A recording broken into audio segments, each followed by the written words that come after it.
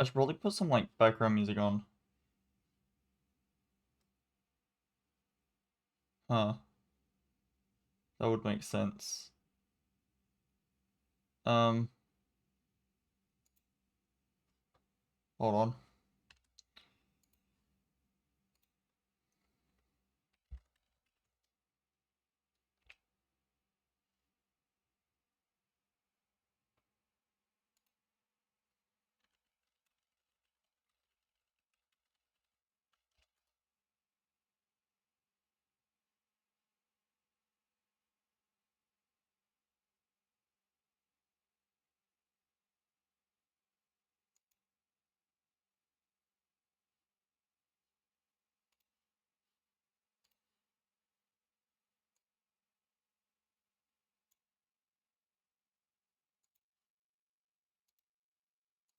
I don't think that's picking up anyway.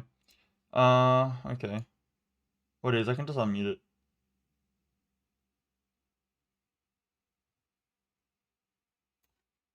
What? Oh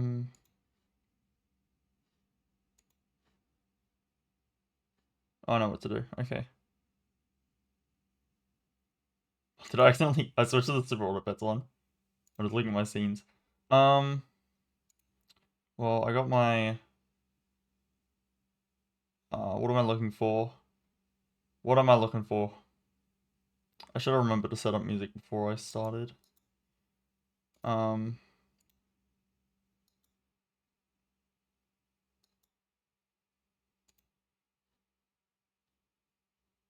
Okay.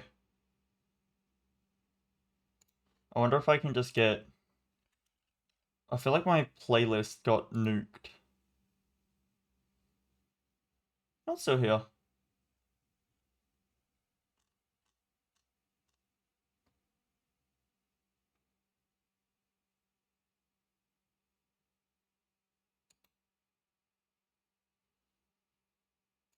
Don't give me ads, please.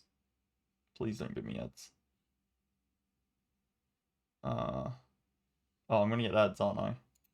Okay.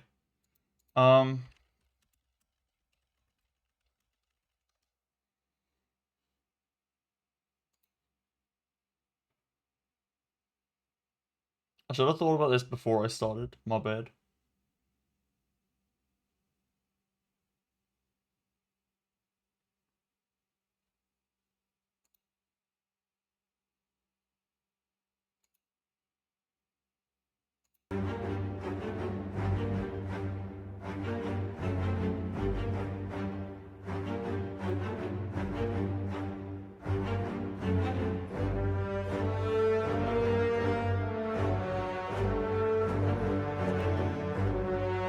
I need this background music. I like it a little bit quieter.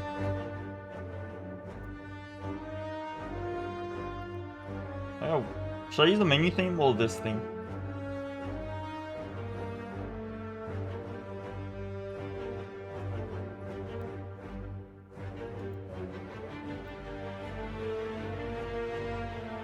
I'm trying a bit quieter. If it's too quiet, then too bad. It's better than nothing, right? Okay.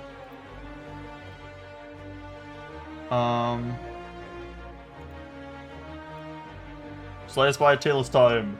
Woohoo! Yippee! Oh my god, it's hype.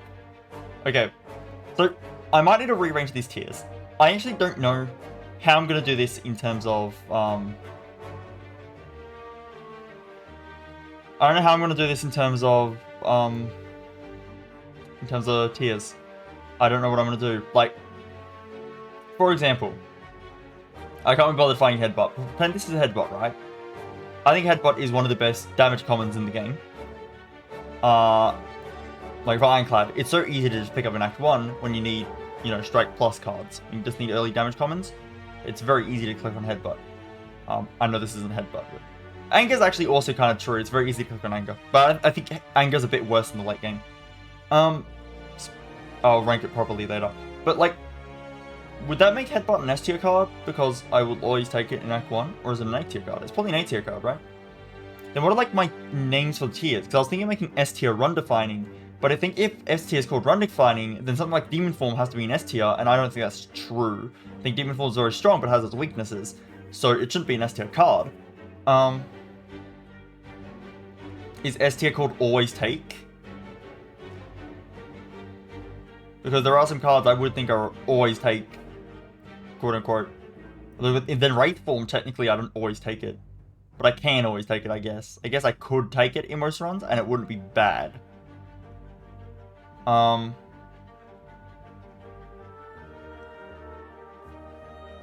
guess this is okay to be called always take then. Like, I'm just thinking like some tiers names, like always take, and then...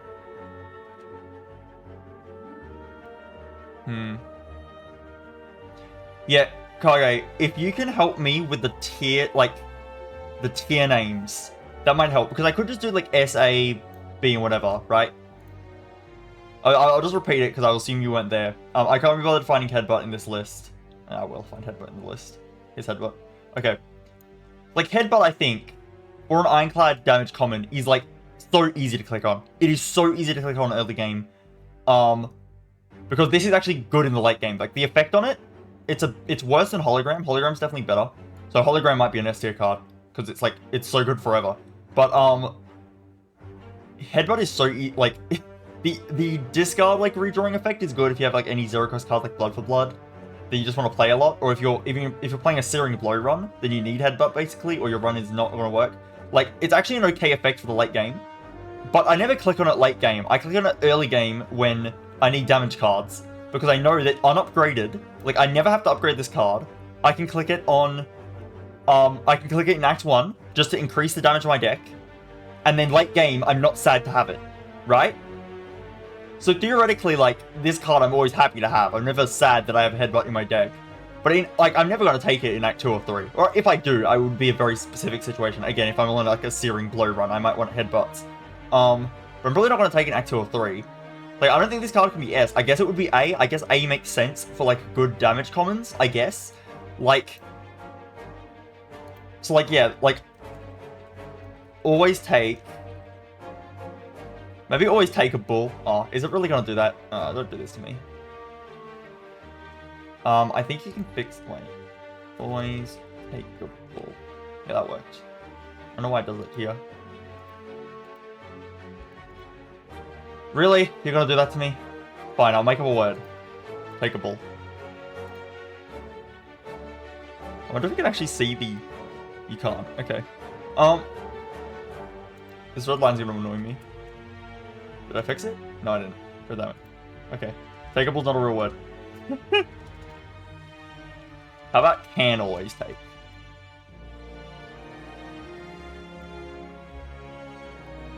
Because, like, I'm not actually always going to take it. Like, Wraith Form, for example. There's some runs where I look at Wraith Form and I'm like, it's not the run for Wraith Form. But, if I did take Wraith Form, it still wouldn't have been bad. Like, I still could have taken it. But it's like, when I have 2 footwork pluses, and my defends are blocking for like 20 block. They don't actually block for 20. But you get what I mean. When my defense is so good already, I don't need Wraith Form. But if I did take Wraith Form, it wouldn't be bad. I guess it would be a little bit of a curse, but it would still be usable if I really had to. Like, that's because it's Wraith Form. This tier's messed up. I can change this one to the S tier, and then like, add a tier below. That's not what I meant to do. I'm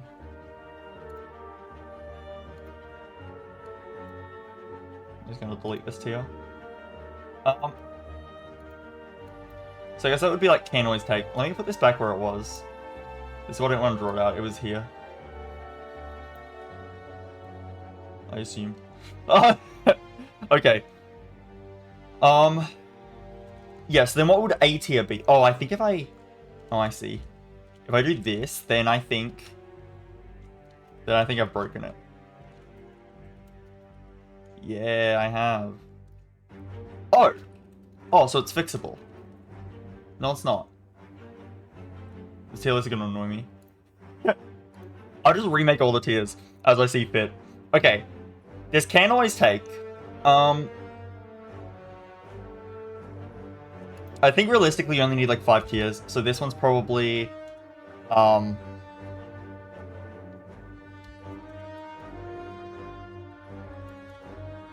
very rarely take is the bottom tier. I'll very rarely take it. I don't think there's a card that's a never take, but there are cards that are very rarely take. If there is a card that's a never take, I might make a new tier specifically for it. But, yeah. I will order my tiers as well. I think I can't, like, Searing Blow. I think it's not that good. You have to dedicate your whole run to it. I don't... Like, you could do it, but, like, you have to decide that early, and you have to, like, base your routing around it. You have to base your whole deck around it, and it's one card in the deck. You know.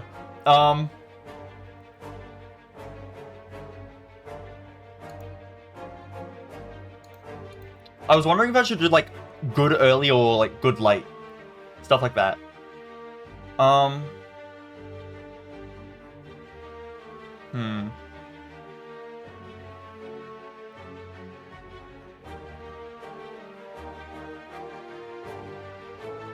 Really? The difference with genetic algorithm is it's so easy to just spam.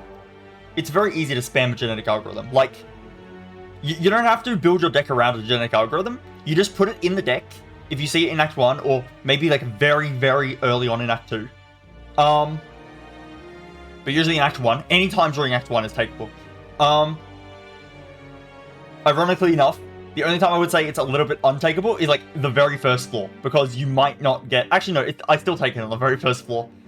Obviously, first floor you have quicker scaling. It's just that early on, you kind of want to add better cards to your deck, like damage cards. But it's fine. You can still take it first floor. It's usually not a big deal.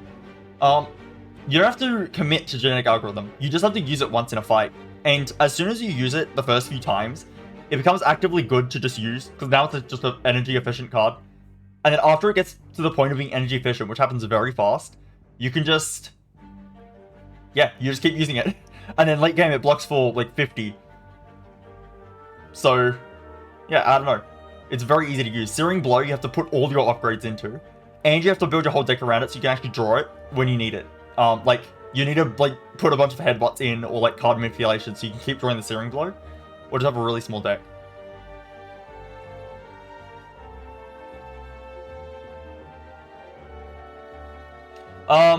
I think especially on Defect, who has Hologram, you can Hologram to get the genetic algorithm on a turn you need. And a turn you need might be when the heart is attacking you for, like, 67 damage or whatever it is on turn 2 of the fight. Or you just draw into it, like, early enough. And Defect has Seek, so you can Seek into it.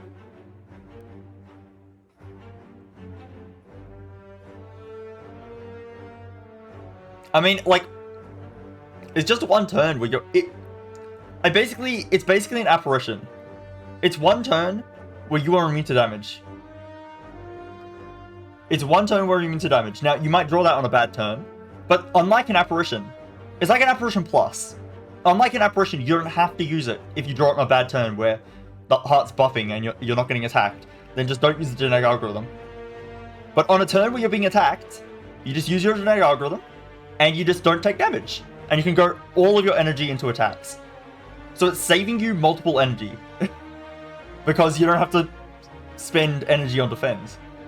Or on defensive cards. You just spend one and you're done. Anyway. Tier names. I think very rarely take. I think 5 tiers makes sense. Can always take. Very rarely take.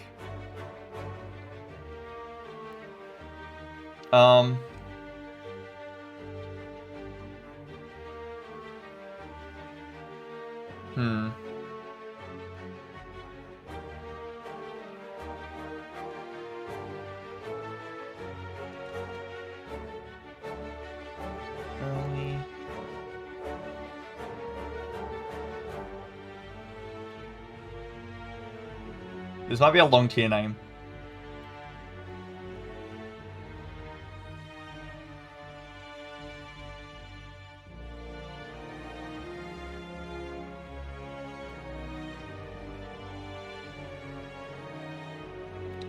I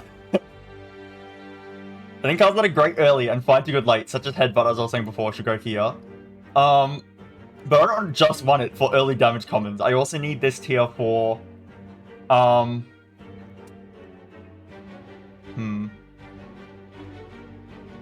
Okay, actually, how about this? Very good for certain...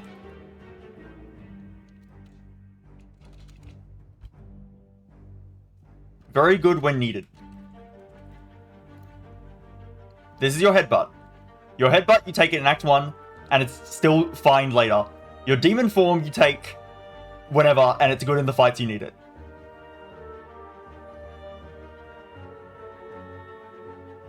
Situational attack, I think I like.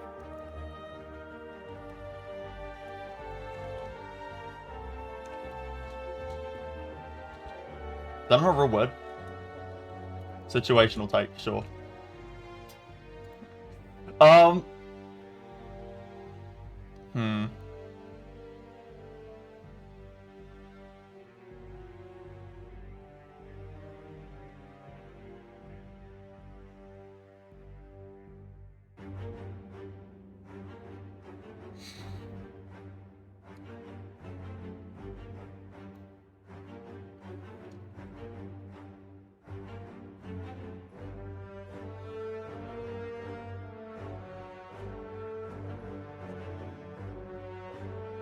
Perfect. I figured it out. You're never unhappy to have it. I take Headbutt early, because it's good as damage common, and late game, I still don't mind that I have a Headbutt in my deck. I take a Pummel Strike early, because it's a card. And in late game, I'm happy enough to have a Pummel Strike in my deck. I figured it out. That being said, this could be B tier. The names are weird.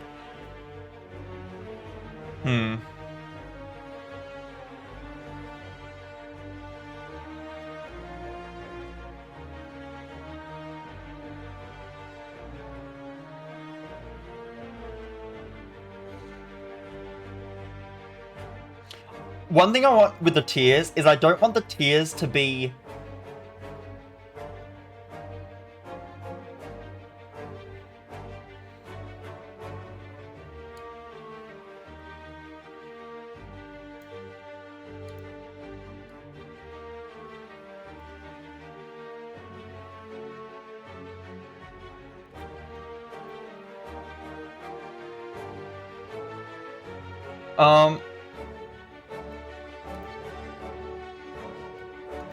I don't want the tiers to be too, like, narrowly worded that'll affect, like, which tier the card goes in. Like, the top tier to the bottom tier should always be, like, you know, this is how actually often you're going to take it. So the tier name can't, like, narrow it down too much, which is why I couldn't name something, like, good early and, like, fine late, because that's very specific to just damage commons early game. And that's a very, like, narrow tier name, and it would mean, like,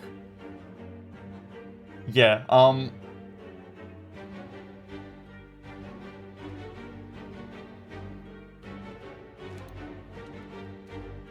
never unhappy.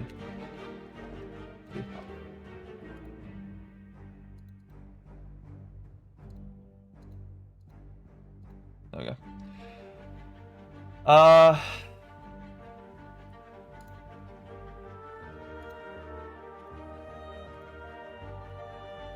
And then...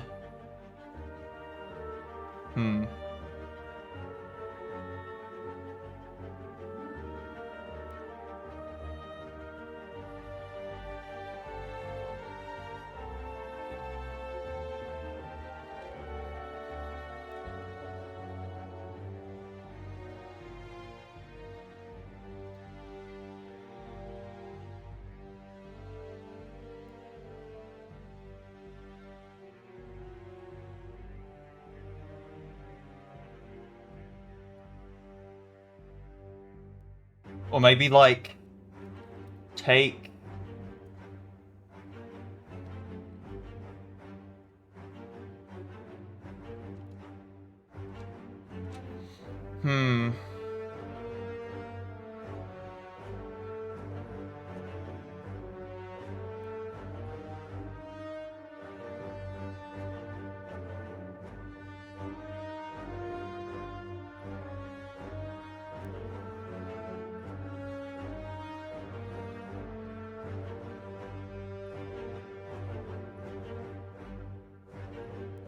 Yeah, maybe take when needed is what I was thinking.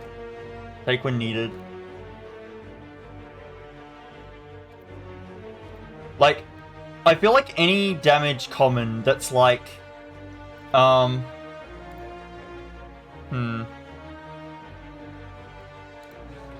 now I'm wondering, very rarely take and situation take might be too similar.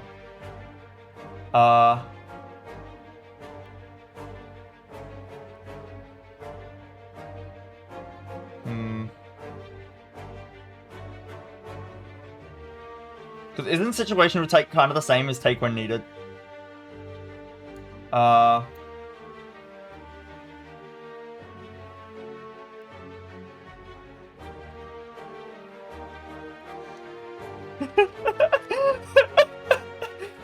This is just like the rest of the damage commons. That's very too narrow. That's way too narrow. Take, but I'm not happy about it.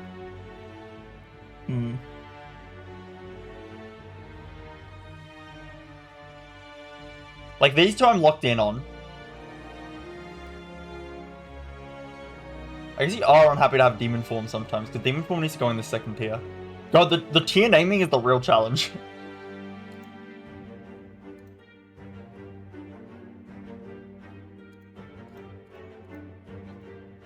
The real problem here is I'm trying to make a list that can both have Headbutt and Demon Form in the same tier, because I do think they both go in this tier.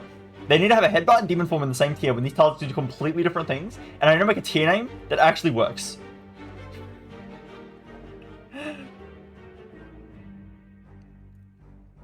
And I'll keep naming until I'm happy with the tier names.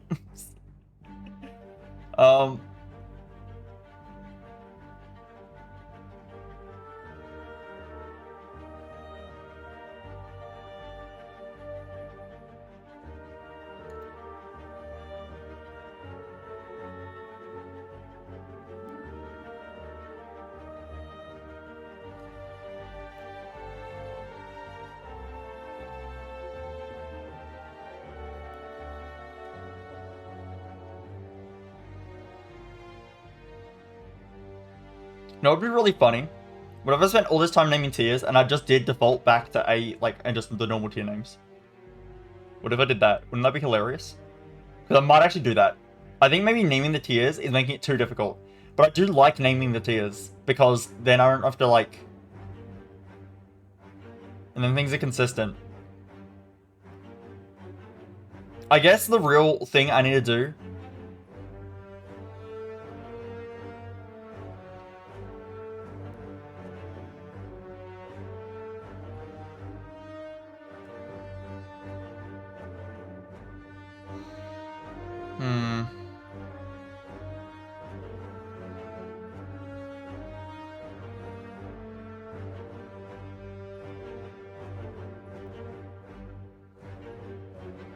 Okay, then what about a card like Feed?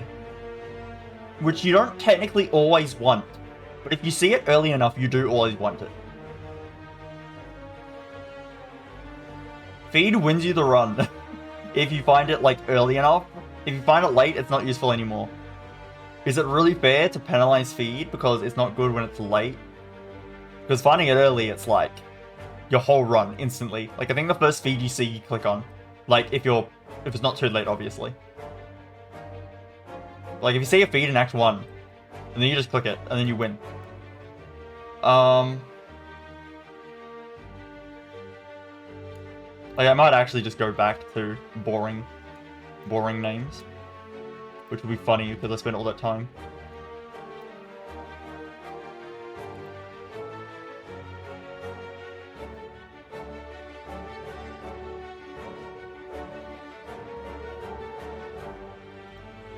Like, what if I just did... Let's get some good colors.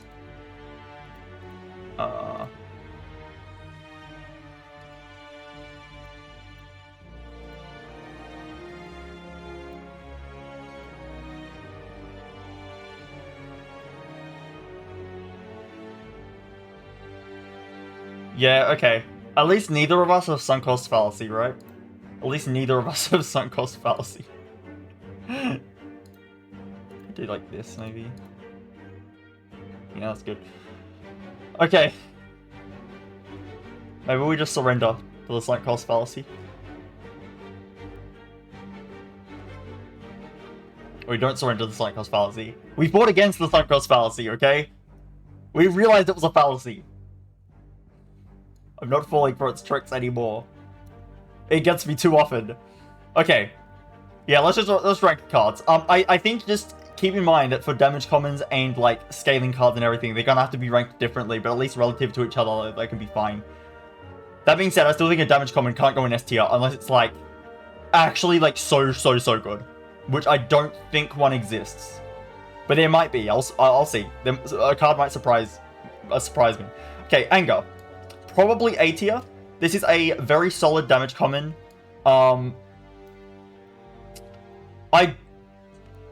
Okay, early game, this is probably one of the best damage commons you can get, like, for Act 1. This, it helps a lot. Ironclad has an expensive starting deck. He has the most expensive starting deck, because he has a... Actually, no, that's kind of funny. Watcher technically has a more expensive starting deck. I never thought about it, but Watcher actually has a more expensive starting deck. I guess it's kind of offset by the fact that she has a Miracle, and also by the fact that you can upgrade Eruption at the first campfire, and then it costs 1, and then you have Calm Exit with Vigilance, so Vigilance kind of costs 0. So, I mean, she doesn't actually have the most expensive starting deck, but technically by numbers she does. Anyway, Ironclad is the most expensive starting deck. The actual most expensive starting deck, because you can't cheat the costs. Because of Bash. And, adding a 0 cost card to that helps, because you can use that alongside Bash. And then late game, I'm actually a little bit scared of this card. I know that top players will actually like the fact that it doubles itself, and they will double it at the times they need it. Like, they'll know when to pass in the anger and when not to pass in the anger. Honestly, that kind of scares me. Like, I'll just use it, but I won't use it if I think adding more angers will be bad. But usually I do think that adding more angers like that late in the game would be bad. Either way, it normally doesn't double enough for me to actually think it's bad, like late game. So I don't consider it that much of a downside late game, and early game it's just really good. So I'm happy putting anger there. Armaments. I feel like I used to like armaments a lot, like when I very first started the game, and now I like armaments less. Especially the upgrade is actually like less necessary than you think it is.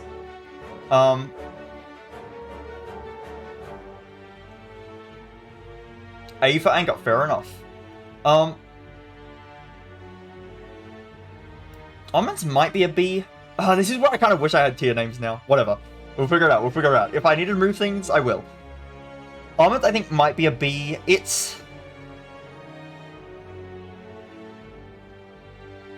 There's not that much block on the card. This card kind of doesn't do much if you have an upgraded deck already.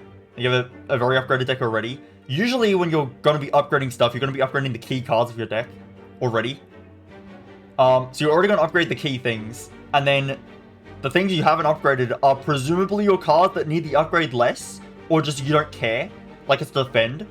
But it is still useful that if you've got a Defend, you can use it on the Defend, and now the Defend blocks for 3 more. If you were planning to use that Defend anyway, then Armaments effectively blocked for 8, because you played it and you blocked for 5, and then you played it on your Defend and you blocked for 3 more. So technically that's all Armaments doing that.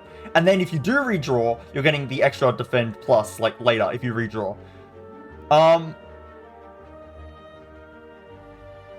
don't know, though. Armaments plus can be very good in certain, Armaments or Armaments plus can be good in certain times, like, if you have a Fusion Hammer, this is a lot better, obviously.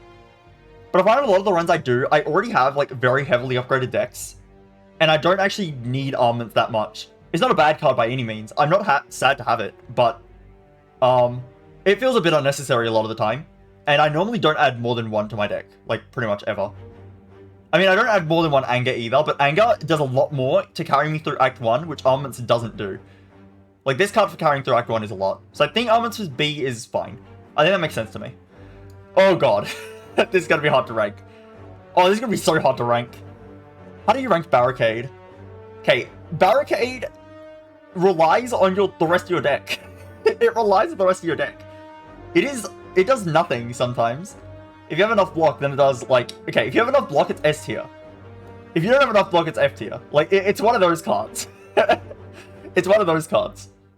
Sometimes this is 3 energy, do nothing, and then never get effect out of it. And then, like, why do you have this in your deck? It's a curse. Or you upgrade it to 2 energy, which you kind of need to upgrade it, and then it's still sometimes not doing much. But then sometimes it is just this. Like, yeah. But, like, I need to consider... I'm not putting it in B, I'm just dropping it. You need to consider, like, when are you taking this in the run? If you see an early barricade, do you take the early barricade and then decide to build around the barricade? Or do you just skip it? Are you trying to only take barricade late when your deck already has a block plan? Because my last, like, several Ironclad runs have all had not enough block cards. And maybe if I took a barricade, I could have then tried to build around the barricade and that would have worked, but... It's very good with corruption, though. Barricade is very good with corruption because you can just play your defense as soon as they appear, and you're never wasting it because obviously it stays for every turn. So you can just play all your defense as soon as you get them, which is very good with corruption. And corruption's a really good card, so it is good that it has a synergy with corruption. But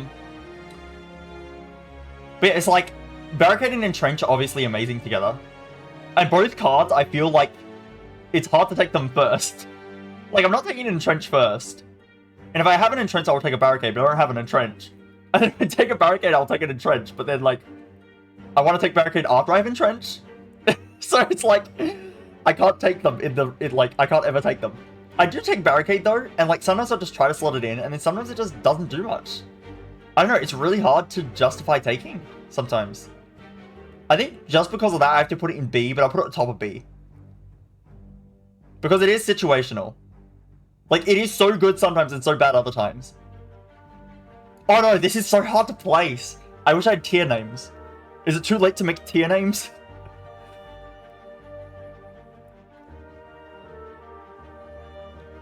Like, this could be an A tier as well. I don't think it's ever S, because it's too situational.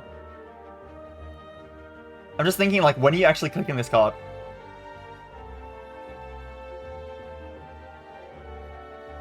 I think my main issue with it is it doesn't actually make you any block. Theoretically, on a deck that's blocking for 1 million, why do you need barricade? Again, it is good at corruption.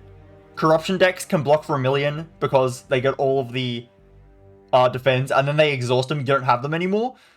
So you can't block for 1 million again, and therefore you need barricade to keep your block. Oh, I didn't know this.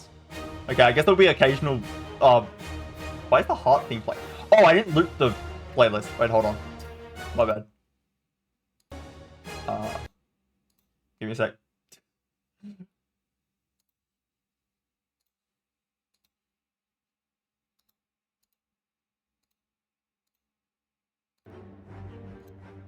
Oh, okay. I tried avoiding it, and then I went back on it anyway. Like an idiot. I'm very smart. Okay. Okay. What am I saying about this card? I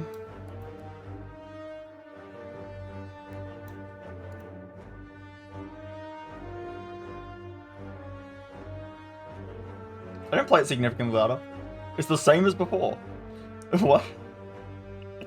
Anyway, what am I doing with my life? Is the music louder? It should be the same. I didn't change anything. Oh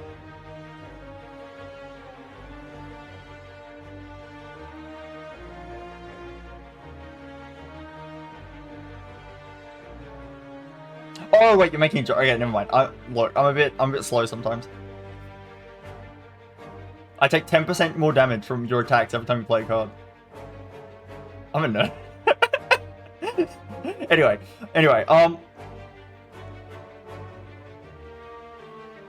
what was I saying about barricade? Yeah, I feel like I think maybe top of B is fine. I just feel like it's very hard to actually click on it, and then when you do click on it, sometimes the decks you click it on, it's a win more card. Sometimes. Because sometimes if you're capable of blocking that much anyway, then you don't really need barricade. So I'm just going to put it top of B. Battle Trance. I think Battle Trance is A. Maybe a bottom of A. I guess... No, it might be better than Anger. It's hard to... Again, these are completely different cards. So it's hard to rank them next to each other. But Anger is really good in Act 1. This is also good in Act 1 when you have literally no card draw. And it's good later when you have... It's still fine later. It's not bad later. I would say the main bad thing about Battle Trance, and this is actually a bad thing, is it takes up Artifact. That is actually really bad. It will take up your Clockwork Souvenir. If you have one. Which really sucks. Which really sucks. And it's also a bit annoying. Oh, okay, honestly, just because it's a little bit annoying, I'm going to put it a little bit lower. Even though this card is very takeable, it's not help. Like, Anger helps so much in Act 1 that it's fine. Battle Trance is good whenever, but you can only really have one in your deck. And then it still has some downsides. And then sometimes it does draw choke you, like, a little bit. Not really draw choke, but you get what I mean. The no draw is effectively a draw choke. And that makes sense. I mean, it's a solid card. Usually click on the first one you see. Unless you have, like, a ton of card draw. If you have a ton of card draw, don't click it.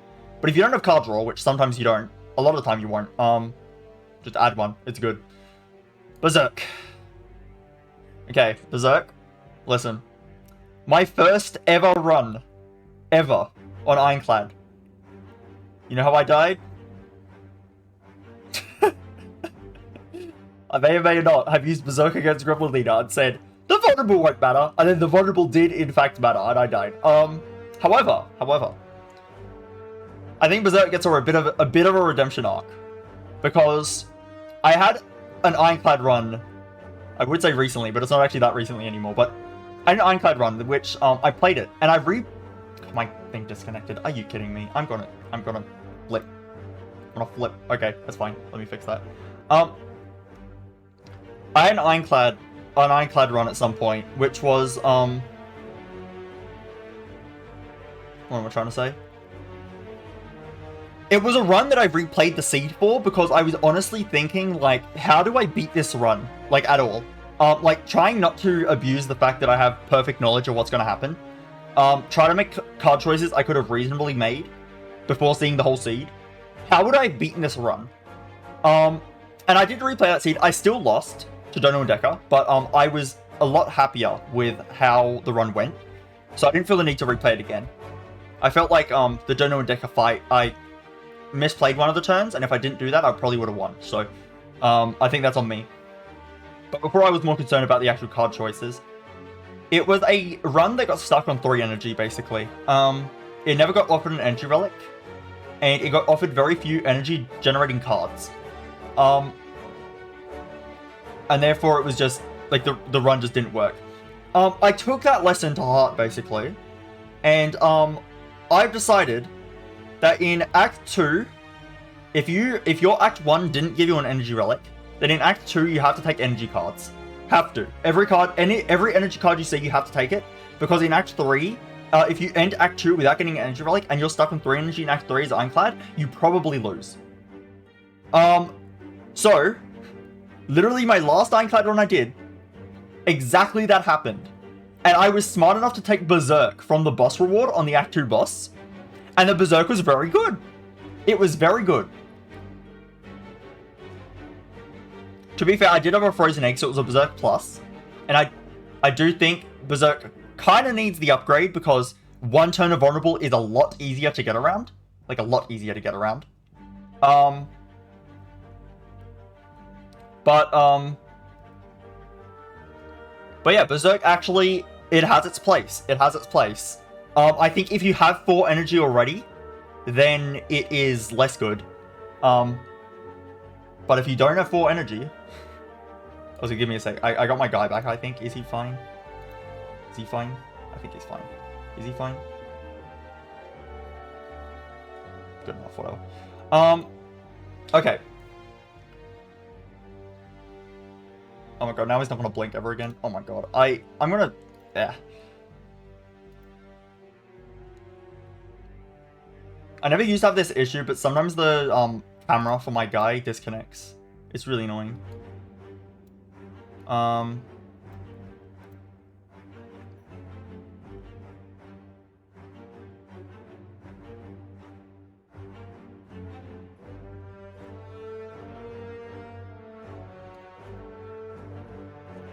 That's why I had to, like... Seriously? God, I hate this guy sometimes. I hate this guy sometimes.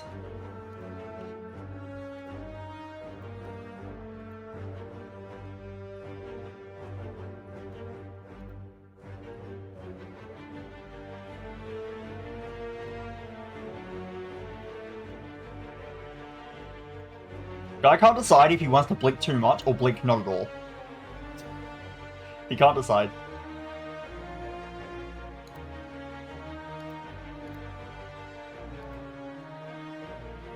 Whatever. I'm not messing with it anymore. Okay. Yeah, so that being said, this card I think can save runs that need it. So it's not F tier. I think it still goes in C because I very rarely would take this card. But it does have its place. You do kind of need to upgrade it so the vulnerable is not a problem. But yeah, if you're stuck on 3 energy, unironically, this is like one of the better cards that you want. Because you don't want to be stuck on 3 energy, and this helps a lot. Blood for blood.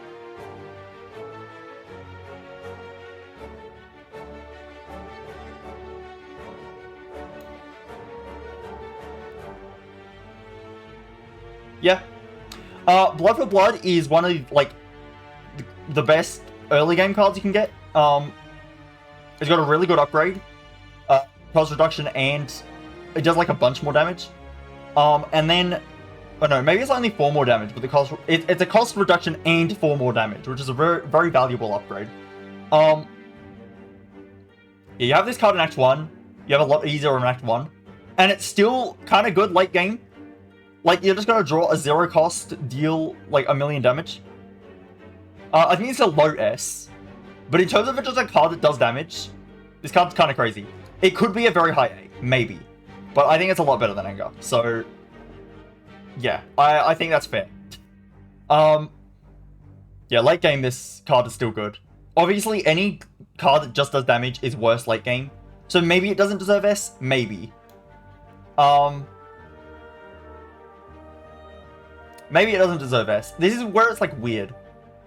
Because it's definitely better than Anger, by like a fair margin. I'll leave it there for now. I will have to see what other cards end up in S, and I might have to move it down. Bloodletting. Probably in A tier somewhere. This is another card that's like, if you're stuck on a low energy run, you need this. Although Ironclad is very energy hungry in general, I feel, so this is kind of just good in general. Honestly, people say that Ironclad has no card draw. I think I often find that I need energy more than card draw on Ironclad. It depends on the run, actually. Last run I had no card draw and a ton of energy, but I just didn't find any card draw cards. Which I guess the reason I didn't find any card draw cards is because there's not much card draw. Fair enough. It's definitely better than Battle Trance. I'm happy to put Bloodletting right there. I'm not going to think about this one too hard. It's extra energy. I guess it is harder to justify, like... Okay, I'm adding Anger to my deck more often, I think. But that's because it's an Act 1 card. Later on, this falls off. Later on, I would want this a lot more. I don't get that many runs with Bloodletting, though, so I'm actually a bit unsure. But I think, in theory, it's a good card. I just don't get it that often. And the one time I have had it, it was like the one run that I didn't need it. But otherwise, I think it's good. I just need time for it, okay? I just need to actually see it on my runs. I never see it. That's the issue. Okay, of course the sun decided to come out, and now it's shining in my eyes. Okay, give me a sec. The train wreck list.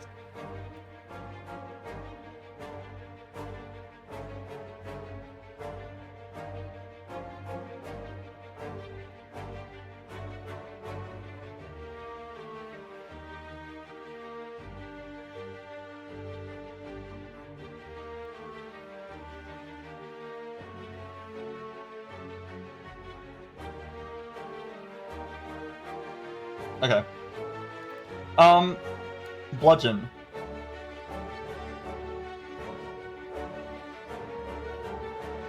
Honestly, Honestly, when do you take Bludgeon? Is it just in Act 1? Is that it? Is that the only time you take Bludgeon? I think Bludgeon I will only ever take in Act 1 or on Snake Away runs. And I think there's more use cases for taking Berserk. 100%. I think the runs that need Berserk actually really need Berserk. I think Bludgeon, yes, it solves your Act 1 instantly. I think there are other damage cards that solve your Act 1. Or give you a good enough Act 1. That you don't need Bludgeon. When am I ever collecting Bludgeon? It's just really hard to justify 3 energy. Even in Act 1, you aren't able to block on that turn. Unironically, I think Anger might even be a better Act 1 card than Bludgeon is. So, like, no, that's a bit of an exaggeration. I think Bludgeon would be better in Act 1, but it's not even that big of a difference. And then this falls off, like, really hard unless you're on a Snake Away run. And this is, like, fine forever. So, yeah, I think that's fine. Bludgeon goes to C tier. It's not F for sure, but it's... Why am I taking Bludgeon? Okay, Body Slam, honestly. And this one hurts me. I haven't taken Body Slam in ages. This card is very, very difficult to click. Okay, it's a common card. It's like a damage common. But you can't take it when you want to take your damage commons. Like, Anger you want to take early. Yeah. I only take it on Snake Away runs, or if I, like, see it extremely early in Act 1, or it gives it to me... actually, if I see it in Act 1, I'm probably clicking it, but it's like... Probably. And if it gives me, like, from a random, yeah, or a transform or something. Body Slam, it's so hard to click on. Early on, you're not gonna have enough block. So in Act 1, this is, like, negative on take. It's actually bad in Act 1. And then later on, it's good. Later on, it's good, I guess, but you need a block engine. And again, I feel like the block engines are rarer to have than anything else. Like, I can see bottom, like, very bottom of B at the highest. At the absolute highest, I can see bottom of B. I think this card is so situational. It is good when it's good. It needs the upgrade. It needs the upgrade. Yeah, it's also upgrade hungry. Like, not only is the effect situational, it's upgrade hungry. It's not bad. It feels bad putting it into C, but it actually might be. It actually might be C. I'm looking at it next to armaments. I would almost always rather have armaments. Body Slam is just way too situational. The fact that you can't take it in Act 1 easily at all, like, I actually legitimately have not taken Body Slam. I don't remember the last time I took a Body Slam. Because I never take it in Act 1, which is when I'm usually taking commons. And then I don't need it in, like, most of my decks. Most of my decks don't need it as their win con. I guess if you have a Barricade deck, it's really good, obviously. But then every Barricade deck I've had recently, I've just not seen Body Slam. Which is not the fault of the card, but... I guess it is the fault of the card, though. You should just not see it. And, like, if I have infinite block, do I really need this? Like, I probably have another damage plan anyway. Like, if my block plan is Barricade, I probably just can do damage some other way. Like, Ironclad doesn't have an issue with dealing damage. You just play cards like Blood for Blood or Anger and just do damage over time. You don't need Body Slam. So it feels a bit like a win more. I think I can justify that. It feels a bit like a win more. If you have a run that has a million block, are you, like... I feel like most runs you're just going to have some alternate form of damage anyway. Again, it's not terrible. In the blocking cards, like, in the blocking build, it definitely is one of your best, like, damage cards, obviously, but I think it's just too situational. I almost want to put Berserk higher, honestly. I actually think the use case for Berserk on 3 energy runs is not only way more common than Body Slam is, but it also helps you run more. No, I am going to put Berserk higher. This might surprise a lot of people, but this card, I can never take it. And this card, I think, is, like, slightly underrated. Unironically. It's not takeable a lot of time, but, like, the times it is, it's actually, like, very important. Okay, final answer. Wait, do I like Bludgeon more too? Hold on. Okay, at this point, I think I'm underrating the block synergy a little bit. Bludgeon is, like... It's only an Act 1 card, it falls off later. This is still fine, I guess. Okay. Brutality.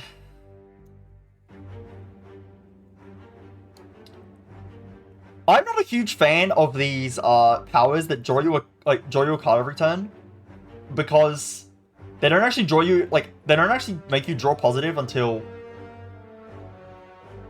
2 turns later. The turn you play it does nothing. The turn after you play it, it draws you back the card that you would have drawn if you didn't have Brutality. Then on the 3rd turn, after you've seen it, you'll then draw positive by 1. And then after that, obviously, you get draw positive a lot. The HP loss is bad, but it's also fine with your Ironclad. So you have things like Blood for Blood, you have Runic Cube. With Runic Cube, this would be very good. I guess that's it, really. It's just Blood for Blood and Runic Cube that care about taking damage. I guess like that Clay Relic, it gives you block when you take damage. That's fair as well. I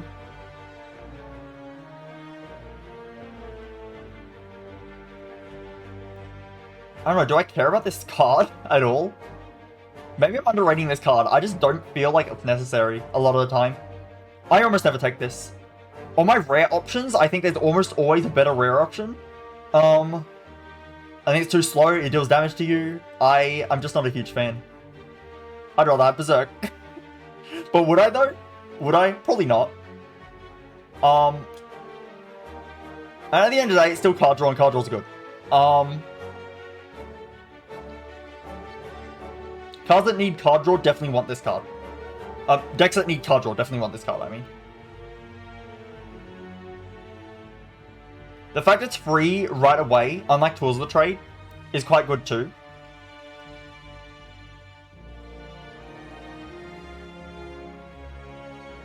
I'll put it there for now. Burning Pact.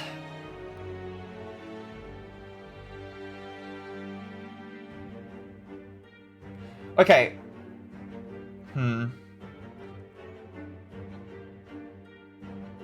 The last few times I've taken this, it's felt like a B tier, but I think theoretically it's an A tier. This is an exhaust card, so it works with all your exhaust energy. And it's also card draw. This is like one of the better, like, no-nonsense card draw cards. It just draws you cards. Yeah, I don't know. The last few times I've had it, it felt here. But actually, to be fair, no. Actually, last run I did have it. It was very important because I didn't have much card draw. And I had a lot of energy. I didn't have a lot of energy. It was a Berserk run. But, it was mostly card draw I was lacking. I had Theme Reds as well. But energy. It probably is A tier. I think it's felt like a B tier for me. I feel like card draw effects in general feel like B tier to me, but they're not. Like, I know they're not. They feel like B, but then I actually look at what they're doing, and they're definitely A.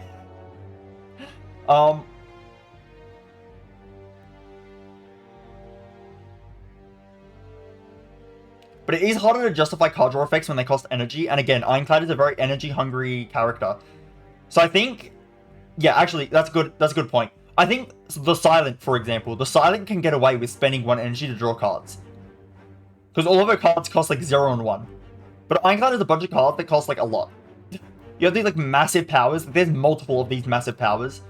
Then you have like cards like Carnage, which cost 2 and stuff like that. That it's harder to justify 1 energy to draw cards on Ironclad. I will leave it bottom of A. Just because of that. That's my reason. Carnage. Carnage is Bludgeon, but good. That's my take. I actually think Carnage is better than Bludgeon. Because when you take Carnage in Act 1, it also solves your Act 1. So it does the same thing Bludgeon does. Maybe not as good, but very serviceable. It does the same thing Bludgeon does. It does a bunch of damage in Act 1. And then, late game, if you don't want it, you can let it exhaust itself. And then if you do want to use it, it's only 2 energy, not all of your energy. It's only 2. Yes, it does less damage than Bludgeon, but it's only 2 energy. So you can just let it exhaust. Like, the Ethereal is like kind of a blessing in disguise. You can just let it exhaust. I think this card's the least B tier. Is it A tier? I'm not sure. I think it is, actually. I think Carnage is, like, is playable. Like nothing going in B tier. I might have to move some things into B tier. Honestly, there we go. There we go. I fixed it. I moved something into B tier.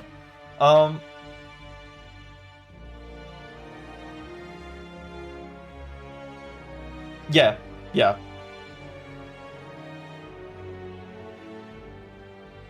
Thank you, thank you.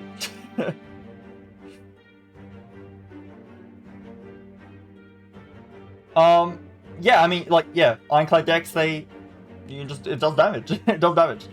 That being said, is it better than these other cards? Honestly, the more I look at it,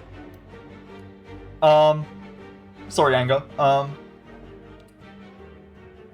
Would I prefer this over Anger?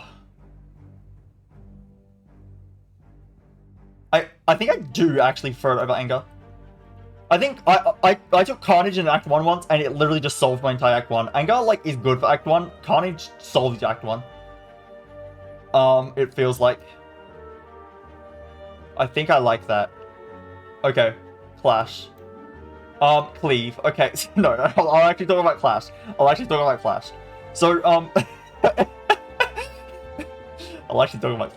It's probably going to get F though. So, the thing with Clash is I actually have had a run recently where I took Clash, and not only was it, like, decent, it was good enough that I took a second Clash that run.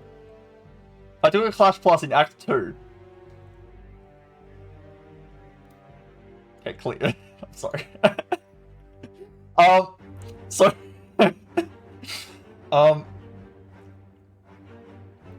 the thing is, I'm playing on Ascension 6 right now. I'm still climbing.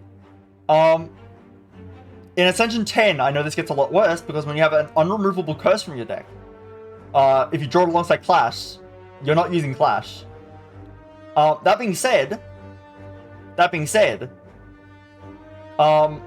if you can use this, it's not bad. It's just, it is situational, and, like, it does a lot of damage for no energy, but that is good, because, again, I feel like Ironclad is energy hungry, so having a zero cost card is nice. But I almost never collect this. And I know it's going to get worse in higher Ascensions, I am factoring that in. I think, like, at the current Ascension level, it's actually probably here. But I think as you get higher on Ascensions, it's just kind of unclickable. Like a lot of the time. It's just too unreliable. Yeah, I talked about Clash. See, I gave it a proper... I talked about it. I actually considered low C for it. But it's Clash. I'm sorry, Clash. Cleave.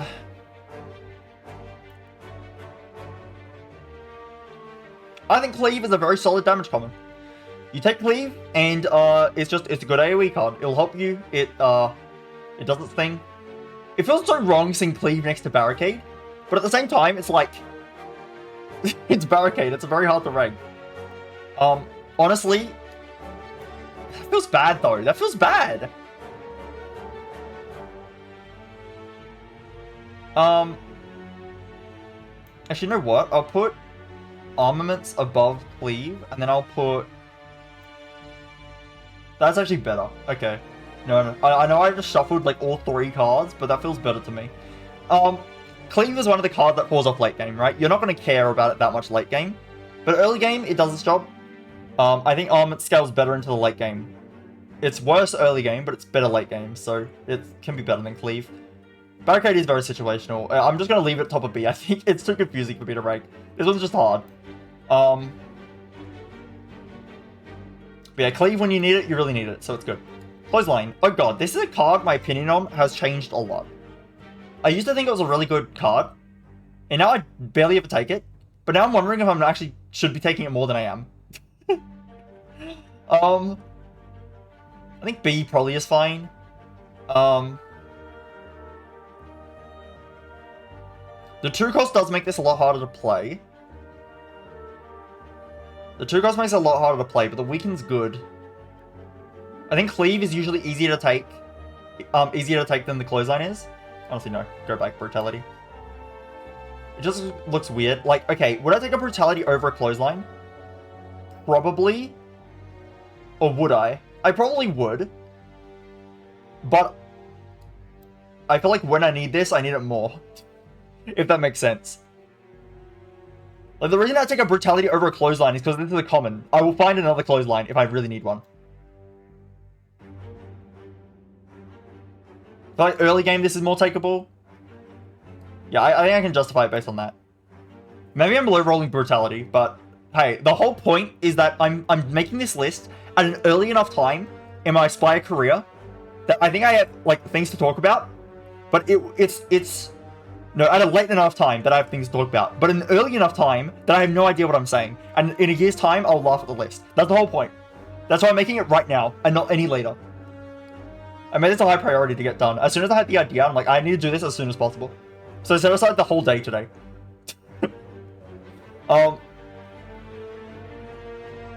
Yeah, I don't know.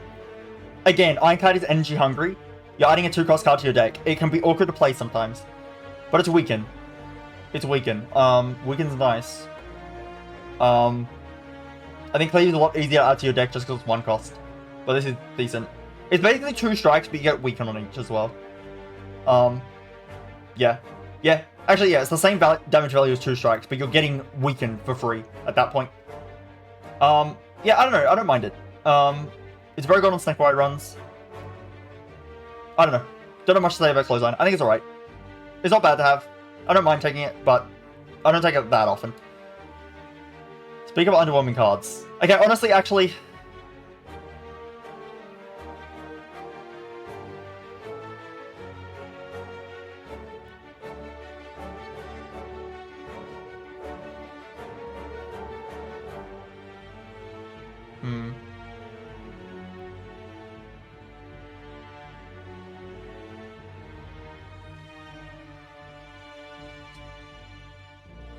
I'm actually thinking about it. How many cards am I gonna end up adding to F? Maybe it's too situational. Like maybe this tier is just never gonna get used. Maybe I should be less harsh on it. I should just name it D, because I think F is like a bit more like this is terrible. Well, D is like it's usable, but it's like not great. And if I'm naming that D, no, I think Combust when you need it is better. I mean, Bludgeon when you need it is better. Well, this is like, what are you doing? It's good against Sentries, I guess, and it's good against Slime Boss. Or is it even that good against Slime Boss? Is it even that good against Slime Boss?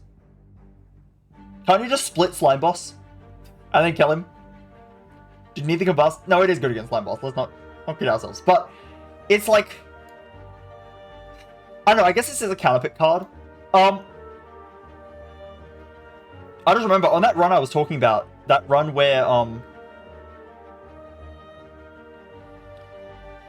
didn't know even like how to win. Like when I looked at my run history, I'm like, what card choices did I go wrong in? One of the problems was I took an early Combust, and taking early Combust gives you a Bottle Tornado, like really early in the run. That's how Bottle Tornado works. It can't appear unless you have a power, obviously. So if you take a mediocre power like Combust, then you're putting a relic in the pool that's useless. Because Bottle Tornado is great when you have a power you actually want to bottle. But if you don't have a power you want to bottle, it's useless. So just -1 relic from my elite. Like,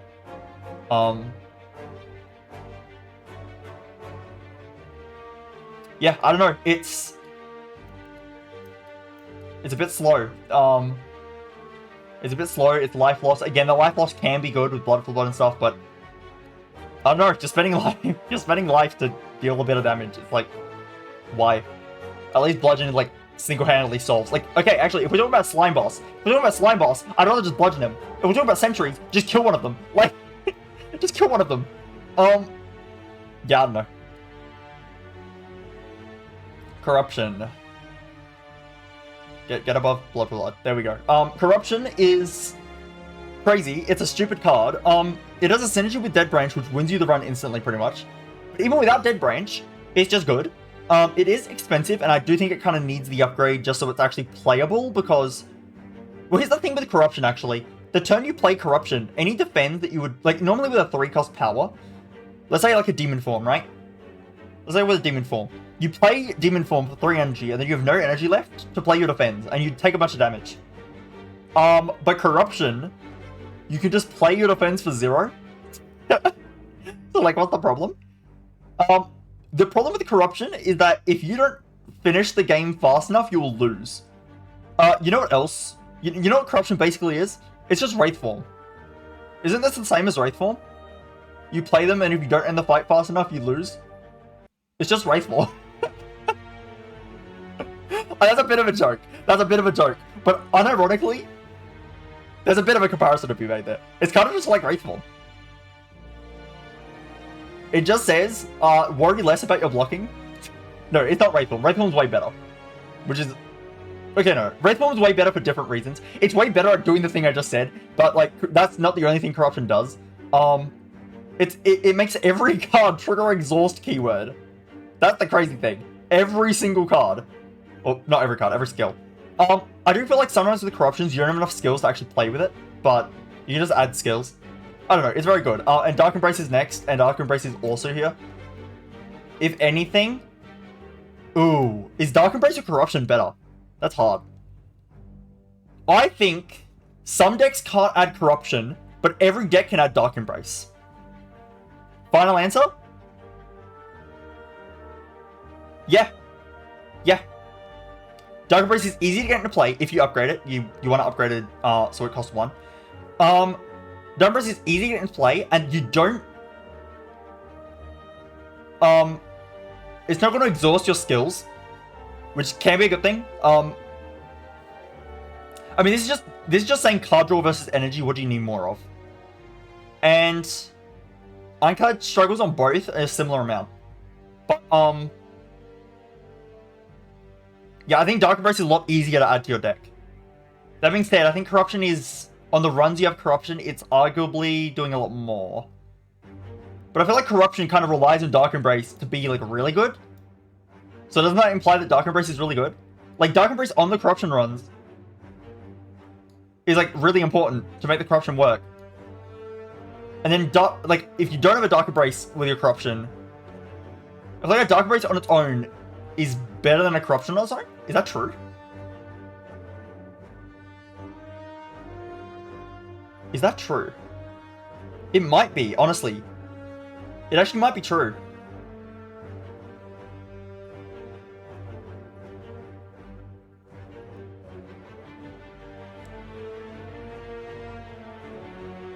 But corruption has like higher highs, for sure. Corruption has higher highs, it also has some lows. Dark Embrace is just... Yeah, I think Dark Embrace is easier to add to your deck for no reason. Yeah, I think Dark Embrace is more versatile. That's my final answer. It's better than Corruption because it's more versatile. Corruption is better on the decks that, like, it's good in. But Dark Embrace can be slotted in, like, a lot easier. You still need to build around it, obviously, but it's a lot easier to slot in. Demon Form. I think Demon Form is really good. I think Demon Form is really good. The main issue of Demon Form is that it's a little bit... There's a bit of variance in terms of draw order. If you draw it late, like it's at the bottom of your deck, it kind of can screw you over. But it says a lot that a run winning a fight will be riding on when you draw the card. Doesn't that imply that the card is like busted? Kinda. Something like Corruption is less of a problem if you draw your Corruption late. Because if you draw your Corruption late, you instantly get the benefit. While Demon Form, if you draw it late, you're not getting enough benefit throughout the fight. Because the scaling, like, over turns, you're getting the value out of Demon Form. So that's why drawing it late is usually a lot worse. So it is a legitimate downside of the card. But, I mean, I had a bottled Demon Form run yesterday. Or whenever I played the run. 2 days ago, I guess. Bottled Demon Form, it's kind of bad in some fights, because in shorter fights, it's just -1 card draw on turn 1, but on other fights, it's literally just win the whole fight. Like, this solves so many fights for me. Yeah, you do need to draw this early, so it is a little bit scary relying on Demon Form, because if you rely on Demon Form, you draw it late, it's not good. But I feel like this is just a card that's a win condition. Like, you see it, and you're like, okay, my damage is sorted now. Like, as soon as you see Demon Form, you add it, and now you can just start adding, like, value cards, and, like, energy generating, and, block cards. Because, yeah, just going on block and drawing cards and energy, especially drawing cards, because both actually are good with Demon Form, because you want to draw into your Demon Form faster to get it into play quicker, and you want the energy to play it. while still being able to play other things in your turn. So both of these like would be good with demon form, and then and then you can just stop adding damage cards because all your damage cards are going to be hitting for like 12,000. So just start adding block. It's not S tier because it is awkward to play and it relies on draw order, stuff like that. Is it better than Blood for Blood? Yes. Like I would rather add demon. I would almost always click on demon form instead of Blood for Blood. But I think Blood for Blood is arguably the better choice. Demon form is the long game choice. Blood for Blood is... You're never going to be unhappy to have Blood for Blood. This can't always fit in a deck. This can always fit in a deck. Well, it can't always fit in a deck, but it can fit in a lot more decks. It's just a solid attack. That being said, maybe it shouldn't be an S. Or maybe Demon form should be an S. I'll leave it like... Actually, that's kind of tripping me up. But I'll take Demon form over a lot of things. I feel like I'm only valuing it because it's a scaling power. It's like one of a kind. Like, I guess it's less important. Actually, no. Here's why. Here's why I would take Demon form over Blood for Blood. Blood for Blood is a damage card. It's a very efficient and good damage card. Therefore, in terms of damage cards, it's S tier. But there are other damage cards in the game. So I see these two next to each other. A completely unique effect versus an effect that's very good for what it does, but it's not unique to the card. That's why I would pick Demon form. That doesn't mean that Demon form is better than Blood for Blood. It just means that Blood for Blood can be achieved through other things, and this can't be. Therefore, they're next to each other. I'll pick the Demon form if I think I need the Demon form. But this card, in terms of what it actually does on its own, and how it just carries your Act 1 for you, and how it's better than most damage cards, that's why it's S tier. That's my justification. Disarm. I don't know how to feel about Disarm. Is it A tier? It probably is A tier. Strength down is really good into certain fights, like Book Stabbing and Gremlin Leader. But then also, it's really good into the heart. Oh, actually no, it only helps you really for one of the multi-attack turns of the heart, but it completely disables that attack turn. Or even time meter, like late game, there's a lot of multi-enemy fights. Even early game, Hexaghost, this will help a lot. There's actually a few fights that this is good. It's also good into Guardian. Actually, now that I put it like that, this is very takeable in Act 1. It's good into Guardian and Hexaghost. The only boss you wouldn't want this for is Slime Boss. So yeah, I guess it's really bad in Act 1 if you're facing Slime Boss, because not many enemies multi-attack in Act 1, and then it's really just your boss that's going to multi-attack, and if you got Slime Boss, it doesn't even multi-attack. So you really need multi-attacks to get the value out of this, obviously, because the strength down will apply to each multi-hit. So you'll be blocking, instead of blocking just 2 damage, you're blocking like 6. I guess against Guardian, you're only blocking 4. I mean, that's 4 every turn. Every turn. Like, it's 2 every turn, and then 4 on the multi-attack turn, which is good. I'm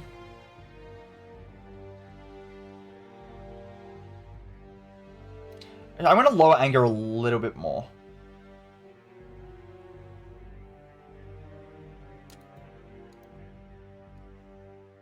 Anger is a good card, but it does just kind of only do damage. I think it is still A tier, but I think it's probably lower end A tier, more I think about it. I think Disarm is A tier just because of how much it does. I think it's easier out of Disarm than it is out of Burning Pact.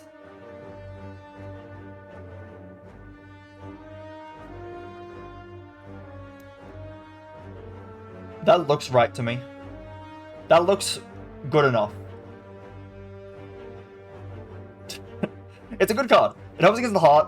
It only helps against 1 multi-hit turn, but that still blocks you for 15. It exhausts, which means it has exhaust energy with anything that says exhaust, like these. This one. Okay. And this one. Anyway, double tap. Okay. My issue with double tap. Actually, this is probably the easiest of the, okay, I'll put it like this. There's Double Tap, Burst, and Amplify. Amplify is the worst of them, because powers are a rarer card type.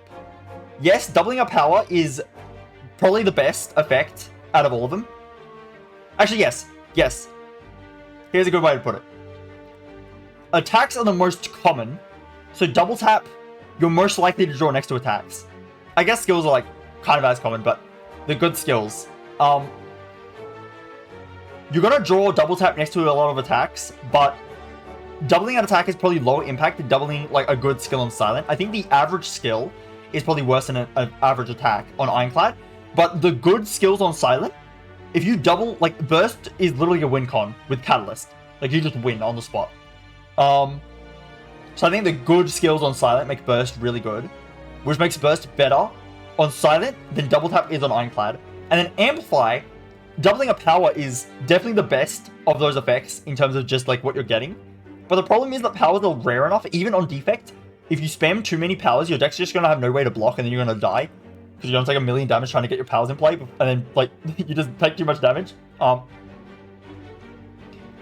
So you don't want to add too many powers, meaning it's less likely you're going to draw power with Amplify. And then later on in the fight, you're going to have exhausted all of your powers, and you're only going to have Amplify left. Unless you have a Creative AI. With Creative AI, Amplify is good, I guess, but pretty situational. That's why Amplify is the worst one. But, and that's why I think Burst's the best one, because you still get those high rolls, and then even the baseline is like okay, I guess. You can double some defense, I guess, if you really need defense. Double tap, you're gonna draw attacks with it. I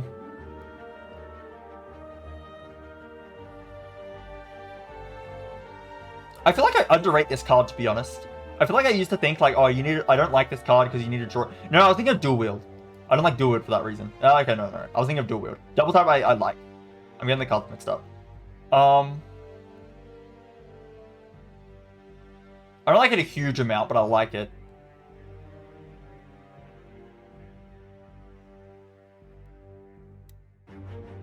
Is that right? It is still just extra damage. It's not like super important, but I feel like it's good. I think top of B makes sense for it.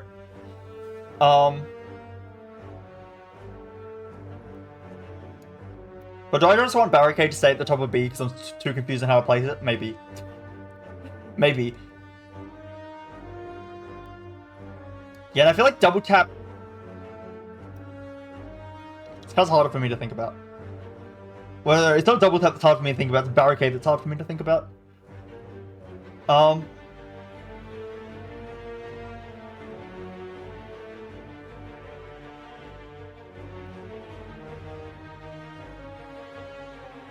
Double tap is the best attack in your hand at any given moment. It's a copy of your best attack. So it depends on how many good attacks you have in your deck. Because sometimes double tap is not doing much. Sometimes double tap's just like doubling. Like it might just double, I don't know. It might just double a cleave or something, right? Like sometimes it's not actually doing anything that crazy. I think right here is fine. Drop kick. Okay, drop kick. This really depends on how much vulnerable I have in the deck when I see it. Like, it really depends. If I just have the bash, then no. If I have an upgraded bash, maybe.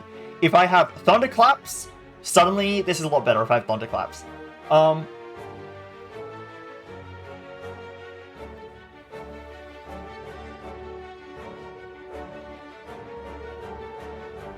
This can also go infinite if you exhaust down your whole deck, which I actually have done. I have done that recently.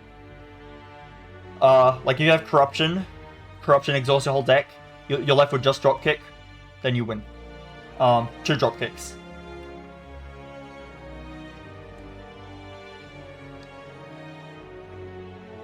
That being said,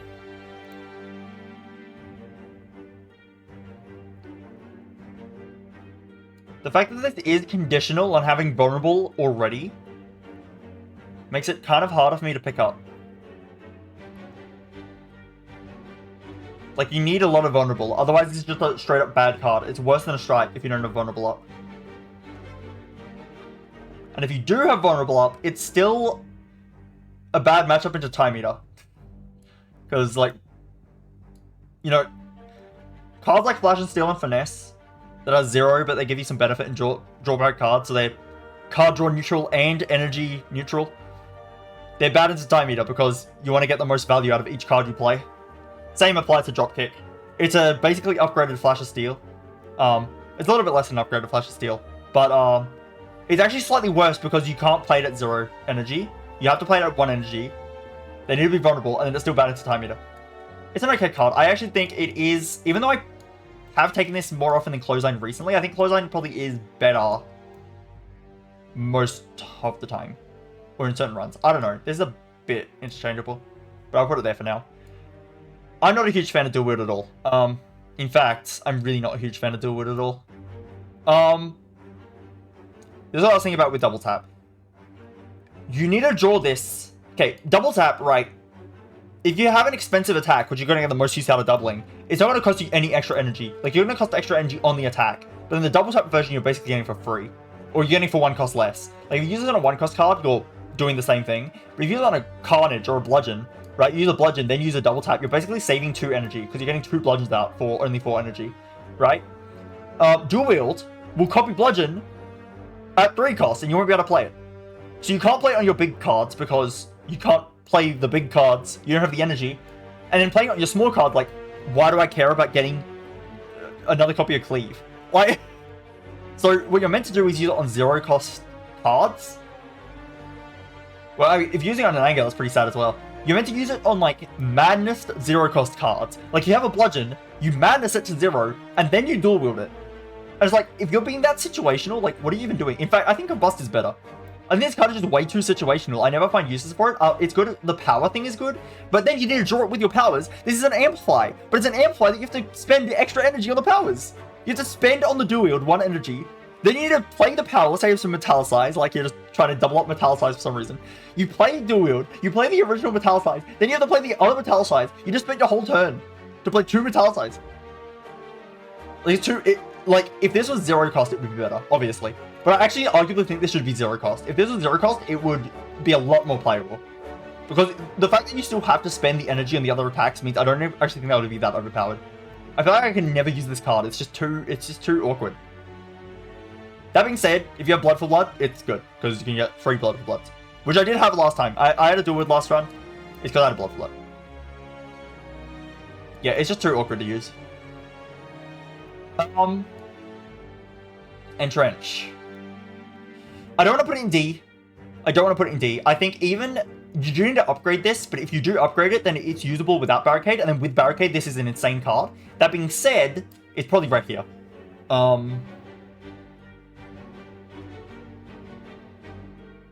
No. It's better than Body Slam. Yeah, Entrench is very situational. On the block build, it is extremely broken. It's better than Body Slam on the block builds. That's why I put it higher than Body Slam, because they're both in the same situation. You can only take one of them. You can only take them in the correct builds. But, you upgrade this to 1, and it's actually not too bad to just double your defense on certain turns. Like, I had this last run because I got it from a Pandora's box. And it was pretty bad because I didn't have much block that run, but there were still a few turns. Where I doubled my block, and it was very relevant. So, just because of that, I think it would have been more relevant than Body Slam was on those turns. Just because of that, I'll put it here. It's very situational to take. I think with Barricade, it's quite good. Obviously. That is like the combo you're looking for. The Entrench plus Barricade. This really needs an upgrade. I would say generally, this also needs an upgrade. They're both upgrade deck cards, both of them. It's a bit easier to take this just because in Act 2, this could be upgraded. Well, in Act 2 and 3, this will never be upgraded unless you have Frozen Egg. I think generally getting extra energy is probably better than doubling your block. I think on the runs that need this more, they need this more. Well, actually, no. I'm sticking with that. Actually, no. Actually, I'm gonna put this. I'm just thinking about it. Berserk, it does have a big downside. And it is a bit awkward to get in play sometimes. I think Entrench, even on non-barricade builds, is sometimes okay to play. So I'm going to put it above Berserk. This is good. I think that's good. Evolve. It's a weird card. It's a very weird card. Against the Heart, okay. So, with Evolve, you essentially... okay, I think the upgrade on this card is one of the least necessary upgrades in the game. You're taking Evolve because you have a lot of statuses, and, you're taking Evolve because you have a lot of statuses, and you don't want to go draw negative on the statuses. Evolve makes you go draw neutral, and that's fine. You can upgrade this, and what might happen if you upgrade it is I actually feel like you just get hand clogged if you upgrade this card. because if you upgrade it, you're drawing the status. The status is still in your hand. It's still in your hand. Then you're drawing 2 more. So, like, if you draw 3 statuses, you're already hand clogged. Which, if you're drawing 3, that's quite a lot. But against something like Sentries, right? Against something like Sentries, if you're drawing that many dazes and it's upgraded, you're actually going to hand clog every time. And you're probably just going to draw into more dazes. So I think the unupgraded is fine, which is fine. It's not bad to have the unupgraded version be fine. I'm just saying the upgrade on this I don't think is that necessary. Most of the time you just need this because you don't want to go draw negative on the statuses. You don't need to go draw positive. You just don't want to go draw negative. Which is good. It's good if you get, I think it's called Mark of Pain, the boss relic that puts 2 wounds in your deck. That evolves very good. It's good if you have cards like Power Through. If you don't have a way to get rid of the wounds, I mean, then it's good to have Evolve. It's also just good in the heart in general.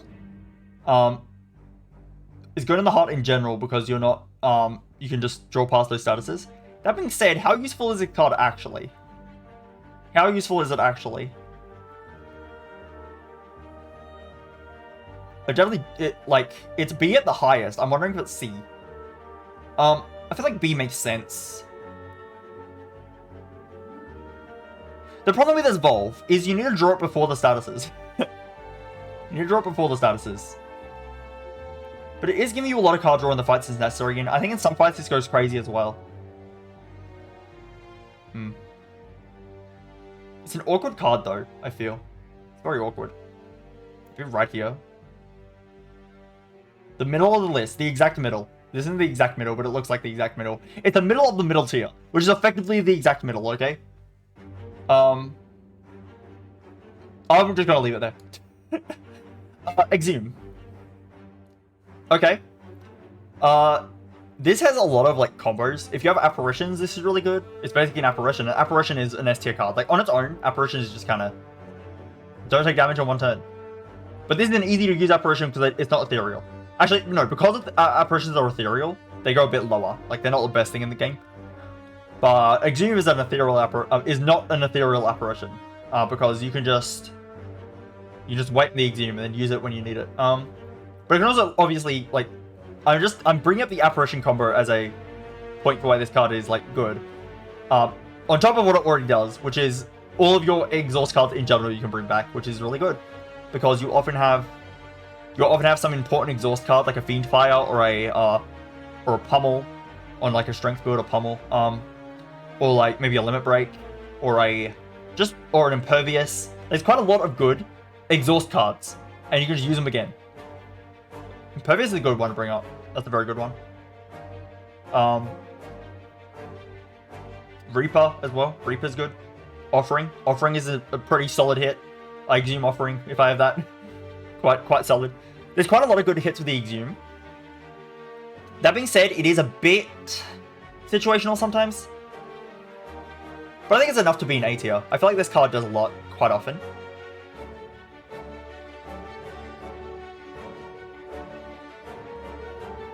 How good is it though? It does depend on other cards in your deck.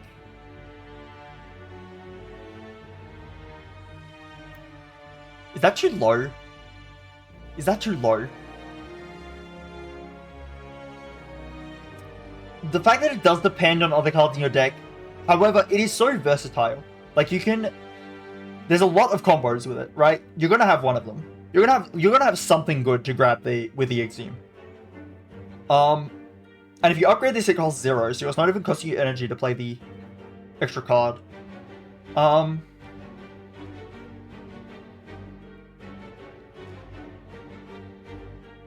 the good thing is, as well, is that, because you get to pick out multiple cards, it's kind of like a hologram, but for your exhaust cards. Actually, it's exactly like a hologram, but for your exhaust cards. And the good thing about hologram is you can pick the exact card you need for the situation you're in. This, you could do the same thing. It's a more narrow pool of cards, because obviously with the exhaust cards, you have to play the card, or something ethereal, like Carnage. Obviously, you have to play the card to make it go into exhaust. And not every card has exhaust on it. Hologram's taking your entire discard pile. This is... although, the benefit this has over hologram is that when your draw pile reshuffles, hologram is bad for a bit, while this exhaust is never going to go away. But honestly, now that I compare it to hologram at all, it is a worse hologram for sure. But the fact that you can just pick any card you need at any moment. If you have a Seeing Red, this is energy. If you have an Offering, it's energy and card draw. If you have, I don't know, if you just need block, just take Impervious. I think because this is quite versatile, you're probably going to have something good to hit with it. I think it's okay to put it there. Feed. It's S tier for sure. Is it higher than these two? The thing with Feed, honestly, I might actually put it above Dark Embrace and Corruption. The thing with Feed is that, you don't need any combos. You don't need any combos. You don't need any combos. you just do it. It is a bit awkward to play sometimes, but you can usually figure it out. You can usually figure out how to get the feed off. And then, on its own, like, Dark Embrace you at least... Dark Embrace is sometimes awkward to pick up, okay? Sometimes it's awkward to pick up. Corruption is sometimes awkward to pick up. The only time an early feed is awkward... No, there isn't a time that an early feed is awkward to pick up. When do you not pick up an early feed? And then when does your early feed run lose? It doesn't. You just have infinite health. Your rests at rest sites heal for way more because of your high max HP. It makes things like apparitions more takeable because if you... Let's say you find the apparition event before you've done a lot of feeds. You can then just feed after you do the apparition event and get all your max HP back. I had a run like that recently where I ended my apparition run with 80 HP again. Like, yeah, it feels really weird putting something above Dark Embrace Corruption, but I honestly think that this card kind of just... It's just a single-handed... Like, it single-handedly will win you the run. So, yeah, I think these cards have higher highs. No, is that even true? No, they do have higher highs. But I think consistently, this will give better output. Consistently. Sometimes you add these cards to your deck, and they don't click. This will always work, unless you get it too late. But if you find it too late, just don't take it. It's not a big deal. Like, I think it's fair enough to say that, like... Yeah, like, if you get this from the Act 1 boss, and you click it, you probably win. At least on the Essential level I'm on. I'm playing baby game, so... But, yeah, I actually think it might be better than Dark Embrace Corruption. Okay, another S tier card. Now, the thing with Feel No Pain is you need Exhaust. I have also had this not click. I think for the same reason that I've had this not click, Feed might be better. Oh, that's hard though. So Feel No Pain, the first time I looked at it, I thought it was bad. It's actually crazy good.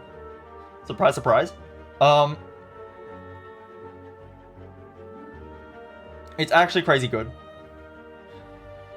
It is a bit hard to make click in some decks. I have had a deck recently where I got a Feel No Pain. I took Pandora's Box with Frozen Egg, and I got a Feel No Pain Plus, and I tried putting in things to make it work. Like, I tried adding Burning Packs and stuff. I didn't find, like, pretty much any Exhaust cards, and my Feel No Pain was kind of just sad. Like, I don't know why I had it. So that can happen. Again, that doesn't happen with Feed. That can happen, which means... I'm actually wondering, on a deck that the Feel No Pain doesn't click, is Dark Embrace better? Maybe, but I think on a deck that this does click, even remotely, this is kind of crazy. So I think it's definitely better than Dark Embrace. I think specifically because this is so easy to add. Like, okay, I think definitely when the high, like, when this clicks, it's better, for sure. I just think because this is not possible to not click. This can sometimes not click. I think that's the only reason I'm putting that lower. Fiendfire.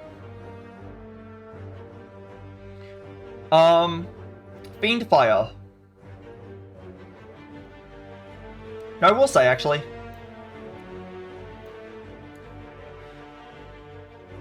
Yeah. Yeah. Blood for Blood next to Corruption looks a bit weird.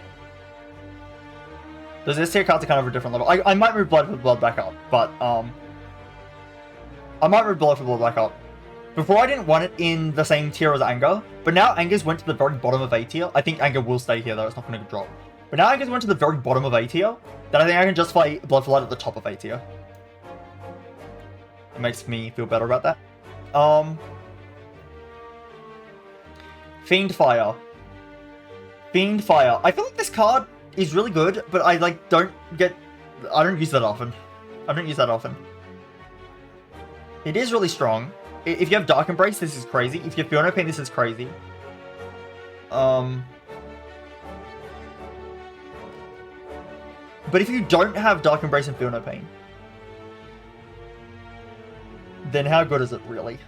Not very. It relies on your hand size. Does all this strength? Does it work with the strength? Yeah, it does scale well with strength. Because it is a multi-hit.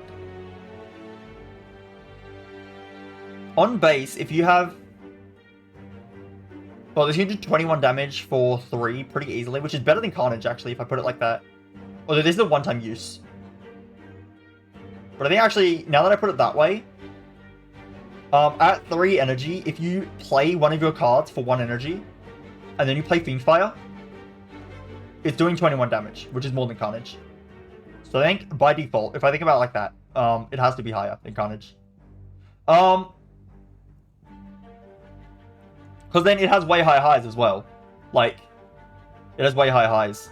If you have card draw, and you draw more cards, this just does a lot more damage. And you can have this, like, on a good turn with a vulnerable, and you just kind of just one-shot the boss, or do just a ton of damage. Yeah. So I think that's a good point, actually. It's kind of a side grade to Carnage in non-exhaust decks, and if you have an exhaust deck, it's S tier. So I think because of that, it can go a bit higher.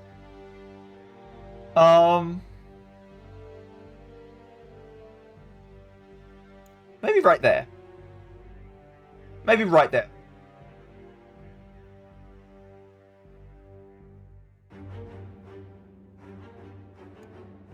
Arguably, okay, on some decks it's definitely better than Demon Form. I think Demon Form is just... I think slotting in Demon Form on runs that need Demon Form is... actually. Slotting in Fiend Fire on an exhaust deck is huge. But you can slot in Demon Form on any deck. If you're randomly slotting in a card, like, if it's early game, you still don't have, like, a build really formed, and you're trying to, like, go into something, you can just add Demon Form, and it's probably going to help you. You're adding Fiend Fire, and it's just an attack. I'm going to do that.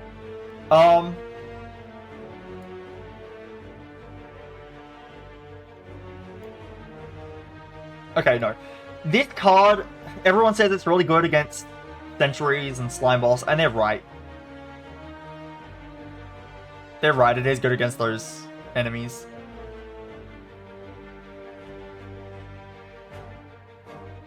Never intentionally use this, though.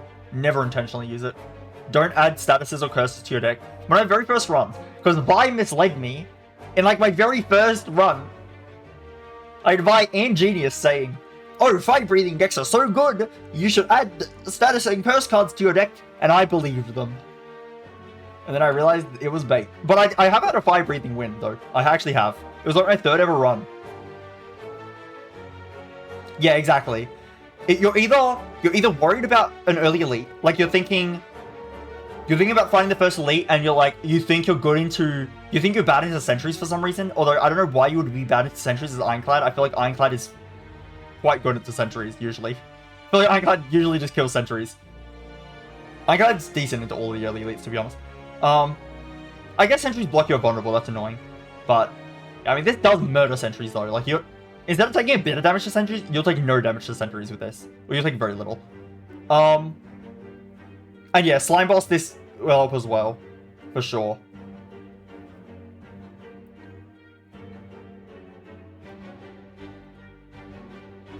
I'm thinking, is it better or worse than Dual Wield? Combustor, I think I'll keep higher. I know that, Combustor works in every fight. That's all I need to say. It does slightly less damage, but it works in every fight. I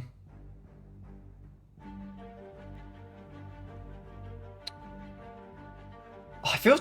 okay, honestly, just because Fire Breathing when it is good is really good, I just don't like Dual Wield.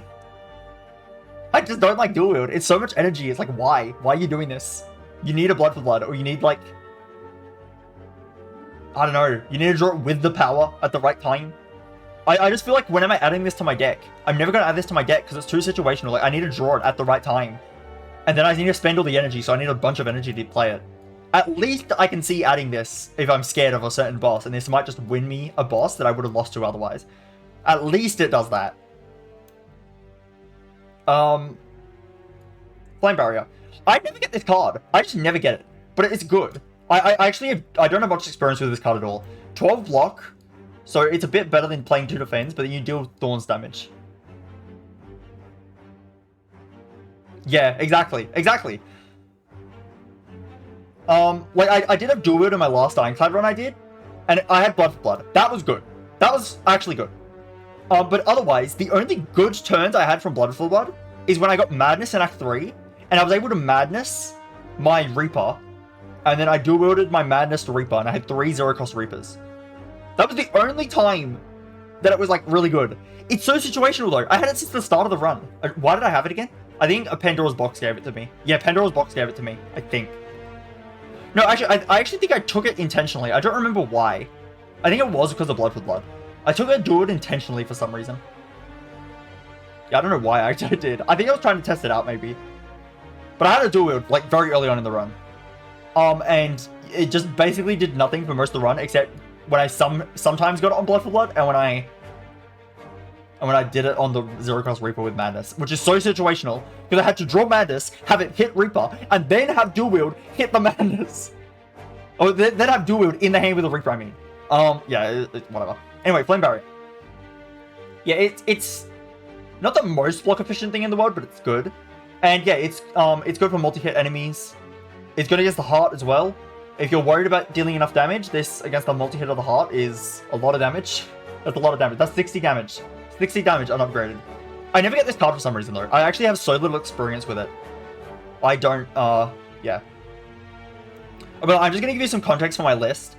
So, right now I'm on Ascension 6. I do alternating on every character. I rotate through the characters. I do alternating Act 3 and then heart runs on the same Ascension level.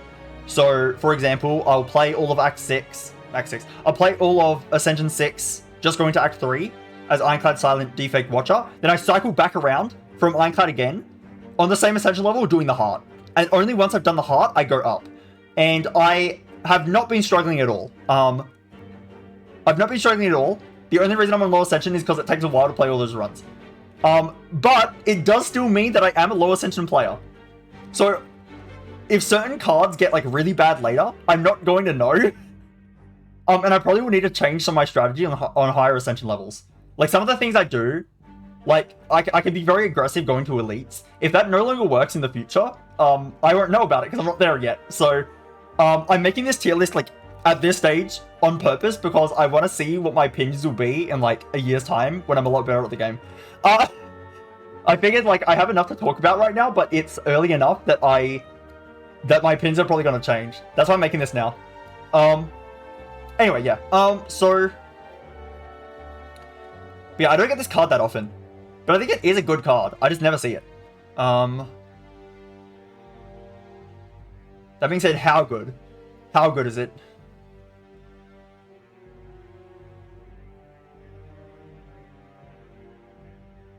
I feel like probably B tier. I feel like here. I feel like Barricade A I'm just going to leave at the top of B tier forever. I don't want to think about that card. It's too much for my brain. Yeah, I think Flame Barrier, it's a lot of damage against the heart, and it's decent block. Just for block. Like, if you need to add block to your Ironclad deck, then it's a good card to add. That might be it. I could actually see it maybe being an ATL. I don't have enough experience with this card. I really... this is going to be one of the cards I don't have as much to say about. I'm just going to place Kia and move on. I'm a bit more unsure about that one. I never get it. I legitimately could look at my run history. I think I've probably never had a Flame Barrier in my deck. Not never, but like very rarely. I just never get it. Flex. Okay.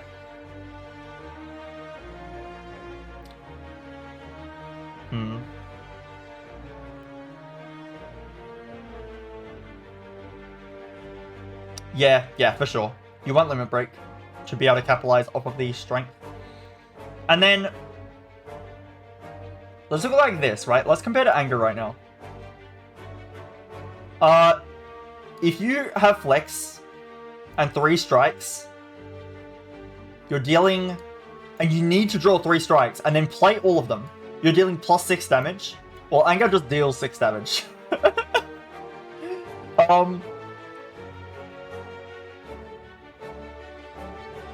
And again, that assumes you play all of the attacks or you don't play any 2-cost cards like Bash. So like Flex, the amount of damage you're actually getting is not that much. Flex Plus is a lot better. It's literally twice as good.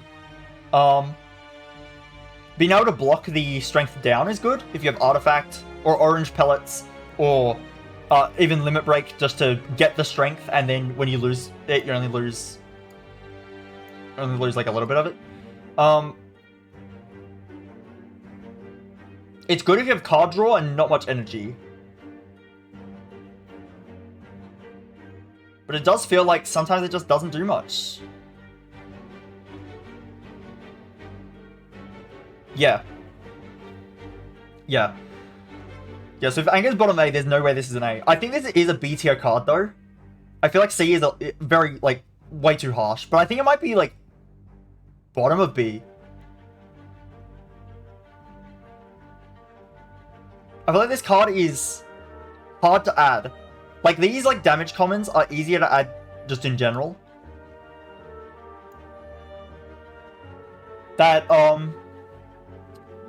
Those damage commons are easier to add in general. I feel like early game, I don't really want to add Flex, especially since Gremlin Knob exists. Gremlin Knob exists. He's a guy that is in the game, so... And then Sentries it's also bad into. It's actually really bad in Act 1, isn't it? It's bad in Gremlin Knob. It's bad against Sentries because when you start drawing a bunch of dazes, you want to make sure your attacks actually do something. So you draw a Flex with a bunch of dazes. It's literally, like, you may as well have drawn another daze. It's actually really bad against Sentries when I put it that way. And again, you can just not play it against Gremlin Knob. You could just not play it, but it's still taking up a card draw. So it's a curse against Gremlin Knob. So it's only decent in Lagavulin. Yeah, it's actually really hard to take in Act 1. Meaning the only times you can take it is, like, Act 2 or 3, hopefully pre-upgraded. And then even then, you kind of, like, really want it to be, like, a Limit Break run or something. It does have its moments for sure. Maybe higher than Dropkick. Could maybe see this. Just because this card does get better later. But I feel like I don't take Clothesline that often.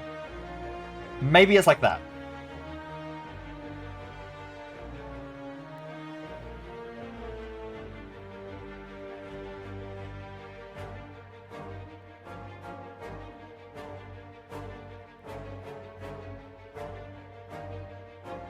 It's somewhere here. It's in this range.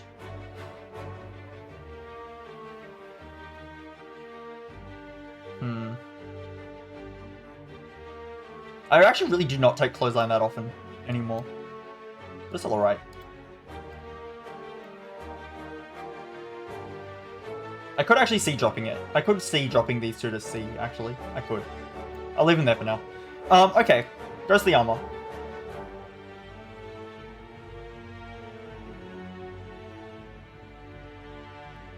Actually, you know what? I'm looking at my list.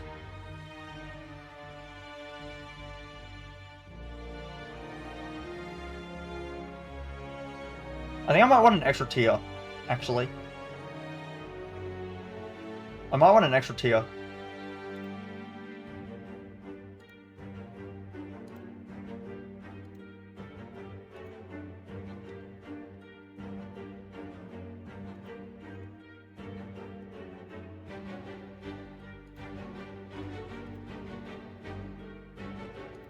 I'm just looking at where some of the stuff is, and some things look a bit wrong, like, relative to everything else.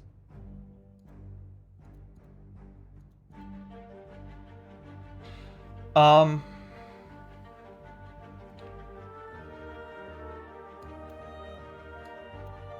know, it would have been easy to just rename this tier as D and then move it down. Whatever.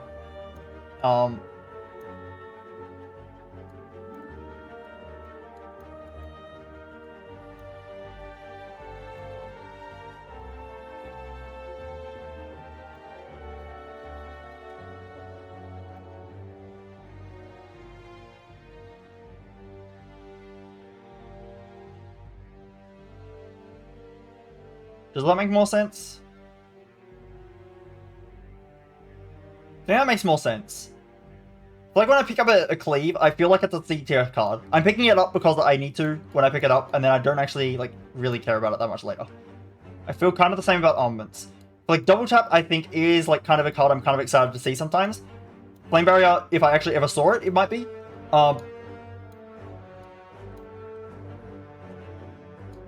Habit add these when I see them. Burn Impact I think is a little bit awkward just because my logic for this was that Ironclad is very energy hungry. So because he's energy hungry, it's a bit harder to justify spending energy on card draw than it is on someone like Silent or Defect, who usually have a lot more energy. They can justify spending 1 to draw cards a lot easier than I think Ironclad can. Which is why something like Battle Trance is better, because it just draws you cards without cost. But it isn't one of his only card draw options, so maybe this goes higher. Maybe.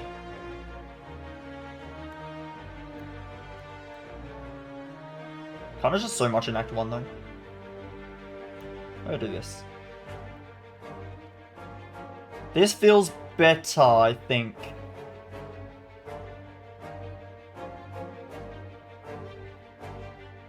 And honestly, I'm gonna move Barricade down a bit. It's just so situational, I feel. But it is good, but I don't know, it feels hard to add to a deck. Final answer? Okay. I like the new tier. I think the new tier is better. This makes more sense to me. Having these cards have a C next to them just didn't look right. Having these cards say C next to them looks a lot better. Having these cards saying B next to them did not look right. I like it a lot better. Yeah, it's a lot better. Okay, Ghostly Armor. Definitely B tier, 100%. I like Ghostly Armor. Again, I never get Flame Barrier, so I'm going to compare it to Flame Barrier, but I've never had Flame Barrier in my life. I just never find it. The fact that this is 1 cost makes it a lot easier to use, and it's a lot of block. Ironclad, I feel often you end up adding a lot of block, a lot of damage cards, and you have no block. And Ghostly Armor is just block. It's just nice. It's just a solid block card. There's not much to say about Ghostly Armor. It's just a solid block card. It's efficient. It's 1 energy. It's nice. That being said, Flame Barrier can have extra utility, but it is costing 2 energy, which is a bit harder to justify. The block rate in this is way better. This does do damage, but again, that's not always going to be super applicable. Well, no. At the very least, you're always dealing 4 back, because, I mean, you're not going to use block on a turn that you're not getting hit. So, you're always going to get 4 damage out. So the value of that card is 16, which means it's 8 per. It's basically 8 value per energy. And Ghostly Armor is 10 value per energy. But then against multi-hit enemies, the Flame Barrier is doing more. Honestly, just by saying it like that, I'm going to do this. Although, that's still not entirely true, because this might be more value per energy, but are you always able to spend 2 energy? Maybe.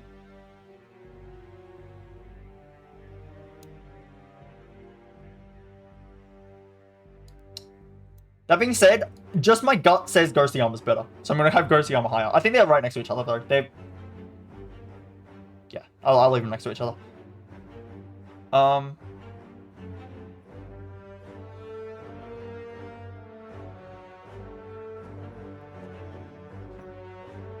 Actually, that being said...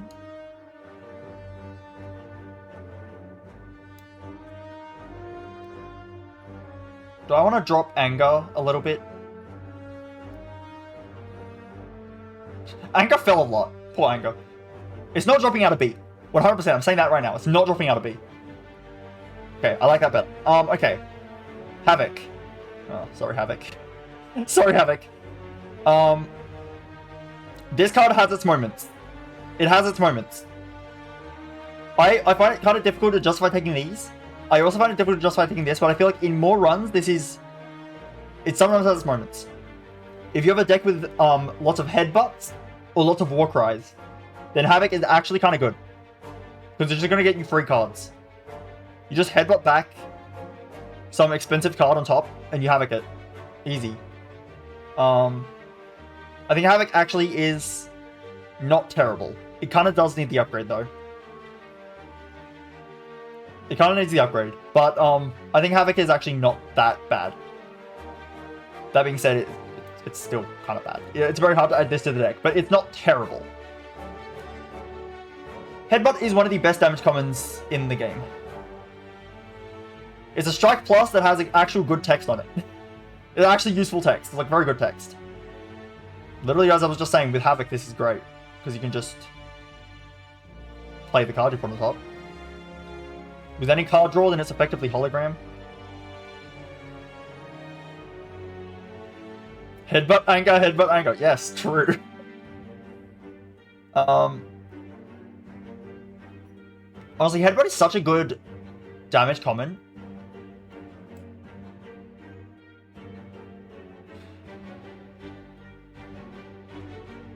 The fact that damage common made it into A tier says a lot.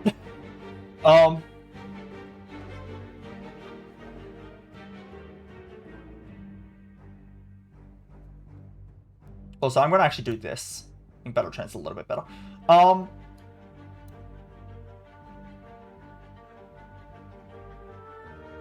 Yeah, I'm just going to leave it right there. Bottom of A.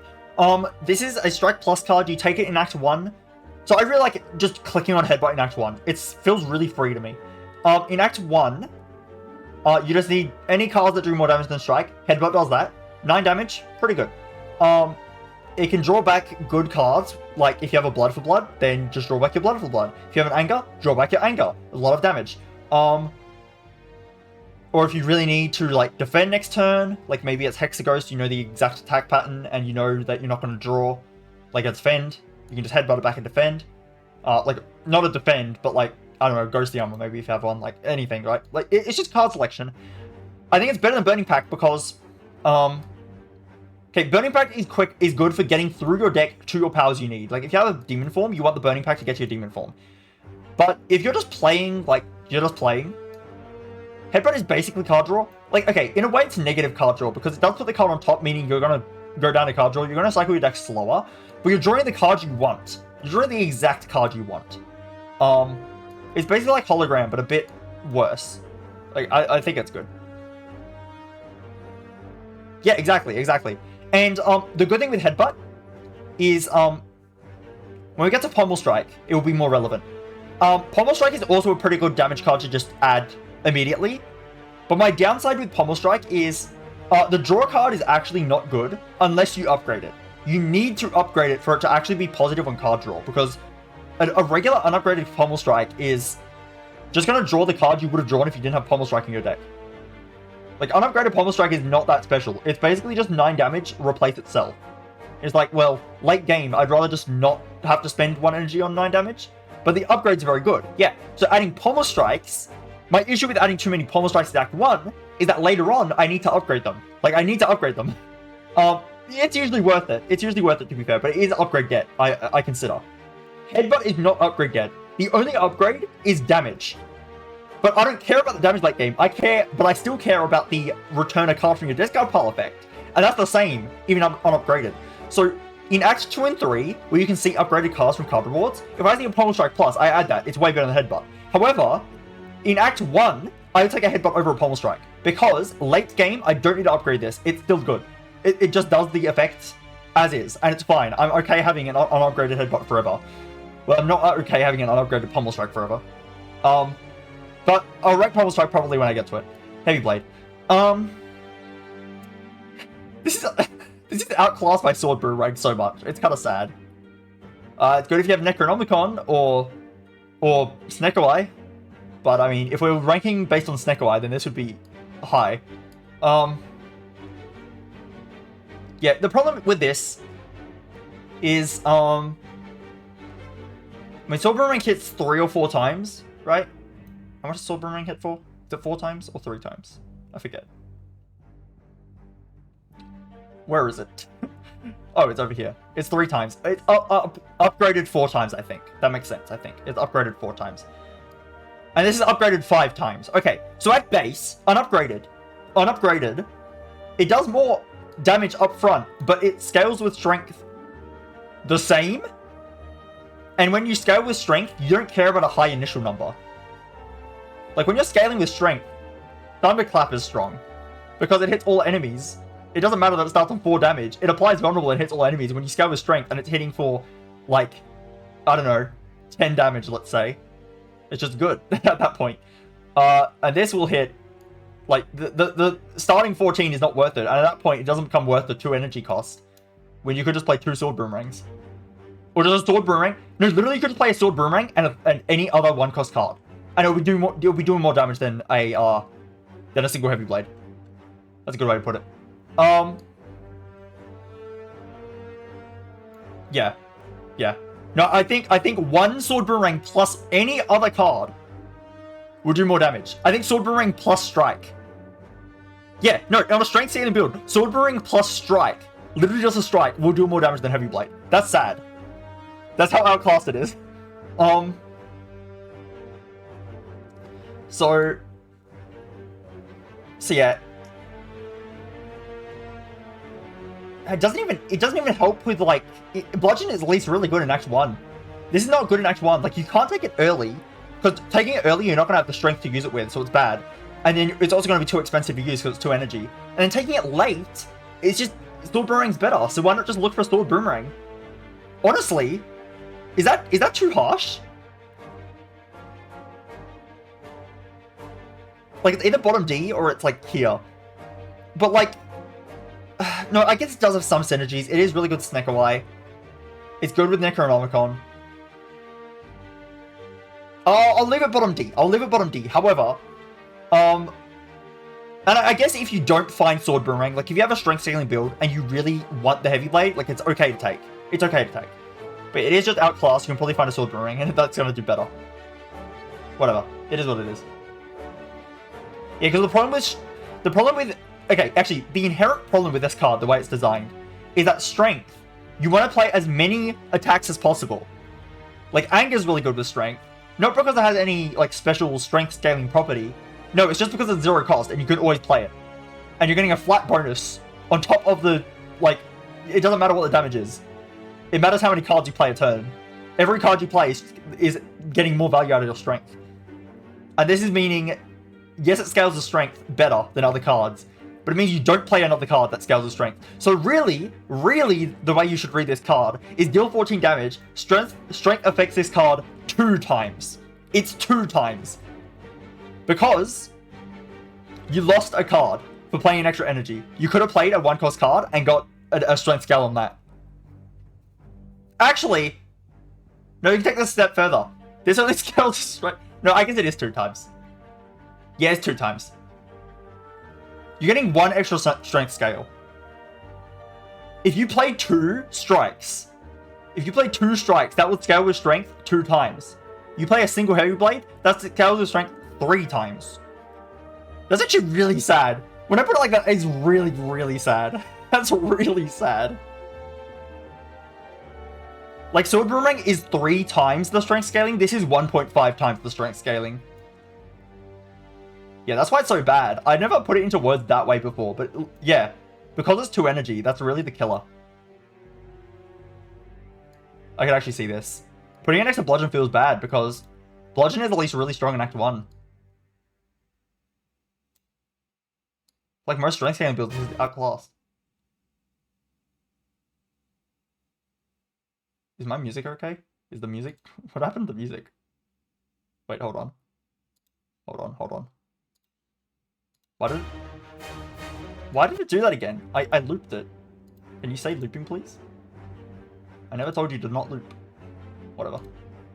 Oh my god, I did it again. God damn it, I do that every time.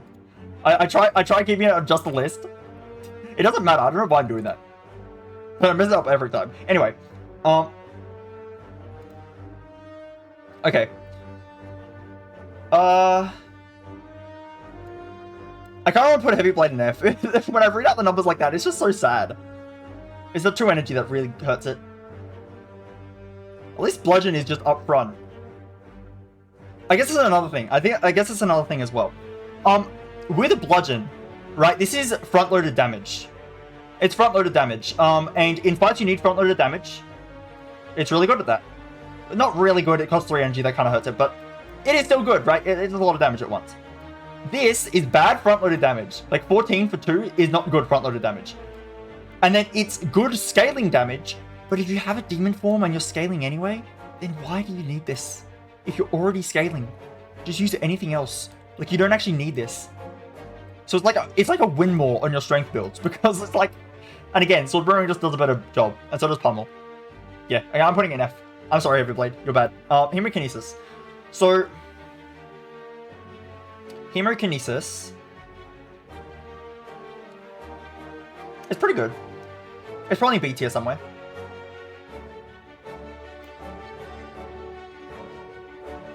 I might just put it there and call it a day. It's better than Carnage because it costs only 1. Yeah, that's because Blood for Blood's good. Hemokinesis, it's good. It's a lot of damage. It's not that relevant late game.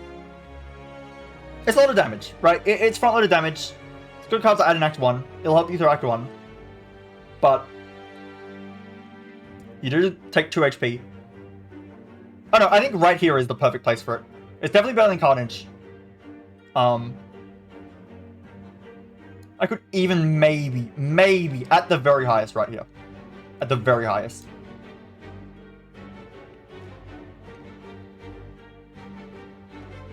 But I think right here is fine. It's less damage than Carnage. Carnage doesn't hurt you when you play it. And the good thing with Carnage is that late game, when you don't want it anymore, you can just let it burn itself. You can just let it go with Ethereal if you don't want to play it. It's fair enough. Immolate. It's another card I don't get often. Oh, this one makes sense. It's a rare. That's why I don't get it often. But it is a good card. What, 21 damage to all? It upgrades to 28, I believe. That is a lot of damage. The burn into a pile is a bit annoying, but it's not a big deal. Especially on Ironclad, who probably has a way to exhaust it. You're Ironclad. And like, Medkit, the Medkit relic is like way more valuable in Ironclad than everyone else, I think. Like, actually, every other character, it's way more valuable in Ironclad. Because Power Through literally exists, and and there's also stuff like this. At least with the Immolate, you're still going to draw the burn, so it's still going to waste a draw. With Power Through, it doesn't. But like, what I'm saying is I'm more likely to have Medical Kit on an Ironclad run. Because Power Through plus Medical Kit is really good. And also, you exhaust the wounds when you play it with the Medical Kit, which combos with Dark Embrace. It's like I'm way more likely, like way more likely to have Medical Kit on Ironclad. Therefore, the burn from the Immolate is less of a problem than it might look on most other characters. Because I'm more likely to have a relic that just kind of invalidates the burn. I'm not giving it that much points for that, but I do think it's worth bringing up. I'm more likely to have Medical Kit. Already. Before I even pick up this card.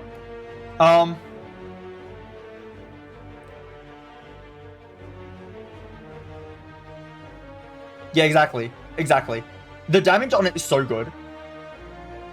This kind of just solves Reptomancer for you.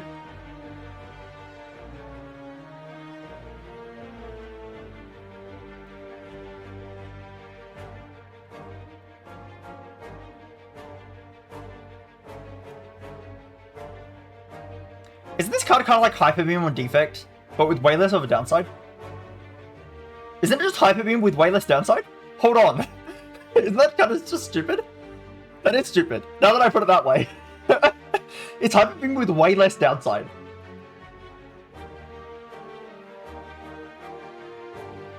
Yeah. Like, you don't have to play this if you're worried about the burn. But the burn is going to take way longer to affect you than Hyper Beam would. And I actually think Hyper Beam is an okay card.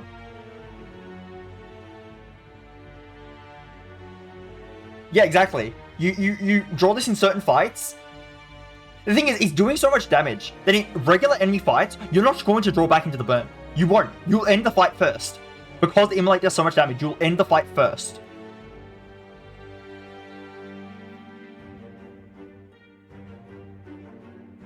That being said, Blood for Blood is really good. But Blood for Blood still has the problem where early on in the fight it's kind of bad. No, I'm putting Immolate above. Yeah. Yeah, I'm doing that. Impervious. Okay. It's a lot of block. I'm not going to complain with a lot of block. In fact, I'm going to put a lot of block in A tier. When are you sad to have a lot of block? It's just a lot of block.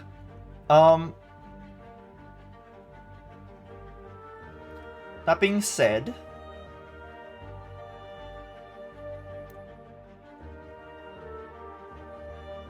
I could see it going higher. It's a lot of block. That's all it is. It's just a lot of block. No nonsense. I just need to block this turn. It's like a kind of shitty genetic algorithm. That's a very bad example. That's a very bad example. It's nothing like genetic algorithm. No, it's kind of like genetic algorithm. Genetic algorithm is just a lot of blocking one card. There's a lot of blocking one card.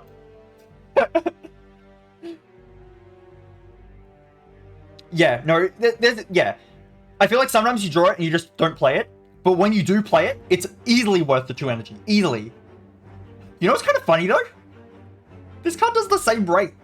What a stupid card. That's because Power 3 is dumb, okay? This is a dumb card. This is a dumb card. And it still has the wounds. Sometimes you can't deal with the wounds. Okay, I think I want it right there, then. Right here. Is it better than Disarm? That's hard. I actually think it might be. Disarm's the whole fight, though. But against the heart, Disarm is only against 2 attacks. Disarm does completely turn off the bloodshot, though. It completely negates it.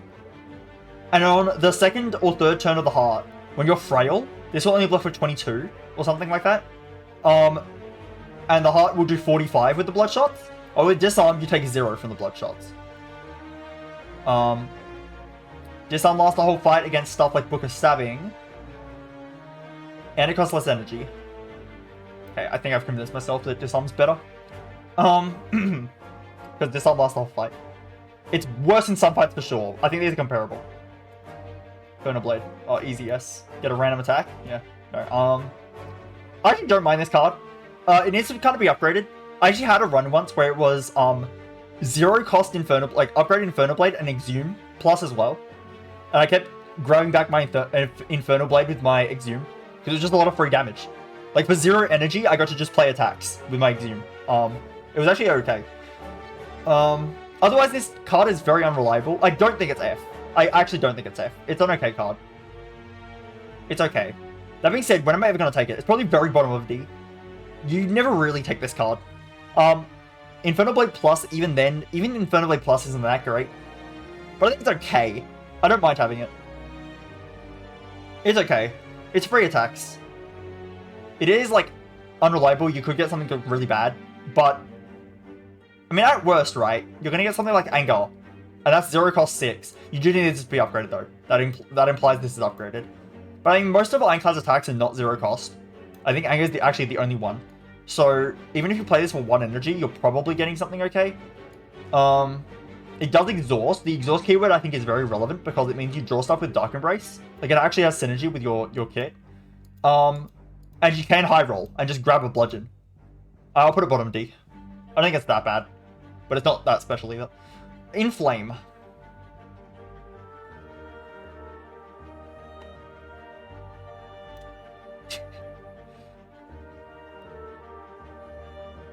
Oh yeah, that's why it's bottom of D. It's still probably... You'd probably rather just add a good attack and draw that instead. However, I think adding Inflame to your deck sometimes is actually okay. Or just having it is okay. It's not terrible. I don't think it's F tier, at least. I think F tier is like way harder to add to my deck. If I've seen Inferno Blade Plus, it's not actually like it's actually okay to add sometimes. It does depend on the deck though. I've had this be okay sometimes. I've also had Heavy Blade be okay, but this is better. That being said though, maybe it is kind of underwhelming. I'll leave it here for now. Inflame is probably like right here. Inflame is, it's no nonsense, it's just strength. It's quicker than Demon Form the turn you play it. Demon Form only gets better on the 3rd turn. Because, yeah, Demon Form only gets better on the 3rd turn, because the turn you play Demon Form you get nothing, and then the turn after you get the same as the Inflame.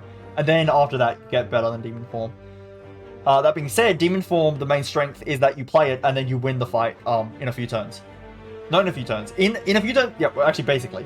Basically, in a few turns you win. Inflame will not win you the fight on its own.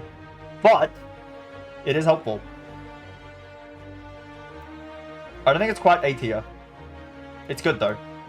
It's probably like top of B. I think that makes sense. It feels like a top of B card to me. I see an Inflame, I'll consider it. Yeah, exactly. Well, no, it's a lot easier to play than Demon Form. A lot easier to play. But it's not going to win you the fight. Like, even though Demon Form's awkward to play, but it's kind of worth that. Because even if you take a bunch of damage at the start of the fight trying to get it into play, hopefully you have 4 energy to make it a bit easier. But even if you take some damage trying to get it into play, once you do, you just win. Like, if you can block for enough turns after that, then wait for your strength to get higher, and then you sword boomerang and you win. Well, in Flame, it just kind of helps. It's kind of nice. I'll just put it right here. I think that's fine. Intimidate. Play 1 weak to all enemies. This card is so situational. It just doesn't do much. For 1 card draw. For 1 card draw, you're getting 1 turn of weak. This kind of sounds like a scam, doesn't it? For 1 card draw. For a whole card draw.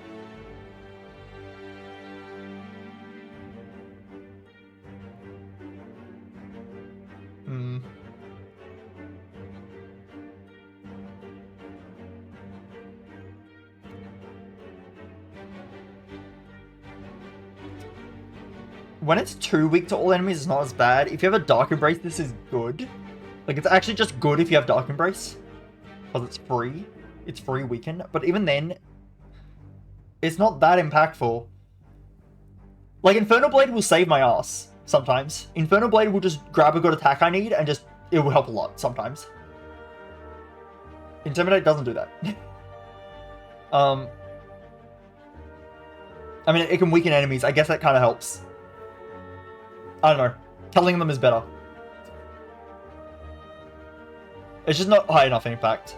1 turn is not enough. You need to upgrade this card, and I'd rather just not add it to my deck. That being said, it's not terrible. So I feel like I'm being a little bit too harsh on Combust. I'm going to bring Combust up a bit. I'm actually being way too harsh on Combust.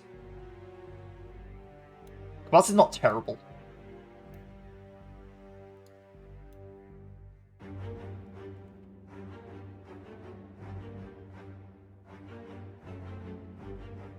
I'm not a huge fan of Combust, but it's not the worst thing ever. It does have synergy with, it actually doesn't have synergy with Runic Cube. Runic Cube will hit you at the wrong time. Or is that the right thing? No. I know, yeah, I think I remember it not working with Runic Cube. I don't know why it doesn't, but I remember it doesn't. I think it's because you take damage at the end of your turn. So you draw the cards before you discard, I think. I remember it not working with Runic Cube.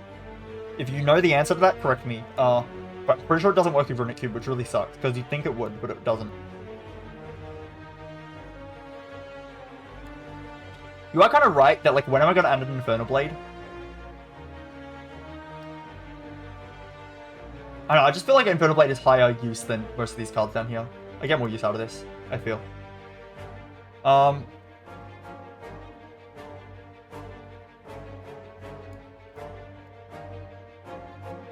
Heavy Blade at least is good sometimes.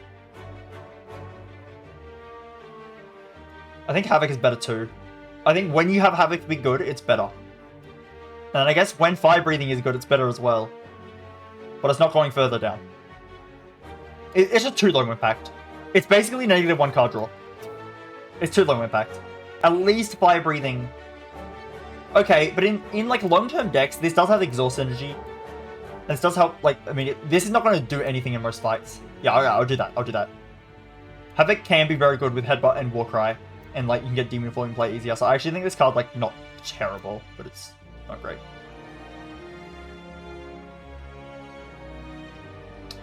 You kind of are right. You kind of are right.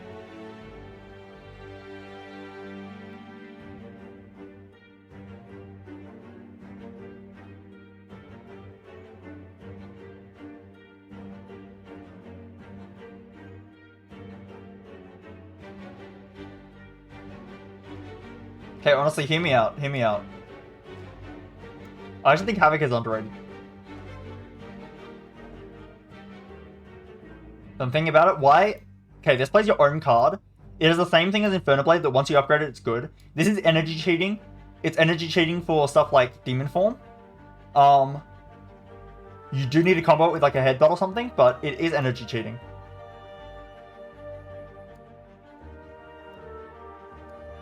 I think there are times you add Havoc and it's okay. You kind of need to upgrade it though. It could just be top of F instead. But I actually think it might be the highest in F.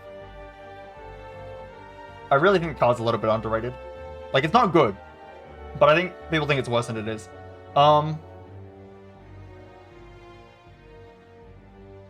Yeah, exactly.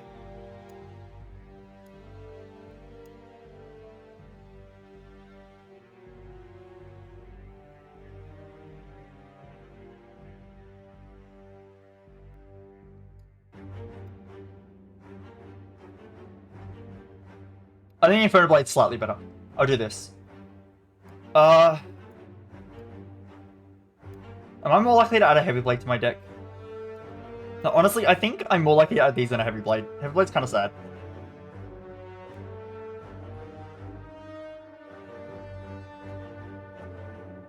This looks better, I think.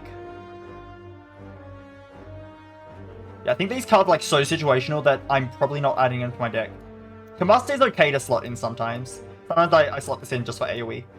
Well, I rarely slot these in for no reason, right? Sometimes you can slot this in for no reason. You can't do it with these. This you need a very specific deck, and it needs to be upgraded. It doesn't need to be upgraded, but you really want to upgrade it. Okay, I like that better. Okay. Iron Wave. The most C of all C tier cards. It's the most C tier card of all time. Yeah, moving on. It's just right there. It's not bad.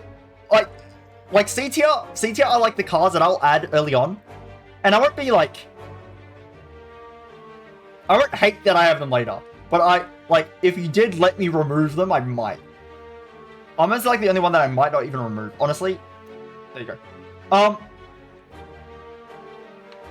But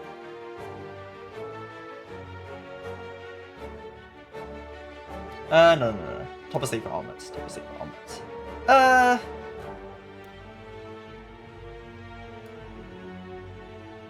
I'm stun locked.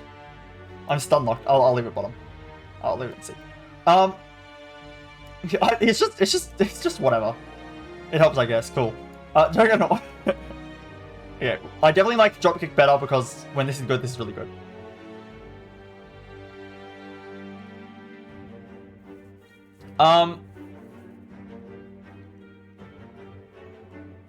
You don't even necessarily need to upgrade armaments.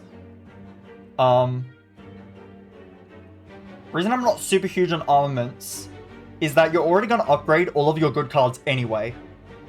Like, I'm going to already have upgraded my key cards. So, I'm only going to be upgrading cards that aren't as important to upgrade. So I'm getting less value. Even then, it might be better than I'm giving credit for.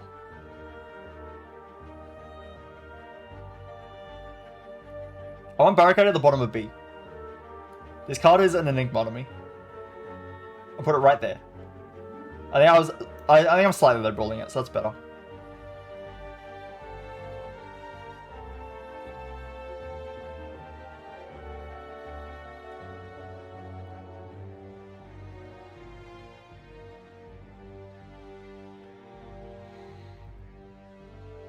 You're actually right. Yeah, I'll put it a bit higher. That's fine.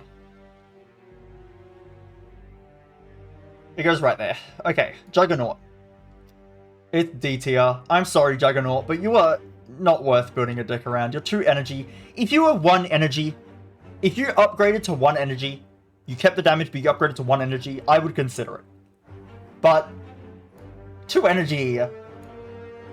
2 energy is a lot. For an effect that's like, sometimes not really useful at all. I actually think Combust is better. I'm sorry. No. But I would rather have Bludgeon. This is at least really good to add early on, right? Early on. And Body Slam is better if you've got a block deck as well. Like, if I've got a big block synergy, I want this instead, don't I? Rather than spending 2 cost on a power. And it's a random enemy as well. Random enemy, so in multi-enemy fights, it's not even reliable. Yeah, I think Juggernaut just goes right there. Combust actually might be better. No, I'll put Juggernaut right there. Okay. Limit Break. It does smell bad. It's okay. I've surprisingly had it work. It's simultaneously... Okay, it's better than I think it is. Like, it's better than it looks. Yeah, it's better than it looks, but it's also as bad as you think it is. Is my best way of describing it. That might not make any sense, but it's better than it looks, but it's still bad. Like, it looks bad, it is, but it's still better than you think.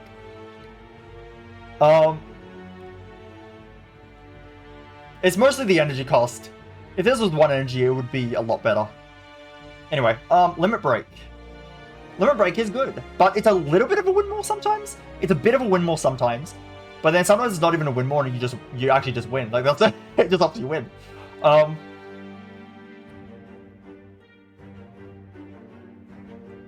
Yeah, very true. Very true. Very true. Or even just drawing it turn 1 in general. If you don't have like a Vajra or a Girya or something that already gives you strength on turn 1, then drawing it on turn 1 is useless even when it's upgraded. So you need to draw this like in a midpoint of the fight. You need to draw it like when you've had enough time to scale your strength. So late enough that you scaled your strength a bit, but early enough that you're actually going to get benefit out of that strength before the fight ends. Or in boss fights, this is really good. It's like a really good boss fight card, because you just double your strength. You really need to rely on other synergies to make this like really work. Yeah. Goldilocks syndrome. I've never heard of that. I figure I know what you mean. But I've actually never heard it put that way before.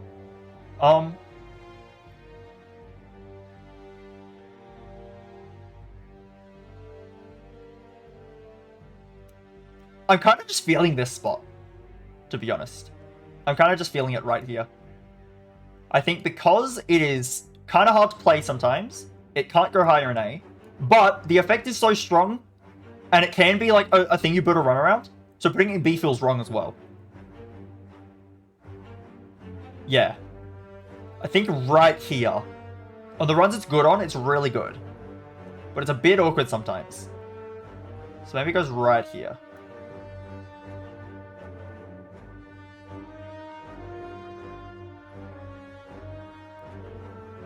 I think that's fine. It is better than Impervious, but the thing is with Impervious is that Impervious is good more often. Like when Limit Break's good, it's way better than Impervious, but yeah, Impervious is just, it's good more often.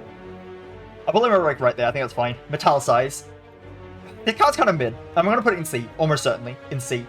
It's not a bad card. It's not that great either. It's kind of, it's alright. It's alright, I guess. I might just put it right there. I might just put it right there. It's okay.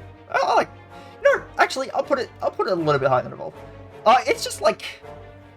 It's okay, I guess. It's fun. No, actually, no. I think Evolve is slightly better. Yeah, no. Metallicize is very... It's a very mid-power. I'm not sad to have it. I'm also not... I don't care that much. But it's actually block every turn. Can't go wrong. By the way, here's a little thing to consider. Feel No Pain and Metallicize block for the same amount, both unupgraded and upgraded. The chance that you exhaust at least one card in your turn is fairly high. So if you are exhausting at least one card a turn, Feel No Pain is better than Metallicize. And that's not that hard of a condition to meet. And if you exhaust more than one card a turn, this card is way better than Metallicize. Just a little comparison I want to make. So like even in builds that this doesn't really click in, that's why I have it low on the feed, because it doesn't always click in some builds. Some builds you just don't get the right exhaust things you need. Even in those builds, it's still better than Metallicize. Usually. Not always, but usually. Oh, High Offering. High Offering. It's S tier. Maybe the very bottom of S tier? Maybe the very bottom of S tier.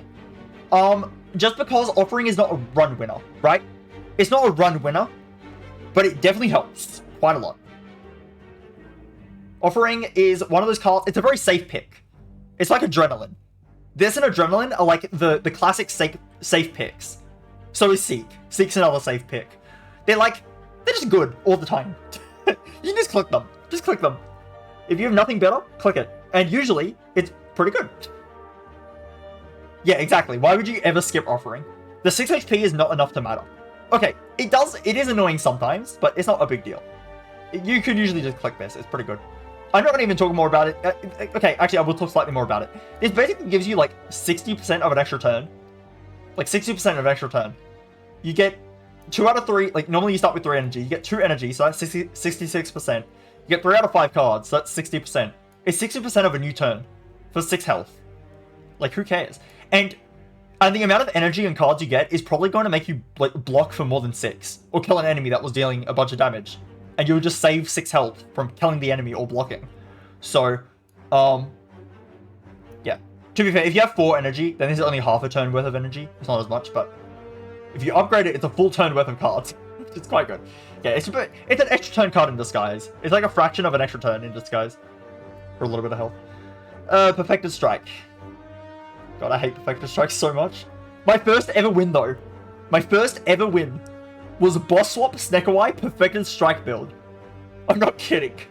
My second ever run. Ever. Ever. My second ever run. And it was Sneckereye Perfected Strike. What a meme.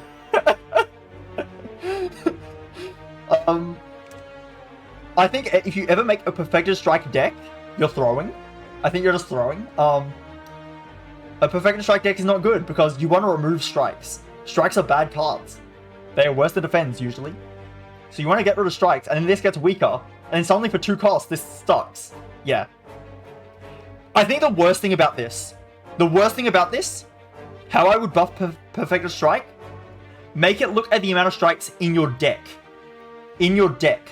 Not in your current fight. Because it counts your current fight, meaning if you exhaust your strikes mid-fight, Perfected Strike gets weaker. That's just stupid. It should just look at your actual deck and see how many strikes are in there. That would be a lot better. Because that way you could just exhaust your strikes later in the fight. And you would still have a powerful Perfected Strike. Even then though, even if it did that, it still wouldn't be that good. It still wouldn't be that good. This is F for sure. I do know there's an argument to taking this as a bit of a damage.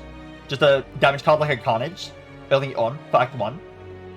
The thing is though, Carnage is not nearly as much of a dead card as Perfected Strike is late game. This becomes such a dead card late game. This is still usable late game. Carnage is still usable. This is just dead. Because you're going to have no strikes anymore. What if you get the bite event and you take all the bites and now you have no strikes? That being said, hey, this is like, this card becomes worse than your regular strike sometimes. This card, because it's 2 cost, it's honestly sometimes the weakest card in your deck. Like, even if it was 1 cost, it would still be bad, and it's 2 cost. So sometimes this just gets removed. Like, you have to take it, if you have to take it early game to do a bit more damage to Act 1, then sure. But I mean, even in Act 1, you can't play this alongside Bash. That kind of sucks. No, there is an argument. I know some top players, they can justify taking this very early in Act 1. Just for making Act 1 easier. But, I don't know. How many? Does 2 additional damage for each card containing Strike. So by default, it deals 8 extra damage. Right? No, what am I talking about? No, it does 12 extra damage. Yeah.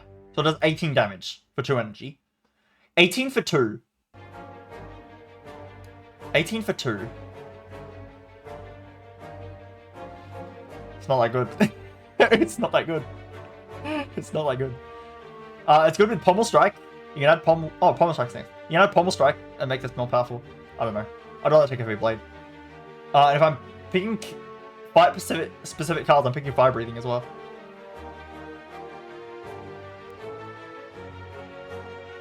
Yeah, you're right.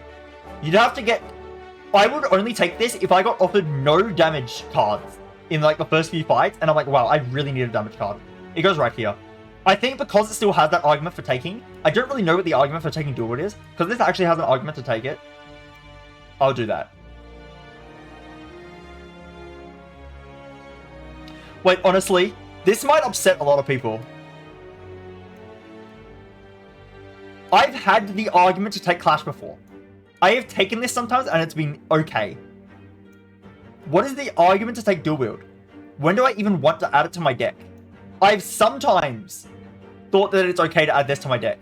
If you have Corruption, for example, you can add this to your deck. When do you add this to your deck? I've added this to my deck before. This is a lot of damage.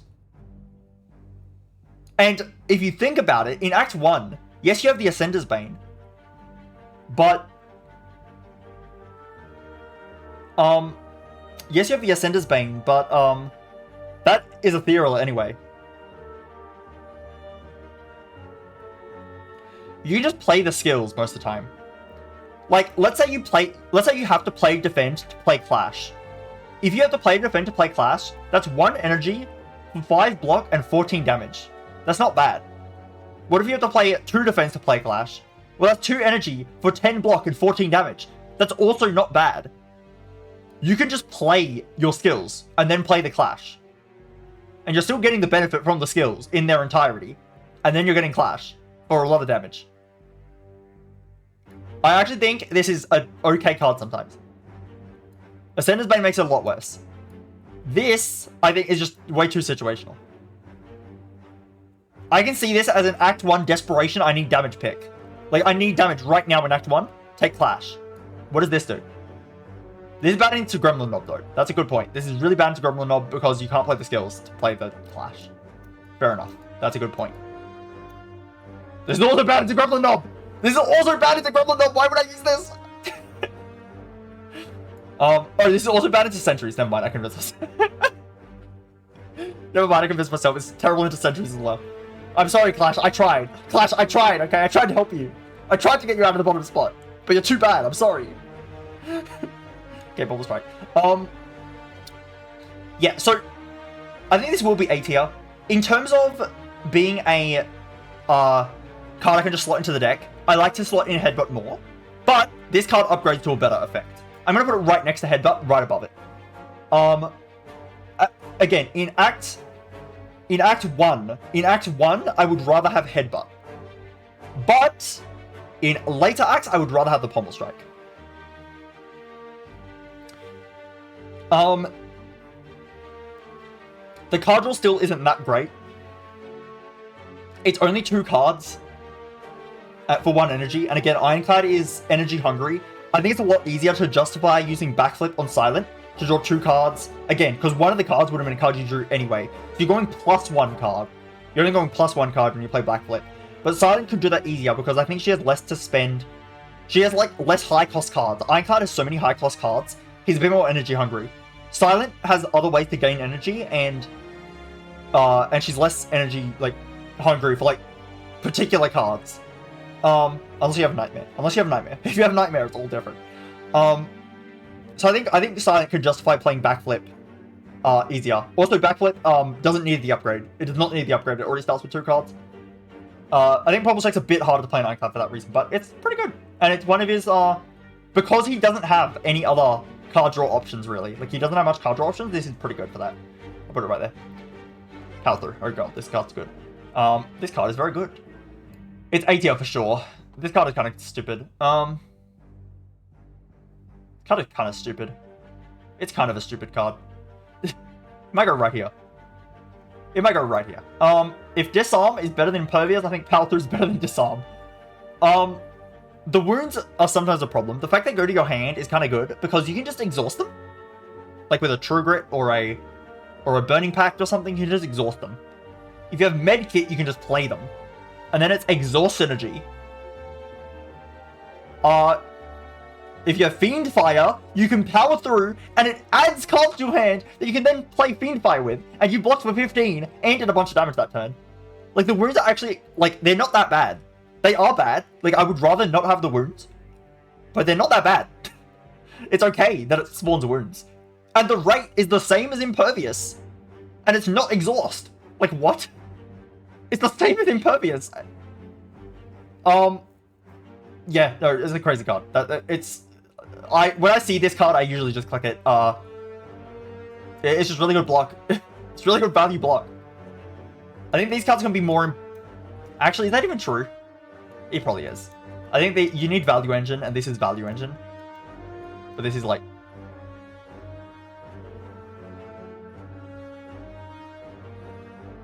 Yeah, exactly. Exactly. Even if you can't get rid of the wounds, like, immediately, you're not going to draw into them for a while. So, it's okay. It's okay that you're not going to draw into them for a while. You can usually justify this. And then again, if you don't need the block, just don't play it, and don't add wounds to your hand. Like, it's fine. But legitimately, I think it's worth buying Medical Kit, just so when you later see a Power Through, you can buy Power Through. Because Power Through plus Medical Kit is crazy. I guess it's bad into Time Meter, though. Rip Time Meter. I hate Time Meter. This top part of the list here, the Exhume, Battle Trance, and Bloodletting, I'm not quite sure about. I think it's fine, though. I think I'm right that Exhume is quite good. Sometimes. Gets your key cards back. Do a lot of impact. But does Power Through do more average impact? I think Power Through might actually do more average impact. This card blocks for so much. It is just a block card, though. How good is a single block card, really? It does still add 2 wounds. It's sometimes a bit awkward to play. I think in decks... Am I more likely to have a deck that needs to add Bloodletting to it? Or a deck that needs block and I need to add Power Through to it? Thing is, even decks that don't, like, greatly need block still appreciate Power Through. Decks that don't need Bloodletting actually do not need Bloodletting at all. They do not need it. But decks that do need Bloodletting, I think really need Bloodletting. Like, a lot.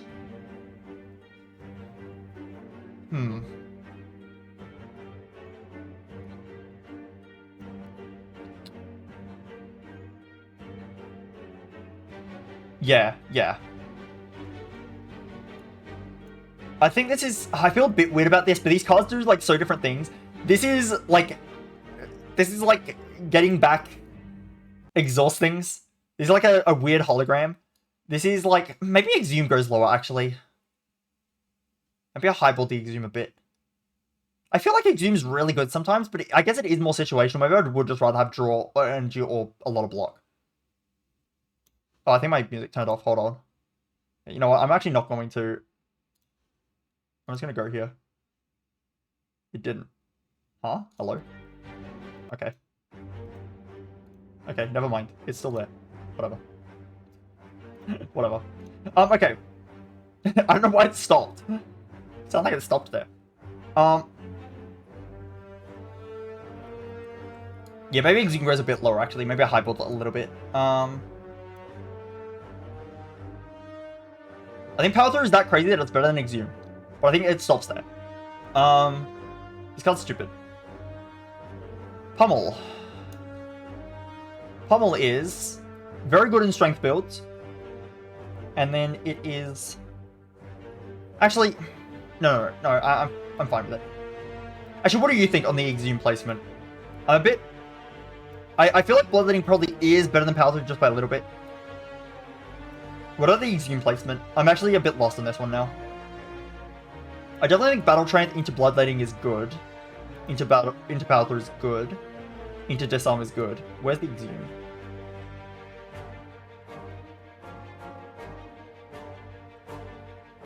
This does have a bit of upgrade debt on it, I think. You kind of need to upgrade this to 0 to make it better. Yeah. I guess it is more situational to add it. And because it's more situational to add it into the deck, maybe even Disarm's better, because Disarm is just more... You can just throw in a Disarm.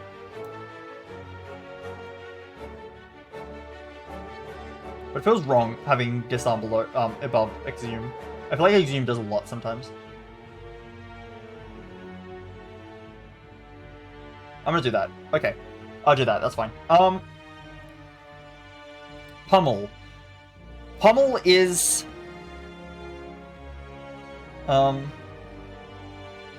It's Pummel. You know, it's really good for strength builds. Incredibly good.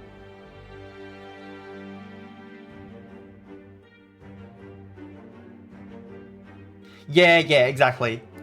I feel like this is very strong sometimes. I feel like most of the time when I have an Exhume, though, it's pretty good. Like, I feel like most of the time I add it, it actually does, like, a fair amount. So it does feel weird that it's next to like a really easy card. You can throw this in like pretty much any deck. It does feel weird that it's next to like a really easy to throw in card, and it's a bit of a situational card, but I feel like you actually get use out of this a fair amount. Like most of the time I have an Exhume, it's pretty good. Yeah. Now, I even feel like when it's not like super great, you can still get use out of it. Like it's still not bad. It's just a weird hologram. Like a really weird hologram. But only your exhaust cards. But your exhaust cards, most of the cards that say exhaust are strong effects. Like this. Like there's a reason they exhaust, because they're strong. They don't want you to get the effect once.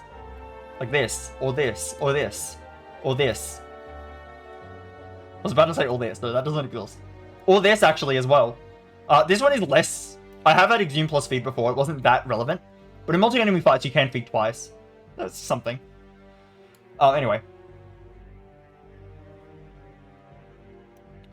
Being said, maybe... I don't know, it feels weird putting it lower than Disarm. I just feel like it's stronger than Disarm. What? Just on gut, I'll put it higher. Ignore that. Wait. Ignore that. I knocked something under my desk. Okay. Yeah, Pummel is... It's better than Sword Boomerang. It's just better than Sword Boomerang, but you only get one of them. Which actually kind of, in a way, makes it kind of worse than Sword Boomerang, because you only get one of them. But it is better.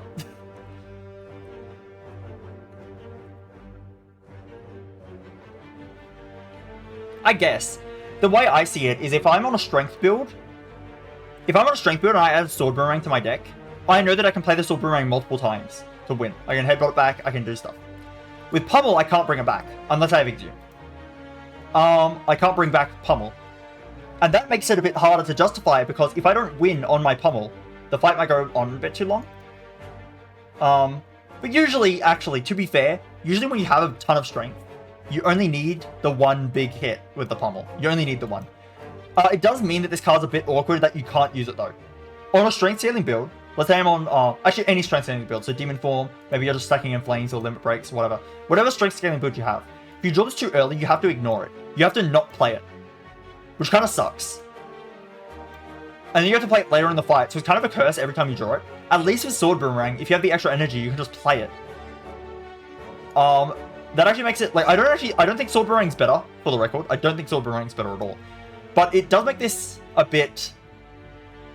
It does make this a bit, awkward sometimes.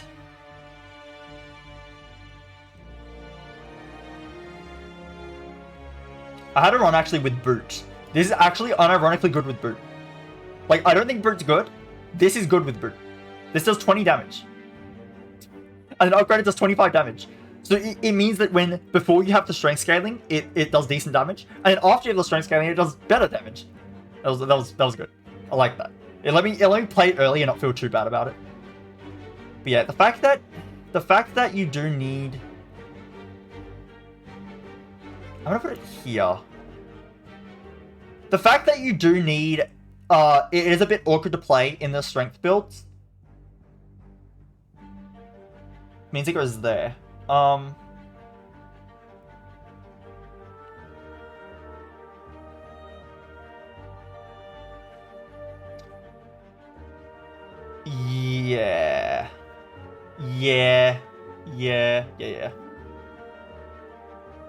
It's a very good card for strength build, but to be honest, strength builds don't need a card like this. They actually don't need it. It's nice to have. You should definitely add a Pummel if you see it in a strength build. But they don't actually really need it, because you do so much damage to the attacks anyway, that's like, whatever. But it is obviously nice to have. Not denying. I think because of the height in a strength build... Actually... I feel like Carnage is more generally applicable. I feel like Hemo is more generally applicable. Carnage is also very good, but it's a bit... It kind of falls off. Well, this is the middle ground, where... It's not that good in Act 1, but on strength builds it's like really, really strong. So I'll put it right between these. Hemo's like a good like Act 1 and like still kind of good late as well. I'll put it like that.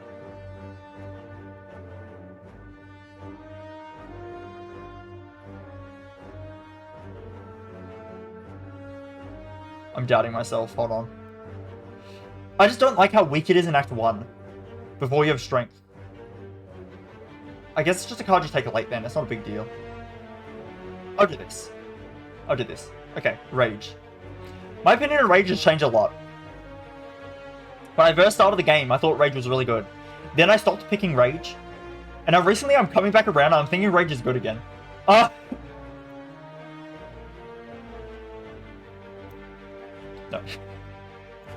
Oh, Rampage is next. Oh, that's going to be STL for sure.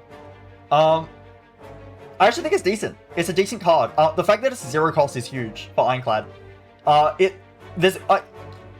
had decks where I add a lot of attacks in Act 1, and then I try to look for blocks in Act 2, and I'd find 0 blocks. I don't even find blocks in, like, the latter half of Act 1. Like, I'm looking for, like, Shrug It Off or something in the end of Act 1, and then I just don't see them. And in those decks that have a bunch of attacks and no block cards, Rage is, like, the best block card I can find at any given moment. It's like, wow, this will block for 9 for 0 energy. 9 for 0 energy? That's pretty good. Upgrade it. 15 block for 0 energy. Hello? You do need to draw this alongside attacks, but I feel like Ironclad is going to draw it next to attacks all the time.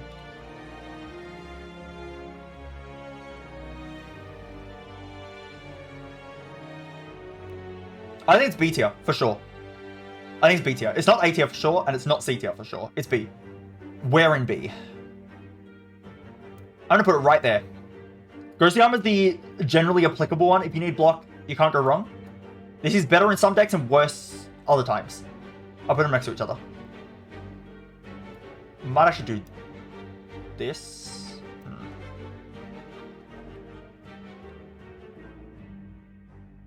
I'm doing that. I'm doing that. I like these cards just because they help so much in Act 1. Like, you're picking this to just make your Act 1 trivial. That being said, is making your Act 1 trivial that important?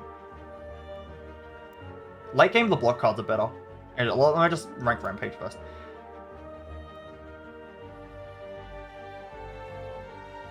Okay, at the very least, it's an inoffensive damage common. It's an inoffensive damage common.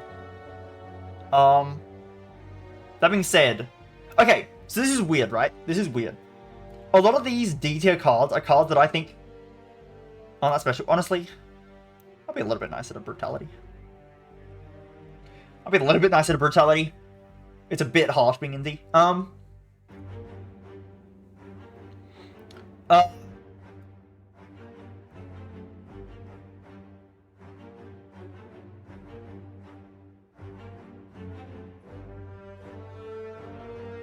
Actually,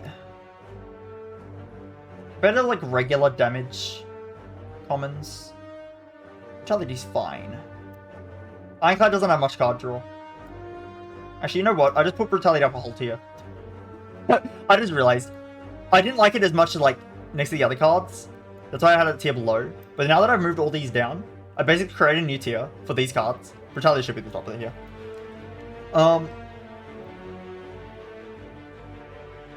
It's okay. It's like an okay card. It does things. Okay. Brutality next to Barricade in relative position is criminal though. Because Barricade's way better.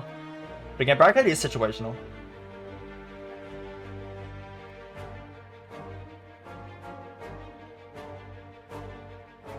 Yeah, Barricade's either really good or it's a curse, and it sucks. That's why I'm putting it there. I'll just leave it there. Rampage. Yeah, I feel like this is like a really bad card I never add to my deck. However, it really, like, if all my damage commons are here, because these are cards I think are kind of worse than damage commons, or they're too situational. Like, Kabuz's actually going to deal damage to you. It's a power, so it makes Awaken 1 mad. I guess at the very least, it still does 1 damage. It's still 1 energy, 5 damage to all, which is worse than Cleave, actually. Over time, it's better, though. But, also, Cleave you can upgrade. Cleave scales with strength. Yeah. Yeah. Cleave scales with vulnerable and strength, so it's better. I'd rather have Cleave than Combust, which is sad. These cards I feel like they're situationally added into your deck. Like this you add if you have 3 energy on your run. If I'm on Act 2 and I still have 3 energy, I add this just in case my Act 2 reward doesn't have an energy relic. Body Slam I think is a very situational run you add. This card I think kind of dead weight at the end of the game. Like, spending 3 energy for 32 damage is not good. But early game, that's really good. Rampage is like, it's inoffensive. I can add it easier over these cards, but I won't. That's the thing. I won't add it. It's good in Act 1. It is actually good in Act 1. So I think just for that, it can maybe get... Maybe it's like top of D. I'd rather have Iron Wave because Iron Wave scales better later. I'd rather have Clothesline because Clothesline I think scales better later. Cleave is a lot better than Rampage at the moment you pick it up. Yeah.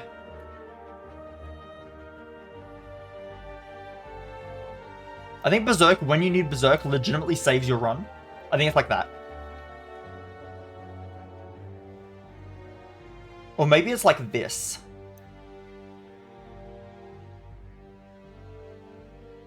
Maybe it's like that.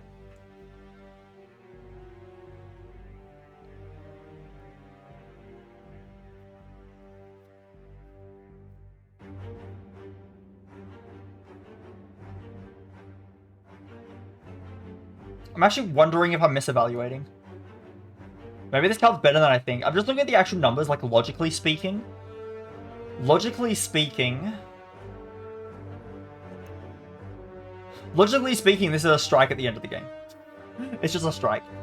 At least Iron Wave blocks. At least Iron Wave blocks.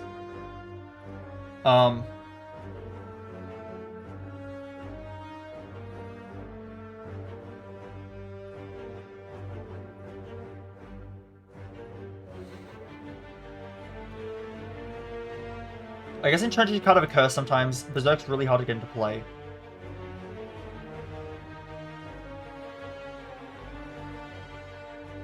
Honestly, what I might do... I actually think I don't need...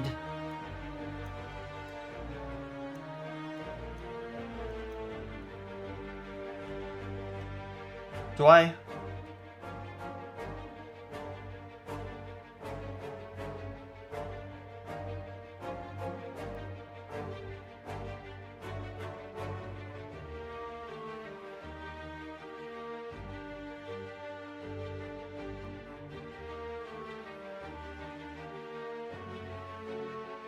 I could maybe run it like this instead.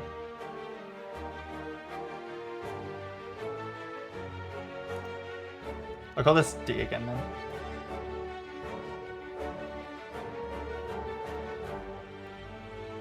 Is that better? It makes enough sense. I think it makes enough sense. I noticed D tier was getting small. S and D tier will be the smallest tiers. And then these other tiers are like equal. That makes more sense. Okay. That's throwing me off less now.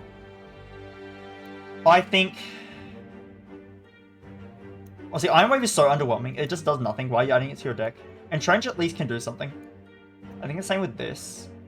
Then maybe... I think this is way better early game. Is it? It probably is way better early game. It at least helps in Act 1 more than Iron Wave does. Late game, you'd rather have Iron Wave, I think. But Iron Wave is still pretty low impact late game. It's still pretty low impact. It's basically just to defend. Because the 5 damage won't matter. At least Rampage, you could still scale it if you need. Like, if you get a really small deck, if you have like a way to exhaust down, yeah, fair enough. Or if you just have a headbutt at all. You are right.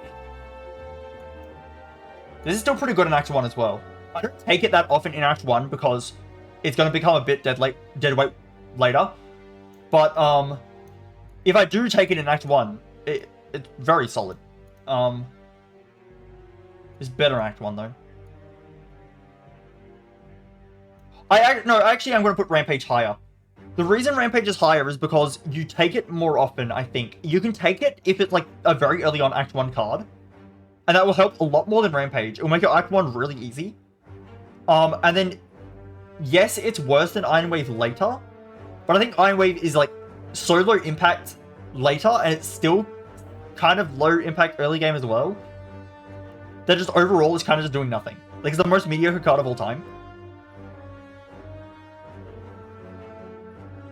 So, I think that makes more sense.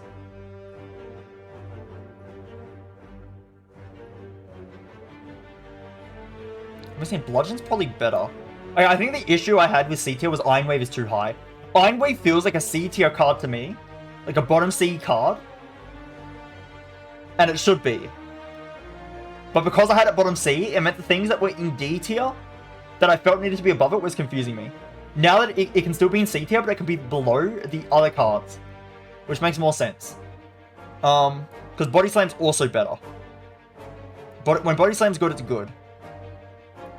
What, I had something like this before, didn't I?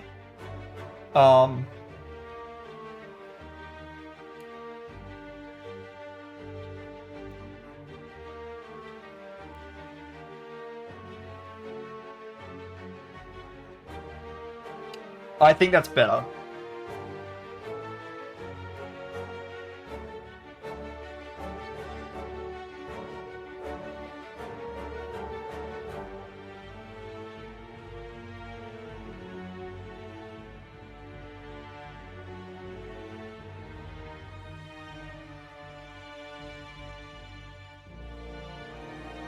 I think that's better.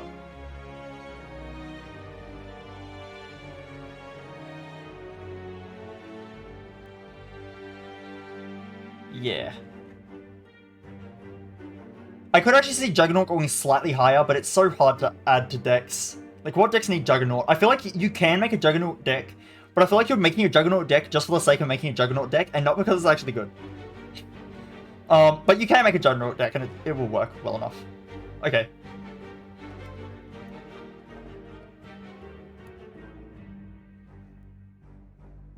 It's high A. I think. The problem with Reaper is you kind of need to be in a strength build for this to actually be effective. Otherwise, it's not healing that much. Although, it's still healing, at least. But you do need some synergies to make this really effective. I think... maybe right here? I feel like sometimes the Reaper's hard to get like a lot of healing from, and it kind of just doesn't do that much. But when it does something, it does a lot. I think it's better than Fiendfire for sure. I think right there is perfect, actually. I think right there for Reaper. I actually don't know what to say. If you have a strength build, this can fully heal you. Like, this is the best strength build card. It is the best. Because this will just heal you to full health. Once you scale enough strength. Reckless Charge. Deal 7 damage, shuffle the days into the pile. Moving on, right here.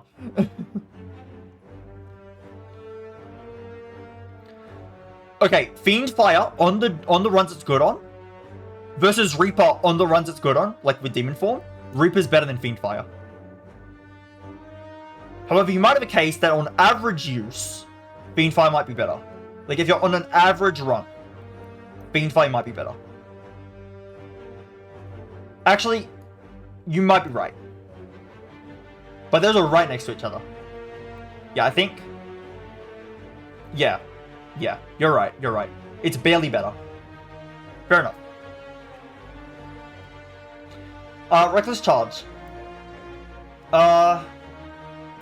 Reckless Charge. It is... God, I don't... Why would I add this card? If you... Okay, playing this means you're -1 card draw. So you're saving an energy to go -1 card draw. For 7 damage. Like, really? 7 damage? It's whatever, I guess. I don't think it's D. I think this card is, like, fine to add if you need damage badly in Act 1. It's fine. I would rather have Combust. Okay, moving on. Rupture. Interesting card. Oh, that's what I was trying to say, what does these health loss effects work with? And I just kept coming to Blood for Blood. I knew there was one I was forgetting. It's Rupture. Of course, Rupture. Rupture, it's really powerful, but you do need to really build towards it. So because of that, I think it's right at the top of B. Inflame, a lot of the time, will be better. But if you have a Rupture run, where Rupture's good, then Rupture's better. And it's not that hard. Actually, maybe Inflame is just so inconsistent. Inflame is so consistent that it's like this instead. But when you have a Rupture build, Rupture goes off. I think that's fair. Inflame is just so consistent. It's just no nonsense. Yeah. Yeah. So this is ranking consistency over, like, highest power, which is fair. This, when you have high power, though, is really good. And also, unironically, if you have the warped tongs and you got the pain curse, don't remove that curse if you have a rupture. Or if you find a rupture before you remove the curse, then don't remove the curse. Because every hit from the pain curse increases rupture. It's stupid. It's really dumb. So every card you play increases your strength. That's a really good combo. You run into that one. It's worth having a curse for that. Well, okay, it kind of is, but at the same time, you do need to draw... No, wait, no, it's always, yeah. You play Rupture, and then you just need to draw the Pain Curse after that. You don't have to draw it at the same time. You just don't want to draw the Pain Curse first. If you draw the Curse first, then you're just getting hit for no reason. Searing Blow. I have never run a Searing Blow deck.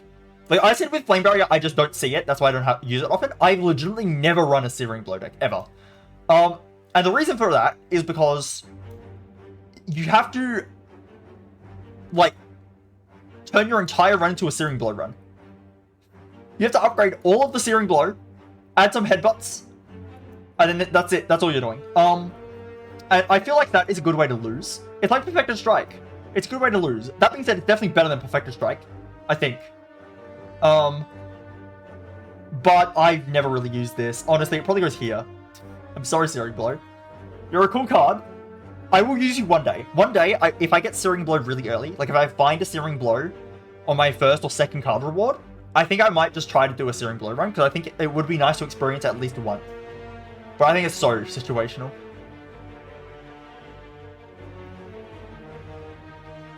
Yeah.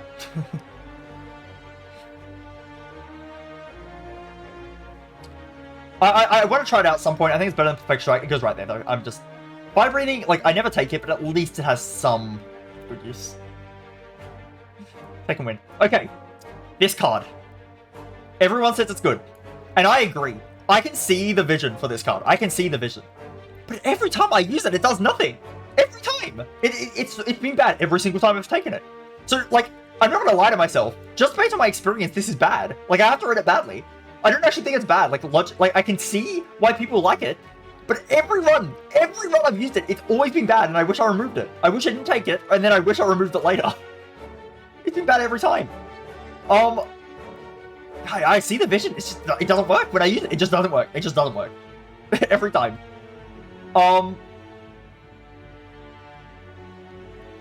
Like, I don't know. If I'm in an exhaust deck with corruption, then I don't need second wind, because I can just play them. I can play the skills anyway. I guess with second wind, you're probably getting more. No, because your defensive blocking 5. Yeah, exhausting. The problem is, here's my problem. When I play Ironclad, what sometimes happens is I end up with a lot of damage, because most of his common cards are damaged, and you need to add damage in Act 1. I end up with a lot of damage, and I try adding block, and I never see block ever again. And what ends up happening is I have no skills. So I have no block, right? I have no block, and I see second wind. It's a block card. The problem is it's a block card that directly scales with how many other skills I have. And if the issue is I have no block cards, then it implies that I don't have many skills, which means second wind is never going to actually do much. It's always going to be like a defend, just a regular defend. And it has the exhaust keyword, but it's like, it's just awkward. And then there's some things that it's like really awkward with, like entrench.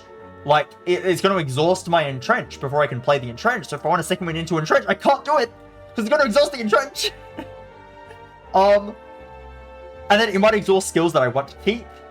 I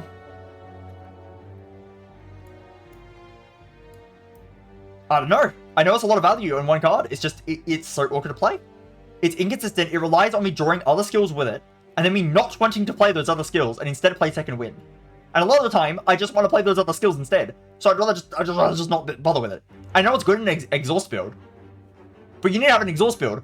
And a lot of things are good in an exhaust build. Why do I need this? I can use anything else. The powers are enough. If I feel no pain and Dark Embrace in my exhaust build, anything gives me draw and block. I don't need second wind. So that's my opinion on second wind. I just can't get it to work. I can't get it to work. It has to go in D. In C. This is the new D here. It has to go in C. I'm sorry. I've never gotten it to work. I've never had it be good. I know it's good with Power Through, though. I know it's good with Power Through. These are cool combo. you power through, then you get rid of the wounds.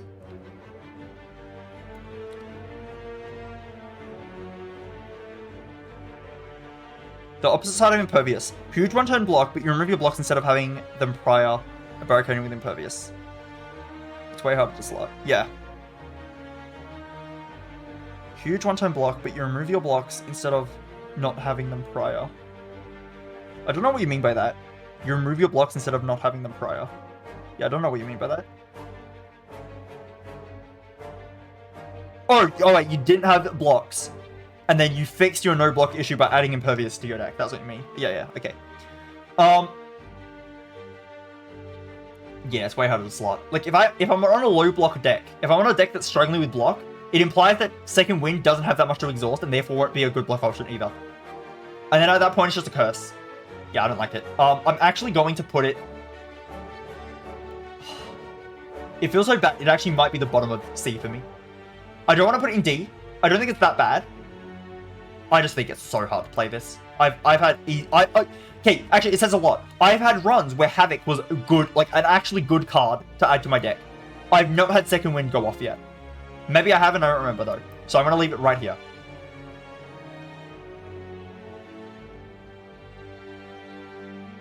Also, I don't like Ruthless Charge.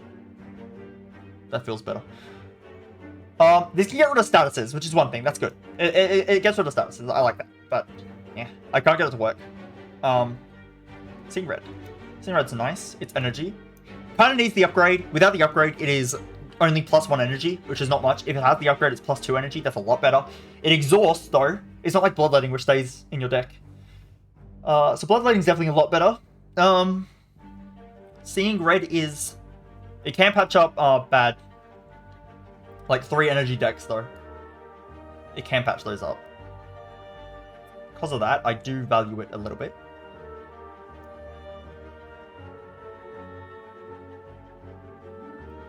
Yeah, I like this card. You take these in different situations, that's fine. I think Burning Pack's probably a little bit better, just because the Burning Pack's definitely better. Honestly, I'm going to move Burning Pack up a little bit. Okay. I like that. Okay. Sentinel. Okay, this card... Don't tell me my music turned off again.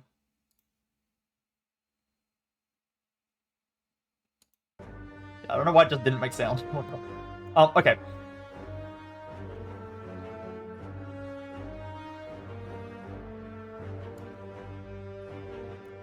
So...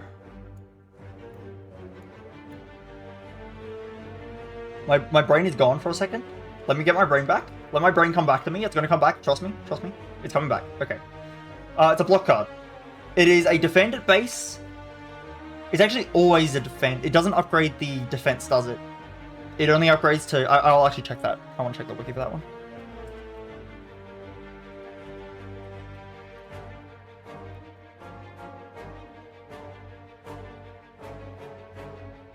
Oh no, it does upgrade the... Oh, it upgrades both.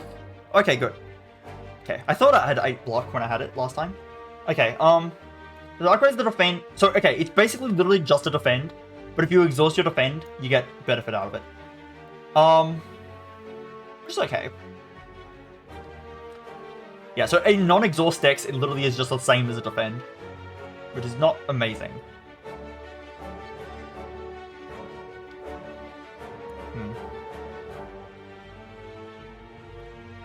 You know, this does have exhaust energy, but I feel like it's a little bit awkward. I feel like it's a little bit awkward.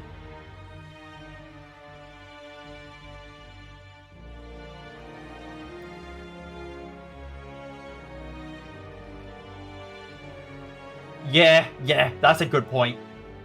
I think it's a little bit awkward. I'm going to put it right here. It's a little bit of an awkward card. I'll put it right there. That's fine. Seversol. One of the worst exhaust options. It's okay for just damage. I've taken this in Act 1 just to deal damage. And the exhaust effect is not ever that useful, but it's okay. It falls off later for sure. But it's okay, just in Act 1, you need some damage real quick. You take a Seversol. It's not terrible. I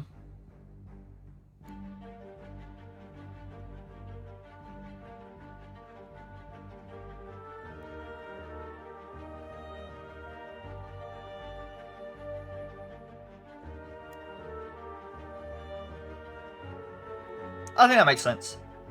This card's okay. It's okay. It's not great. It's okay. It does some damage. You need damage, it does damage for you. It's only 16 damage though. Is it 16? That number's really small. I can't really read it. I think it says 16.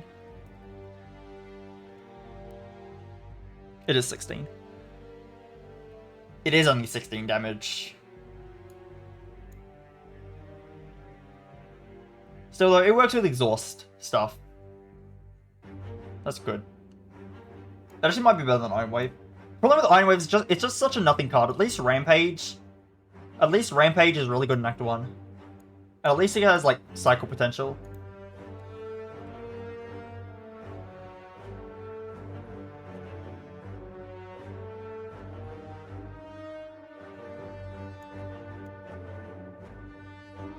Oh, I'll keep it like that. Shockwave. Yeah, exactly. You take it in Act 1 because you're low on damage. And then, if you have an exhaust build, you will appreciate the extra, like, occasional feel no pain value. And that's really it. That's all it does. It's not amazing, but it's fairly inoffensive. It's okay. Shockwave. I think it's A tier. I will add a Shockwave most of the time.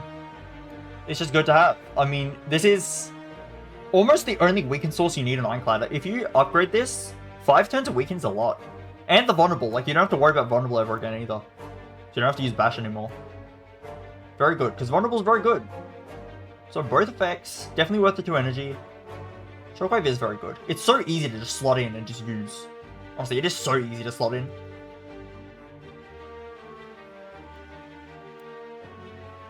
Is it there? Or is it here?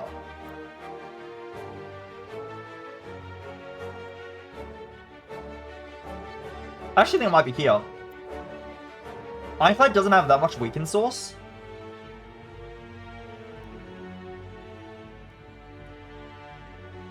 Yeah.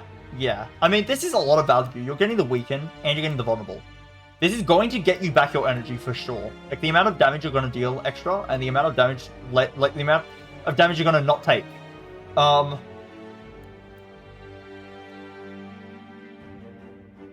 I think that's fine. I like that here. This card is so easy to slot in. You just don't really need one. You need one. Probably upgrade it. And then you're done. Shrug. Honestly, it might top it be instead.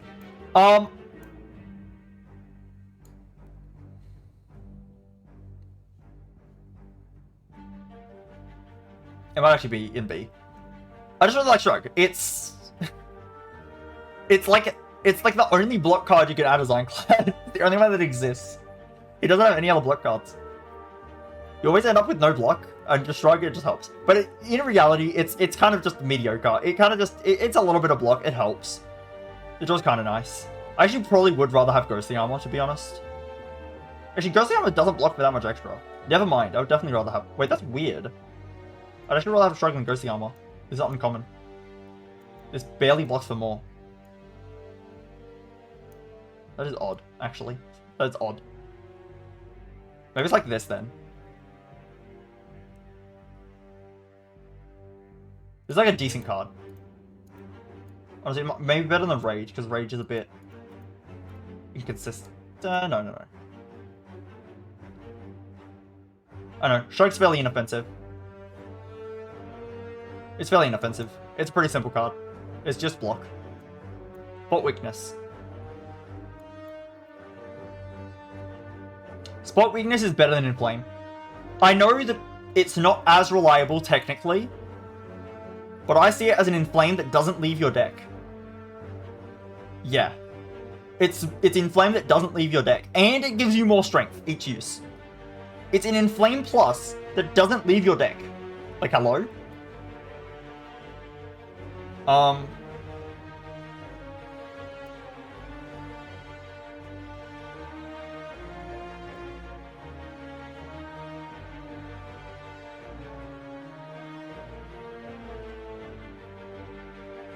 I think it's this.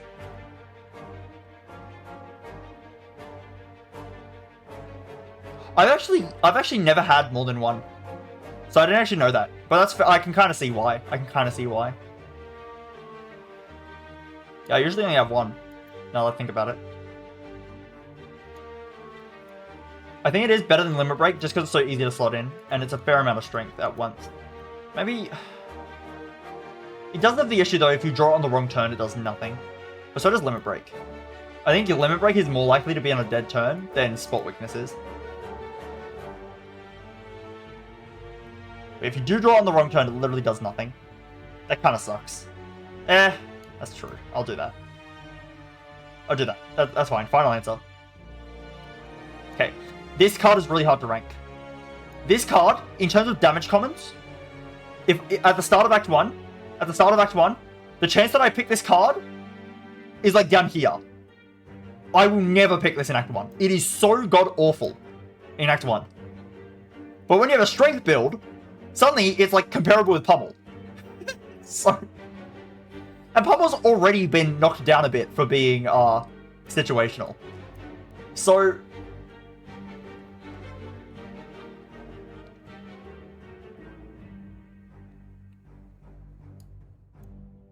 like, I don't know. I don't want to put it in B just because it's so awful before you have the strength. Like, maybe it goes here, or maybe it goes like where Barricade is. You know, next to Barricade as the I don't take this, but when I take it, it's good.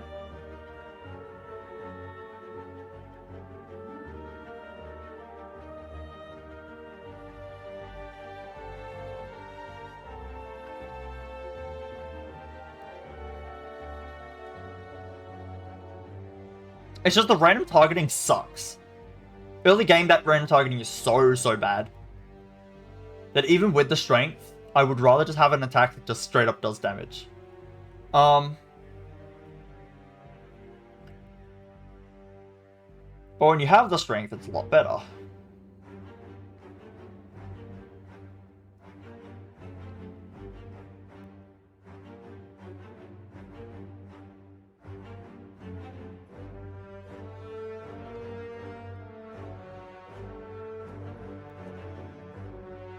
I'm going to put it right here.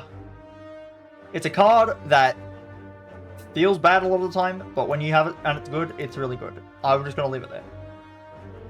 You usually don't even need like too many of them. You just need one. I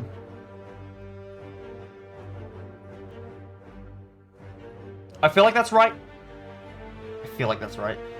It's very awkward ranking cards like this and Pummel, which are kind of bad if you don't have anything, and then are really good if you have the right thing, right?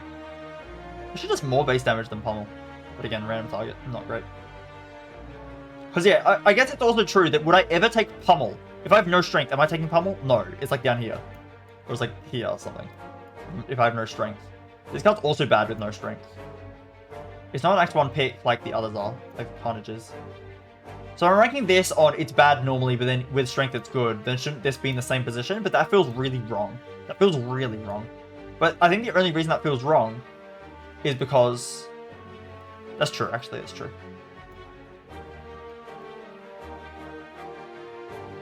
And this scale's better with strength as well.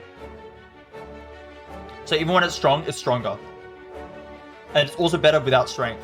Okay, this is fair. I think in B tier, because I'm acknowledging the strength synergy, but it's at the very, very bottom of B, because you're not always going to have it, and before that point, it's really bad. Thunderclap.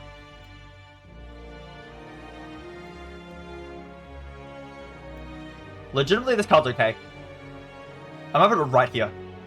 Near the end of B. It's okay. It's AoE. It's extra vulnerable. I don't know. It's like Flex. It's like Flex. That sounds weird. But you're doing 50% more damage in your other attacks this turn. So it's going to make up for the fact that... Yeah, that's true as well. But also, like, this strips artifact on things like Dono and Decker and the Spire, Shield, and Spear. It strips the artifact.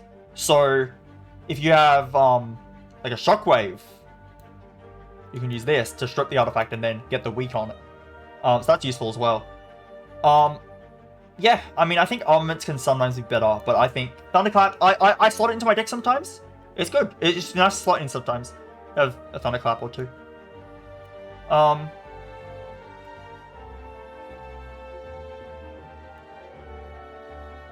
being said, I'm going to barricade a bit higher. I'm being a bit too hard on it. It's just a weird card. Okay. True Grit. The biggest upgrade deck card in the game. This card sucks without the upgrade. With the upgrade, it's pretty good.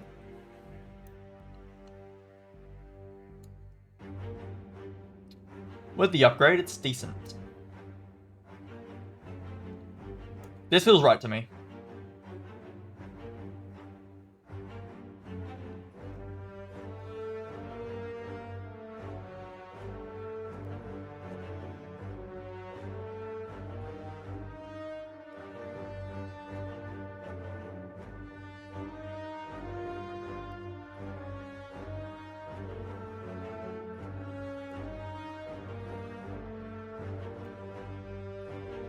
This feels right to me.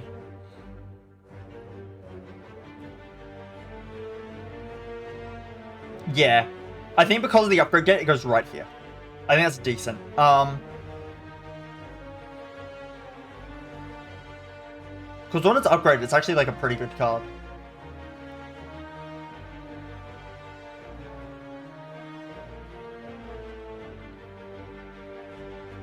Should I be more factoring in how bad it is unupgraded though? I don't know.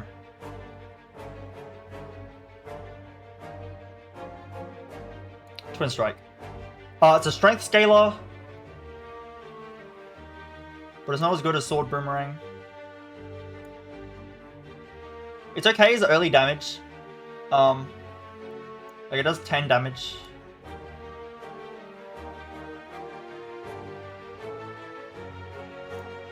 It might just go right here.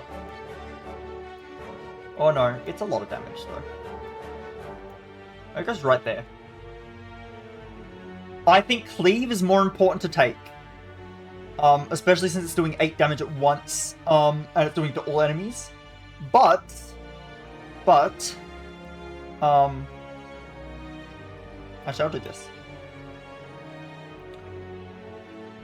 If you just need damage, Twin Strike's pretty efficient damage. 10 damage for 1 energy. Not bad. For a common. 10 damage for 1 energy is not bad at all. Scales of Strength. So it gets better later sometimes. That being said, I will take a Cleave a lot more often because I know I need AoE. Meanwhile, this, without Strength Scaling, is literally just 10 damage for 1 energy. So that is true.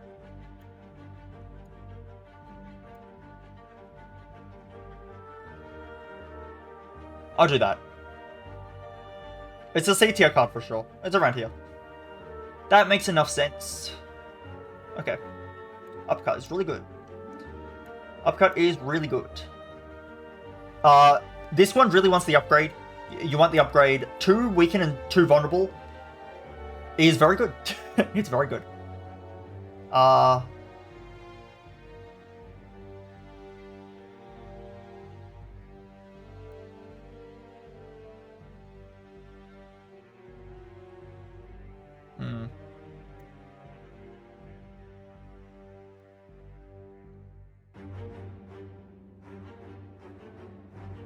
Yeah, but it's the same thing with Bash. Bash has the exact same problem. And you can just... You can make it work. You need the upgrade though, so you have the second turn. And on the next turn. And the weaken makes it also, like... The weaken also justifies using your 2 energy. For the weaken. But it is a bit awkward to use sometimes, yeah.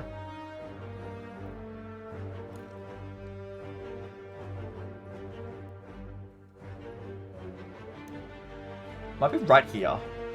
Or is it higher than the strength? I think the strength cards are kind of run-defining sometimes.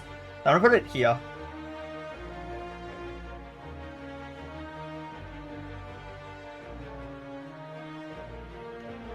Yeah, you need to upgrade this, basically. You need to upgrade it, but when you upgrade it, it's really good. That's what I think. Warcry. This card's so whatever. It's such a whatever card. Unupgraded, it's bad. And then even upgraded, it's bad against Time Eater still. It's bad against Time Eater when upgraded, like, because you're just wasting a card.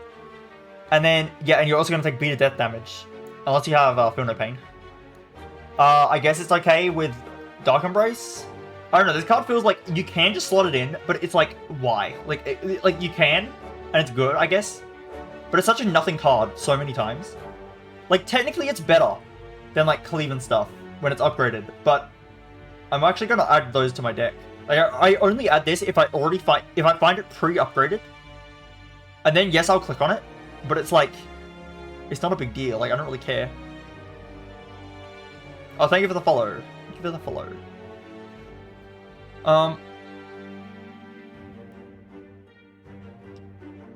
I want to put this... It's in C somewhere.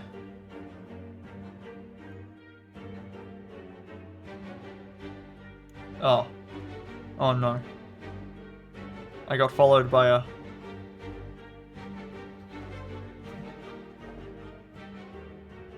Okay, I got followed by a bot. I'm assuming. RIP. Oh. So...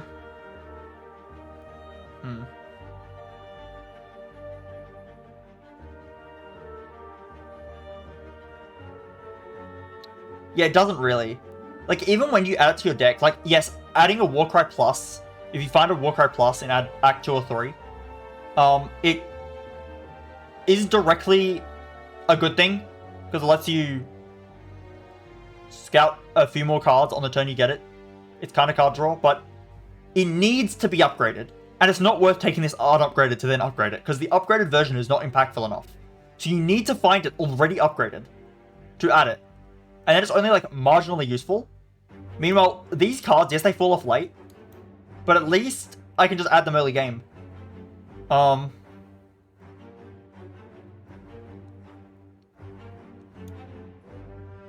answer.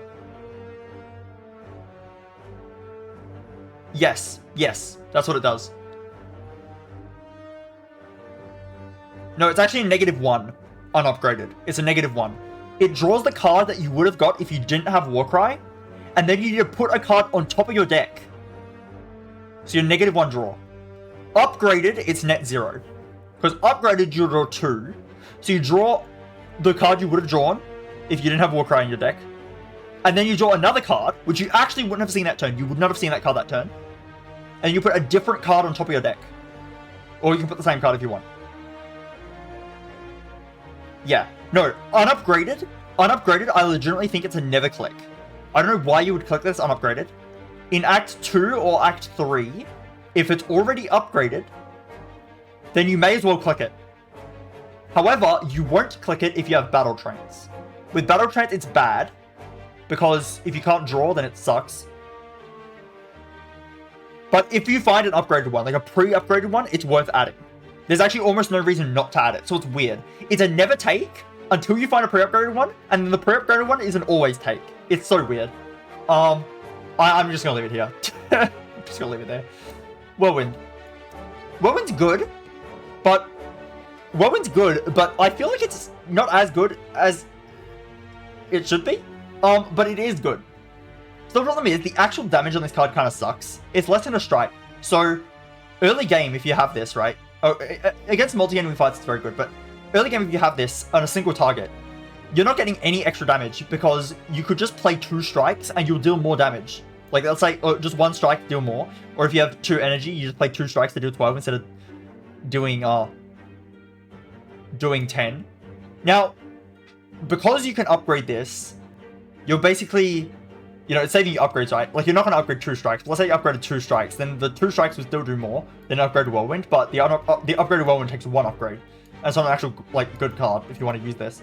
And it does hit all enemies as well. Yeah.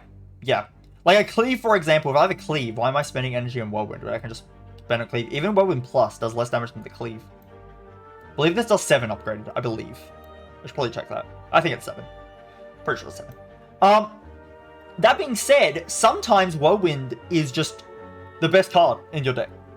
Sometimes Whirlwind just is exactly what you need. So it's a bit awkward for that reason. I'm going to put it higher than Cleave because it's more versatile. But I might just stop it there. Cheap viewers! Let's go! Oh my god. I love getting cheap. Oh, damn it, I banned them. Oops. Damn it. Happens every time. I just get so excited that I misclick on the ban button. Damn. Unfortunate.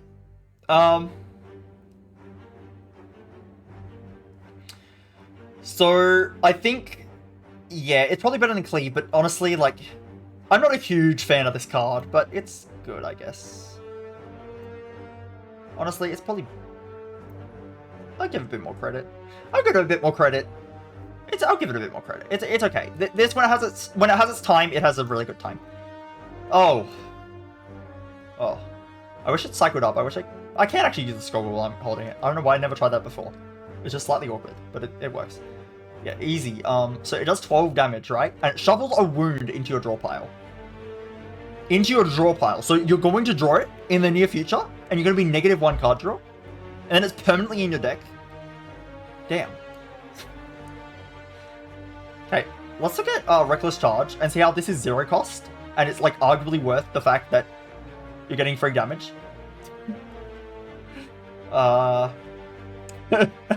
and the status it gives you goes away. Yeah, exactly. Fire Breathing deck time.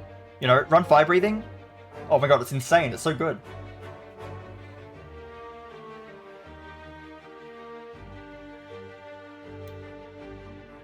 At least sometimes you can run a Perfected Strike deck with Sneckawy.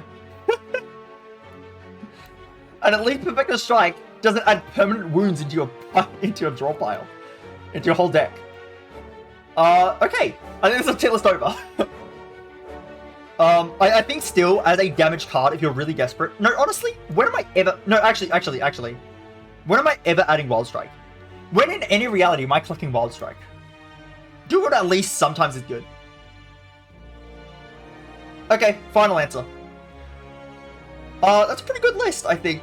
It's a pretty decent list. I feel like my A tier is a little bit weird, though.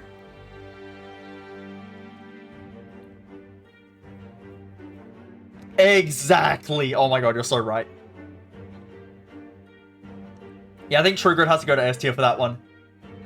If you accidentally add Wild Strike to your deck, like you misclick, you meant to click on Skip, but then your like hand jitters and you hit Wild Strike, you can get rid of the Wild Strike with True Grit. That's true. It's true. That was not intentional. I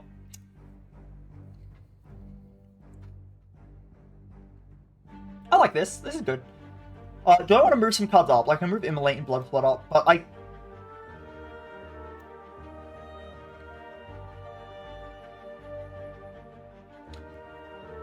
just think Blood for Blood, as good as it is, it still feels wrong to put them in S tier. S tier cards are like...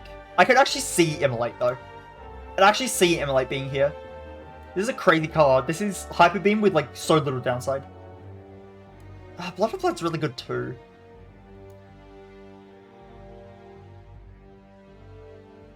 Demon Form's not going to S because it is very clunky sometimes. But I think it is a very good card. It's just kind of clunky.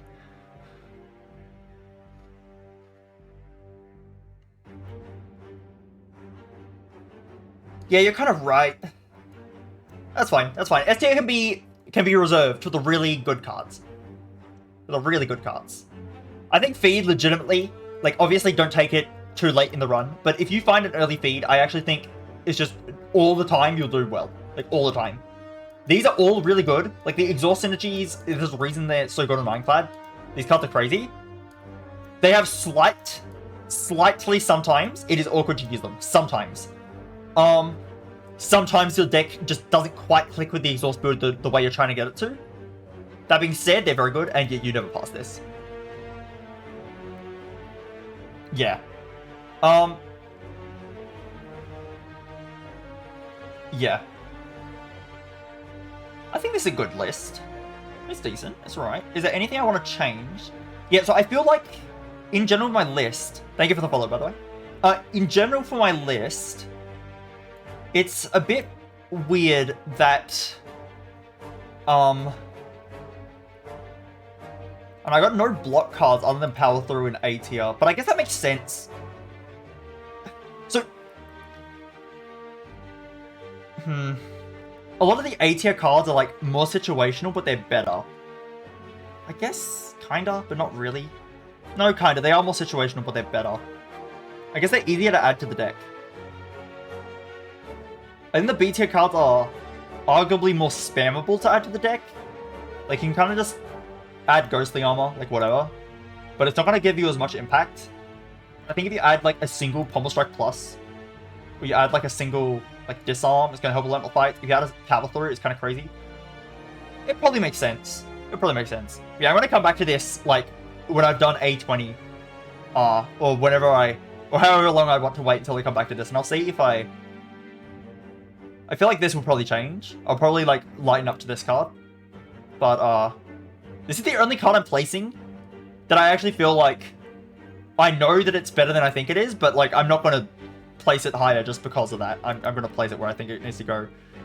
And this is a weird card because it is actually like it is worse than all of these damage commons, but when it's in the strength build, it's good and it's really good. So fair enough. I like that. Now I might take a break from the stream for a bit, and I'll come back and we'll do the silent list. Let's go. I'm doing all of them. I'm going to be here a while. I set aside the entire day. This list took 3 hours. Hopefully we'll be quicker for the next one. We're going to be here a while. We're going to be here a while. We're going to be here a long time. I guess I'll leave my list on screen. It doesn't fit in one screen. If I did this, it would. There we go. Now you can see where all the cards are. I'm just going to leave it here, and I'm going to take a break. So I will be back one day in my life. Oh, why am I muted text? I still have to pretend I'm here text, don't I? I do. Pretend I'm here.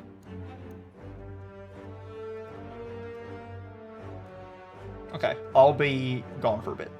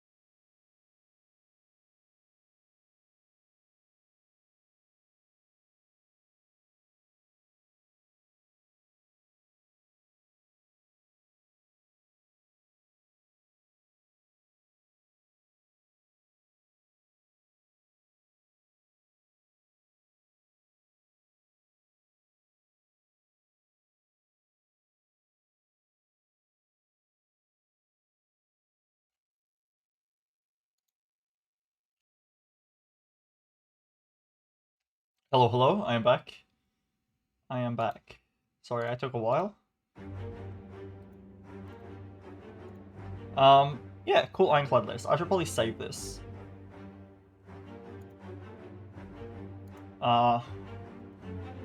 Ironclad cards.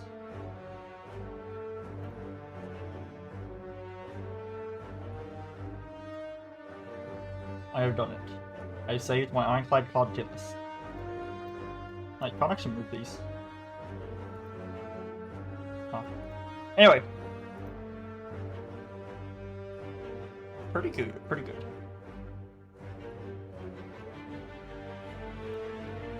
Now let's do the same thing, but again. Okay, I need to make these tiers shorter, so we're doing just,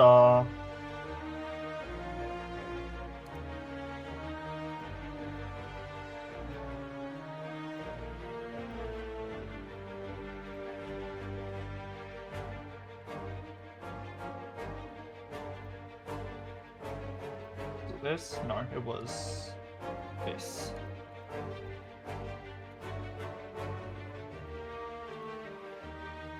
I suddenly clicked off the whole thing. Yeah. Okay, okay.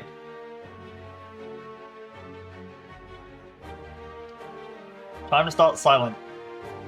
Wraith Form at the end. I wonder where that's going. Okay, accuracy. Now I need to go back into the swing of things. I was gone for a bit. At least now I have 9 hours of not having to play an ad.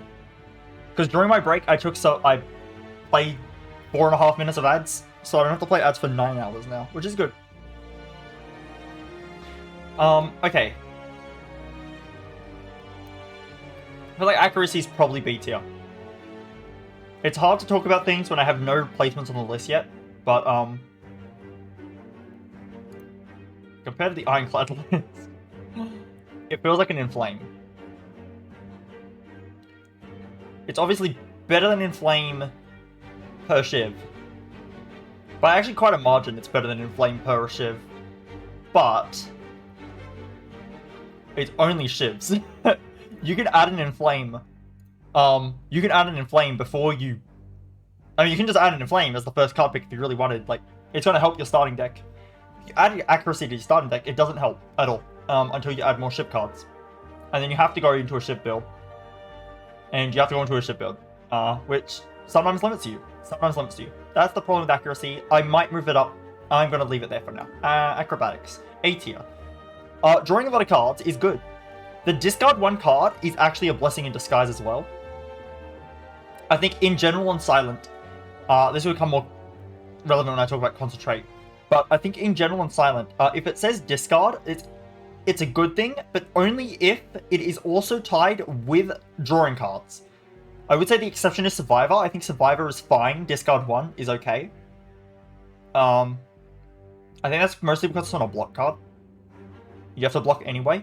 So Survivor, like, works because... Yeah, Survivor works because you can just block, right? But,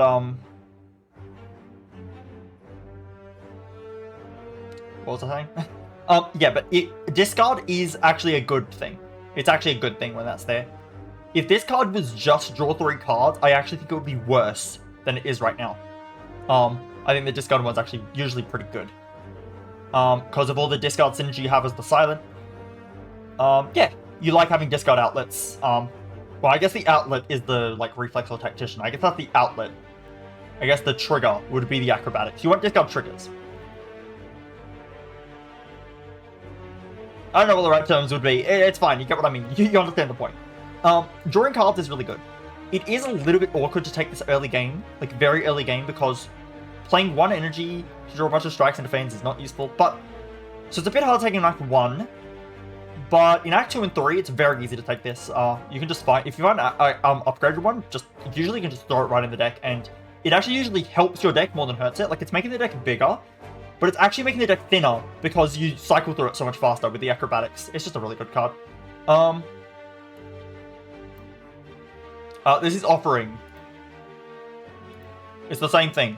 It gives you less card draw and energy, but upgraded it gives you another energy. And then, why would you not add this to your deck?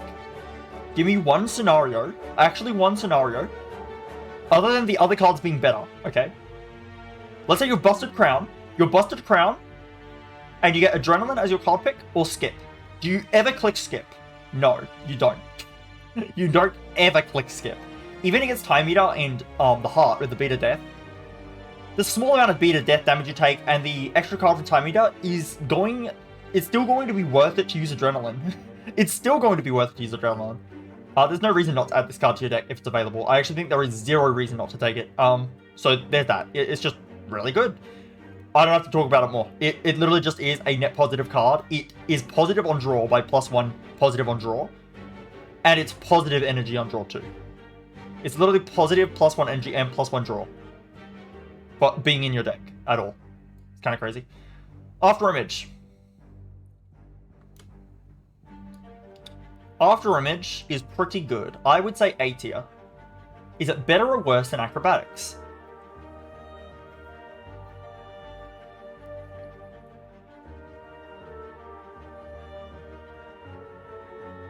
I almost want to say it's better just because After Image becomes your, like, entire block plan.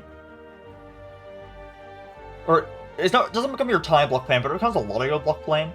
I feel like After Image is a card that when I look at it, I see one block, that's not that much. Like, is that really going to help that much? It helps a surprising amount. That being said, to be honest, is that crazy? Is that crazy? If you just draw, like, 20 cards. You can think about After Image as a power, it just stays in play, but the turn you play After Image is a bit weak. I actually do like the innate upgrade on it. I see that people don't value it. But the best time to have After Image is at the start of the fight, so you can get blocked immediately. And yeah, I mean, I don't mind the innate upgrade at all. Yes, you could have drawn it at the start of the fight anyway, but you might not have. And the earlier you get up the After Image, the more value you're getting on the whole fight. Literally the whole fight. And the Heart on turn 1 doesn't attack you. So you can get up After Image before that. That's actually a big positive of After Image. Is that,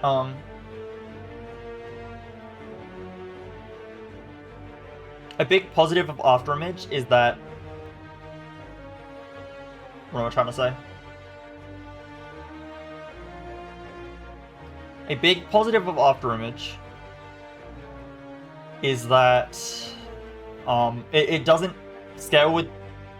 it doesn't get debuffed by Dexterity down or Frail. You can get around that. And Frail is quite prevalent in Act 2, especially. So, and it's also prevalent against the Heart. So that's quite good. I almost want to say it's more than Acrobatics just because... I mean, it's literally free value, while the Acrobatics is costing you an energy to kind of do nothing sometimes. Sometimes, early game at least. But After Image usually is helping a lot.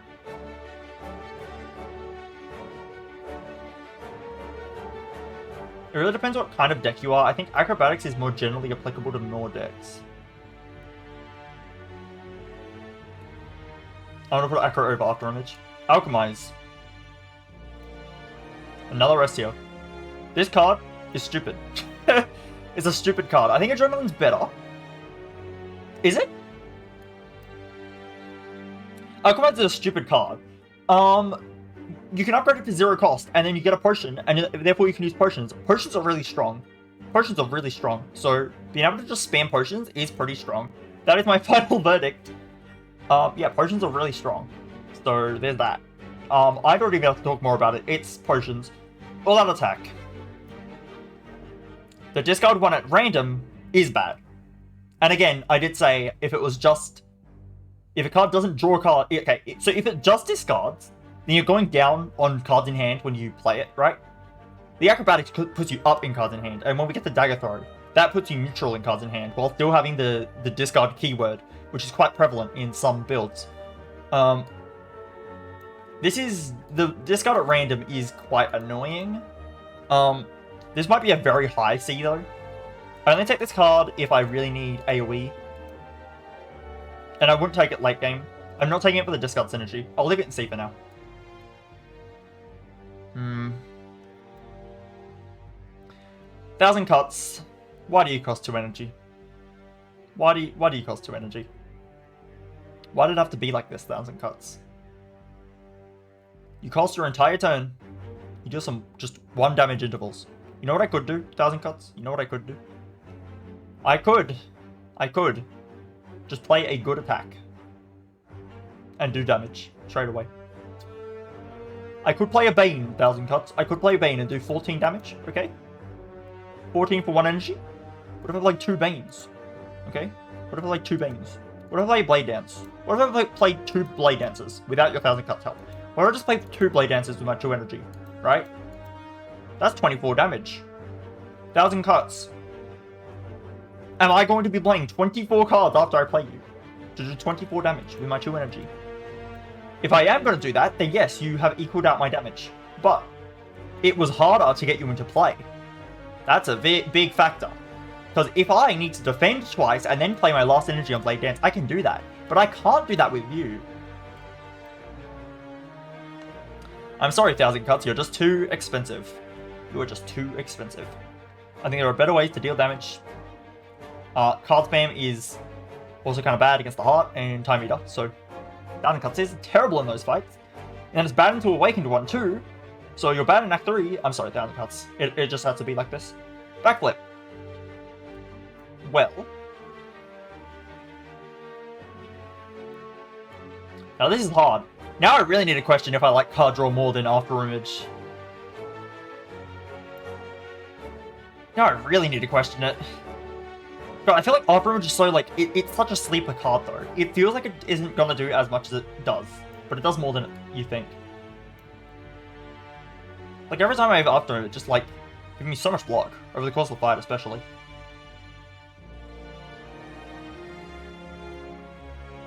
I mean, it's at least 4 block a turn, which is, well, I guess 4 block a turn at 4 energy, but you probably have 4 energy. It's at least 4 block a turn, at least. And that's the same as Metallicize Plus. I'm getting an upgraded card for that. An upgraded power. And then it can be more if I'm in a card spam build. If I'm in a card spam build like Shivs, or just have a lot of energy or anything, and it blocks for a lot more. Is After Image really above them? I don't know.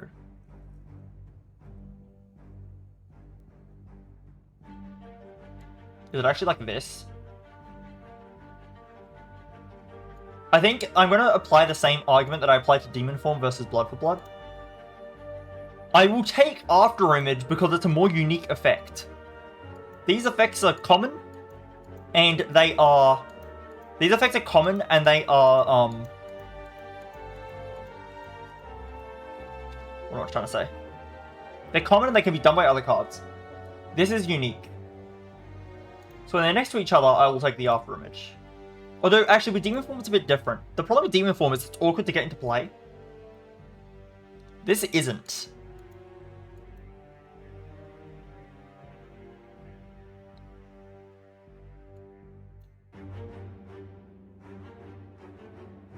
After Image higher.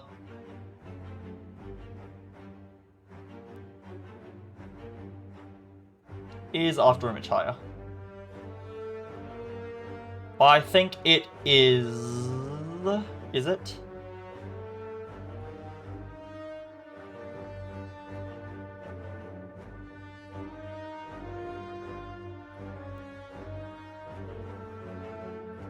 Is After Image higher?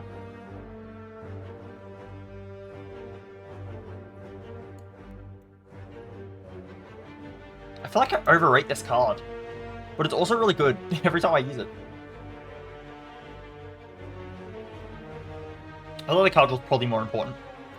Backstab.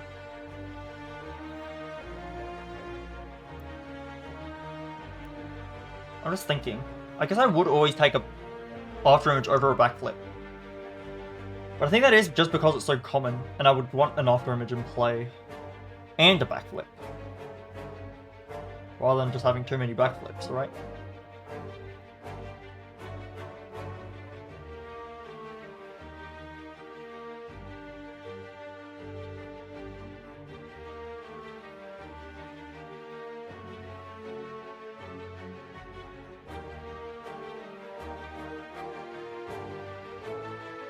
I like when some silent runs the after image isn't doing much. It makes card spam so much better though.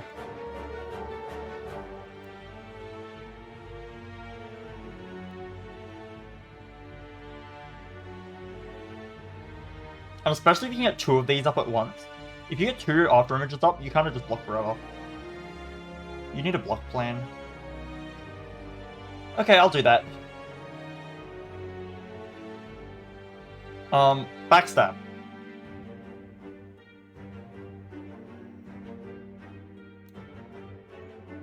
You don't want to add too much of this card, but one copy of this card is pretty good.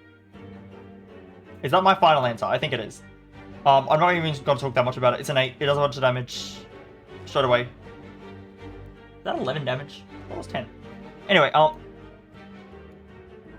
there's a bunch of damage immediately. It's quite good. Okay, Bane. I'm sorry, Bane. You're at the bottom of C. It might be better than all-out attack. No, the problem with Bane is situational on your run. I can take an all-out attack easier. Bane is good damage, but it's like only in poison runs. And only at the start of the run, because after that I don't care about the damage anymore. But on poison runs, if you can find a scenario to take Bane, it is good. But it's very situational. Blade Dance. Blade Dance. Next to the shivs. I'll be real. I don't actually know if Blade Dance is A tier. I don't actually know.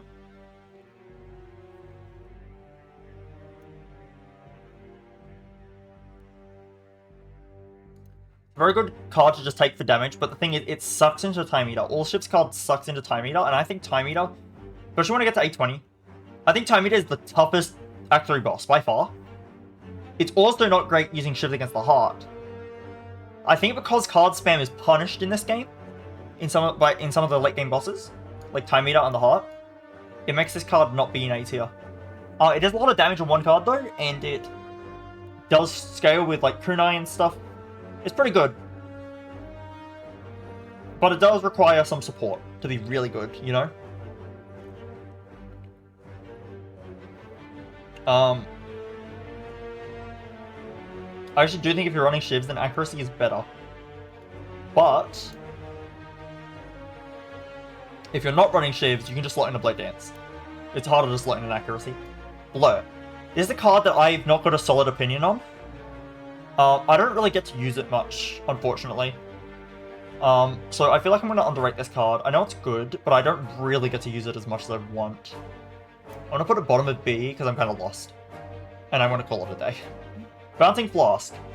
Bouncing Flask is really good, I think.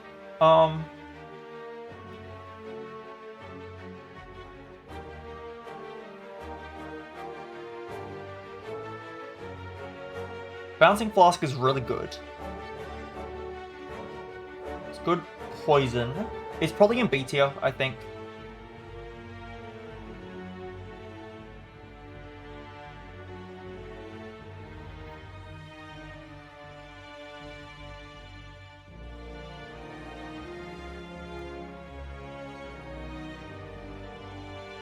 Oh, I'm not sure. I'm not sure.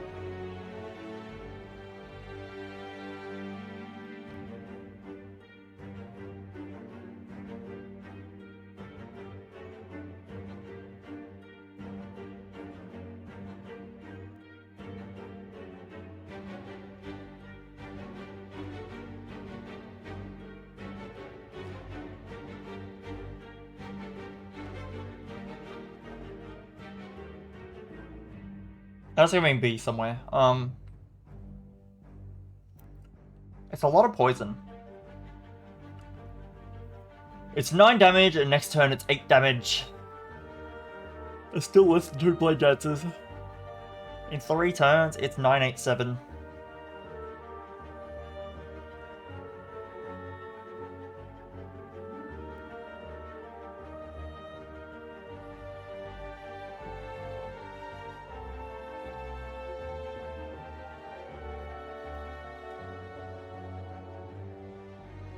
It's only slightly higher damage than 2 Blade Dances. over 3 turns. I'm just wondering if Blade Dance deserves to be an A tier. Total damage commons. I don't know, I feel like to be a good damage common you need some sort of special effect. And Blade Dance does not have a special effect. It just doesn't.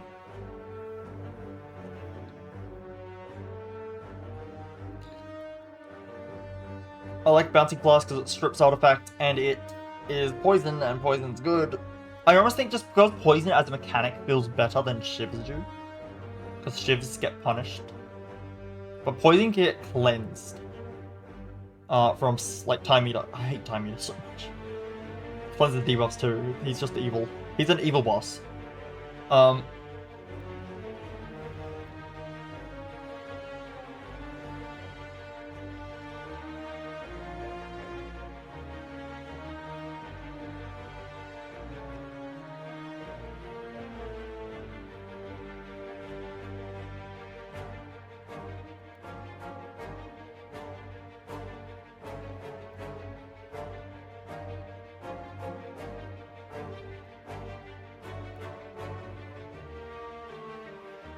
I'm not sure.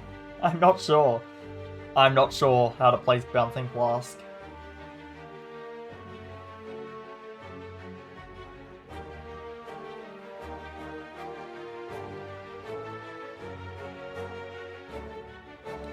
Blade Dance is a really good value common early game. It does synergize with Wrist Blade, it synergizes with Accuracy, obviously. Synergizes with Dead Branch. Blade Dance does synergize with a lot. Can I justify A tier for it? Maybe. And this top of B. What do I put here? It's so hard. I like Bouncing Flask. I'm just not sure how good Bouncing Flask is.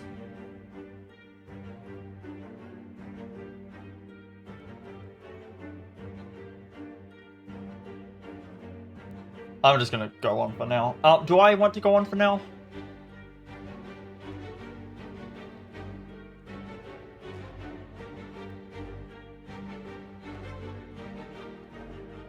I'll go on for now.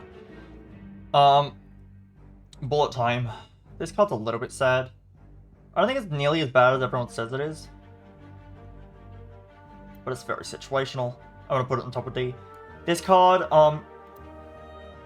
sometimes it saves you a bunch of energy in a turn, sometimes it does nothing. I think it's fine, but it's a bit situational. We've got Burst. Burst is also situational, however... Did I put double tap in B tier? I did, right? I did. I think Burst is definitely like A tier or high B. It makes sense to me. I feel like Burst has a lot of good applications on Silent, with the good skills and the good, like, you know, Bouncing Flask, Blade Dance, Catalyst, blah blah blah blah. I think Burst has a lot of good synergies. If anything, I'm putting it here.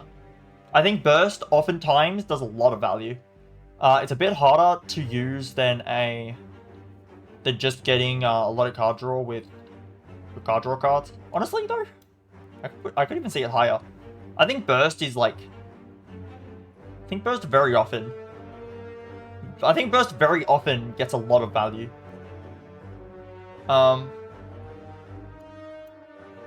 If anything, I think it's really good. I find Burst honestly does a lot of the time. That could maybe change though. Calculated Gamble.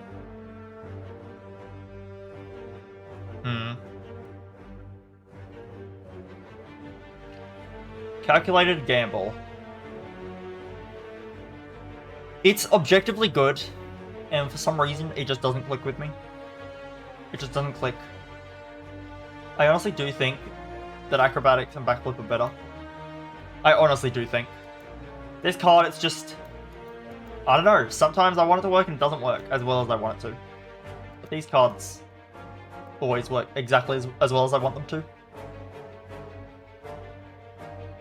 It's just, sometimes, yeah, you have to use your other cards in hand and then you don't have enough cards to actually draw from this. Or these would just draw a lot. I guess it always is going to draw a similar amount though. Maybe it is better than Acrobatics. Especially upgraded ones kind of go crazy, but I know, but these give you, like, numerical value too. But these cost energy. These cost energy. Calculated Gamble can synergize with discard effects really well as well. The problem is, like, if you have a card in your hand that you want to play, right? Like, let's say you want to play Eviscerate. And you play Acrobatics to get extra energy and make Eviscerate cheaper. Oh, that's a bad example. Let's say you have a Sneaky Strike and you play Acrobatics to make Sneaky Strike cheaper. That wouldn't work with Calculated Gamble. You don't get the discard synergy. So maybe it's actually like this.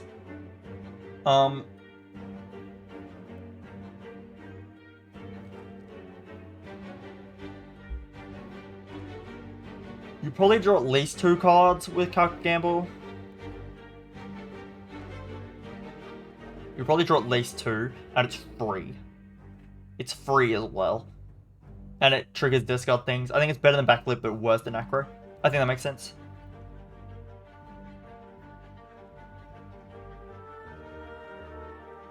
Okay. Caltrops. I think this is C, but top of C. Or maybe it's bottom of B. Any similar cards here? Not really. Or Flame Barrier, I guess. Caltrops will do a lot of damage over the course of the fight. I think it deserves B, actually. Very low B. It does a lot to the heart, but it's not needed. It's not, like, actually needed to deal a lot of damage. You are better off finding other ways to deal a lot of damage. Because you don't want to have to rely on taking damage. And in fights that aren't the heart, this isn't doing that much damage. That being said, it is surprisingly useful.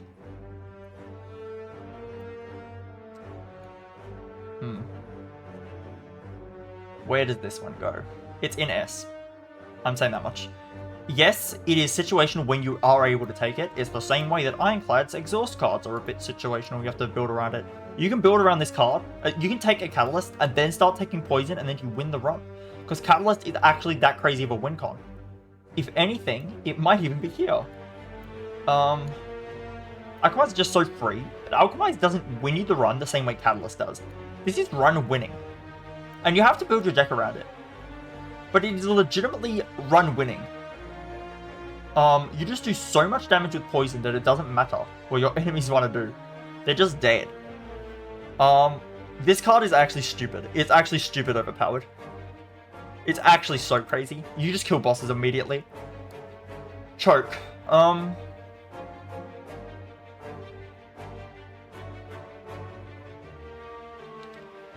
Choke. Choke is a card in the game. I would say. I would go that far to say. Choke is... The 2 energy does hurt it. It makes it harder to play. I'd rather have Backstab. I'd rather all have all-out attack. I'd rather have Bane. I think I would. I think it's bottom of C. Choke's kind of hard to take. It's very high cost, which kind of goes against the whole point of playing extra cards to get extra energy. I feel like when you take Bane, it does more damage. When you take a lot of attacks because you need AoE. This is just kind of hard to use. And it gets blocked by Artifact too, which isn't great. But it's not useless. Cloak and Dagger. Cloak and Dagger.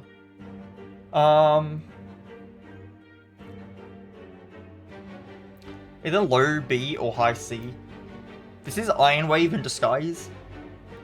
It's 6 block and 4 damage, which is very similar to 5 block and 5 damage. But on Silent, whose attacks, all of the attacks in Silent's pool do less damage than Ironclad's. The fact you're getting block and a bit of damage is good, and it's an accuracy. If you have accuracy, it scales. So it's not bad at all. That being said, this card's a bit overrated. But I feel like I'll probably add it more often than Backstab. It's definitely like the highest C tier card for sure. And there are runs where you're adding a lot of these because they're good. Like if you have accuracies, these are pretty good. Especially Cloak and Dagger Plus, I think it's very good. I think because this has such high roll potential sometimes, I'll put it at the top of C. Concentrate. I'm sorry, concentrate. You are so difficult to use. You are so difficult to use, concentrate. So difficult to use. You're definitely the best card in D, and you're probably going to stay that way. But you are so difficult to use.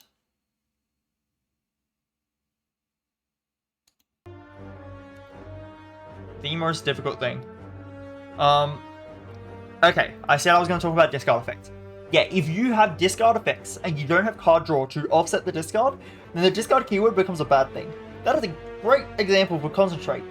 By default, you'll draw 5 cards a turn, and concentrate once you discard 3 of your cards. Concentrate is one of the cards in your hand as well. You're now left with 1 card in your hand. What? 1 card in your hand is going to cost 5 energy. Unless you have Meteor Strike, which more power to you. If you upgrade this, it only costs 2. Therefore, you can then play it, and you will have 2 cards left in your hand and 5 energy. Which, I mean, you can maybe play like a Wraith Form and plus like some 2-cost card. It's possible. You really need card draw to make Concentrate work. Like, really need it. You really need it. And even then, sometimes Concentrate is hard to work with. I've found. Even on decks that think they want Concentrate, turns out Concentrate is difficult to work with. That being said, I could see it being kind of a body slam situation. Yeah, it feels bad indeed. Concentrate is just very hard to work with sometimes. Very hard to work with, but if you can work with it, it's good. It's very hard to work with. Force Explosion. Silent has like a lot of cards that kind of do like, yeah, whatever. And it has some cards that are just super just stupid strong. Like, actually stupid strong. What is this card? Why is this a thing? Why is this a thing? I think Alchemize might be more No. It's called Explosion. What? Why is this a thing? What is this card? Why? This card is stupid. All multi-enemy fights, they're dead. They're dead. They're just dead. They're just dead. This card trivializes a lot of fights. Completely trivializes them. Literally kills Dono Decker for you.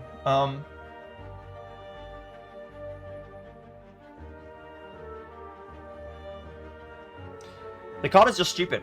It's just a stupid card. Now, we were thinking about Immolate, maybe potentially being S tier. The thing with Corpse Explosion, actually, at least, is that it's still doing 9 damage to one enemy. It's poison. Like, it's poison for a poison build if you need it. But even if you're not a poison build... Well, it's only 6 poison, sorry. I'm thinking of the upgraded. It's 6 poison on a poison build if you really need it. But then even if you don't... Even if you don't, you still have the AoE. Whereas...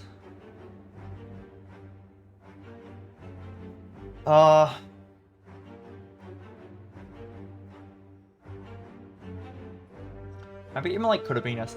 Those S tier cards in the Ironclad list are kind of like run winning on their own. They're like run defining. Catalyst is. These are free. Maybe Corpse Explosion isn't as good.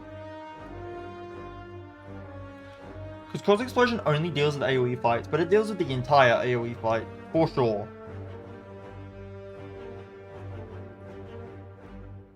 It makes most fights in the game just kill one of the enemies, and then you win.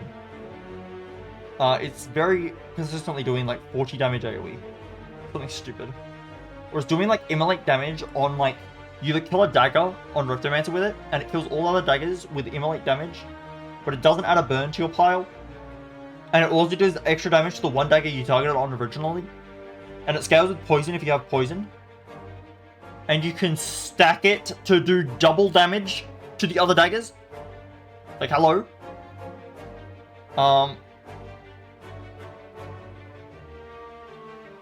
It removes artifact by 2 layers. No, I've convinced myself. It deserves to be there. It's stupid. Crippling Cloud. Crippling Cloud. Crippling Cloud. I think it's A tier. Maybe B tier. It's not as good as Shockwave. That's for sure.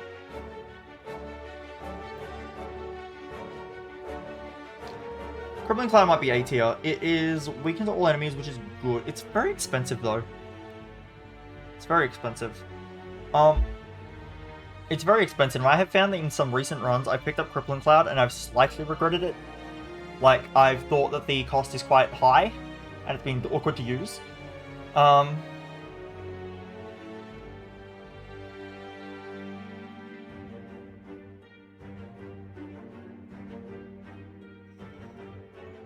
But I guess it's better than Blade Dance. Is it correct? I think weakened to all enemies is very good. I like Crippling Cloud. Poison to all enemies is good too. It's good AoE damage, at the very least. I like this actually. I like this. I could see Blade Dance moving again. Dagger Spray. One of the better.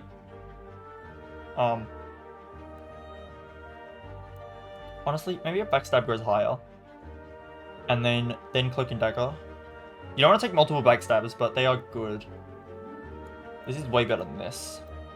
It's actually funny that these are both here. This is a down. The discard one at random is bad. This is slightly less damage, but it scales with strength better.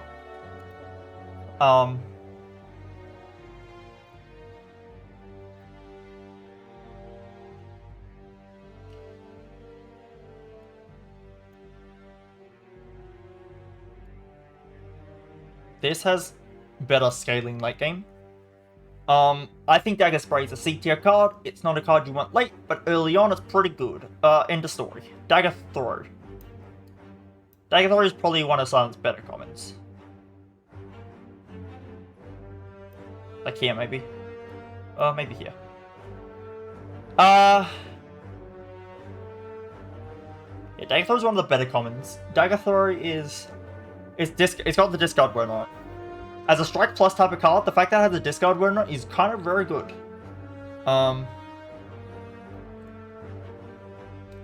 This can help your discard synergies. This can help... maybe Caltrops is better. This can help your discard synergies. This can help... and it draws itself back, right? So this is where having the discard text on this card's really good, because it has the +1 card draw anyway. So you're not actually going down hand size by using this. I mean, you're going down the card because Dagger Throw leaves your hand, but that's the same for literally every card in the game. Except the, backflip and acro, because they make you go up cards in hand. But totally going in hand, you go down one card in hand, which is normal, because you go up one and then down one again, and then down one for Dagger Throw. Yeah, so the discard is not a problem, because it's actually just good. The discard is straight up just good here on Dagger Throw. Like when we get to Quick Slash eventually, Quick Slash is not as good as Dagger Throw. Even if Quick Slash did the same amount of damage, Dagger Throw does 9, Quick Slash does 8. Even if they did the same amount, which they do when they're upgraded. When they upgrade, they both do 12. But if they did the same amount of damage, I would still like Dagger Throw much better, because the discard is actually good. Like, it's actually good that it says discard on it. That is very helpful for Silent. You can take Dagger Throw in like the first few floors before you have any discard synergy, and then you can add in discard synergy easier because you have more discard outlets that's not just Survivor. So you'd be able to take like Reflex Tactician and Eviscerates and Sneaky Strikes and stuff like that, because you took a Dagger Throw earlier. And it's actually quite valuable for that. If anything, just because of how easy it is to slot in early and how much... does it feel weird to rank stuff without you? It's actually easier because I don't have some idiot shouting bad opinions at me. It's a joke, Mana, don't cry. Mana, it's a joke, please don't cry. I'm sorry. I'm not sorry. I'm not sorry, I was telling the truth, Mana. I was telling the truth. This list took me 3 hours. This list took me 3 hours. I had someone in chat who I was talking with. I've been doing it a lot quicker on this silent list. Like, the first part of this silent list is went a lot faster. I feel like I have less to talk about for some reason. I don't know. I really like Dagger Throw as an early silent common. It is, I actually think, possibly Silent's best common in the pool. I actually think I might like it more than Blade Dance, which is kind of crazy. But I think that's wrong. Blade Dance does have a lot of synergy, like, with a lot of relics. Like, Ornamental Fan, Kunai, Shuriken. Is it just those? Is there another one? It's just Ornamental Fan, Kunai, and Shuriken? I think it might be. Is there another one? I guess it is just those. Those 3 relics are kind of crazy with this. And then... especially Kunai, I think. Shuriken's not bad either, for sure. And then... yeah, you do get punished by card spam, like, against Time Meter. But it doesn't matter. And it's, by base rate, it is 1 damage for 12, which is the highest damage of any of your commons you're going to get. Even on Ironclad, that's really good rate for a damage common. So, yeah, I mean, it deserves it. It deserves it. This is 9, which is a more reasonable number for a damage common. The discard really is useful, though. On the runs the discard is useful, it is so useful. That being said, I can't really justify it over... because you don't need... okay. Shivs are a rarer effect than discard is. You can get discard through other methods. Well, Shivs, you need one of the Shiv cards. There's like 3. There's like Blade Dance, Cloak and Dagger, Infinite Blades, and Storm of Steel. Is that it? Is it actually just 4 cards that give you Shivs? It might be. I think it is. Yeah, there's literally 4 cards that give you Shivs. So, Blade Dance being very important to actually make accuracy work is like... that's very important. Well, this is a lot of things that can give you discard outlets. It's not as big a deal to not have discard. It is very good though. Would I say it's better than Caltrops? I don't know, it's really weird because Caltrops is so much damage late game. All of these B tier cards are so good. Like poor Dagger Thrower, I feel like it should go higher in this tier, but it, like everything, all of its competition is like really busted. But it definitely deserves this tier, it's way better than C. Okay, well I guess it's staying there then. I can't justify it higher.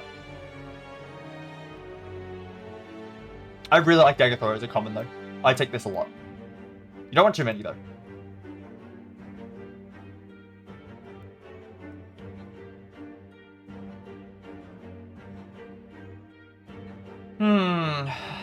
I might just move on. Blade Dance.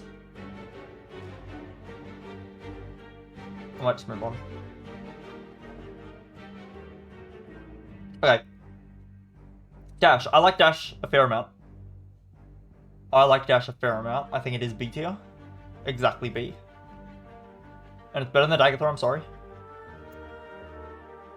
I like Caltrops too high, actually. Caltrops I feel like is a bit... it just doesn't do much in some fights. And yes, it's really good for Heart. But only if it's patching up the damage. I actually think Dagger Thrower is better. And Blower I'm not a huge fan of, to be honest. I find it hard to use this card. There we go, I got Dagger Thrower high, I'm happy now.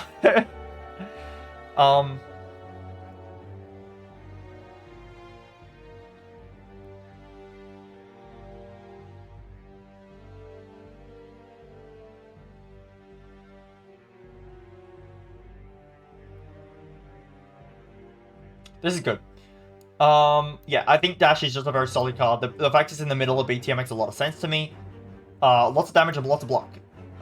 Can't go wrong. Yes, it is literally just Iron Wave in terms of stats. But I think Iron Wave and Silence is just a better card on Silent. Because you can scale the decks better. And you're more desperate for damage. This is very good in Act 1. Yeah, I don't know, it's weird. Literally just doing Iron Wave damage times 2. For some reason on Silent it's way better. I can't explain it, but it's just way better on Silent. On Ironclad it feels so underwhelming. On Silent it's actually good, and I can't tell you why. It actually might be that Silent has... no, I can't tell you why. I can't tell you why it's better. It just is. Take my word for it.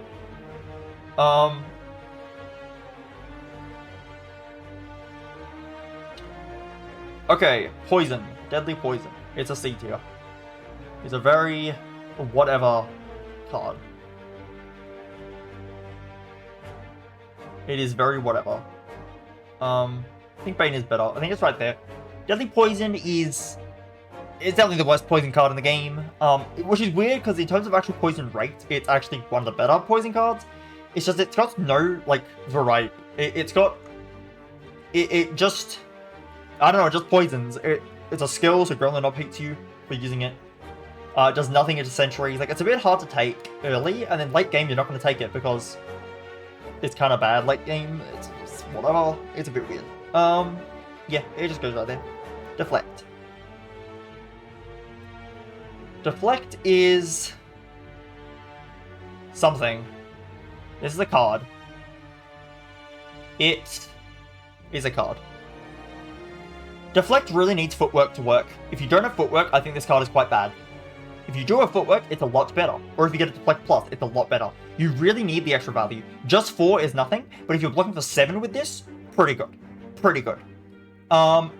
So, it's definitely one of the better C tier cards, I would say. I feel like here. You really do need something to scale this off, but this is a card I can take later on in the game a bit easier. But these cards, I think, are better to take early in the game. This is very good early in the game. And it stays relevant enough throughout the game.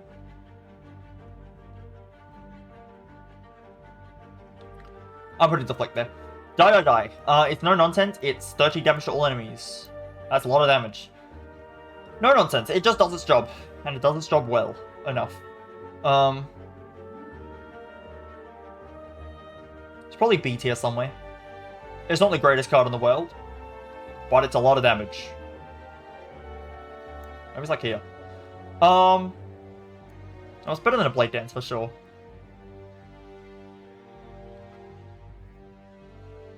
It's actually worse than a Blade Dance late game. If you have accuracy or you have one of the relics Blade Dance is good with, then Blade Dance is better than Die. But I think on base, Die is better. Also, it's a lot of AoE damage, and Blade Dance is not AoE damage. You could even be actually bottom of A. It doesn't hurt to add Die to your deck. It's just so much AoE damage. It is like half of an Immolate. At 21 damage. Huh. I guess it is half of an Immolate. But half of an Immolate is a lot less. But I think I have convinced myself that, you know, you probably don't want multiple of these, but one Die is pretty good. I'll put it at the bottom of A. That's fair enough. Distraction. I legitimately never take this card. I can see better uses for these two. Why would you want a random skill? It's so unreliable. You might get poison. Like, okay, you might want block with this. Okay, you might get block. You might get like blur. Who knows? Or backflip. You could get deadly poison, and then you don't get to block like you wanted to. It's just very unreliable. Random attack with Infernal Blade is way better because it's like consistent. You know you're approximately what you're gonna get. This is not consistent. Who cares? And it's not even strong. Like, White Noise is better because, yes, it's inconsistent, but the powers are pretty strong in Defect, so it's worth it. And also, all the powers are expensive, but you could get Deflect with this, and then you took a Deflect for 1 energy. Like, what are you doing? It's a bad card. I almost never take it. I'll only take it on Transform. I'm never going to actually click it normally. Dodge and Roll. Dodge and Roll. When I think about it, this is actually here. It's top of C though. 100% top of C. Dodge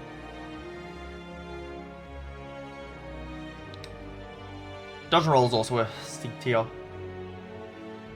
Gotta have a lot of C tier cards. Dodge and Roll is something. I find it's harder to take than Deflect a lot of the time. I'm taking a lot of these a lot of the time. It is good if you have decks.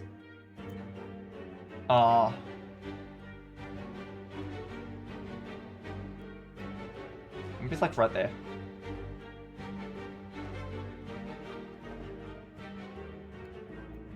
I feel like it's so hard to use. You need a lot of decks. You're getting less than a defend on this turn and next turn. It's only 8 defense total, which is not that much. Sometimes you don't need defense next turn because it's like the 3rd turn of the heart fight and the next turn the heart's buffing. So why do you need defense on the turn the heart is buffing? You don't need defense on that turn. You don't. I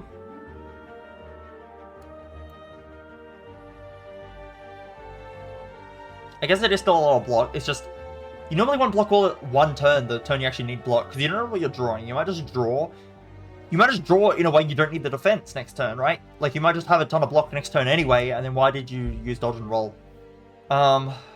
That being said, it's probably better than Deadly Poison. Bane is at least a lot of damage, so I think that's fair. That looks right to me. Doppelganger. Next turn, draw X cards and gain X energy. So you're delaying your energy to next turn, and then you're getting card draw 2.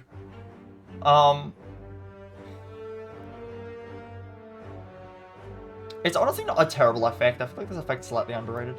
Maybe this does go down here. These cards are very hard to use.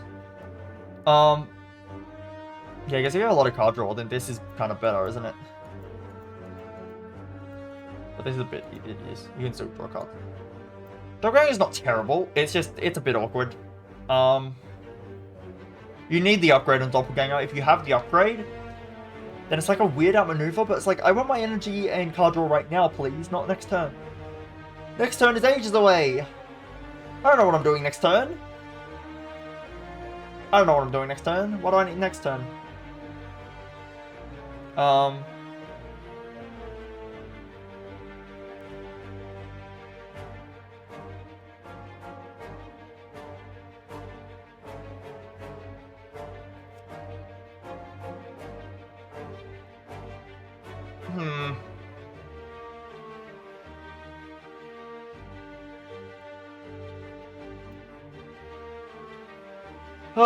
I don't know. The Silent List is a lot harder to rank than the Ironclad one, I think. A lot harder to rank. I don't know why I'm having so much trouble.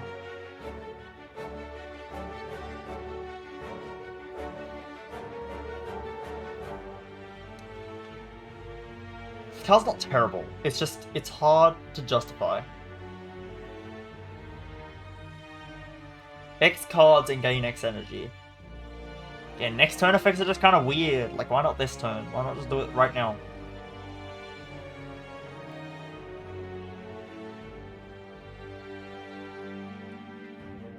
Why don't you just do it right now? You're not going up in energy. You're going up in card draw. You're essentially spending 1 energy. No, you're not spending energy. You're just going up in card draw. But if you draw 1 card from this, actually, yeah, if you draw 1 card from this, you got the same. So even if you have an upgraded one, wow, this is actually kind of bad. Even if you have an upgraded one, then if you put 0 energy in, then it will only draw back the card you would have drawn if you didn't have Doppelganger in your deck. And then it would be +1 energy. So it's essentially you drew a miracle. No, you didn't draw a miracle. You just got free energy. Yeah, because it replaced the card itself. So it's a free energy. You cycle into a free energy. Thanks, I guess. I guess it is better. It's like very bottom of C. This card's okay, I guess. Sure. Endless Agony.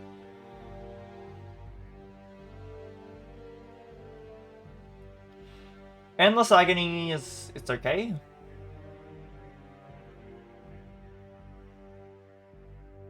I know, it's basically a better slice.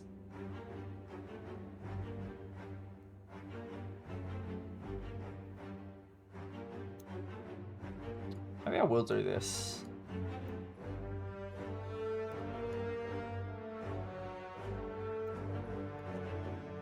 Don't mind doing this.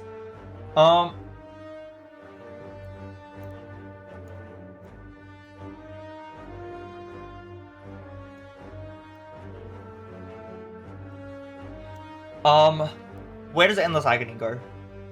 Endless Agony, it is basically just I should go a bit higher, I think.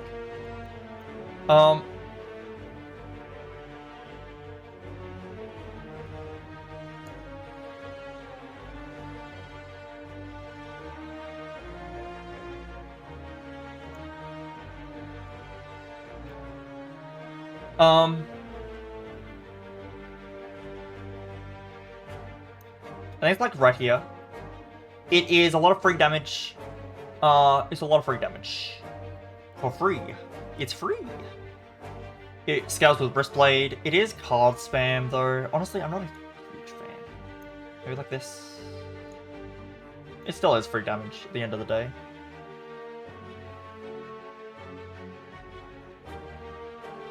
I'm more likely to take an all-out attack. Am I more likely to take a Bane? On runs that need Bane? Yes. It's okay. It's just kind of whatever. It's like, I don't care that much about... It is a lot of free damage, though, when you add it. It's free damage. It is free damage. I'm not going to be too happy about drawing it late, though. I'll leave it like that. I guess it's easier to take than Bane. Envenom. Envenom. You need the upgrade on this. 2 energy for this effect is too much. And then you're in a weird position because if you're in a poison build with Catalyst, if you took Catalyst, you probably took cards like Bouncing Blast and Deadly Poison, right? This is not good in those builds. This is good in Shiv builds. Meaning, to actually take Envenom and for it to be good, you need to be in a Catalyst and Shiv build. You need to be in Catalyst and a Shiv build. That's very unlikely. And, for the cost, it's very high cost for the effect. And even when upgraded, it's still kind of hard to justify the effect. It is kind of good, but it's a little bit hard. That all being said, I think it has to be very bottom of C. It's not D. It's very, very bottom of C. Maybe it's better than Doppelganger. But this effect is hard to justify. So I feel like Choke is not doing much. I'll do this. I'll do this. I don't think Choke is like the worst thing ever, but it's a bit hard to justify. Escape plan. I mean, it's free. Problem is, I don't really want to add this when I know that Time Eater exists, but you do have a good chance drawing to a skill, and it's free block. It's like very, very high C. I'll take this if I can. I'll take it if I need to. It's bad in Act 1 though. It does draw itself back. Not a big deal, but it's very bad in Act 1.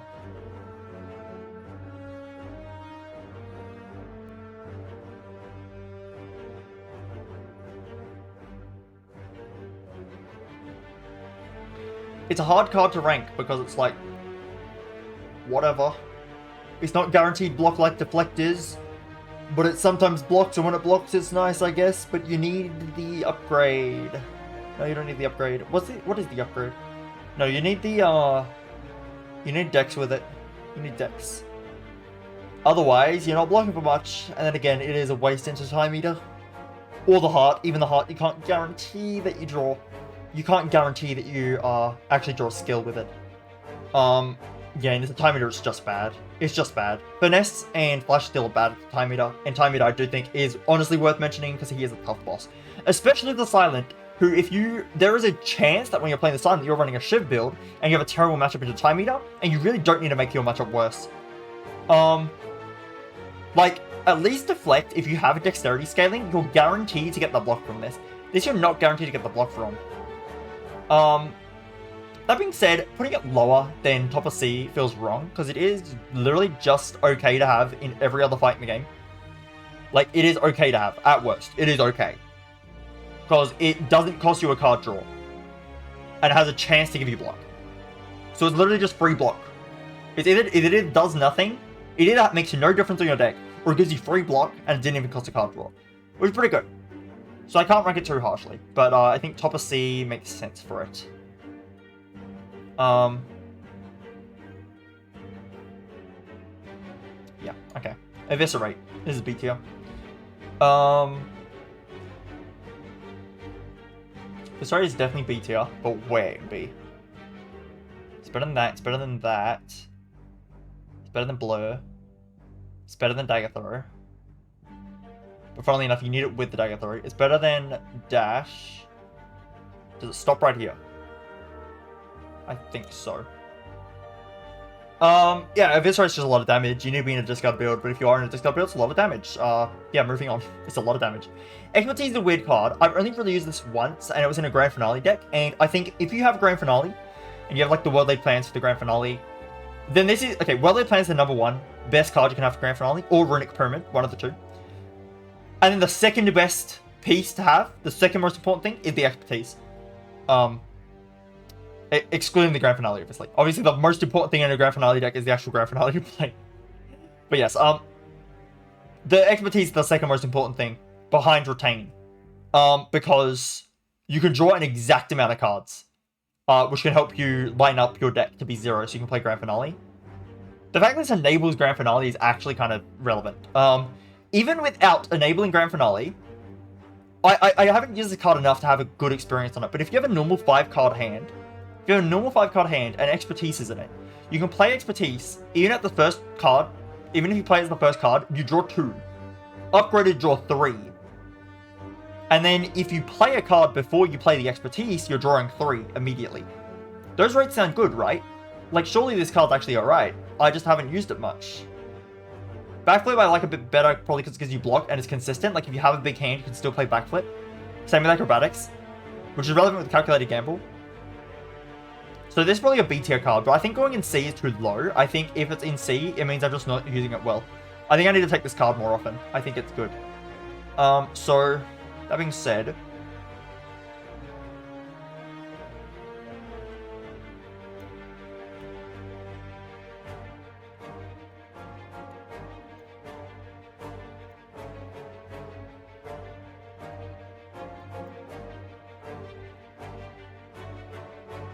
I'm gonna put it right here. I am guessing a little bit, but I think I need to take expertise more often. I'll try it out more often. I think I'm underrating it. Finisher. Finisher. You're a sad card. I'm sorry. But, you just...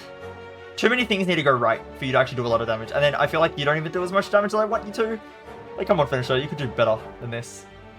I honestly think Bane in a poison deck will do more damage than the average Finisher. Which is kind of sad. No, that's not true. Bane at least is, like, up front. Bane at least is up front. Bane's easier to add to just the deck for no reason. I'm putting it right there. Is that correct? Probably not. But, I don't know. It's just hard to justify the Finisher. Actually, I'd probably take it more than Endless Agony. It goes right here. Final answer. Final answer, it goes right there. Finisher's a bit awkward, but it's okay, I guess. Maybe, I don't know. It's an awkward card. I thought the silent tier list is probably going to be the one that next year I'm going to be like, I'm going to be the most confused on why I put everything where I put it. Flechettes. I'm not a fan of this one. This one feels too situational. This is like... Honestly, might be bottom of C. Like, very bottom. This is way too situational. It's not terrible, but I actually think it's just bottom of C, easy. I'm not a fan of this card. It's just... I don't know, it can do a lot of damage sometimes. I feel like it's too inconsistent. It feels too inconsistent to me. Finisher's at least good in ship decks, like, come on. This is like, you need to have a lot of card draw, and it's like, I don't know, it's weird. Flying Knee. Flying Knee's a pretty inoffensive damage common. Pretty inoffensive. Plus it kind of a Bane a lot of the time.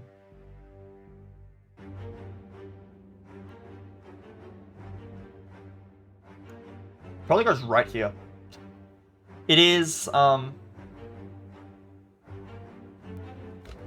fact that it gives you back energy is really nice. Now, it's not a great card by any means, but as a damage common, it's fine. It's fine. It's okay. I'd rather have the AoE early on. Yeah, I mean, late game, this still has a use, right? Late game is not terrible. If you have extra energy on the turn, current turn, you just put it next turn. Not bad.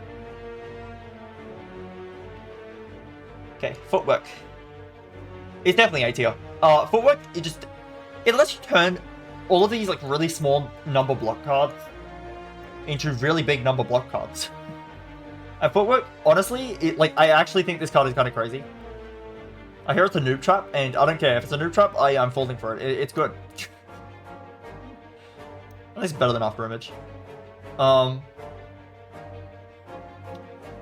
You kind of need 2 of them. If you have 1 footwork, it's something. If you have 2 footworks, you're almost immortal. Legitimately. It is so much block if you have 2 footworks. Yeah, I think footwork is very good. I almost always take footwork when I see it. I just think it might be better than burst. Burst is at least a bit situational on drawing it in the right hands. Footwork is just no nonsense.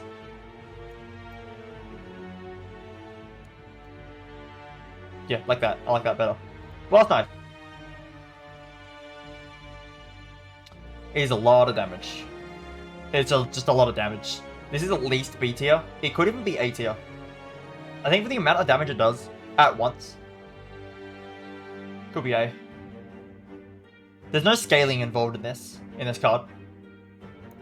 But it is a lot of damage in one card. It's only really an early pickup. But it's a lot of damage. I guess Die is just a lot better though. This is 16 damage. This is 13. I guess that's to go down to B. Maybe it's like here.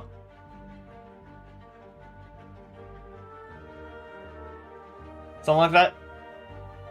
Maybe. I think Blade Dance. Yeah. Okay. I actually like this. I like this spot. Quite good. That's good. Okay. I like that spot. Do I? Is Eviscerate better? No. You need a lot of discard to make this work better. Sometimes this is a bit awkward. Sometimes this costs 2. This always costs 1. Okay. Grand Finale. My first ever run with Grand Finale. I'm just wrong. About Glass Knife? About what? What am I wrong about?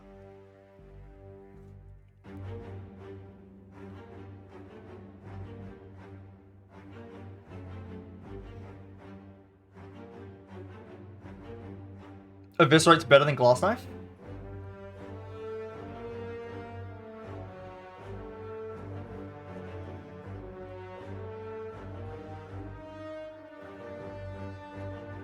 Okay. Okay. Grand Finale. Yeah, my first ever run with Grand Finale was so bad. Literally, I was trying to build around Grand Finale and it just wasn't happening. And then I found an upgraded Catalyst. And then I added a single Bouncing Flask. And literally the one Catalyst and one Bouncing Flask was enough to make me win the run. That's why this is S tier. And I was like so disappointed in Grand Finale. However, I did manage to get it in a good deck. You really, really need Retain for Grand Finale. You really need Retain. Badly. You badly need Retain. This card is so situational when you take it that I almost want to put it in D. But just for the fact that if you get it to work, it actually ends up being good, I'm going to put it in the bottom of C. But it is not going any higher than the bottom of C. That being said, when am I ever taking Flechettes?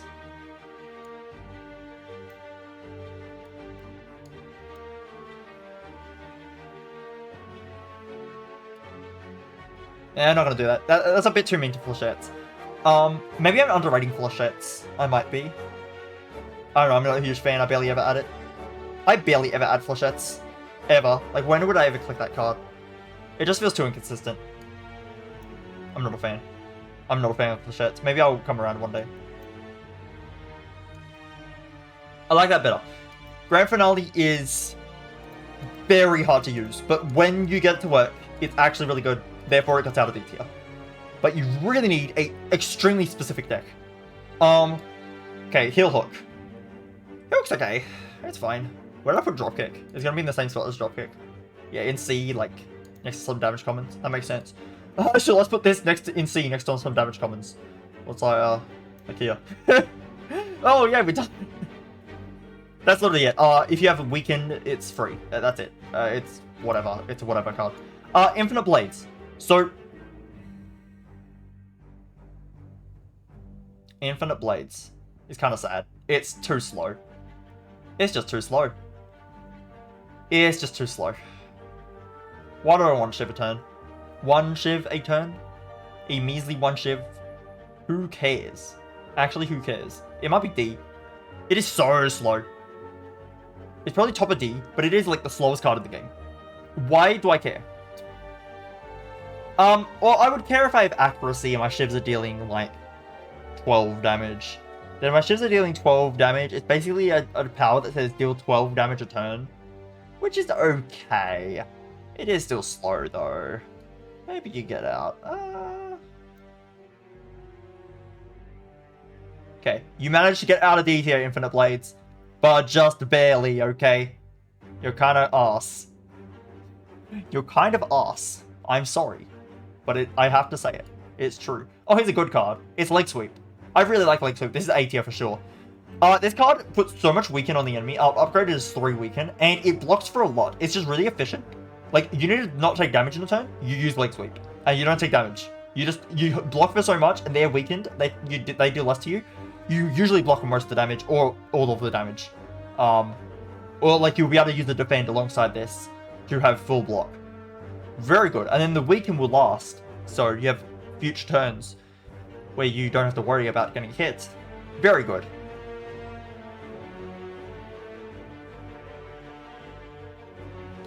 Kind of like it better than the card draw cards.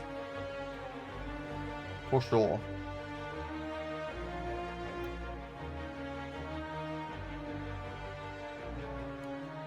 I actually really like Leg Sweep. I might put it higher than After Image.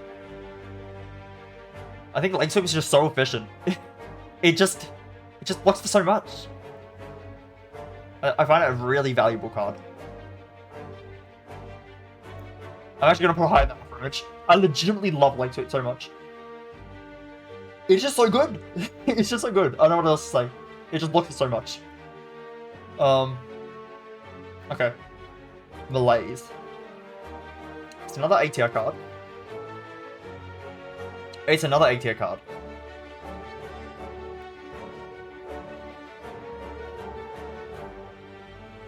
Like After Image is a little bit better. Just a little bit better. But Malaise is really good. It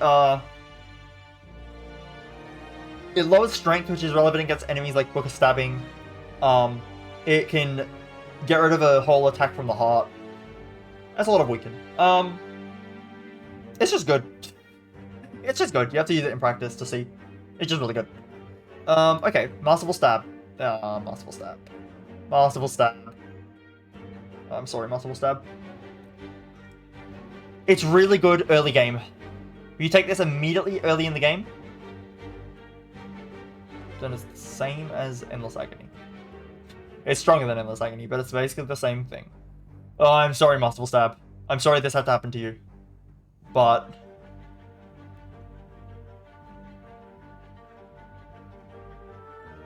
you're like here.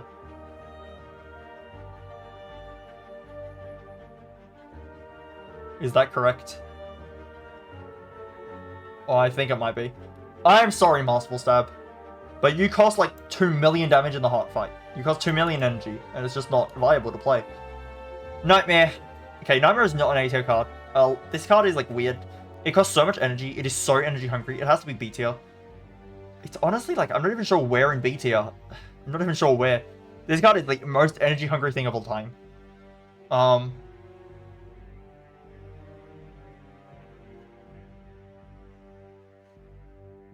Right here.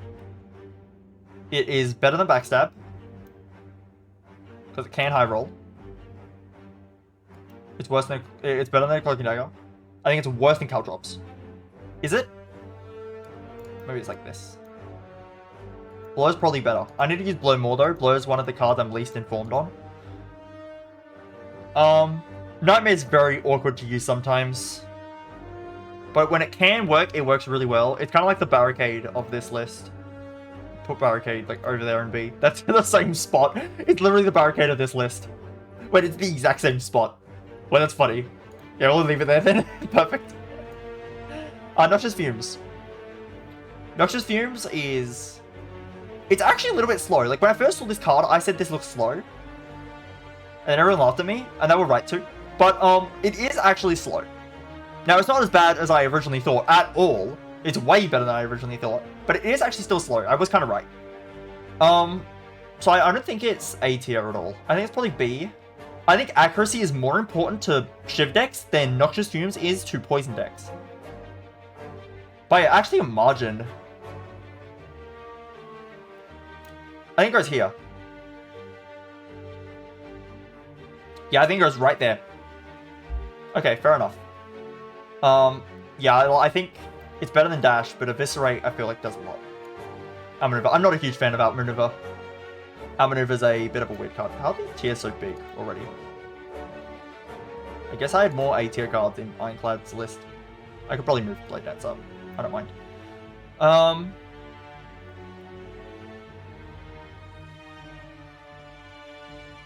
Okay, that's Grand Finale. Outmaneuver. This is a C or D tier card. I'm not a huge fan.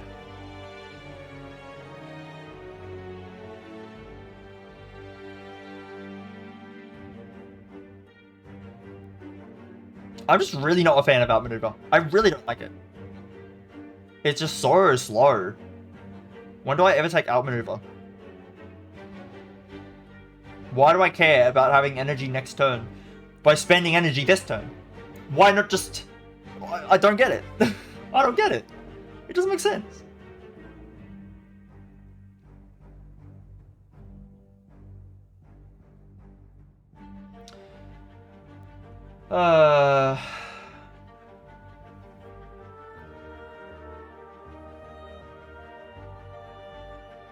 It's really hard for me to place, though.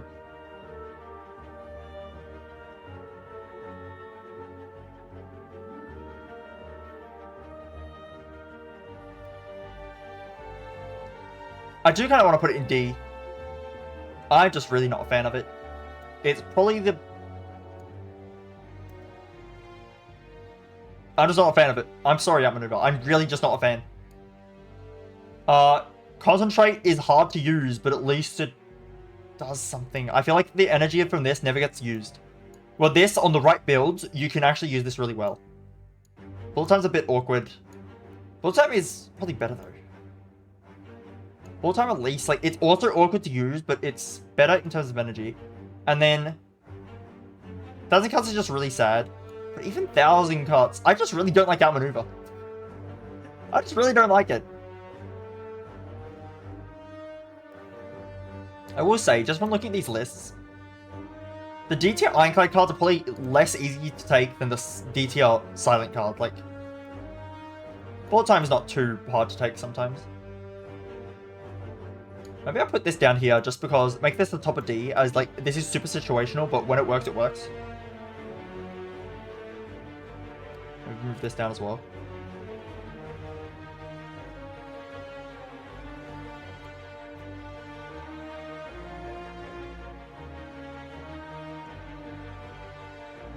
Yeah, because C is average. C is things that I can take on average. You can't take Grand Finale on average, but it should be the top of D. Top of D as a card that when you take it, it works. I'll do that. This is really slow. And can only be taken on ship builds. It's just a weird card that I don't like. Honestly, I'm just not a fan of flechettes. I don't want to take inconsistent damage. Am I just breaking this way too low, though? If you have at least 2 skills in your hand, then this is dealing 8. Why would I want to inconsistently deal 8 damage? And then early game in Act 1... Okay, this is a damage card. Early game in Act 1, I want to be taking attacks to deal more damage with.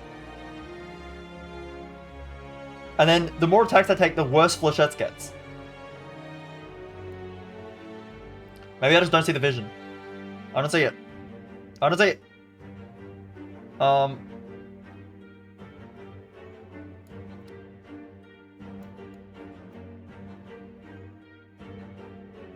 I think this makes sense. I think there's times you want to take Infinite Blaze, there's times you want to take Concentrate, there's times you want to take Bullet Time.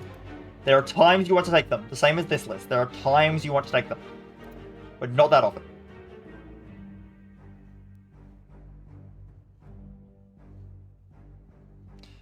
Should Choke go down as well?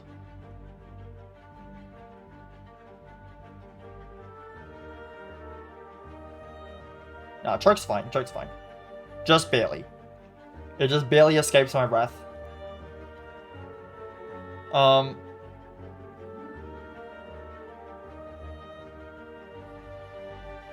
Okay. What was the last thing I ranked? It was outmaneuver, right? I assume. I didn't accidentally drop something in a place that I wasn't meant to. Phantasmal Killer. This card's pretty good.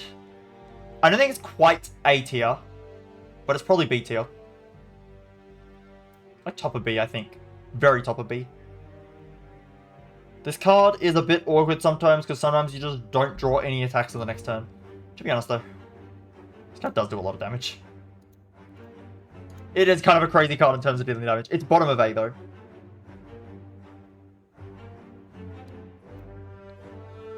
Blade Dance is bottom of A. Maybe this can be a little bit higher.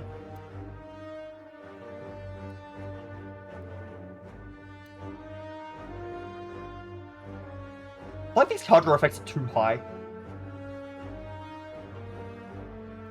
Are they? They are really easy to click on. They are so easy to click on. Maybe backflip specifically is too high.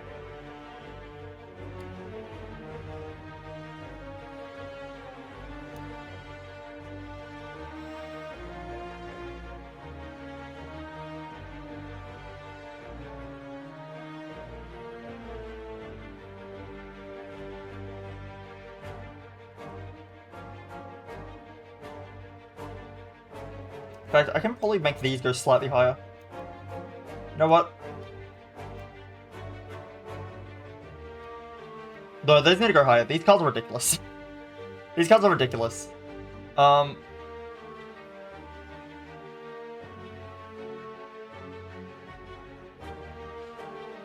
They're more consistent than...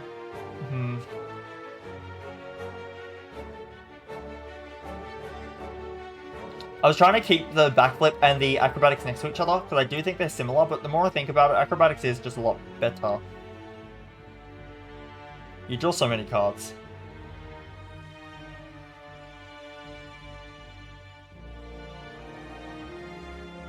Like, the +1 card is a lot.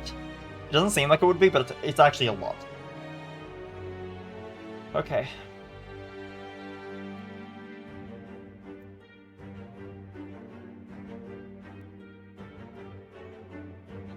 Okay, burst here.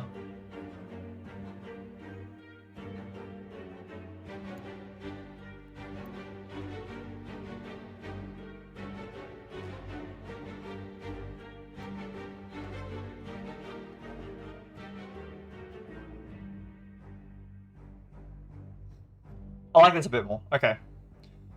Piercing Whale. Oh, okay. Hello, Piercing Whale. A tier. Piercing Whale is a stupid card. This card is dumb. It's actually stupid. It's actually like a high A tier card. I think it's easier to spam on than Acrobatics is.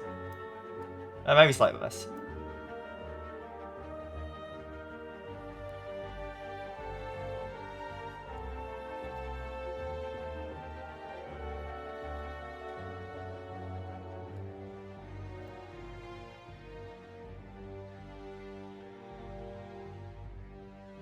My ATL looks super weird.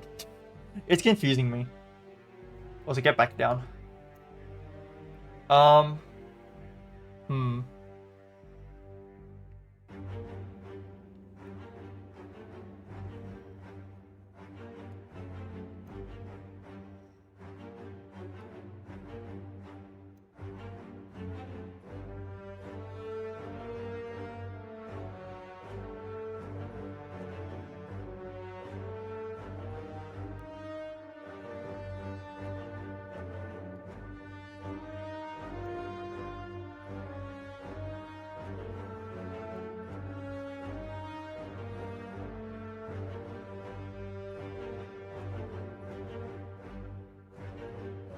I'm thinking for a second.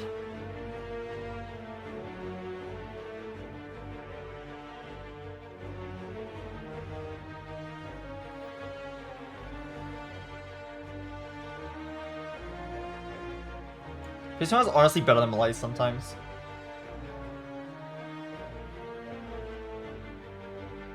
That being said, I would take a Malaise over a Piercing Whale, but that's because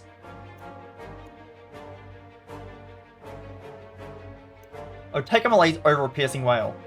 But that's because Malaise is rarer. And I can usually get another Piercing Wail.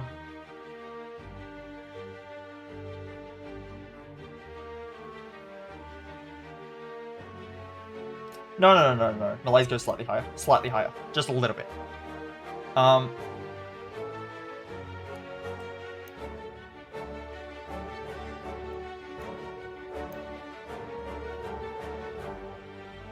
This makes more sense.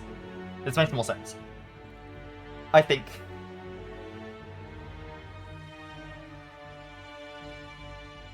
To be honest.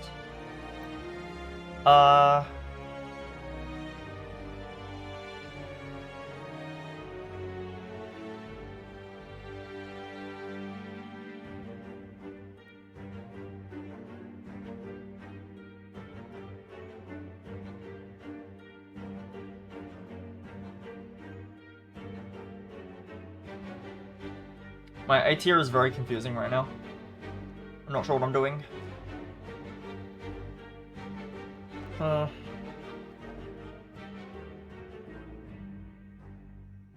I'm actually gonna change this just because Alchemize is good in every fight.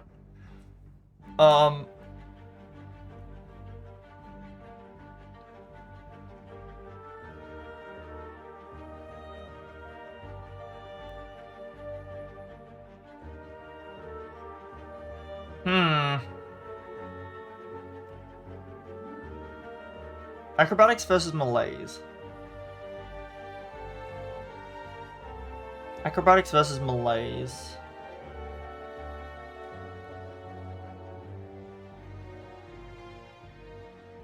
I guess the heart, Piercing Wail kind of just is better than Malaise. It just kind of is. It's hard to use Malaise against the heart. Piercing Wail is a lot easier to use. Against... I don't know, a lot of other bosses, you can just find a turn to Malaise them and just turn them off. Like, just put a bunch of energy in Malaise and just don't worry about it anymore. It's weaken as well.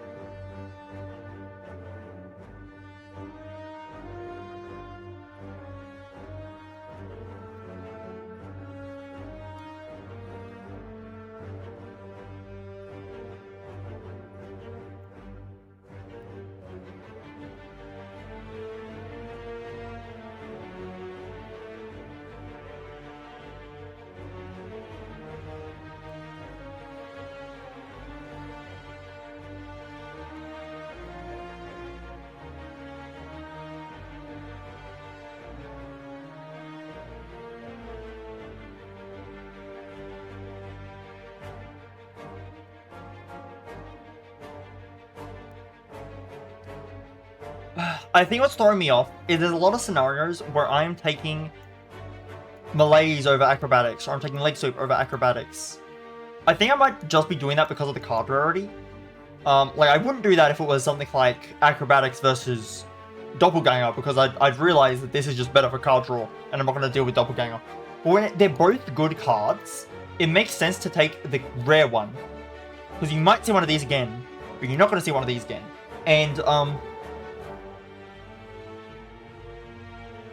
And they're good for different reasons as well. It's not like I'm comparing a rare card draw card to a rare... to a common card draw card. I'm comparing a rare strength reduction and weak applying to a card draw card. And it's just kind of not the same thing. So that's why it's like that.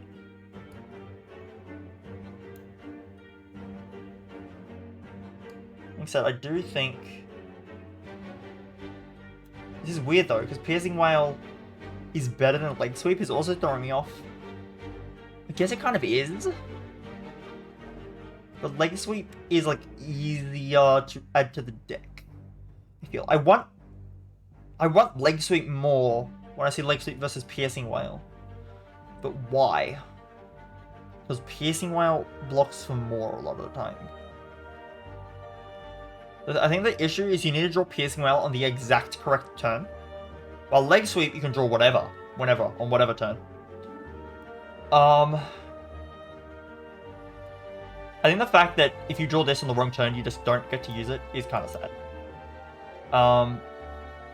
This is good if we're playing weak and removing strength. This blocks for a lot.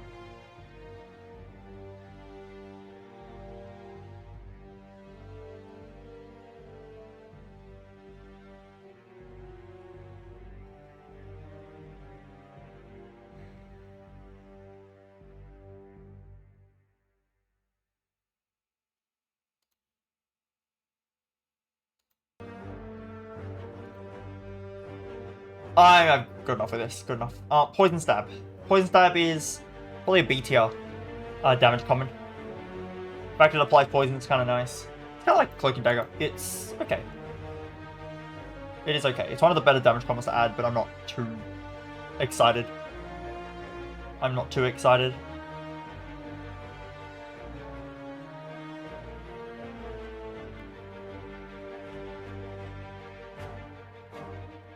I don't really know what else to say. It's poison. It's the same as how this has shivs on it, but this has poison on it. I think actually this is slightly better. No, I think Cloak and Dagger usually gets better late game. But this kind of falls off. Even though this is better early game. Predator. This is apparently a good card. It's a lot of damage. Like, it's damage efficient for the energy, and then it's card draw, which is also good. But I don't really see the vision. It's probably B tier though. But I don't see the vision, to be honest. Maybe it's like here. It's hard for me to see the vision. I'm just gonna put it right there and call it a day. I don't like the next turn card draw effects. It's a bit odd. Yeah, whatever. I don't have much to say. I need to take this card more. I haven't taken it enough. Prepared. This one needs the upgrade. It really needs the upgrade. Like, this is high C. It needs an upgrade badly. But when it gets an upgrade, it's pretty good. I'll just put it right there. I feel like this card's pretty good. It does discard synergy stuff. It's not like a crazy card or anything. It could actually be in B. It could be in B, actually. I'm going to put it in B, but it's even below the damage commons. This needs an upgrade. And it's a weird card to try to upgrade, so you can't really take it. You can't really take it upgraded already. It needs to be pre-upgraded, which is kind of odd. And it helps you to discard synergy. I think that's okay. I'm definitely going to Poison Stab over it in early game.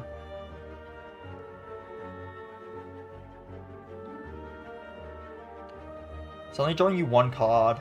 Give me discard. Yeah, no, I'm happy with it there, I think. Maybe I should go higher.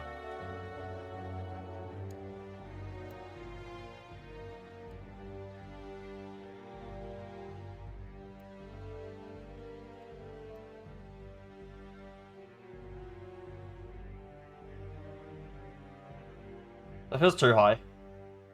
That feels too high now.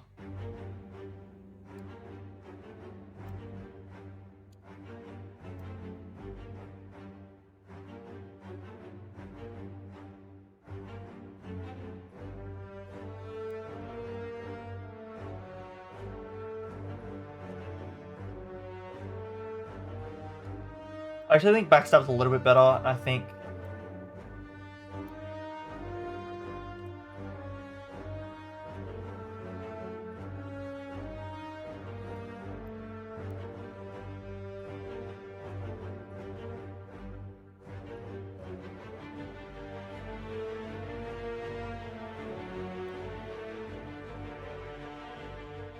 That makes enough sense to me. Quick Slash is another one we want. As I said, Dagger Throw is a lot better. This is actually one of the worst cards. The energy one's better than Quick Slash. Bane is better.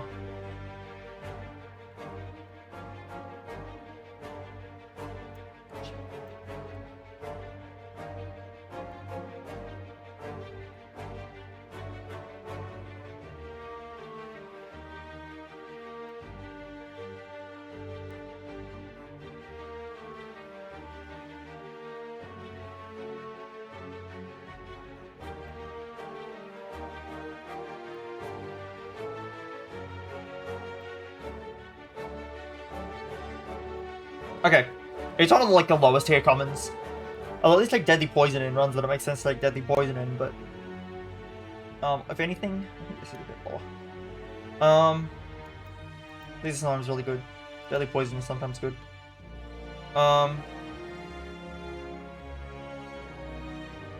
Okay, fair enough. Reflex. Okay, the discard outlets. The discard payoffs. The discard payoff cards. Draw 2 cards. So it's +1 card draw, but I actually do see this as +2 card draw, and not the +1 card draw. Because, yes, you drew this, but you had to discard something in your hand, and now you get to discard this instead. So it feels more efficient. You're losing less cards in hand. Like, you're losing a nothing card, you're getting 2 actual cards. It feels very good. It makes all of these acrobatics effects and stuff have a lot more drawing power. Like, acrobatics into a reflex is really good. Calculate Gamble into a reflex is really good. Or Calculate Gamble out of your reflex, I mean. Yeah. So... That being said...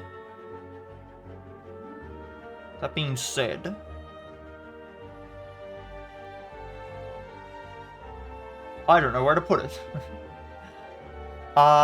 It's probably... Is it A tier? These cards are really good if you can get them to work. No, not quite. No, what? What's in my A tier Ironclad? I like those cards are better than these. But accuracy is a very good power.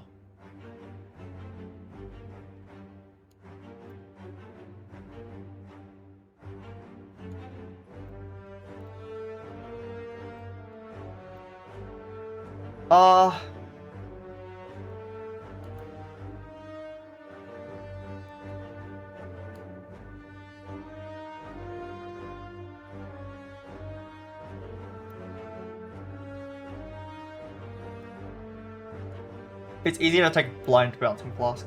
Well, you can't take blind accuracy. It's what I mean. Blind accuracy is a bad thing. Blind reflex is also a bad thing. I think reflex is pretty good. I think it's around there. It could be higher though. I honestly could see it being higher.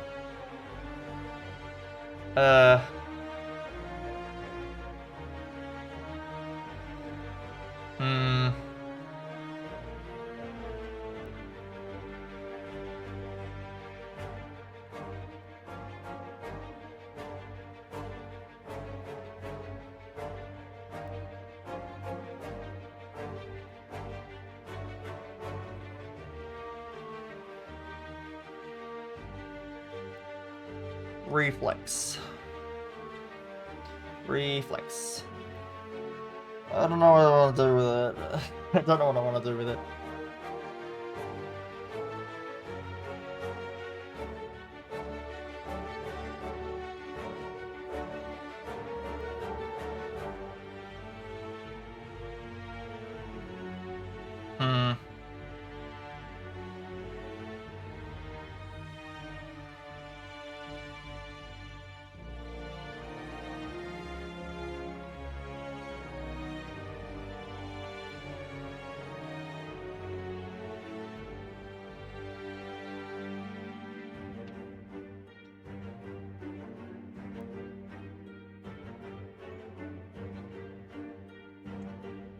I'm so lost. I'm so lost.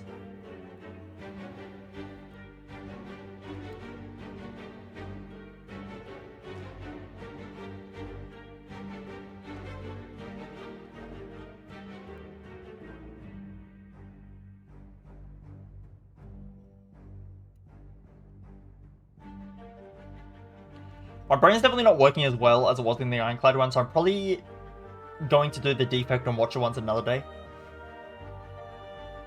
Because my brain is turned off a little bit.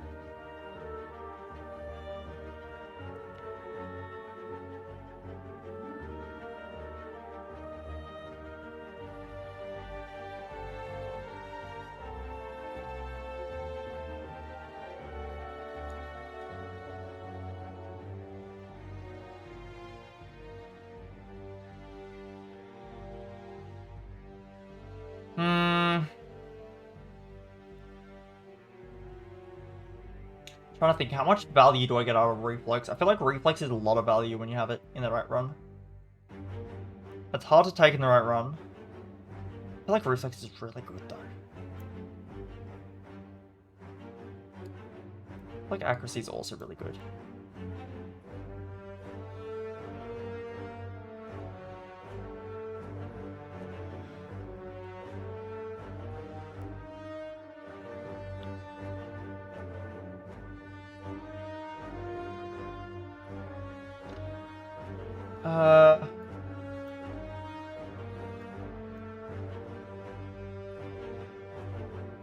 I was thinking, like, a reflex doesn't compare to a... I guess backflip compares to pommel strike. Reflex it probably compares more to...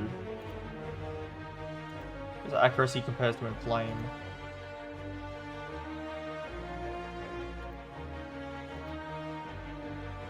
I don't know. I don't know.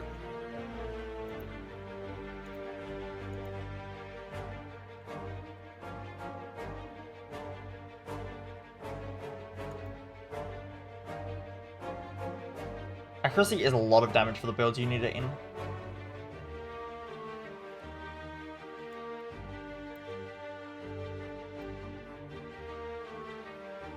Unless Reflex is better, and that's the real thing I'm missing. Maybe Reflex is just better.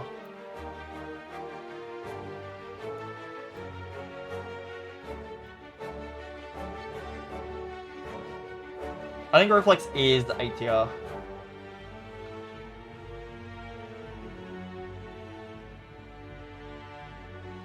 I think Reflex is A tier.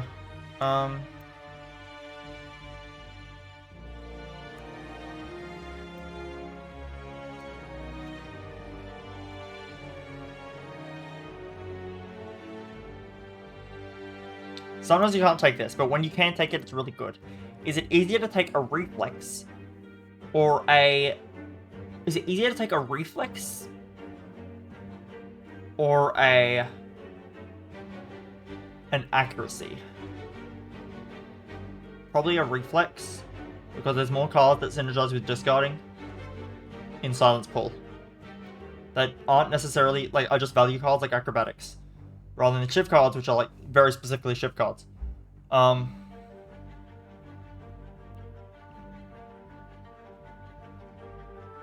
Okay, I did it. I finally placed it. Riddle with holes. Whatever. Who cares? 15 damage. I guess that's kind of the same as Choke, in a way. The scales of strength. I think Choke's better. This card's like whatever. Riddle with holes is so whatever. It's not even that good of a rate. Predator's better. Predator draws you 2 cards as well. Riddle with holes, you need a synergy with, otherwise it does nothing. And then...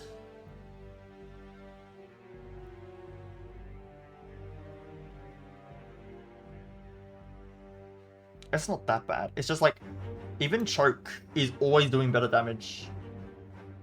But these cards are just better. They are just better. Get out of here, Riddle with holes. It's just so underwhelming. It's not like a never take. I guess these cards are like kind of never take. Or like very rarely take. I guess Riddle with holes isn't that bad. It kind of is though. I guess it's on the higher end. It's just very underwhelming. Very, very underwhelming. Giffen Blades is more takeable. I guess just another card. It's like, why am I taking this ever? When it does no damage.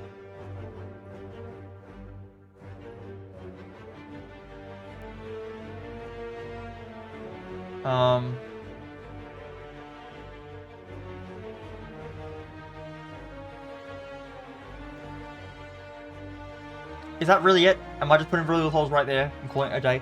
Or should I consider other things? But Flechettes... Does the Flechettes do more damage than Riddle with holes half the time? Oh no. In terms of like rate. In terms of rate.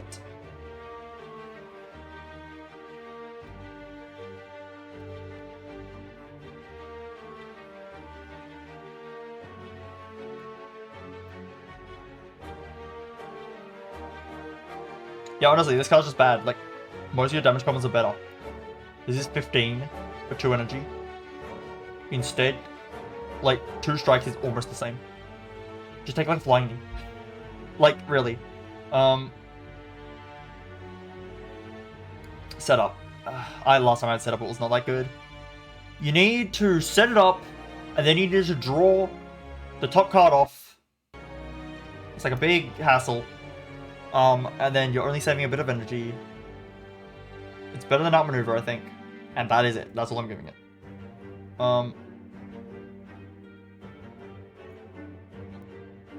Honestly, no, 1,000 cuts is sometimes playable. Okay, setup's not that good. Skewer. It's like C tier, I think. It's a bit hard to justify a skewer, but when you can run a skewer, it's good, I guess. It's probably bottom of this tier. But it's only a K damage card. I'll take most things over skewer, though. I'm actually going to put this at the bottom of the tier. I'm not a huge fan of Merciful Stab. But I don't want it to go into D. Okay. Slice. Talk about underwhelming cards.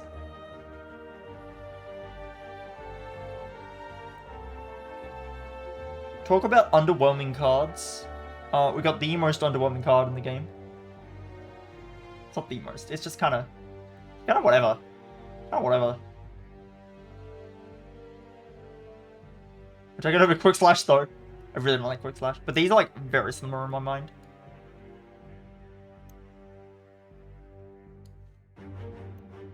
I'll do this. That makes sense to me.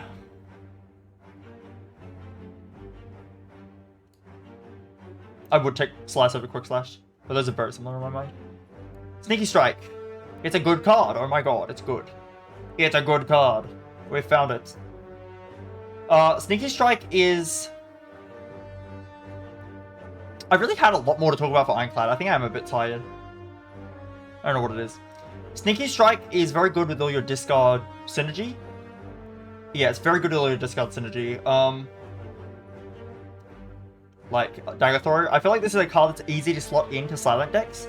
And then it's easy to get the value out of the thing. And then it's basically 0 damage. It's 0 energy, you deal 12. Which massively increases the damage of silent starting deck.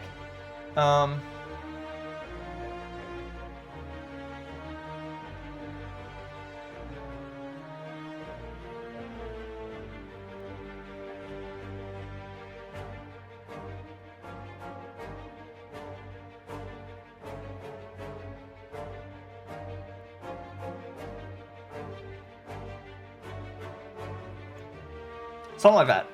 I think this makes sense. It's really hard to compare these cards towards each other, but I think it's better than Caltrops. Because Caltrops is very situational. Caltrops is good into the final fights though, but yeah. Nightmare can do some crazy things. That makes sense. Okay, Storm of Steel. Trash. It's bad. Why do I care about having a million shifts? This card is very hard to justify taking. You need like an unceasing top or something. A lot of the time you just play other cards. It's like, I don't know, a lot of the time you just play other cards and you don't even need any other thing. I think it's better than Flechettes though. It's better than Flechettes. Is it though?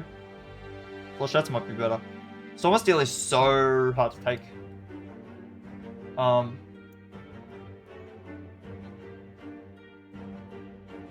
when it's takeable, it's takeable. I think it's right here. Storm of Steel is very difficult to take, I think. It is quite... It's whatever. It's so whatever. It's actually better than these, I think. I think when you have the right build for this, it works. But Bullet Time, I think, is easier to take. Sucker Punch. But can I just... How many cards did I put in Ironclad's D tier? I put more cards in Silence D tier. That makes sense, to be honest.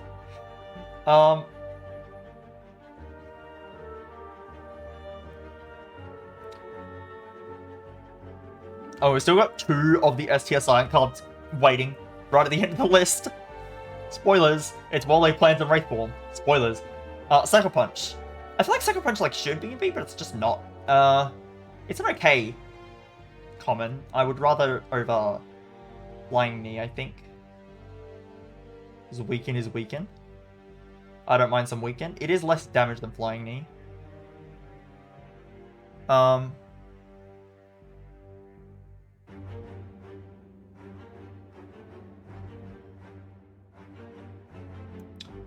Probably like around about here.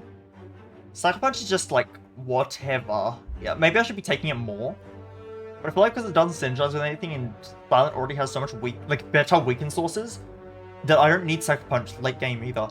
I have so much better weaken. I just don't need it.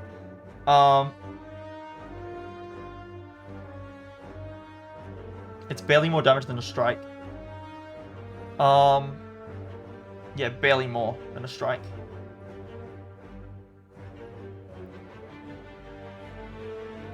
I think it's better than Flying Knee by a little bit, but it's very close. Okay. Tactician. Tactician is worse than Reflex 100%. Reflex 100%. I think because you're discarding, you've just discarded and you're gaining energy, you sometimes don't have anything to spend this energy on. When you've just discarded, getting more cards is usually a good thing. So you're filling up your hand after discarding. Makes things like prepared better, right? Turns that into a card draw card. And usually I think card draw is more important than energy, because normally you have ways to get energy, but normally card draw, if you're without card draw, you're just kind of stranded. Not always true. You need both, obviously. But I feel like, I mean, you can get boss relics to scale your energy. You can't get boss relics to scale your card draw. That's why Snake Eye is so valuable, because it's the only one that does. So I think card draw in general is more valuable. And it makes Tactician a lot worse than Reflex, I think. I think Reflex is a lot better. It's harder to justify Tactician. That being said, it's still a good card. I'd rather have enough to Fumes. Probably like here. I never see Tactician, unfortunately. I think Dash is a little bit better. Maybe next to Expertise. I think Tactician is just a little bit harder to play. But it's still good. It's still good. Does it make sense out of silence damage combos that Dagger throws the highest? That makes a lot of sense to me. I definitely think it's the best one. Because of discard synergy. Terra, I think is A for sure. Terra, infinite vulnerable. Like what? Hello? Terra is extremely good. I think it's better than Phantasmal Killer, because why do double damage on a turn when you can just do 50% more damage on forever?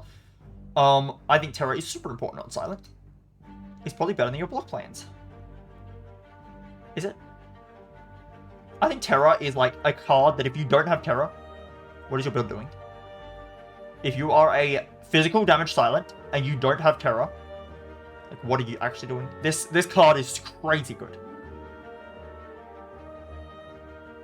I actually think it's like right here. I think you definitely want a Terra in your deck. One Terra in your deck. I think Terra is just super, super good.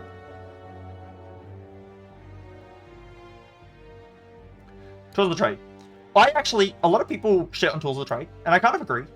But I think it's just better than all of the other alternate sources, like Brutality and Machine Learning. And the reason I think it's better, because it says discard on it. You're not valuing this for the one card a turn. You're valuing it for the discard one a turn. That is crazy good. The discard one a turn makes build literally work. And that means I end up taking Tools of the Trade a lot. The discard text on this is so good in certain runs. And even if your run doesn't need the discard text, you can still always use the card draw text. Drawing a card every turn is also good. Yes, it is slow. It's only until turn 3 before you get any benefit. But this one is better than the other cards because yes, you're down a card on turn 2. Or you're card neutral on turn 2. Card neutral, because you draw the card you would have drawn if you didn't have Tools of the Trade on turn 2. But you're ahead in discard triggers. You are ahead in discard triggers. If you have a Hovering Kite, instant benefit on second turn. If you have Sneaky Strike, instant benefit on second turn. You get instant benefit from the discard effect on second turn if your deck is built around it, and that makes Tools of the Trade way better than Brutality. IMO. It is way better. Legitimately, I actually kind of like Tools of the Trade.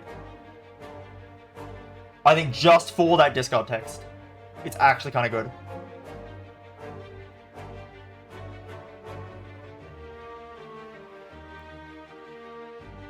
Maybe like somewhere here. I actually think the discard text on Tools of the Trade makes it so much better. Unless you run discard outlets. It lets you trigger discard synergies, and it's just really good.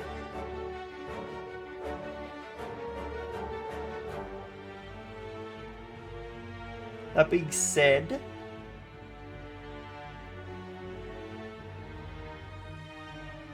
oh no, it guarantees your discard synergies every turn. That is what I like about it. It guarantees your discard synergy. You will get a discard synergy. If you have a Hovering Kite, you will activate Hovering Kite. If you have a Sneaky Strike, you will get a free Sneaky Strike. If you have Eviscerate, you will make it 1 cost cheaper. You will. And that is just powerful. If you draw a Reflex or a Tactician on your turn, you will discard it immediately. Which is especially good with the Reflex, so you'll instantly draw more cards. Like, it's just so valuable. I actually, like, just for the discard effect, it is so good. I think Noxious Fiends is more important for... No, actually, Tools of Trade is more important for poison builds. But I think even builds that... Oh, this is more important for discard builds than... No. It's comparable. I think it's actually comparable to Noxious Fumes for certain builds. Which is kind of crazy. Yeah, I think that's right. This card is actually very good. It gets underrated. It's actually underrated. I know it's slow. No, it's the discard text. You're ignoring the actually important part, which is discard a card every turn. Discard is a good keyword. It's actually good. I don't care if you lose cards in hand. It is good because it triggers things in your pool. It is synergistic with every card in the game. Not every card in the game, but a lot of cards. Unload. This is a damage... I basically see this as a damage common. Very high damage, high rarity damage common. But the downside on it is quite bad. Discard is... See, I think discard's good when it's paired with card draw. Tools of Trade, +1 card, -1 card. The -1 card triggers your things. Pretty good. Tools of Unload, only minus cards. Awkward. That's awkward. You don't want to just discard. You want to draw and discard. That's the ideal effect. That's why Acrobatics is so good. Because not only is it drawing you a million cards, but it's also triggering your discard synergies. So Unload is a bit awkward. It was probably like very bottom of B. It actually might not even be B. Wait, I'm being too generous. It is a discard. It is a only early game card after all. But as the early game card goes, it's pretty good. Could be top of C. I'll give it that. It is just an early game pick. It is just an early game pick. Actually, I would rather have some AoE cards.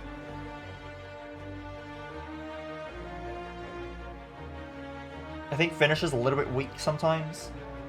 It's a good early game pick. Like, very early on. Very early on. Okay. Well-Laid Plans. This is easy. Well-Laid Plans, S tier. This is the best card in the game, I think. Retain is just such a powerful effect. This is stupid. This works on every deck. Okay, Catalyst only works on poison decks. You have to build around Catalyst. Well-Laid Plans works on every deck. And on every character. Every character would love Well-Laid Plans. Every character. If you have Runic Pyramid... yeah, if you have Runic Pyramid. There's no reason Runic Pyramid's good. But Runic Pyramid has the downside of, you can get Handclog. This won't Handclog you. But, if any character has Prismatic Shard, and you find a Well-Laid Plans, you're happy. Everyone wants a Well-Laid Plans. It's so good. And it's just no conditions on it. And then there's Wraithform. Wraithform is not quite as good as Well-Laid Plans. I don't think... Yes, Wraithform is overpowered in just not taking damage.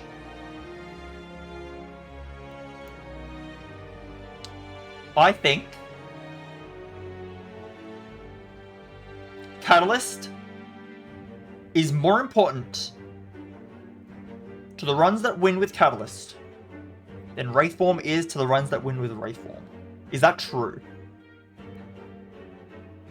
Is that actually true? Catalyst is so much easier to use. It has variants on it though. Okay. I'll give Wraithform over Catalyst. That's fair enough. Wraithform is... It does have a downside of losing dexterity, and that can be awkward. You can just use it when you're about to end the fight anyway. Yeah, and yeah, you can just use it when you're gonna end the fight anyway. It is awkward to spend 3 energy. Sometimes I see this as, oh, well, the first turn of Intangible is kind of wasted because you spent 3 energy, and then you're not gonna have anything else to do that turn, and then you're going to use a turn of Intangible, setting it up. And then you're going to use a turn of Intangible setting up the Wraithform. And now you only have one left. So it's basically one turn of intangible. Not true, because if you kill on the turn after you get the intangible, then you win. Right? You win. Well, actually, I guess it is one turn of intangible. Because you could have done that anyway. You could have already killed anyway. So really, the unupgraded Wraith form only gives you one turn of intangible. What is it? Why am I getting ads now? Why did you not loop? Okay.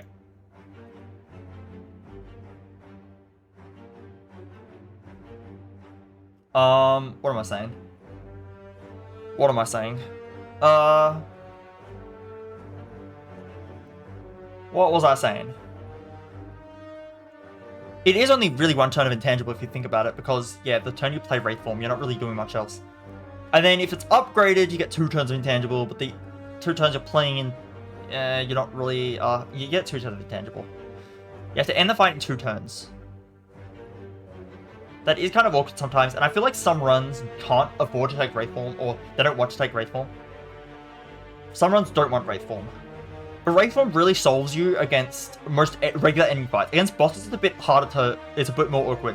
But in regular enemy fights, Wraith form just solves the fights, usually. You usually just play it, and then you win. But I do feel like Wraith form's a little bit finicky, so therefore I actually will put Catalyst above. I think Catalyst, it's mostly a boss killer. It takes longer to set up, though. You need longer to set up the Catalyst. You need longer to set up the Catalyst. And Wraith form just lets you not die. That's a hard one. I think World Laid Plans is definitely better, for sure. I think Wraith form is slightly overrated, to be honest. Slightly overrated. Just a little bit. It is very good, of course, but I think it is slightly overrated.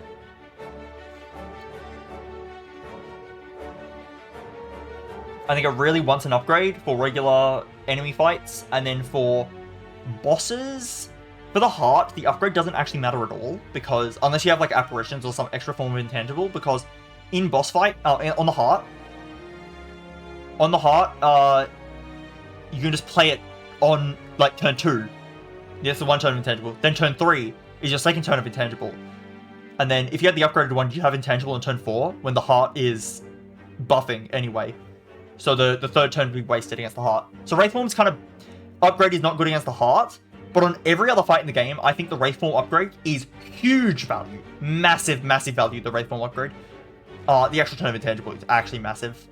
It's basically doubling the amount of intangible turns that you're actually actionable as well, which is huge.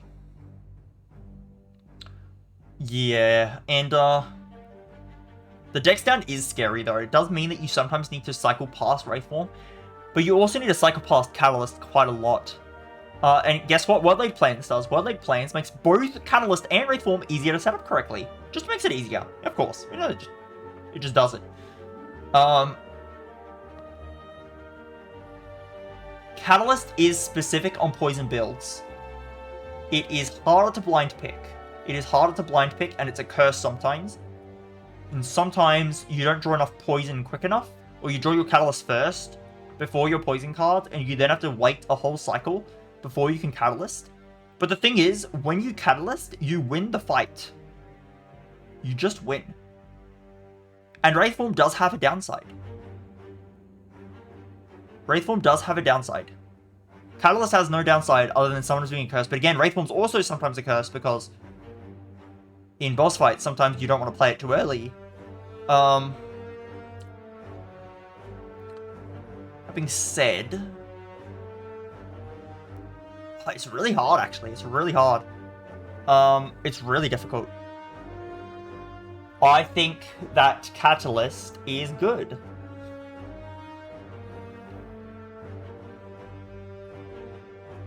Catalyst is mainly good for boss fights. It's not as good in regular enemy fights. It's not as good in regular enemy fights, not even close. It can take out one key enemy for you, but it won't take out the rest of the enemies. But it will take out the one key enemy that you really wanted to get rid of extremely fast. And in bosses, you basically just wait a cycle in your deck, you use Catalyst on the 2nd cycle of your deck, and you kill the boss from there. It makes the boss, like, basically have a hard timer on them. They will die quickly. If you upgrade the Catalyst, it does even more poison, and you can just do a big amount of damage over time. Not to mention, Catalyst, both Wraithform and Catalyst synergize with themselves. So, like, the more Catalyst you have, the better your Catalyst is.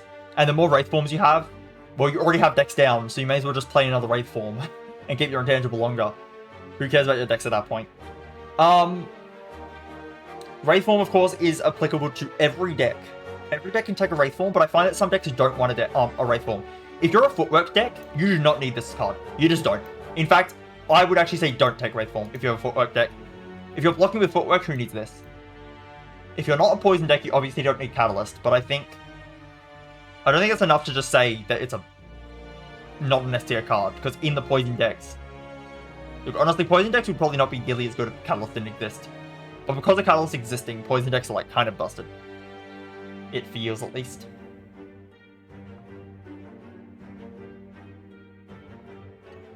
I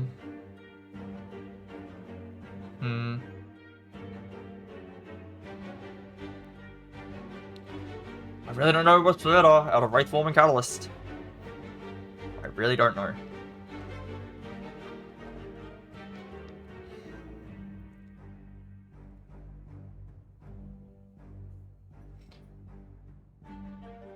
I guess because Wraithform is applicable to all decks, I'll put it above.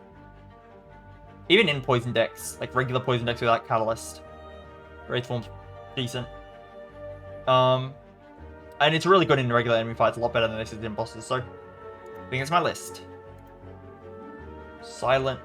Whoa, what have I done? Silent cards.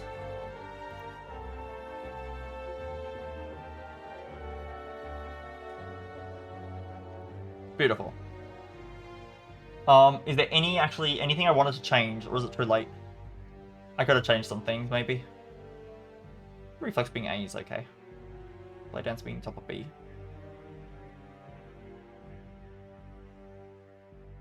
That makes sense. That makes sense. Am I doing Defect as well? I probably shouldn't. I think I'm a bit tired. I could do a Defect run, though. I could just play the actual game. I could just play the actual game. Maybe I should do that instead.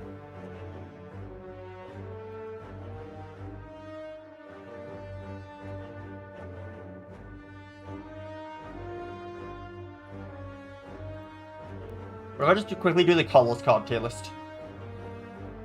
What do I do the Colourless card tier list just real fast? Before I do a Defect Watcher tier list, like...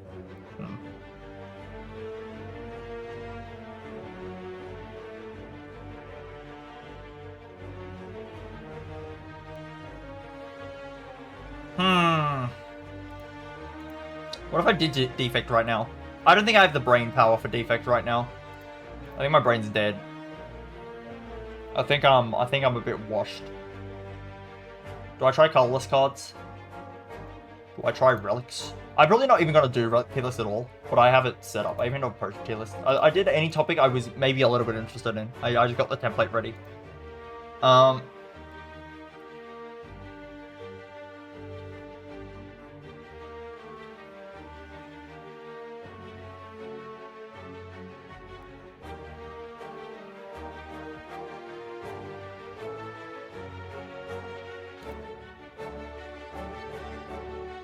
I don't think I'm mentally prepared for this. I really am not. I already feel like I've lost some things to say. But I could just do a Defect run. A Defect run might be good for my brain power, or maybe it's not. Maybe I'll just take a break in general. Right, maybe I'll just take a break in general. Maybe I do an Isaac run, who knows? Maybe I'll just do Colourless cards.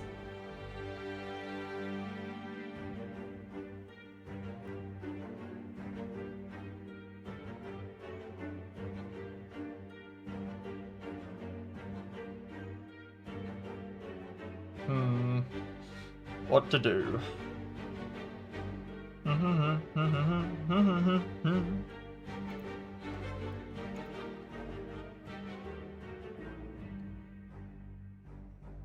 I should probably just play the actual game at this point.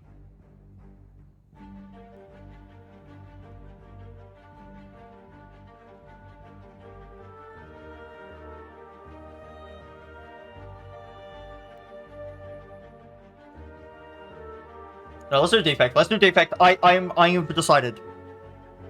We're doing Defect today. I'm doing Defects. Okay.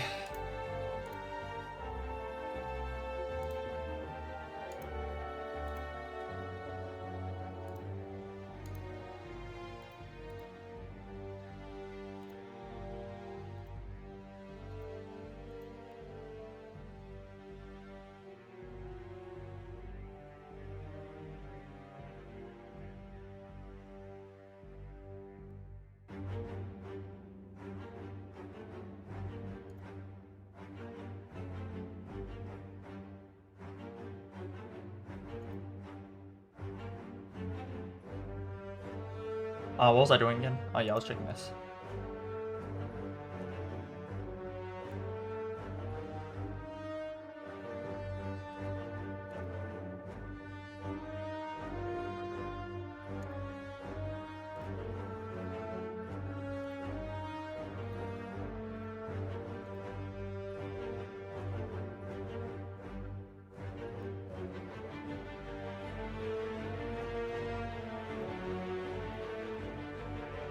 It's really a better color I should have used instead.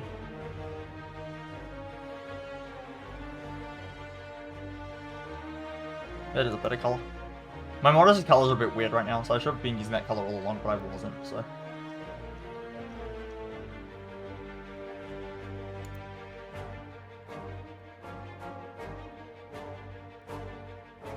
Let's change these.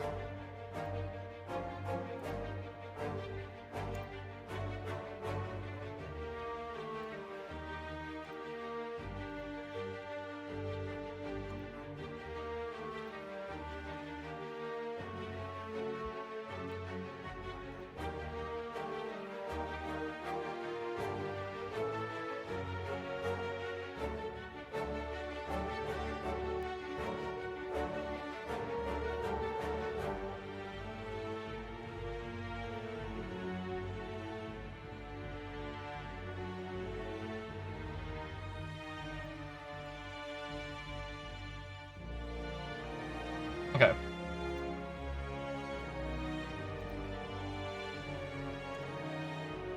Let's start off. Aggregate. Might just be S tier immediately. This card gives you a ton of energy. At the very least, extremely high A. It might just be extremely high A. This card just gives you a lot of energy immediately. I don't know exactly where to put this card, but yeah, it's extremely good.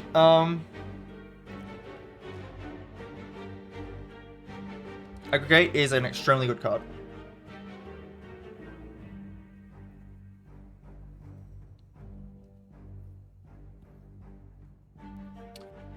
Like, comparing to my other lists, where would a card that gives you a ton of energy go? Probably in this tier. Yeah, okay. Although, I almost snap pick Aggregate when I see it. It actually might be yes. This card's stupid. You can just snap pick it. The problem with Aggregate is a lot of the time, it, okay,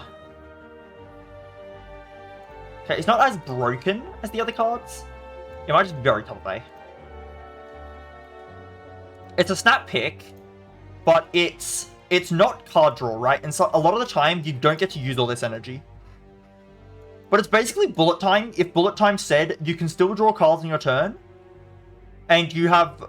Yeah, you know, it's basically just bullet time if it said, you can still draw cards on your turn. And also, it only costs 1 energy. It's stupid. I don't think Aggregate's like always a take, but it's very close. It's very close to always a take. It actually might be. It actually might be yes. This card is stupid. I actually don't know. I don't know.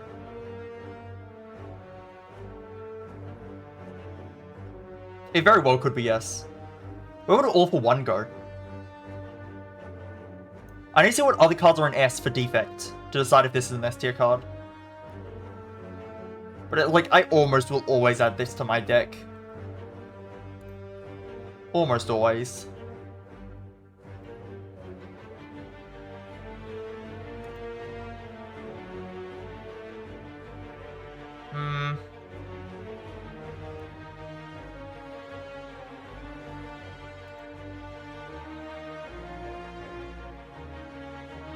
Okay, All for One.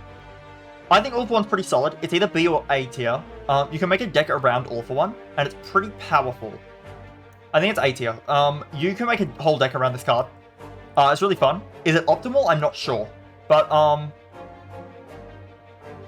it might actually be B. Just because, like...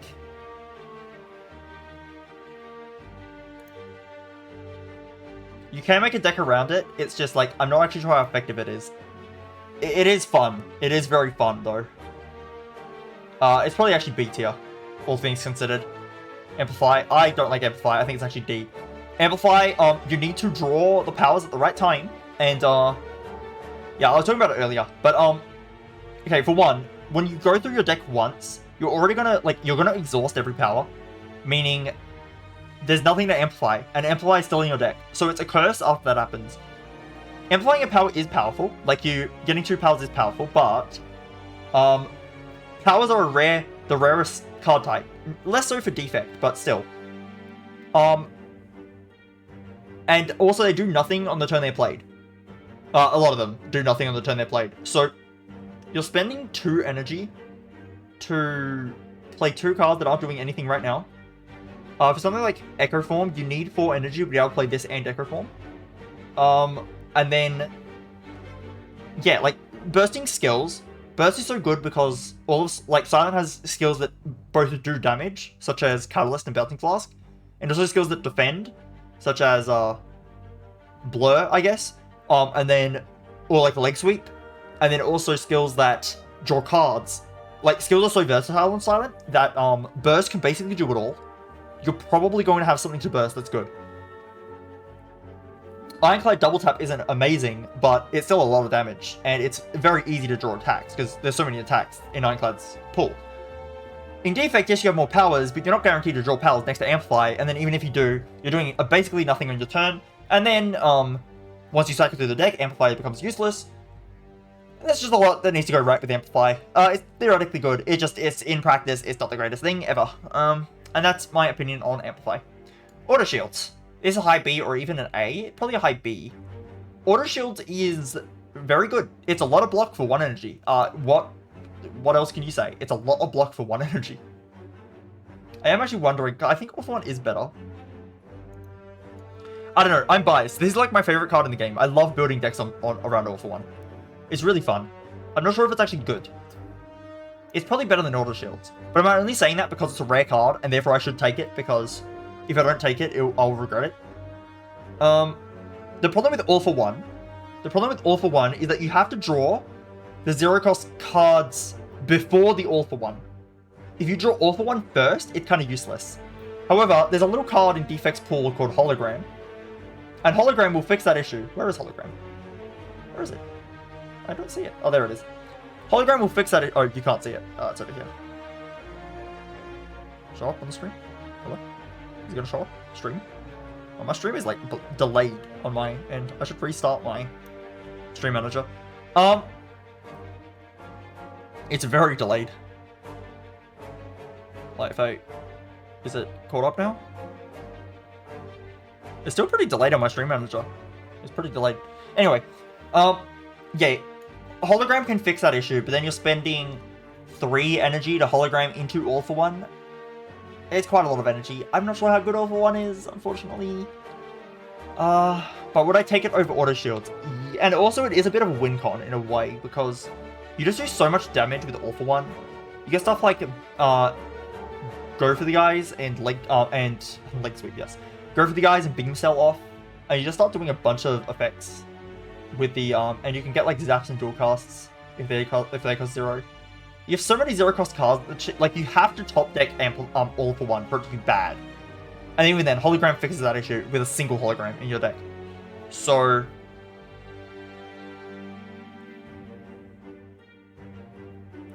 it probably is better than Auto Shields, but Auto Shields is a really good block. Don't underestimate this card. Not good to add 2 of them into your deck, but the first Auto Shields you see is usually a pretty good add. Usually pretty good. Especially since it works well with Frost Orbs, because you get the block while you have none, and then your Frost Orbs block for you. So Auto Shields is pretty good. I think it being B tier makes sense. I think being B tier makes sense. I kind of want to put this in A tier, honestly. I will for now. I'm not actually sure, though. Ball Lightning.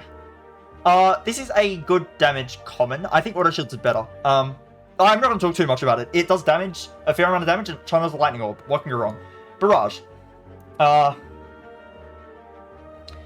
is really, really, really good in some decks. But the problem is with Barrage is that it's not an Act 1 pick. And a lot of these damage commons should be Act 1 picks. This is not an Act 1 pick. It's really sad. You have to wait until Act 2 or 3, then have like capacitors and a lot of stuff to get the barrage going, but when the barrage goes off, it goes off. Okay, Beam Cell. Beam Cell's pretty good. Is it a B tier? Maybe barely. Let's say B tier. Beam Cell is vulnerable. If you upgrade it, it's 2 vulnerable. That's a lot of vulnerable.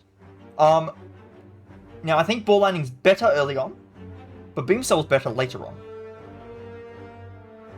Does that make Beam Cell better overall? Maybe. Although, Defect doesn't get the most use out of Strength. Out of Vulnerable, because you're not doing a lot of physical attacks sometimes. So I think bottom of B makes sense. What's Silence bottom of B? Oh, those make sense. Okay. I'm going to keep Beam Cell below Ball Lightning. Because Ball Lightning is a really good, like, extremely early pick. Although, actually, this as a pick for early game is also good in terms of dealing a lot of damage to Act 1. Act 1, Beam Cell, makes all your strikes do +3. And it's doing 3 on its own. So, Beam Cell +1 strike, or Beam Cell +2 strikes is probably doing more than your Ball Lightning's ever doing. Even with the 3 energy per turn from the Lightning Orb, you're probably going to end before that's a problem. But then this is like good synergy with like everything in Defect's deck, like everything. And this isn't. So I'll probably put it below. But it's pretty close, I think.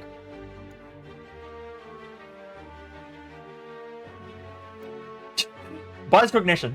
The main broken thing about Bias Cognition is that it is so easy to block the debuff. Orange Pellets is busted. Clockwork Souvenir is busted. Even just not blocking the debuff is still fine. You can just not block it if you don't want. It's going to give you focus overall if you just don't block it. End the fight fast enough so that the focus loss doesn't matter. And Bias Cog is good. That's all I really need to say. Just end the fight quickly. Or just wait on it a little, like just a little bit of time. Focus is really, really, really powerful. It's by far, I think out of every stat in the game, Focus by far gets the most increase from 1 increase in focus. Same with loss in focus. If you lose focus, it really gutters you. If you gain focus, you're like immortal. Yeah, focus just, it's really, yeah. Blizzard. At least Amplify can sometimes be good. Blizzard is the most underwhelming card in the entire game. Why is the damage so low? Why is it so low? 2? 3 upgraded? Really? 3 upgraded. How many Frost Orbs do you need for this to do decent damage? So unless you have Chill, in a multi-enemy fight, it's not going to do much damage on, like, the first few turns. You need to get Frost Orbs first. And then, okay, Silence Dagger Spray is 8 damage to all. You need to summon 4 Frost Orbs in the combat for it to equal Silence Dagger Spray. That's shit. It's just bad. It's just bad. This is a really bad card. Also, give me a sec.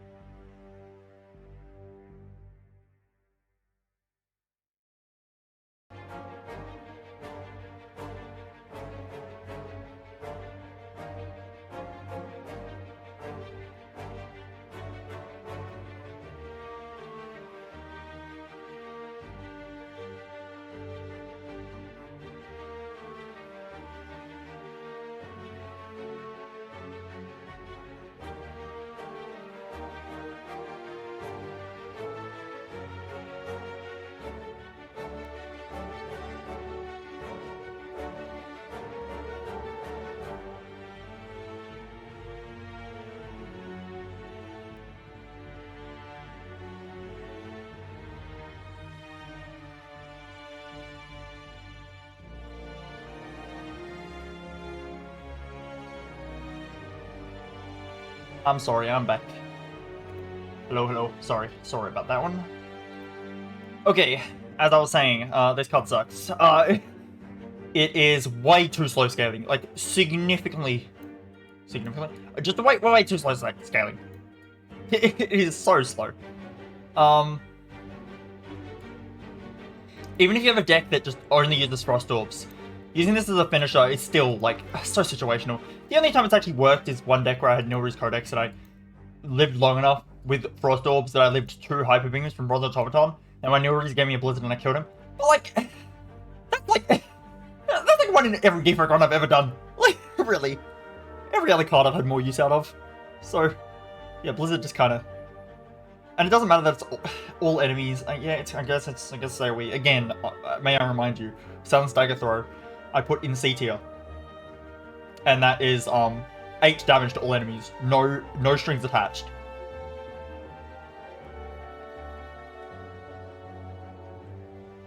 Eight damage to all enemies, and it scales with strength. This doesn't even scale with strength. That's how sad it is. Anyway, that's enough about that one. I am still thinking about All for One. I am a little bit biased towards this card, so it makes sense that I always put it high. But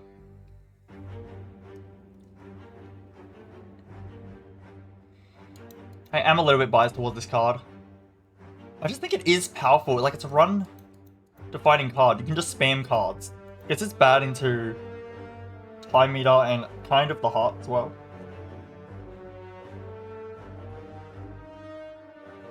But I found with Turbo, if you have Turbo in your deck, this becomes broken. So, you know, just because of that synergy, it's so easy to get synergy with this card.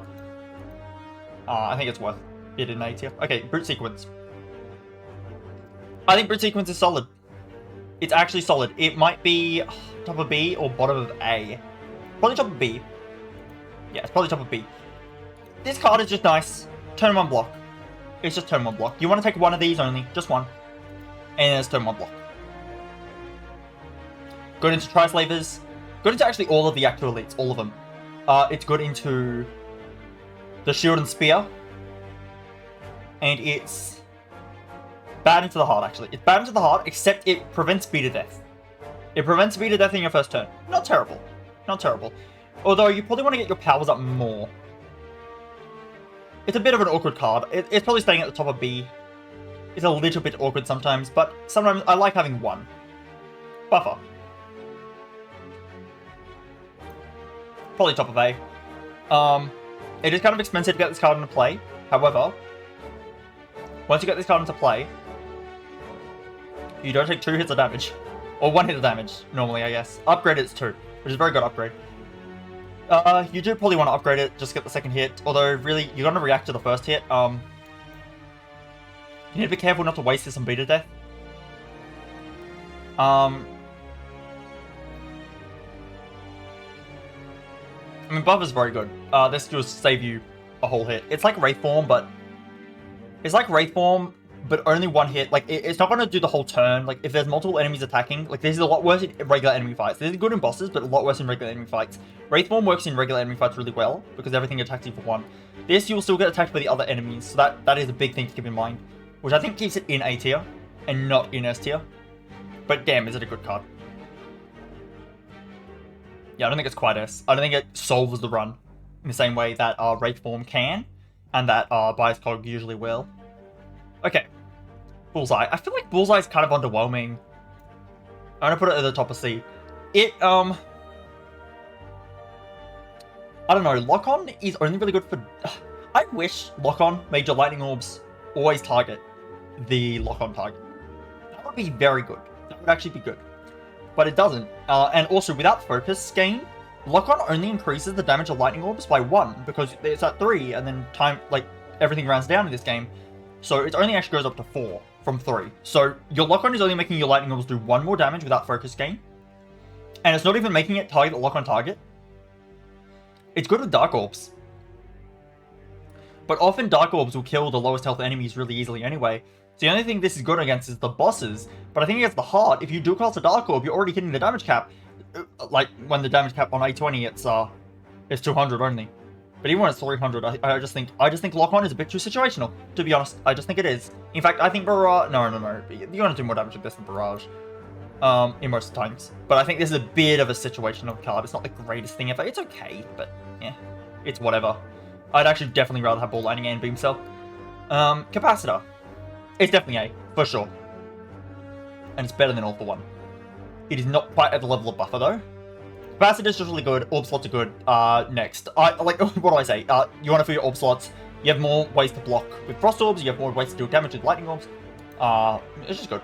Chaos. Okay. Interesting card. It's random orbs. You don't know what you're getting. However, most of it's good. Most of it's good. I would say the worst hit you can get is 2 Lightning Orbs from this. 2 Lightning Orbs is definitely the worst, because I think Lightning Orbs are the worst orb type. Plasma Orbs are hard to get, and that's the only reason Plasma Orbs are kind of bad. They're hard to get. But if you get Plasma Orbs from this, you're just gaining energy on play, which is kind of huge. Dark Orbs are amazing. And Frost Orbs are pretty decent. So really, you have to hit a Lightning Orb twice for me to consider this a bad deal. It's only 2 orbs when it's upgraded. You have to hit a Lightning Orb for this to be a bad deal. So, even a Frost Orb is a little bit of a bad deal. So 50% of the time, this is pretty good. It's a bit awkward because of that. But I think a Chaos Plus is, like, very good. I think Ball Lightning actually might be... Is it actually bottom of B? Is it actually bottom of B? I think this card can be good, but it's just a bit awkward. Because it's random. The randomness kind of makes this card a little bit weird. I think Beam Cell being consistent. Like in Act 1, this isn't helping, and then later on, I'm not really sure what you're taking it for. Because it's inconsistent. Maybe it's like top of C. Top of C feels wrong, though. I'll try bottom of B. I might change the location of Chaos later. I'm not really sure, but we just fill things out for now. I feel like everything's going to go into B. Defect has a lot of good commons. The Charge Battery, it's Flying Knee, but it's Flying Knee, but it's block. But Flying Knee, but block is way better than Flying Knee. That's just how the game works. That's just how the game works. Flying Knee, but block is way better. Block is more valuable. It's just that simple. So, because of that, Charge Battery is like up here or something. But it might even be better than Auto Shields. Charge Battery is great. It just is. In fact, I'm going to bring Sequence down a bit. Just because this always starts in your starting hand, you don't always want that. I think Auto Shields is better. Put this up here. Top of C. Okay, Chill. Chill's a weird one. Chill is a weird one.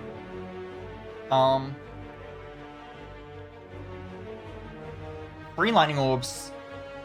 You can become innate. I'm not sure how I feel about Chill.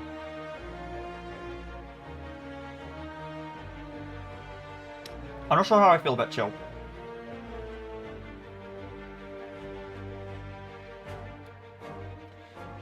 What do I feel about this card? This card is... this card is awkward. Sometimes it's 0... Like, if you're in a 1 enemy fight, this is 0 energy for 1 Frost Orb, which is a bad deal. I was just saying that 1 Frost Orb here is a good deal. It's actually not. This is why this is C, actually. Because you need to hit a Dark Orb. Yeah, no, this card's a little bit awkward. I do like it, though. I think I like it more than Bullseye, for sure. But it would probably be in C. I think Beam Cell's more consistently good. Even just for stripping artifacts. And this deals damage and gives you a Lightning Orb guaranteed, so that's pretty good. Okay, so... The upgraded version I like, though. Like, quite a lot. The upgraded version is massive. Anyway. Chill is...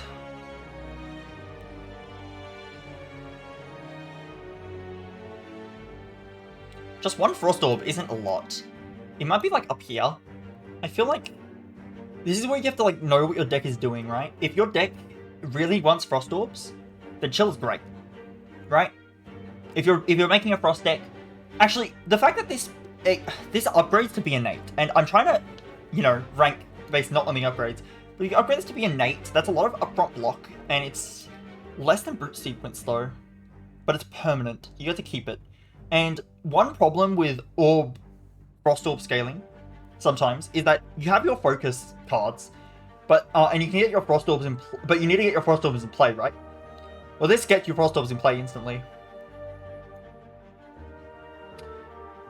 Maybe it's very bottom of B. No, I think it's top of C. Feels a little bit awkward. It's just a bit, I don't know, it does channel a lot of Frost, but it's for 0. It's not bad. It's a bit awkward, just a bit. Okay, Claw. I'm sorry, Claw. I'm sorry, Claw. I'm sorry, Claw. Claw is takeable. It is takeable in some decks. It is more takeable than Amplify, I think. It's a meme, though. It's a meme. Claw decks are not real. They scale very slowly. It is not worth building your deck around Claw. However, it is something you can try to do. It's not terrible. It's not terrible, but it's a meme. I very rarely take Claw. Okay, Cold Snap. Cold Snap and Bolt Lightning are like so similar. This does less damage, which kind of sucks. And I feel like early game, the Ball Lightning is better. Okay, I've had runs where theoretically I think Cold Snap would be better. Then in practice, it feels like Ball Lightning's better. So but then I feel like late game, you'd rather have the Cold Snap. But then also late game, why am I using Cold Snap? So Cold Snap is like weird where it's worse early game compared to Ball Lightning. And it's also worse late. Or it's better late game compared to Ball Lightning. But it's like, I don't actually want Cold Snap late game. I'd rather use Cool Headed. So it's a really awkward position for Cold Snap to be in. Makes me think it is worse than Ball Lightning. Even though I definitely like Frost Orbs more than Lightning Orbs in general, I do think the ability to pick this up in Act 1 and do a lot of damage like for a while is better. This is only doing 6 damage. This is a strike. This, if you're increasing your damage, trying to increase the damage of your deck, this does 10.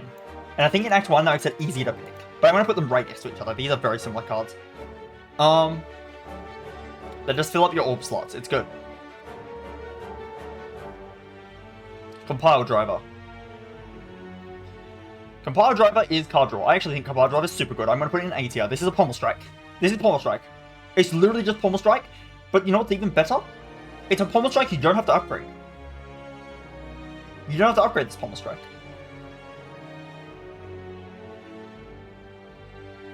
You just need orb slots, which you don't always have, but you can usually do it.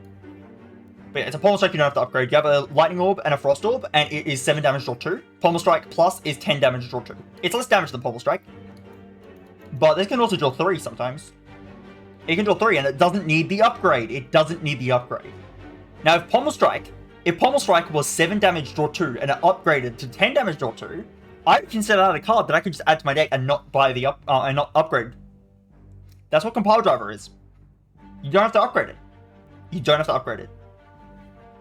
Don't have to upgrade it. I think the upgraded is 10 and draw 2. So actually, upgraded is a Pommel Strike on average. Because you're usually going to draw 2 from that. Okay, Consume. Gain 2 focus and lose an orb slot. Interesting card. It's a scaling card that's very awkward. It costs a lot of energy. Okay, it's like Defragment, but it loses you an orb slot. It's like playing 2 Defragments, but it loses you an orb slot, but you can reuse it later.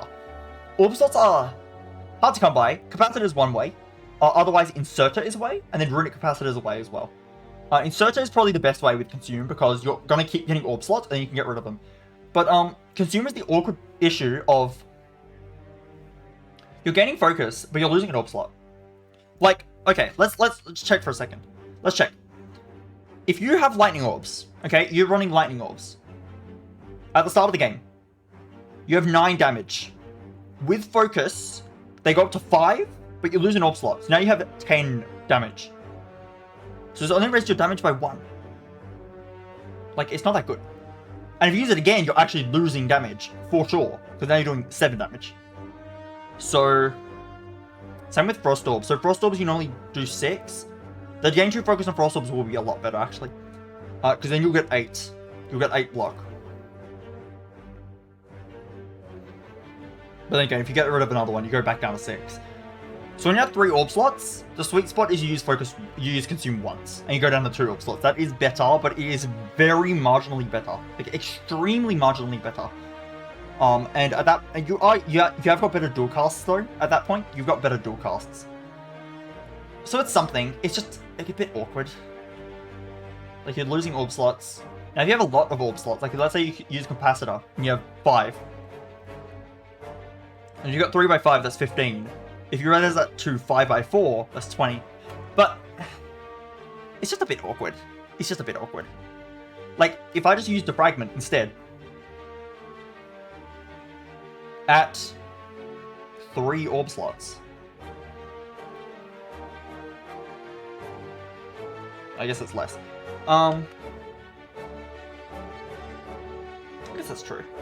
This also costs 2 energy, so it's actually awkward to get into play. For all of these reasons, I'm not a huge fan of Consume, but I think it is kind of okay. I might put it like here. I feel like it's a bit of an awkward card to play. But I think it's better than Bullseye. I'm not a huge fan of Bullseye.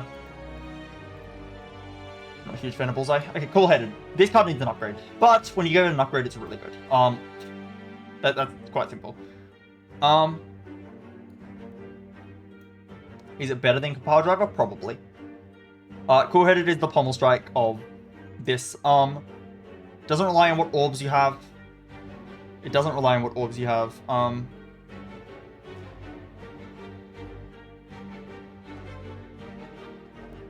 It just draws. But you do need to upgrade this card. But the ability of spending 1 energy for the orb, the Frost Orb, is a lot better than dealing 7 damage late game. I think because of that, Cool-Headed's better. But it's kind of like a headbutt in a pommel strike situation where the Cool-Headed's a lot better late game. But you need the upgrade. And Power Driver is better if you have unupgraded. But the damage doesn't really matter, you're just using it for the card draw at that point. Core Surge. This is how you block Bias Cog as well. Might be an A tier. High A tier. Probably right here. I think Buffer is really good. Core Surge is also pretty good. That being said, scaling is kind of huge. I like that. I think Capacitor is like a really good improvement. Adding more orb slots is really good. So I'll put Core Surge below it. But this is really good. You get 1 artifact. Artifact is great. And artifact is blocked by Bias Cognition blocks artifact. Artifact blocks Bias Cognition. There we go. It blocks the focus down. You gain the 4, but you don't lose the focus every turn, which is huge. Honestly, I am looking at this.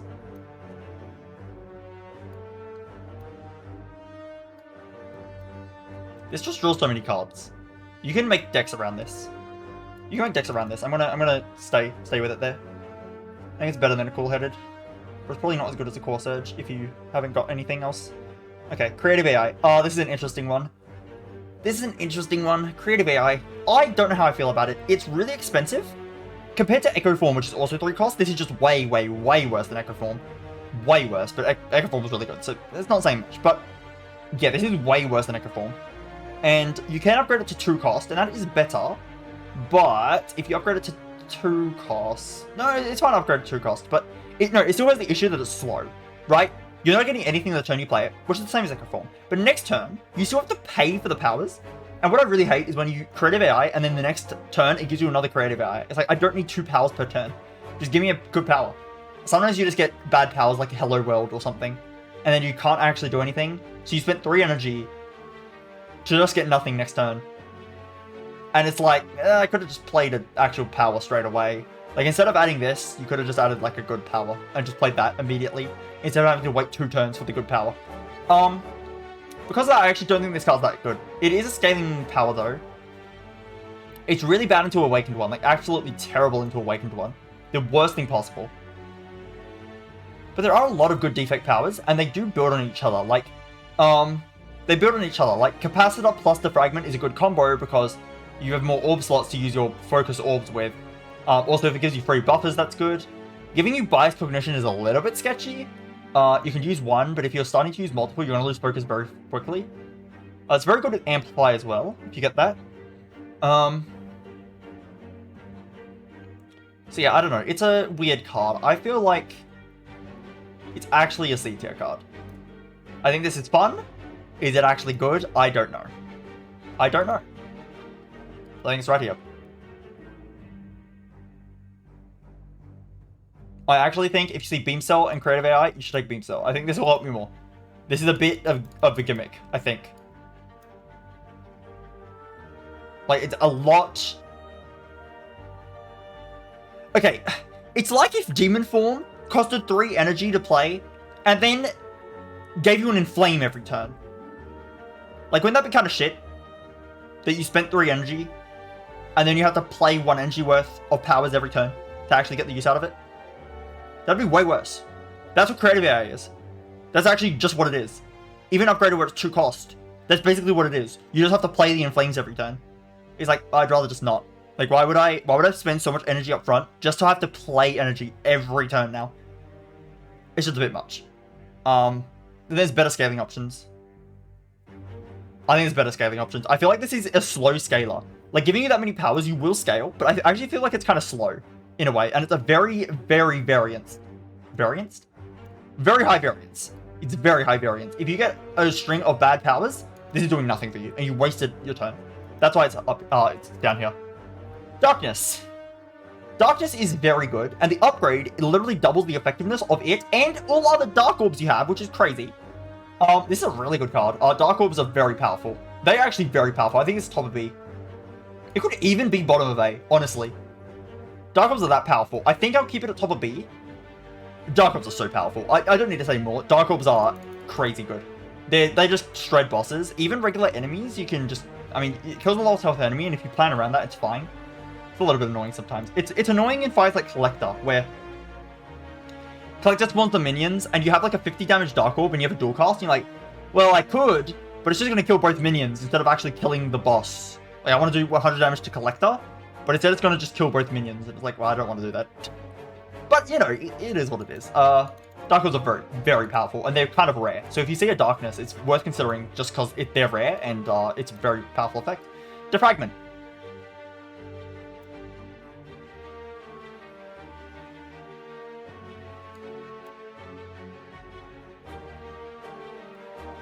I think when you see Defragment, you take Defragment.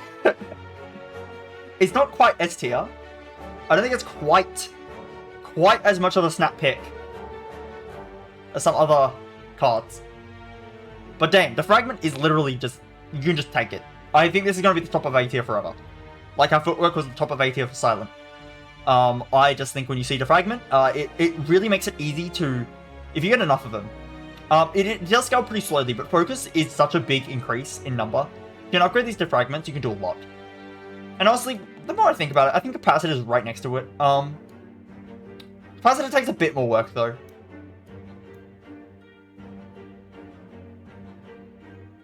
But honestly, like, with Frost Orbs existing, these are kind of more powerful than Buffer, I think. And these combo really well together. Like, if you're making an orb build, you want these cards. These are the cards you're looking for. You can kind of get away with not having Focus if you have a lot of orb slots. You can kind of get away with no Focus. Just having a lot of orb slots to stack up the amount of Frost Orbs you can get. It's okay. It kind of works. Definitely not as good, though. But you really want them together.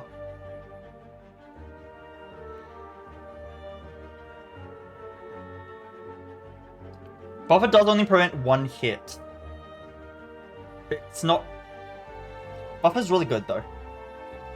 I think the scaling powers are more important for Defect, honestly. And some people say that Capacitor is like kind of bad if you get it too early. Kinda. I don't know. I think it's fine.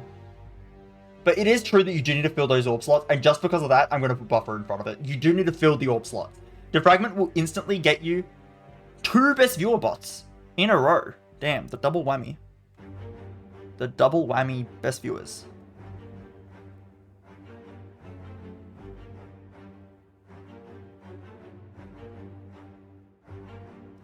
Calculated in 2019. Odd. Goodbye. I wonder if that was like a real person, that was a joke. Well, if it was, oops. I banned them. Oops.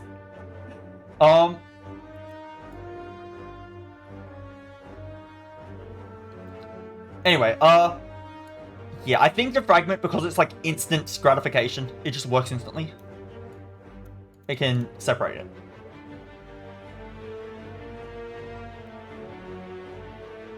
I'm a bit scared that you came in right as soon as they got 2 bots in a row. Are you also a bot?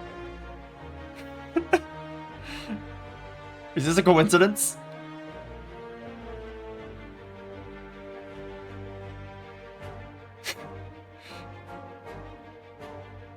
That's a bit, I don't know how to feel about that one.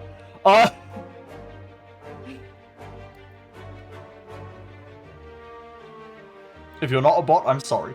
Anyway.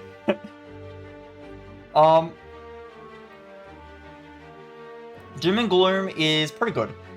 It costs 2 energy, which is a lot, but it gives you a Dark Orb. This is doing 2 effects that are kind of different,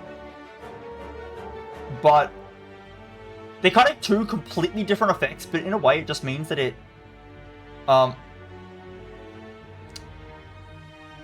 yeah, Slay Spire is very good.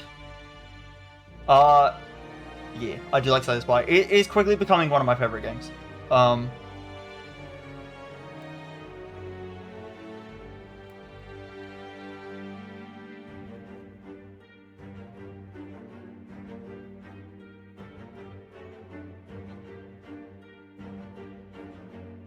I'm very much like a nerd. I like games like this. Is it complex or simple? I think it's fairly simple to learn, but I'd say it's easy enough to learn, but hard to master.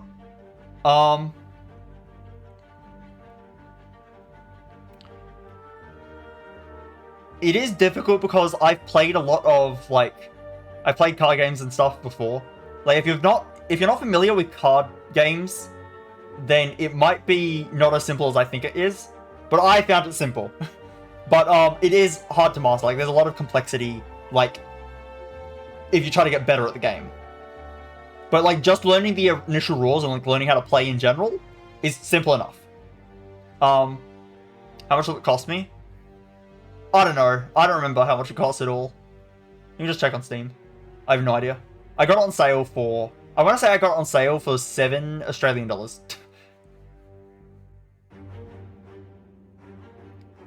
Hey, listen. I use a calculator. I can't be bothered doing mental math. I'm a little bit slow at mental math. Like, I'm like the math kid, but I'm like not actually that fast at mental math. So I just use a calculator for this game. It's a lot faster. It's a lot faster.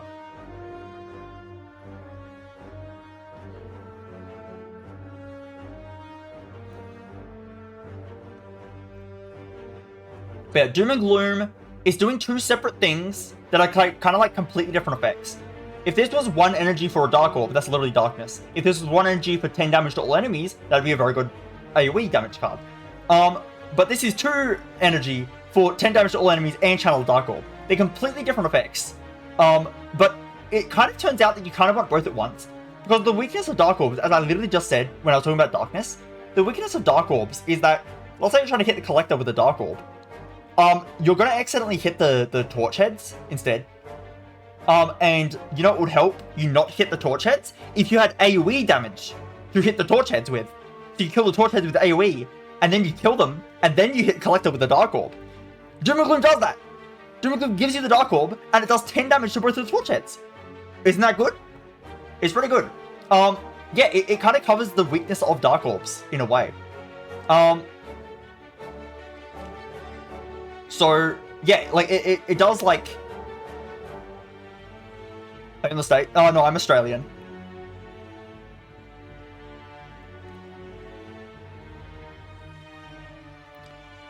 I think so. I don't know where to place the Doom and Gloom. I do actually think Darkness is better, though, because it's so no-nonsense.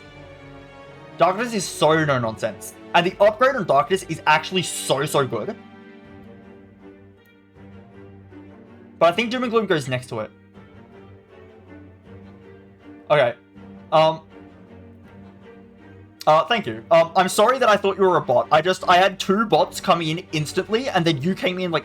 I had 2 bots come in, like, a second apart, and then I banned both of them, and then you came in, like, a second after I did that. So it looked a bit suspicious. I'm sorry I called you a bot.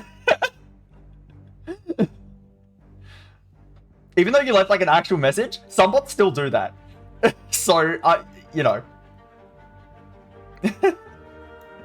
Some bots will leave actual messages. So it just looked a bit suspicious. But I'm sorry. Oh my god! Not the best viewers! Maybe I should ban you. Yeah, I think Doom and Gloom is worse than Darkness. This is so no nonsense, but this is pretty good. For 2 energy, pretty good.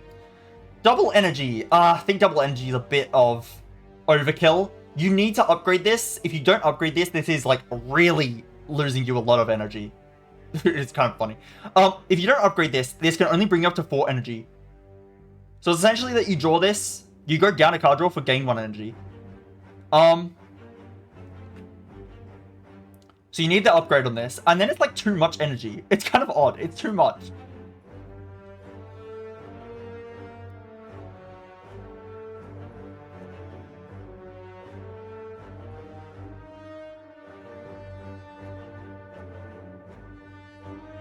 What do you mean? I'm trying to decipher that. Is that PNG? I don't know what you mean. Yeah, I feel like double energy is too much. I think it's just not necessary a lot of the time. Oh, am I a PNG? Oh, I see. Yeah, it's a 3D model.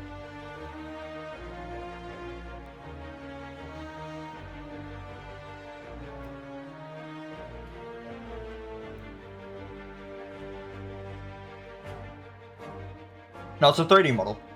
See? 3D. I'm 3D. I'm 3-dimensional. I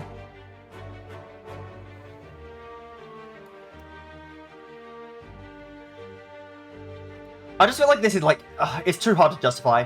And it's exhausted. It exhausts as well. Like, you're only getting this once in the fight. And it's a lot of energy, and sometimes, a lot of the time, you get this and you have nothing to spend the energy on.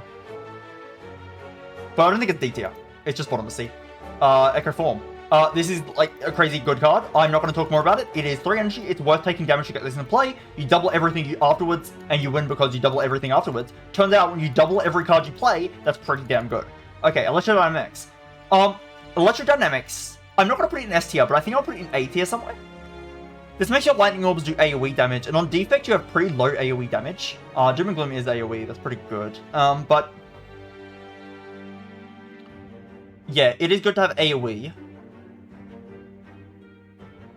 Honestly, just because AoE is so rare on Defect, I'll put Doom and Gloom higher than Darkness. Only because it's so rare on Defect. But this is like the best AoE card for Defect. But it is slow. It is slow. It does give you 2 lightning orbs instantly. So that is at least 6 damage to all enemies. What character are you playing? Oh, you're playing Slay the Spire. I see.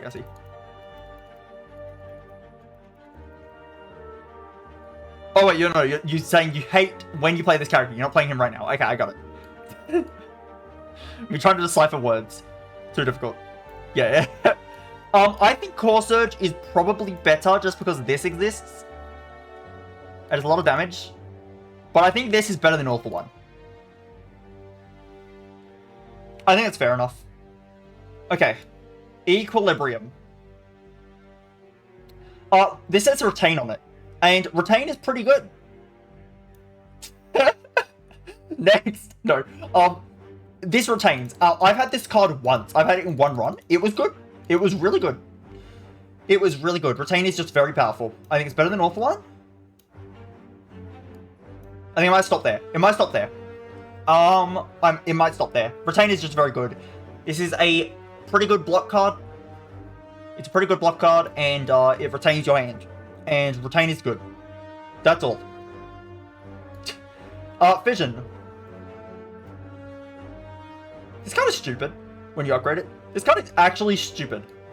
It's better than aggregate for sure. This card is so dumb, but it needs an upgrade. It needs an upgrade. That being said, is it actually higher than Bias Cognition? This card is so dumb. It is so ridiculously stupid. Like, you need to upgrade it, but wow. Only because you need to upgrade it, I'll put it below Bias Cog. But damn, Fission with an upgrade is the dumbest card in the game. You draw so much. You draw so many cards, you gain so much energy, you evoke all the orbs, and you probably just drew into all of the things you need to just fill back up your orb slots. It's a crazy card. Force Field. Force Field is pretty good block. It is 4 energy, which is a lot. That's literally higher than your base energy cap. However, every time you play power, it permanently decreases by 1. And that makes the card pretty good, because Defect likes to spam powers. And as soon as you get 2 powers into play, this is like a decent rate. And if you get 3 powers into play, this is amazing. And if you get 4 powers into play, it's literally free, and it's like really good. That being said, it is a bit hard to justify sometimes. Like if you draw this too early in the run, like in the fight, if you draw this turn 1, it's quite bad, because it's going to cost 4 energy on turn 1. That's terrible. But if you draw it later, then you can like start hologramming it back and all this crazy stuff and get a bunch of block. It's probably like around here. Defect has a lot of good block cards. I literally have 4 good block cards next to each other right now. I'll put it here. I don't want to put this any higher because it is a little bit awkward. But yeah, you have a lot of good block cards on this character. FTL. FTL is... I'm actually not that excited for this. Not only is this a Flash of Steel, and I've fallen out of favor with Flash Steel a lot because Time Meter exists, and it's also bad against the heart, but this is a situational Flash of Steel. It only draws a card if you've played less than 3 cards in your turn. That's not as good. It's just not as good. So I don't even rate this that high. I put Escape Plan up here for Silent. This goes less, because it's not even going to always draw you a card. I actually am not a fan of this card. I don't take it very often at all. I'm going to put it down here. True. Good point. Fair enough. I didn't think about that one. Insane!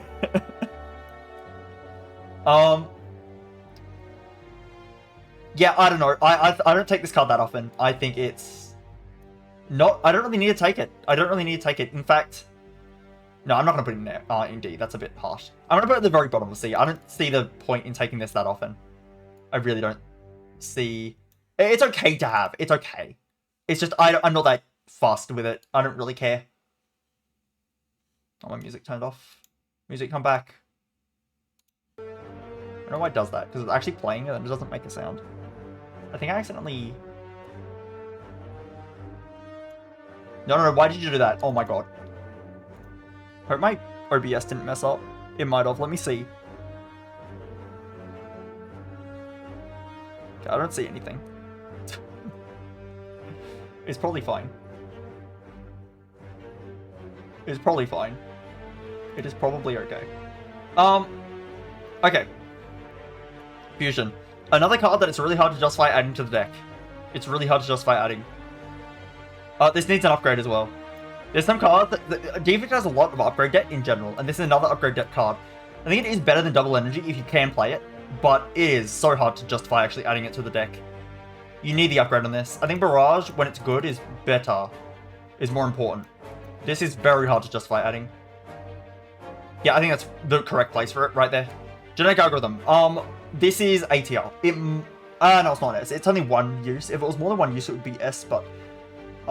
this is A tier for sure. This is a stupid card. This card is dumb. Is this card better than Buffer? Wait, it kind of is, isn't it? It literally just is better than Buffer, when I think about it. Yeah, no, it is. Genetic Algorithm is stupid. It's a stupid card. It is so easy to scale up. Like, effortlessly easy.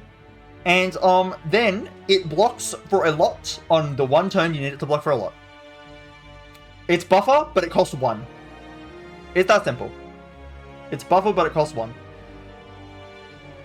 Although, one advantage of Buffer is you don't have to use it on the same turn that you use the Buffer.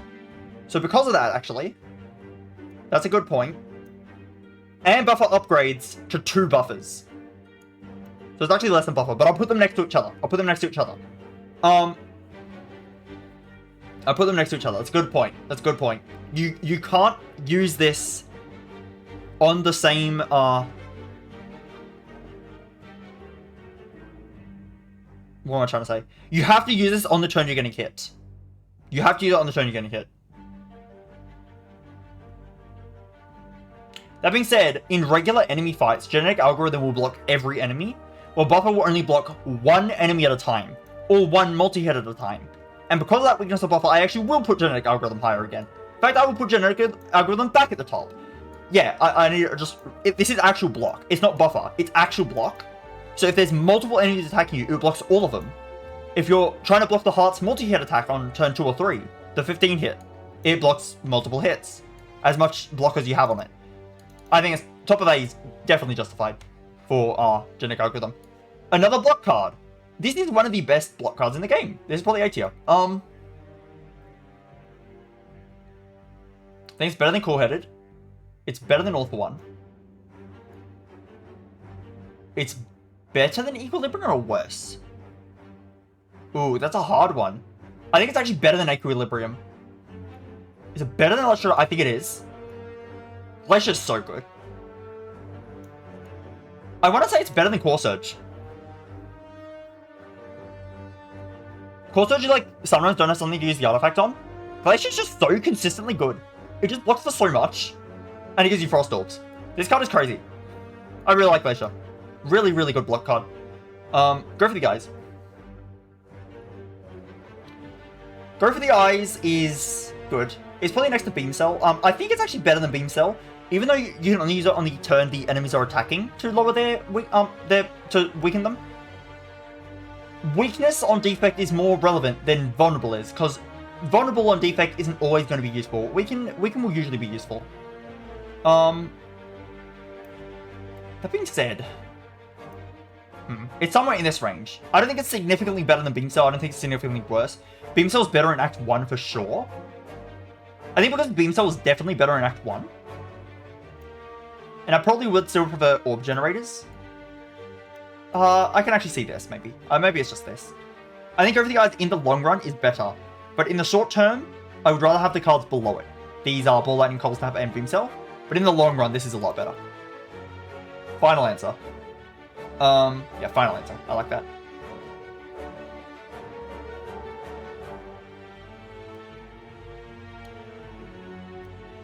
I'm actually thinking about it. Fruit Sequence is a bit annoying because it's an 8. You don't always want it. You don't always want a boot sequence. Sometimes you do, sometimes you don't. It is good though. I'll put it back up. That's okay. Would I rather have Weaken available to me? Problem is this doesn't need an upgrade. This does need an upgrade. Badly. This doesn't need an upgrade, it's just fine. It just blocks for a lot on turn 1. But it is getting in the way of your other, like, powers you might want to draw on turn 1. But it's also free. It lets you play those powers you might have drawn next to it.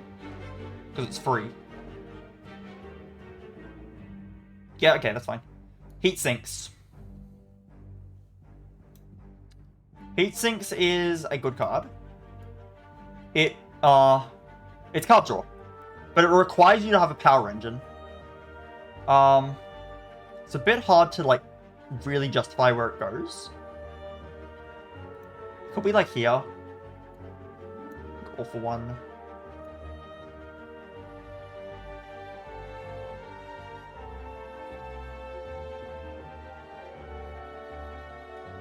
I don't know where this goes. Maybe right there. It's card draw. It's a lot of card draw. Actually, how much card draw is it really?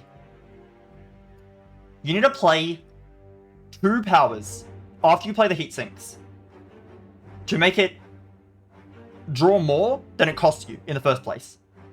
The first power you play is just getting you back the card you would have had if you didn't play Heat Sinks. The second power you play will then draw you a card positive over Heat Sinks. I think you're better off just with direct card draw cards. Maybe. But this is really good if you have like a combo going.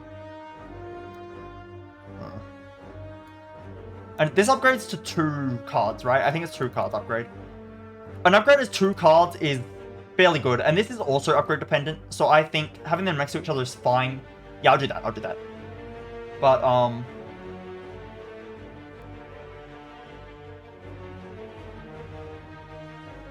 for One is less reliant on things. It kind of is on draw order. I don't know, I find All for One fun. Here's my bias. Here's my bias. It's fun, okay? It's fun. Let me recognize. It's a fun card. I'm gonna come back in a year and go, why is All for One so high? Why did I put All for One this high up? Oh, insane. Okay, Hello World is kind of bad. So I actually this is a good thing to point out. The upgrade of this might be the worst upgrade in the game. It gets an 8. You don't want this to have an 8. I've heard Frost Prime say that he doesn't like adding this to his deck because then it feels like a bomb whenever he takes like a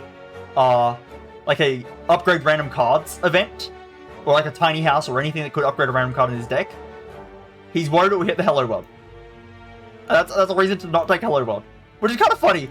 It's kind of funny and very true. It's very true. This upgrade is actually worse than the base card, I think. It's the only card that I would say I actually do not want the upgrade, even if you offer it to me. So yeah, it's got like the worst upgrade in the game. You do not want this to be an 8. And that really sucks. It is legitimately an issue that you don't want this to accidentally become an 8. It's not like it's gonna ruin your run or anything. It's just bad. And if I had if I did a Astrolabe into a upgraded Hello World, I'd probably remove the upgraded Hello World, and I would improve my turn 1 draws. Hello World gives you common cards. Now, thankfully, Defect's common pool is very good. You have some very good commons. They're always going to be unupgraded though, and yeah, they're always going to be unupgraded, and they will go into your actual deck. So when you redraw your deck's going to be full of shit. I'm not a fan of this card. I know it's good in Act 1. I know this is actually a very good Act 1 pick. Like an early Act 1 pick, and you can just kind of ride off of these common cards. And yeah, Defect does have a good common pool, which makes it a lot better. That being said, I'm sorry, Hello World. I'm sorry, but I'm never going to take you. You're okay sometimes. I would rather have Claw. I'm sorry, Hello World. I would rather have Claw. Claw works in All for One deck, okay? It works in All for One. What do you do? What do you do, Hello World? What do you do? Oh, hello, Hologram. Is this card crazy enough to put in S? I almost want to, but I don't think it is. That being said, this card's like here. This card's stupid. This is a stupid card. Hologram. Hologram. Hologram. Hologram is so good. It needs an upgrade. It's a bit of upgrade debt. I think these scaling powers are better, and also genetic algorithm is stupid. And Glacier is probably worse than it. This is so dumb. This card is stupid. This is a stupid card. It's actually just dumb. You can do so much with Hologram. It kind of does need the upgrade, but yeah, honestly, this is kind of a card you can just take a lot of. Like, I will take a Glacier or two, but when I see Hologram Plus, I always click. I almost always click. This is like, you can't pass this up. This is just too good. And I'm putting it right there. I think it's the right place for it. Hologram is crazy good. It's a crazy good card. It's definitely Defect's best common by far. It's crazy good. Hyper Beam. Okay, Hyper Beam. This is interesting to rank. So, we've established that that Immolate is A tier, top of A tier, and it is Hyper Beam with less of a downside. It's less damage, but it's less of a downside. Hyper Beam has a massive downside though. Lose 3 focus is really bad. Silent, we have Die Die Die. It's half the damage of a Hyper Beam, but it's at the bottom of A. This is definitely the worst of them. This is definitely the worst of the big AoE damage rare cards. For sure. It's definitely the worst, because losing focus is kind of going to kill a lot of Defect runs.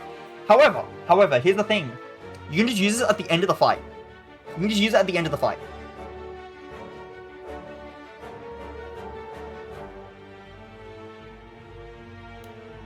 I think it's like here. You can just use Hyper Beam at the end of a fight, and then it doesn't matter.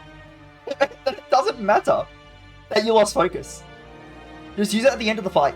Hyper Beam's definitely... It's a little bit awkward to use. You need to get around that focus. But, yeah, if you can just kill the enemies. Like, unironically, just kill the enemies. And if you add this in Act 1, it kind of carries you through all of Act 1. And, Except maybe the boss at the end. But the elite fights, you'll be fine. Yeah, it will do a lot of damage for quite a while. And you just need to use it at the end of fights. And then here's the thing.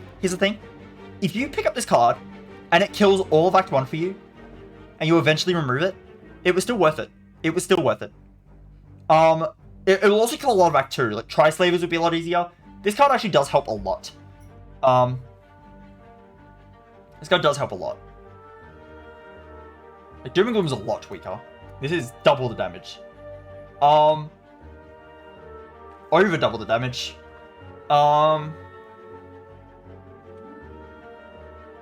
Honestly, it might even be at the top of B. It might even be. I am considering it as the top of B. It just is so awkward to use in a lot of fights. I think it actually does go here. But this card is actually kind of good. The focus loss is kind of awkward, but whatever, just kill them. Just kill them. Leap. This is just a no-nonsense block card. It's probably like very, very highest in C. I'm very happy to just take one of these. This is okay. This is an okay card. It's just a lot of block. That's all it does. That's it. It's just a lot of block. It's just a lot of block. Creative Event might be a little bit better. It's just a lot of block. Come on. Maybe Chill's a little bit better as well. It's just a lot of block, okay? It's just a lot of block. It's only one of Defect's worst block cards. Like, Auto Shield is better. Charge Battery is probably better because of the energy gain. Brute Sequence is probably better just because it's free and it's on turn 1. No, not because of the turn 1. Kind of because it's whatever. Force is probably better. Just in general. But like, come on, this thing. It's just a lot of block. I don't have much to say about Leap. It's just a lot of block. That's it. Loop. Loop is not as good as these, but it's still pretty damn good. It's still pretty damn good. I would say Loop is like here, maybe. Loop's pretty good. It's pretty good. Yeah, it's a little bit worse than these, I think, for sure. But it's still pretty damn good. I'm not going to complain with the Loop. It does have a bit of a non-bo with Auto Shields. The issue is that it instantly activates your Frost Orbs. If you have a Frost Orb in the front. So it means you can't block with Auto Shields. Normally, the strength of Auto Shields is you can use it alongside your Frost Orbs. So you can use Auto Shields to gain 11, and then your Frost Orbs activate after that when you end your turn, and then you block for a ton. But with Loop, you're going to gain the block instantly, and you won't be able to use Auto Shields at all. That kind of sucks. But there's actually a flip side to this. Activating your Frost Orbs instantly has the benefit of making you immune to Beta Death immediately, which is a big deal when Buffer exists. Because if you get hit on Beta Death with Buffer, you just lose the buffer. You just lose a whole buffer to 2 damage, or 1 damage, which really sucks. And Loop will mean that you can have a Frost Orb in front, and the Frost Orb will instantly get activated, and therefore you won't lose your buffer like that. It's also going against the Spiker enemies. If you want to kill Spikers, you're going to have block already. You're going to have to play block cards first. So it's bad with Auto Shields, but it's really good with buffer, and it's pretty good. I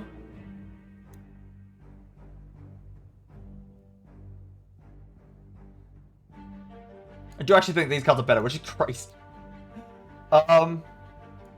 Actually, Core Surge just for Bias Poke existing might be better. No. I like that position for Loop. Machine Learning. I think it's underwhelming. Again, Brutality. It's over here because you're only getting a card. You're only going +1 card on turn 3 after you got the Brutality. You draw the Brutality, does nothing the turn you play it. Next turn, it draws you back the card you would have drawn if you didn't have Brutality. And then on turn 3, you're finally +1 card. Silent. Tools of Trade is good because of the discard keyword. It's good because of the discard keyword. That is why I'm ranking it in like the upper half of B. I don't care. It's nice, but I don't care for the fact that I'm drawing 1 extra card a turn. I care for the fact that literally on the turn immediately after I play this, if I have any discard synergies like Sneaky Strike, Eviscerate, or Tactician or Reflex, I will guarantee that I get them off. Guarantee. Or Hovering Card as well. Hovering Card's a really good boss relic. That's what I care about on Tools of Trade. Machine Learning doesn't have that. I'm sorry. But drawing cards is good, especially when you're Defect and you have so many 0-cost cards. And you have a lot of ways to get a ton of energy. That is one thing that Ironclad has less ways to spend energy. And also you're taking damage on this, which is sometimes a good thing, sometimes a bad thing. I'll probably do this. It's just too slow. It's just too slow. I'm not really that interested. Creative AI at least can, like, guarantee that I win fights. Machine learning's like, whatever. I don't know. Melter. It's a good damage card. It kills block. It's a good damage card. It's like bottom of B. Is the card like you want to add to your deck? What are like my other? It's probably in C then. Looking at my other cards, yeah, it's probably in C. I think Melter is. Honestly, I'm gonna lower this down a bit. I think this card's a bit better. Just right here, maybe. I might as well right here. Put it here, actually. Melter, it kills Spirit Guardians for you. It's a bit of upfront damage. Not bad. It's not bad. Maybe Bullseye is better, actually. Yeah, probably. Yeah, probably. Okay. Meteor Strike. Oh god, this card. This card is a curse until you can play it, and as soon as you play it, you win. This card is stupid. It's a stupid card. Okay, I need to consider the fact that this is a curse of quite a while. I need to consider the fact that it's a curse of quite a while. Do you think that's like a really stacked A tier? Holy. What was Silence A tier like? Oh, there's some pretty stacked stuff here too. Not as stacked. Yeah, not as stacked. Defect has some like really good cards. Meteor Strike. It is kind of hard to play.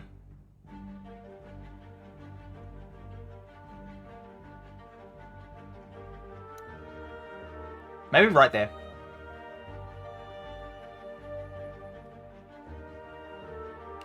If you could play this every time, it's higher, obviously, but it is awkward to play. But if you play it, you kind of win. So, if you can play Meteor Strike, good on you. GG.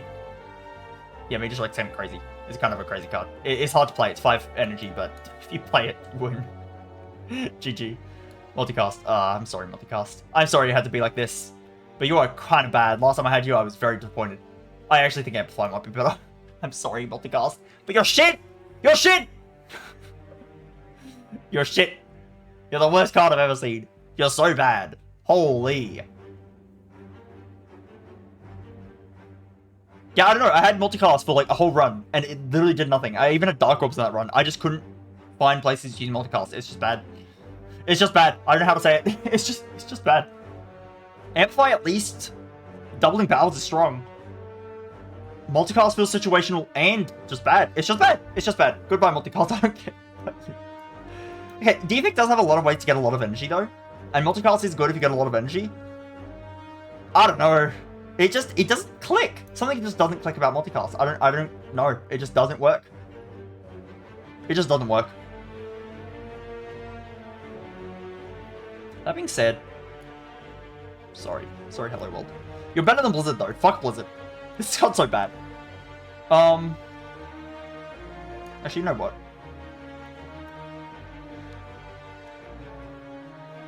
This feels more realistic. Is Multicast better than Amplify?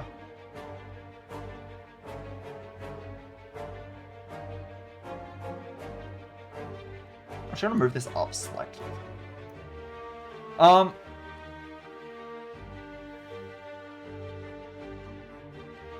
Is Multicast better than Amplify?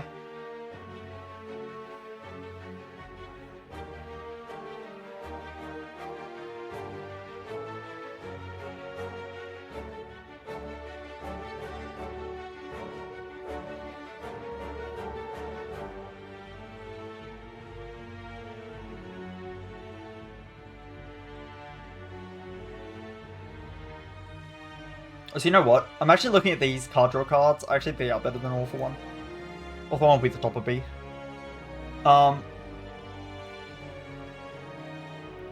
Actually, maybe it's like this. Maybe Dark Orbs are better. They probably are in most runs. Yeah, let's be honest, in most runs, Dark Orbs are better. Fine, fine. Fine. Okay, All for One, you're getting a bit of a drop. But I think it's fine. All for One, I still like you, okay? I still like you. You're still a fun cut. Don't worry, All for One. Don't worry.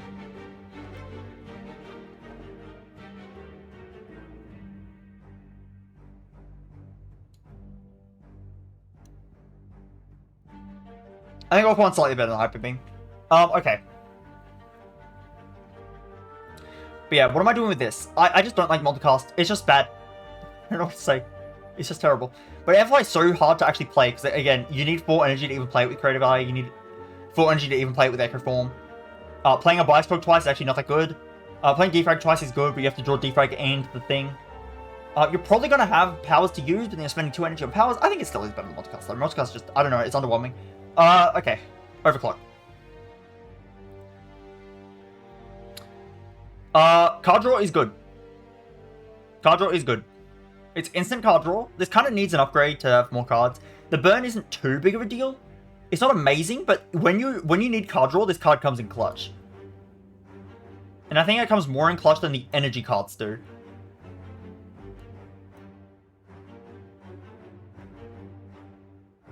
I think about here makes sense.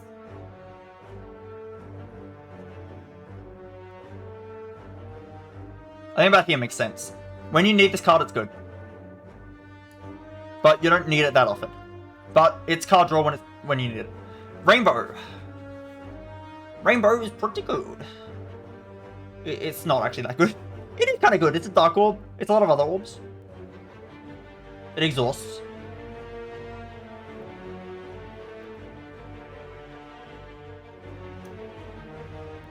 How good is Rainbow really? I don't know, I'd rather just play Darkness, to be honest. The actual Lightning and Frost Orb I'm getting, I don't really always want those. I'd sometimes just rather play something a bit more no-nonsense. I might put this like here. I think I'd rather have Hyper Beam. But Rainbow is good. Enough.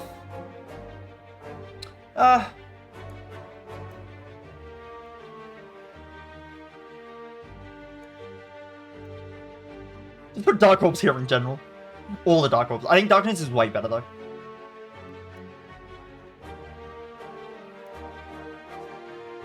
I don't know anymore.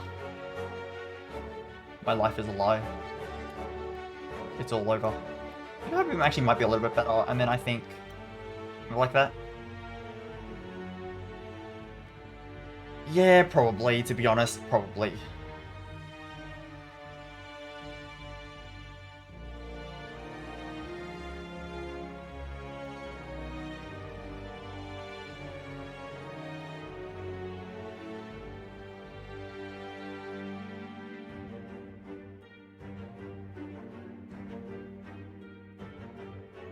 No. I'm standing by. I'm standing my ground. Or one's the top of B. Or one is the top of... No, it's not. I just really want it to be. I really want it to be, okay? I really want it to be.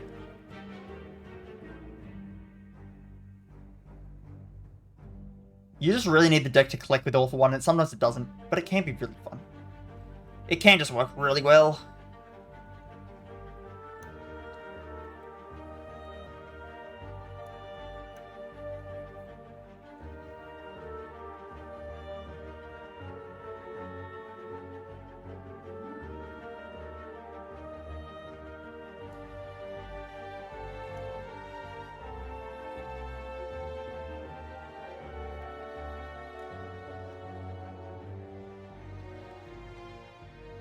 I think All for One is top of B. It actually might go back to A, to be honest.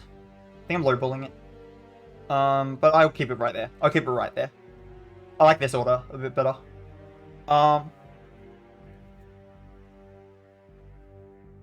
that's better. Okay. Reboot. That's a bit awkward. It's a bit awkward. It is good card draw, but it doesn't actually feel that good because it does shuffle your draw pile and your hand back into your pile, so you might just draw the same cards, or you might just draw not great things. So I'm actually not a huge fan of this card in terms of card draw. Most rares are better. I would say like this, maybe. Or maybe like this.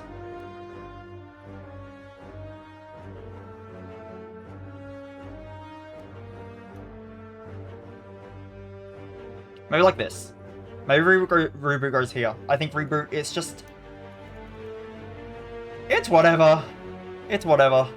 It is card draw though. It just doesn't feel good because it randomizes things. And that kind of ruins your holograms and stuff. And that sometimes is not very good. But it can kind of reset your hands if you get a bad hand. It only draws 4. It only draws 4. Which I guess is a whole hand besides itself. Like, there'd be 4 other cards alongside it. So I guess it does draw more. And I guess it's always positive. I don't know. It's just weird. It's just weird, okay? It's just weird. If you get a bad hand, it's like... My hand could have been better if I didn't have Reboot. But if I do have Reboot, then it makes the hand better. So I guess Reboot's just making hands better. Making hands better is good. Maybe it's better than I think. Maybe I just maybe it is better than I think. You know what? Fine. It's better than I think, okay? Fine, it's better than I think. Fine. Fine. I'll admit it. He's right here. Fine, okay? Fine, you got me good. You got me.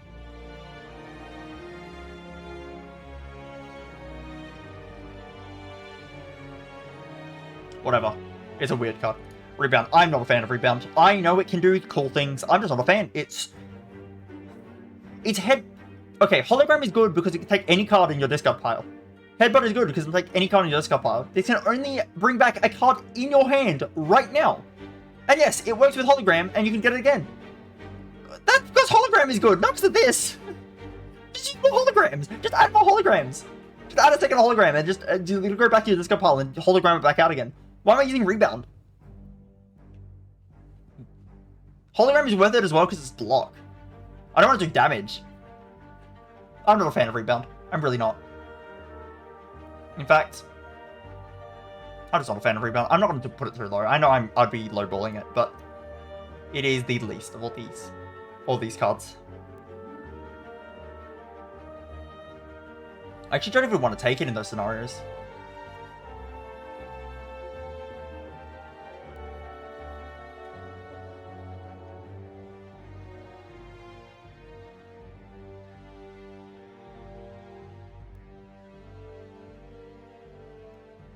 I'm just really not a fan of Rebound. I'm really not.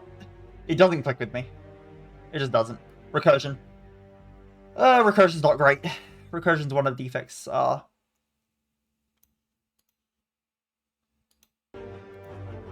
Lower tier cards.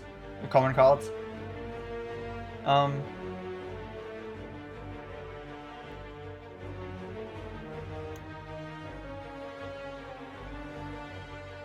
Honestly, this needs the upgrade so bad, it's not worth it.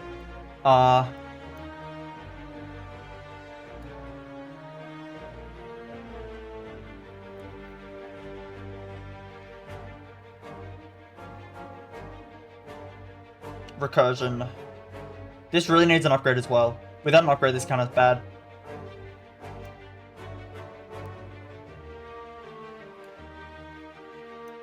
With an upgrade, that's a pretty bad card. I'm not a huge fan.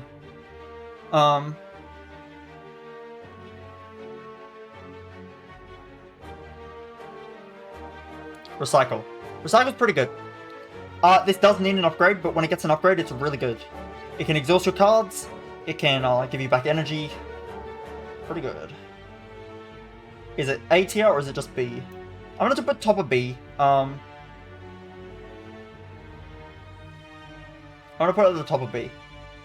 I am not, like, completely sold on Recycle yet, but I can see the appeal. And, it's really good with Offer 1 too. I can see the appeal of Recycle. Honestly...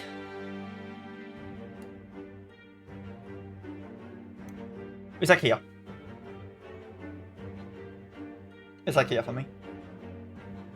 I think that's fair enough. Reinforced Body. Oh, this is a really good block card. This is another card that I will almost always take. Like a high B, I think. It honestly might go here. Reinforced Body is so good. It is such a good block card. It is such a good block card. Yeah, Glacier's the only one I think might be better.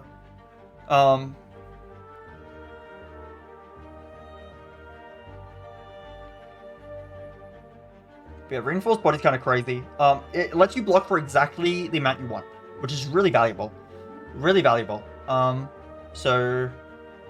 And it actually blocks for a decent rate, even for an X cost. Like, it's blocking for more good than your defense. Like, if I compare this to Whirlwind, right? Whirlwind hits all enemies, of course. No, let's compare it to Skewer, actually. Let's compare it to Skewer. Skewer does 7 by X, and your strikes do 6. So Skewer's barely hitting for more than your strikes. And any damage common is going to be doing more than Skewer. So there's a lot of times where you just don't even need to spend the energy on Skewer. Like, you just spend it on something else. But with, like, Reinforced Body, I mean, it is still true that you'd rather spend the energy on Charge Battery than go into Reinforced Body. But it's the same rate. Like, it's still 7. I mean, this is higher. But block cards aren't as common. All you need, like... You might just not need as many. It's more than Hologram. Like... Yeah, the actual block you get from this is quite a lot. It's a lot easier, I think, for Skewer to be outclassed, for example. And also the fact that, you never need to attack, like... I guess it's not true. Either way. You can always just end your turn with the amount of block you need, and that's good. That's good. I actually guess it is bad. It's like the opposite of what I was about to say. You would rather be able to use block at the start of turn. Sometimes this doesn't let you, but Reinforced Body is very good. It's fine. It just kind of is good. It's kind of hard to explain. It just is good. But I might even put it in A tier. This is a crazy good block card.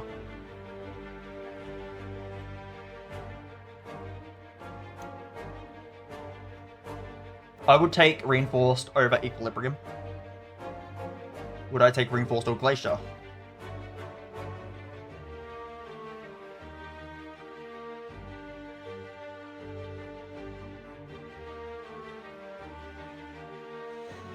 Honestly, I would take this over Electrodynamics. I would take this.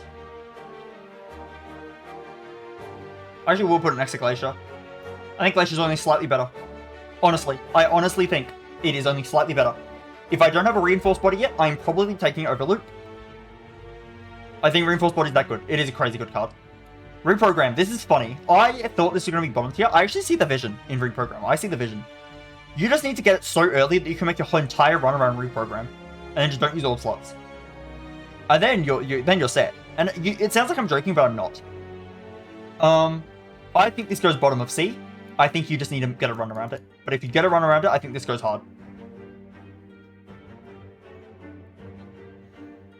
It's just hard to get a run around it. So it's probably going to screw you over. That's a good point. That's a good point. But it's top of D, okay? It's like Grand Finale. It's like Grand Finale here, right? It's actually easier to use Reprogram than it is to use Grand Finale, though. It's a lot easier. It is a lot easier to use Reprogram than it is to use Grand Finale. But you do need to grab this very early. If you grab it late, it is bad. Is there anything else I can say about Reprogram?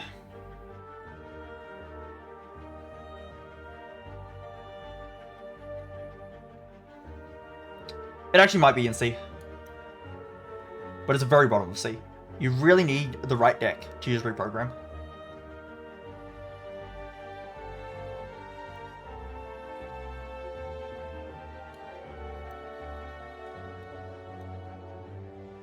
Okay.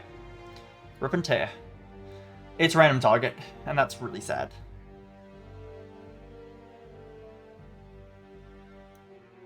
It's 14 damage for 1 energy. I guess. It's bad into Centuries, which is a fight I would need damage for. It's good into Gremlin Knob, which is very good, actually. I never take this card, but it is actually kind of alright, I guess.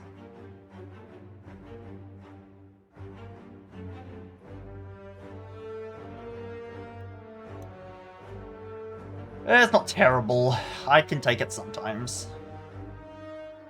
I'll take it sometimes if I need. But it's really not that good. Scrape. Scrape is a card in this game. It is actually a card.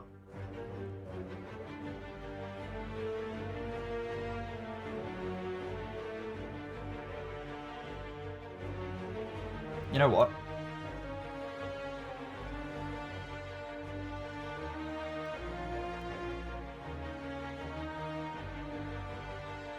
Does aggregate fall? Does aggregate fall? It is infinite energy for a turn, usually. It's a lot of extra energy. Lets you play more cards. Lets you play more cards. Does it do anything cool? Doesn't draw you cards. Yet. It could draw you cards. But sometimes I feel like it just is too much and it doesn't do enough.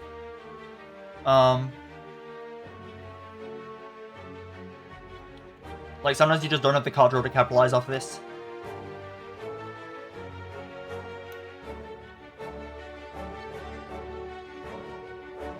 Maybe it actually goes here. That makes more sense, I think.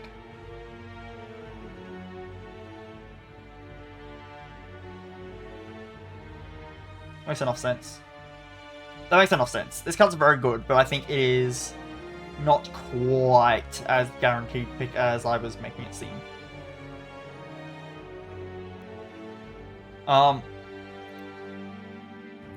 This guy definitely has the worst A tier cards. Just solid cards all around. Some of these could be yes, to be honest. But, it's fine. I don't need to put them all in S. Okay. Scrape. This card's on the lower end for sure. Put like here. Call it a day. Scrape is not terrible. You can build a run around it. It's not terrible. But you do need the right cards, for sure. I think it's easier to build around Reprogram than it is around these cards. Okay. Seek is S. There is no reason not to add Seek to your deck. Like, literally none. There is actually no reason. It's better than Fission, I think. Because it just seeks into your important powers and you win. Yeah, this card's stupid. Literally, it is always going to get you the... Like, this can just substitute for any card in your entire deck. When you upgrade, you get 2 cards. Like, what? And if you bottle this, you literally have bottle anything. Which is stupid. This card's dumb. Honestly, because Bias Cog has a downside, maybe Seek is higher. Honestly. This literally you get the perfect starting hand if it's in your starting hand, or just perfect hand. Whatever you need to do. Seek can do it for you. You can find the exact card you need. You just do it. It's just stupid.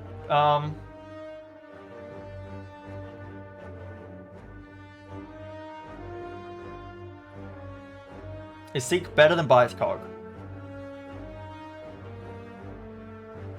If I saw both, I'd probably take Bias Cog. It's probably correct to take Bias Cog, right? It's whatever. It's fine, it's fine. Self-repair. Okay. Self-repair. It kind of does nothing, in a way. But it also does everything.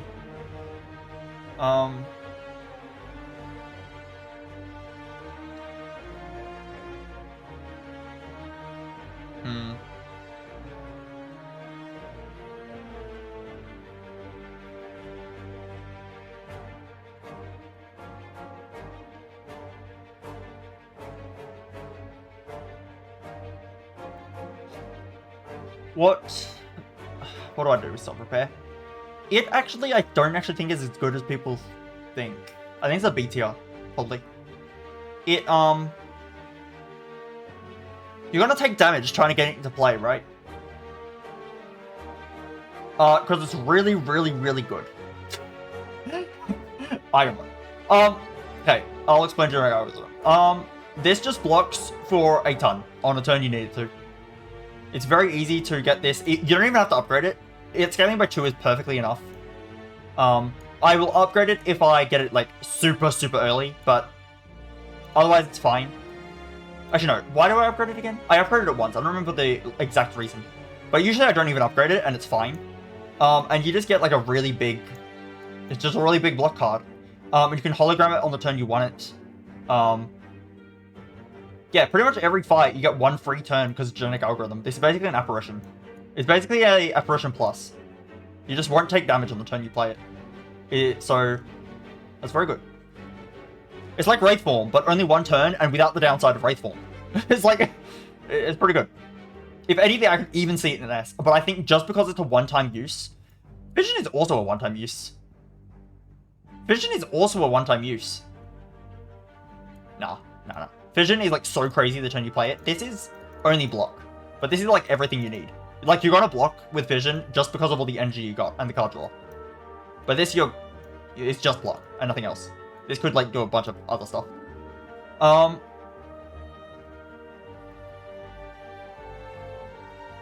Self-repair. Okay. I think this might be B tier. I think. It's definitely not A.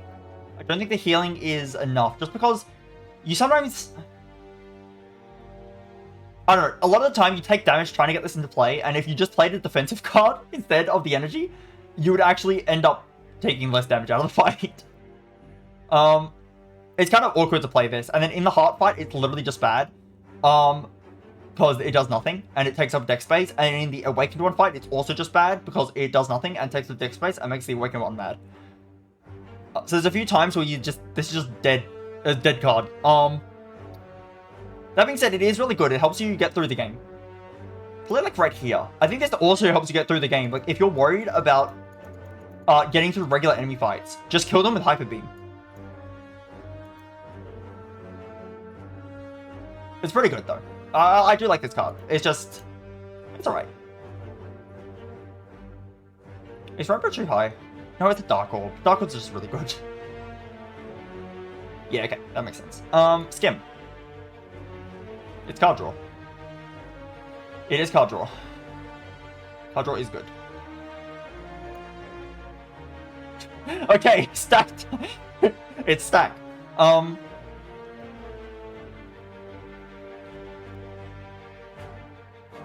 Stack is very awkward. You need a big discard pile to use it. I don't know, I feel like it's too awkward. I'd rather have Leap like 90% of the time. I'd rather have Leap. No, Stack is better sometimes, but it's like, oh, whatever. Why do I care? Why do I care? Why do I care?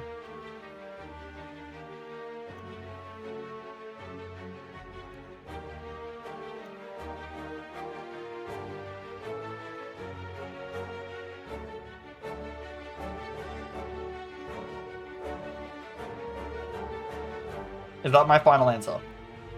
Is that my final answer on Stack? Maybe. No, I just don't like it. At least reprogram, like you can take it sometimes and have it like pull off and be good. That was like right there. Static Discharge. Okay, I don't see the vision on this card. I don't see the vision. People say it's good. I do not see the vision at all. I actually think it's CTR. Like, I do not see the vision on this card at all. I really do not like it. I just don't see it. I need to take unblocked damage. I want to block the damage. I can block. I'm Defect. I have like a million good block cards. I have so many good block cards. Like, I'll just block it. I don't want to... I did do the Unga Bunga strat once, though, where I just took a bunch of damage to Hexaghost and killed Hexaghost. Like, I guess it can kill Hexaghost for you, but it's like, yes, whatever. Yeah, like, legitimately. I don't even care about this card at all. At all. I do not care. I would rather have that. I'd rather have that. I'd rather have that. I'd rather have that, probably. I would rather have reprogram the decks it works in. But reprogram doesn't work half the time. But I mean, I'd never add this card to my deck. I can see myself adding reprogram more often.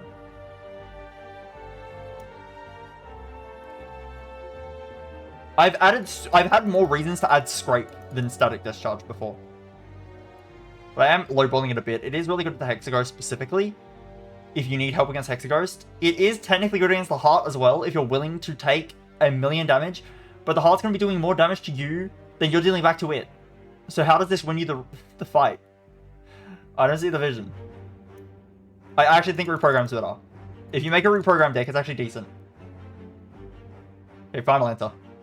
Steam Barrier. Steam Barrier. Steam Barrier is... okay, block. This is Deflect, but better. Although you don't get the dexterity scaling like you do with Deflect. Or it's a lot harder to do that in Defect. However, you can all for one this back, you can hologram it back. It does go down, but it's okay. That being said, I think it's somewhere in this range. I think Brute Sequence is better. I think Go for the Eyes is better. Put it right there. I think this card is okay. Or is Leap better?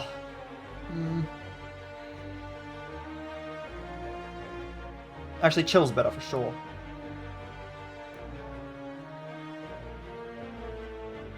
Is that my final answer? I think so. I think I actually prefer Leap. No, this is better than Leap. It's probably better than Leap. Especially upgraded. It's probably better than Leap.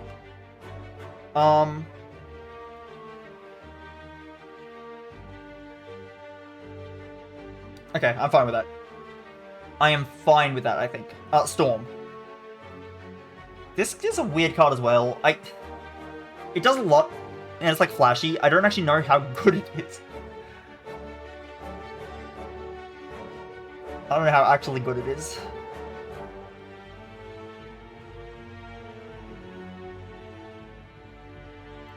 I don't know what.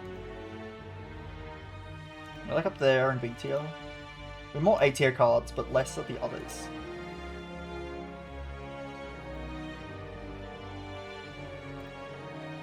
I guess not significantly more A tier cards than in Ironclad.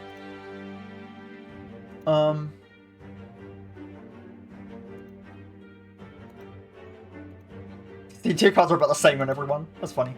I've definitely got less bad cards than everyone else. That probably makes a big difference.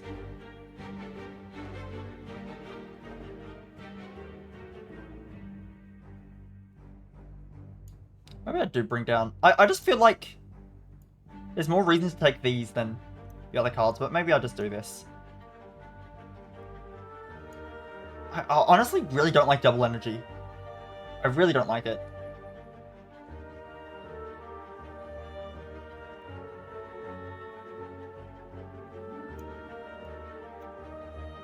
I now have more D tier cards. I actually have too many now.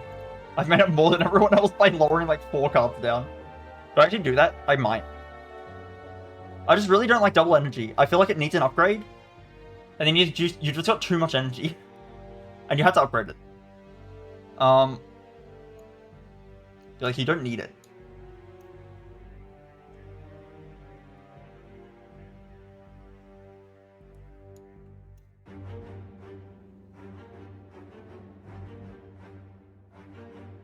Stack's okay. Okay, I don't know where Storm goes, though. I don't know where Storm goes.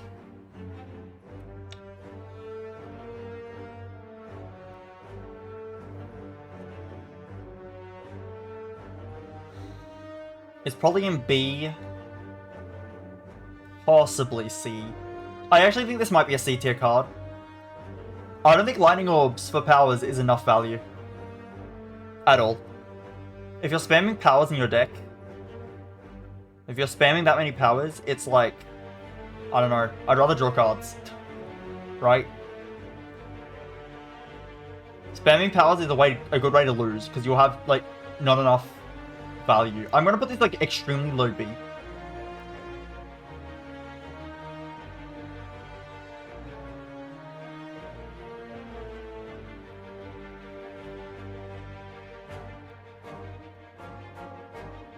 No, at least Creative AI, at least Creative AI gives scaling. I'll do this. I'm not a huge fan of Storm. Streamline.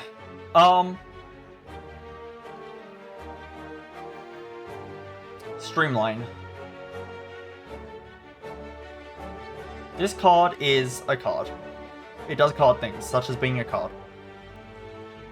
Streamline, it's awkward to play it when it's 2 cost, but as soon as you play it once, it becomes very good, because then it decreases in cost. I think it's an okay. It's probably low B. Probably like... I'm gonna go right here. This card is okay to take in Act 1, and then it kind of falls off a bit, but that's okay. What if it's a C tier card?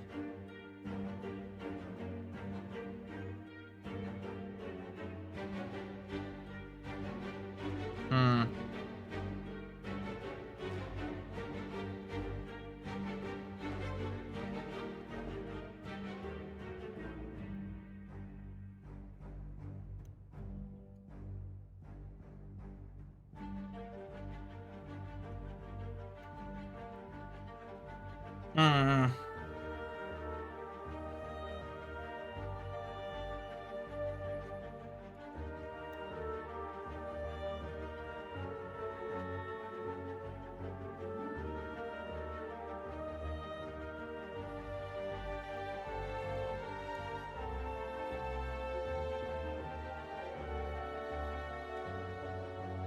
Would I rather have this over, like, creative AI? This is more front load. This helps a lot in Act 1. Helps a lot in Act 1. Doesn't help later, but it can become 0 cost, and that becomes decent.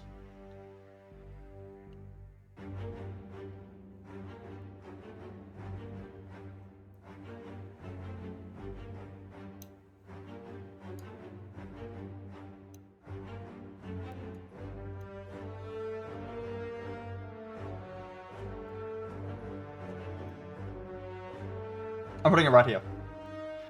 Final answer. Okay, Sunder. Sunder's actually pretty good. Sunder, I've seen the vision on Sunder. Sunder's actually kind of really good.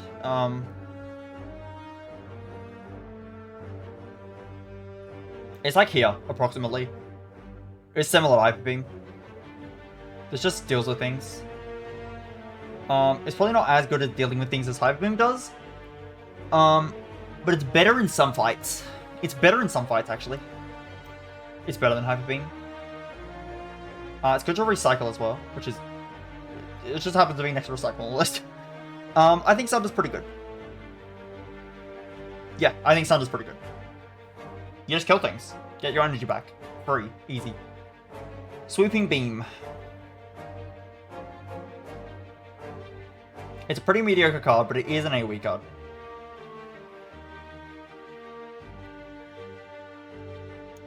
Maybe like right here. Yeah, I think that just feels right to me. Approximately there. It's not a special card, it's whatever. This is okay damage, it's fine. How many? I'm equal on C's, yeah. My B tier is a bit smaller. Come on. What did I accidentally place? There's a card I had in my hand. Where did I put it? Oh, I just placed Sweeping Beam? Is that it? I feel like there was another card in my hand, but I guess not. Did I just play Sweeping Beam and then I looked off? I think I did. Thunderstrike sucks. I'm so sorry, Thunderstrike. But you are actually so bad. Like, actually. I would rather have Claw. I would rather have a Low World. Both of these cards that say, oh, when you have a lot of this orb, you channel whatever, they both suck. Okay, 3 energy costs for Thunderstrike. Really? Blizzard is like... Honestly, Blizzard might be better. No, at least Thunderstrike is 3 damage. No, 7 damage. But it costs 3 energy. Like, hello? 3 energy? Why am I spending 3 energy to deal a middling amount of damage? I don't get it. I guess it's easier to spawn a lot of Thunder Orbs than it is to spawn a lot of Frost Orbs. So I feel like you're more likely to have Thunderstrike be good. But I think in decks that have a lot of Thunder Orbs, you're already killing the enemy with your 12,000 Lightning Orbs. So why do you need Thunderstrike? At least in Blizzard decks, you don't have damage because you're all in block. And the damage might help you here. This just sucks. That being said, this number is so low that Thunderstrike might still be better. What a pitiful number. 2. 2 per orb. Whoa. Don't deal too much damage now. Don't deal too much damage. That being said, I still think I'm right that, when am I using Thunderstrike ever in my life? Snecko Eye, I guess. If I have Snecko Eye, then Thunderstrike is still bad. Funny story. It's still shit. It's still bad. I think it is better than Blizzard. Blizzard's really bad. Turbo. Turbo is really good though. Turbo is insanely good. I have learnt I had doubts, and then one day I realized that Turbo is actually busted. And then I had it all came to me in a vision. Turbo is really good.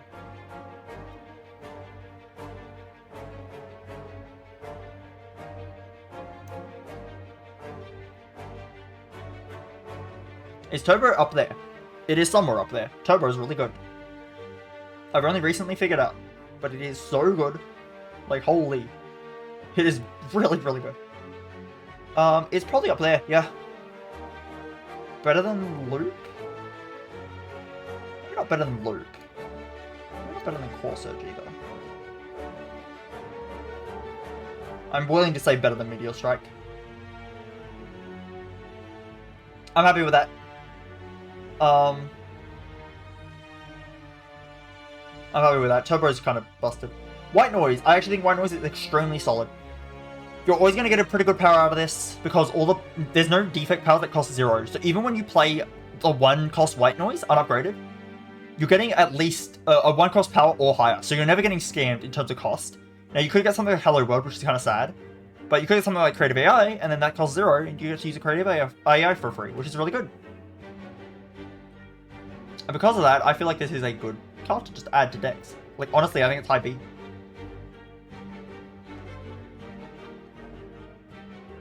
I think it's very easy for a deck to go that just want to have a White Noise. It is random, which is a bit unfortunate, but it's so easy for a deck to just want this card.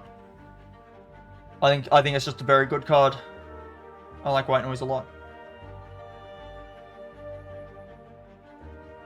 Free powers are free powers, you know. It is a bit of a high variance card, though. But I mean, you look at most of the powers in Defect, they're mostly above, and the reason Creative AI is this low is because it costs 3.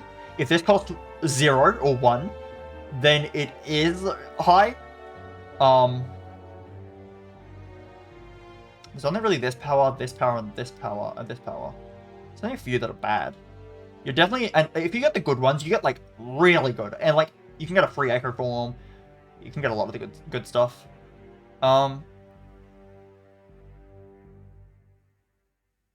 Yeah, majority of powers are really high up. So I think that's okay.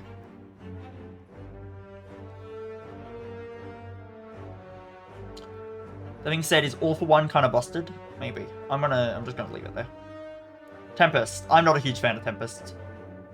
It's a bit unnecessary. There's a lot of lightning orbs for no reason.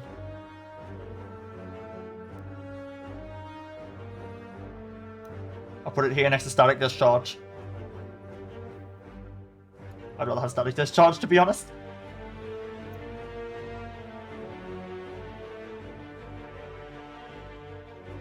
Okay, I think that's where Tempest goes. I'm not a huge fan of Tempest. It just feels like a bit of a meme, but it's okay, I guess. I guess Tempest is better than Static Discharge.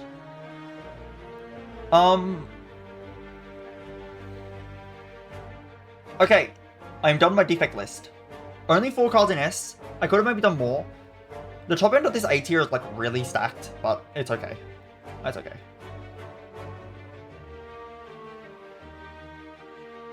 Very good. Good list. Good list.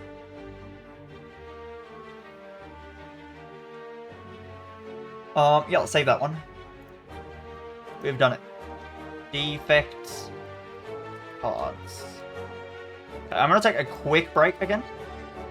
And I'll do a watch list. Give me a sec.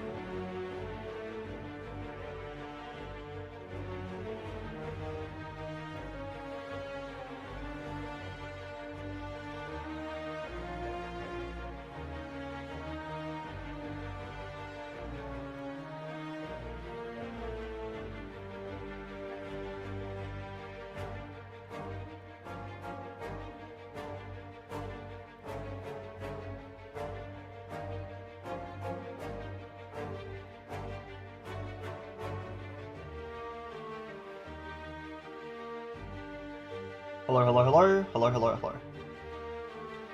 hello. Let's do more tier lists. Yippee!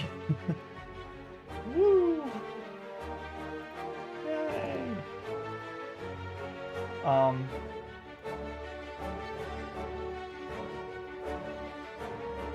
That's not what I want to do. Okay. C, D.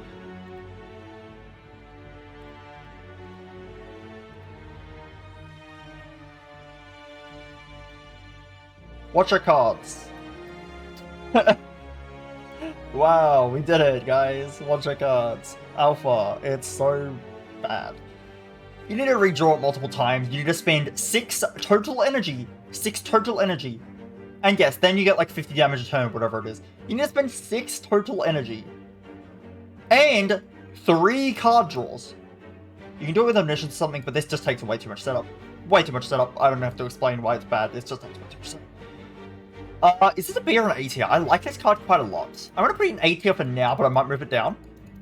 It is really good to have a lot of smites. They retain, and then you can kill people with them because it is good. Blasphemy is S tier. This needs a upgrade, but oh my god.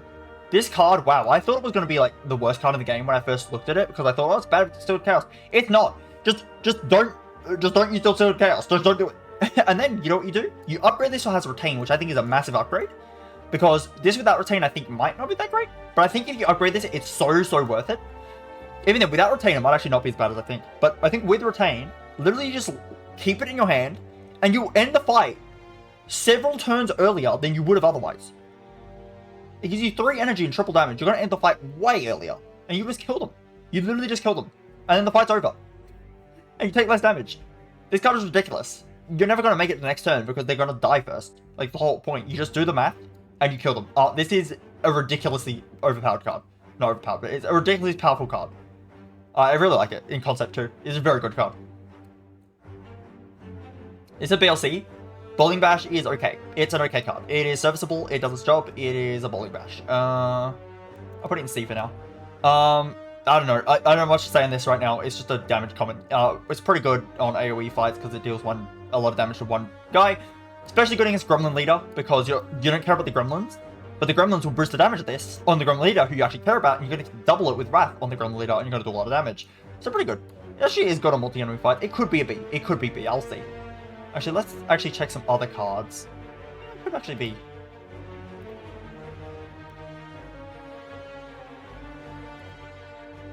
It could actually be.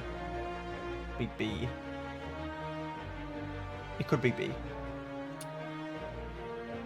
I'm going to put it in B for now. But it's probably a low B, and I might leave. Brilliance. Brilliance is just a decent card in terms of damage early game. It's 1 for 12, and if you have any mantra, it gets a lot better. So it's just a stick to hit things with. This is decent. Well, honestly, Bowling Bash might be better. This is hard. It's really hard to judge things when there's this few cards on the list. So I'm going to make more cards on the list. Yeah, I think Brilliance just... It hits hard when it needs to. That's all that matters.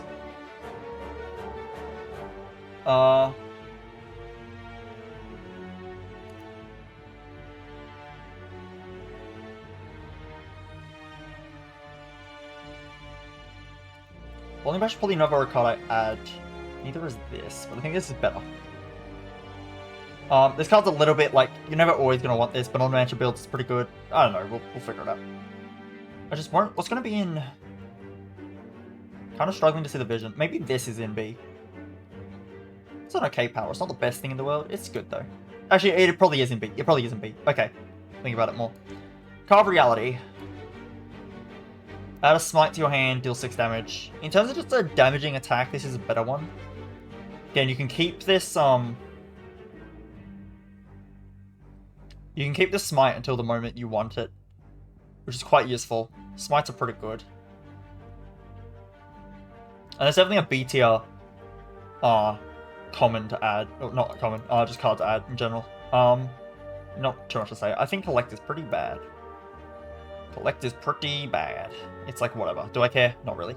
You put in some energy, you got it back later in double the amount, but it's really awkward. yeah, it's not great. Alpha, but Alpha's like actually useless, and Collect is like at least somewhat useful. Conclude is possibly good. It's really good into the Gremlin or Slime fights in Act 1. Might be worth adding just for that. But I think without that, it's very awkward to include because it ends your turn, and you don't want to end your turn when Wrath exists. Like, the whole point is you enter Wrath, and you leave Wrath after attacking, but this doesn't let you attack while you're in Wrath. That makes it really awkward, I think. It makes it really awkward. So I prefer Bowling Bash for sure, but this card is okay, I guess. This card's fine. As much as I love Conjure Blade, it is also in D. Conjure Blade is not good. I think it's better than Collect, though. The Expunger can be really powerful, but it's so situational. You really need to find a good turn to put a lot of energy in, then you need to redraw it. It's a lot of work, but it's something. Consecrate. You know what? Actually, I'm thinking about it. Let's try something like this. Consecrate. I'm not a huge fan of Consecrate. It is... So let's do it like this. Maybe it was fine. I'm not a huge fan of Consecrate. It is,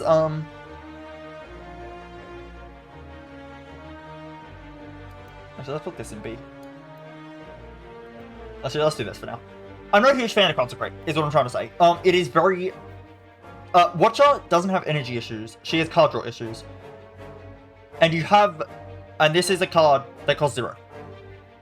I'd rather have card draw. I don't need 0 cost cards. Like, this, if this costed 1, and it was like 8 to all, I would like that more. Like, a lot more. But it is 0 cost, do 5 to all. I don't care. Yeah, it's just not enough damage to all enemies. Even in Wrath, it's only 10. You can upgrade this, which is pretty good after the upgrade, but it's just a bit awkward. Crescendo. I really like Crescendo, actually. Do I put it in A? Or do I put it, like, really high B? I'm gonna put it really high in B. I think Crescendo is a card that you add to your deck once, and you are happy about it. I think that's how it goes. You just add it, and you're pretty happy. Oh yeah, that's a pretty good card. Oh, I have Crescendo in my deck, right? Now I have Crescendo. That's how I see it. I add it, and I go, now I have Crescendo. I say those exact words. And then I'm pretty happy that I have Crescendo. See? Like, it's pretty simple. No, it's really good to get into Wrath or Calm on the exact turns you want. Unless you get into Wrath and Calm on the exact turns you want. I like one of these and one Tranquility, hopefully upgraded. And because they probably do the upgrade, they probably do need the upgrade. I think it's only high B. But it's a pretty... I like this card. Cross Joints. I think this is maybe A tier. Is it? I think if you can justify a Cross Joint, it is so good. If you can justify Cross Joints, it is very good. It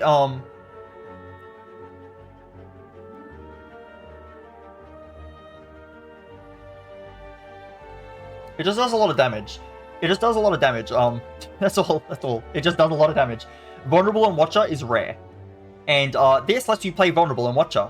And then have triple damage in the form of Vulnerable plus Wrath. And if you have a Divinity, it's 4.5 times the damage. Which is pretty powerful.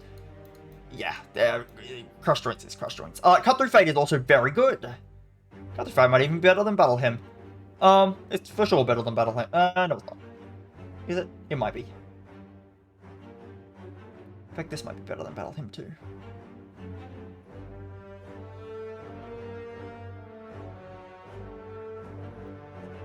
Cut Through Fate is good. It is Scry and it is Draw. On a damage common, it's definitely your best damage common. Scry and Draw on a damage common is pretty good. There's no real downside. You have Energy as Watcher usually, and the ability to scry and then draw exactly what you see you're gonna like scry, or just take a mystery card. Like you either say I want to draw one of the 2 cards I just saw, or you say I want to draw a mystery card, which is fine, and you're also dealing 7 damage, which is pretty good. So I think there's a lot of positives to this card. I like this list. I'm not really sure how it's gonna like end up.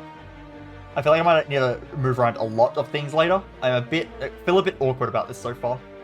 Battle Hymn's definitely better than Crescendo, which is definitely better than Carve Reality, which is definitely better than Brilliance, which is definitely better than... Actually, no, it's not better than Brilliance. He kind of is. Smites are good. It's definitely better than Bowling Bash. Is it though?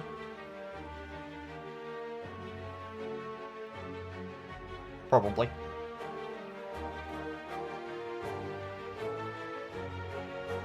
At least these are out of the way. These are so obvious. These are so obvious. And this is obvious too.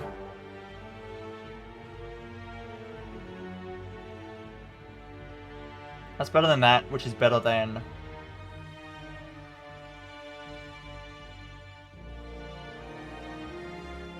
I kind of agree with these placements. Okay. Deceive Reality. Gain 4 block, add a safety to your hand. How much is a safety again? 8 block or something? I need to check that. Safety. 12 block. 12 block.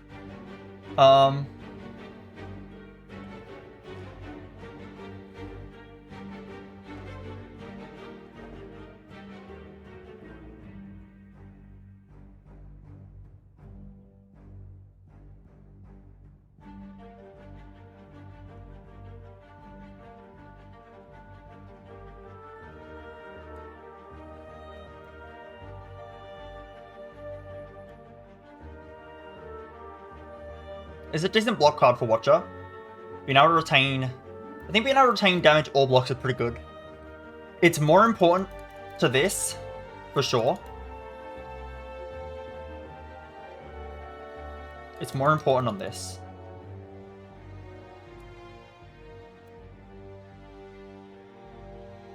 Just thinking about it. This costs 2 energy. You have to spend 1 on the 12 afterwards anyway. You might not have the Wrath. This is Mantros energy too. Brilliance is probably better most of the time. Maybe it's not, I don't know. They're close.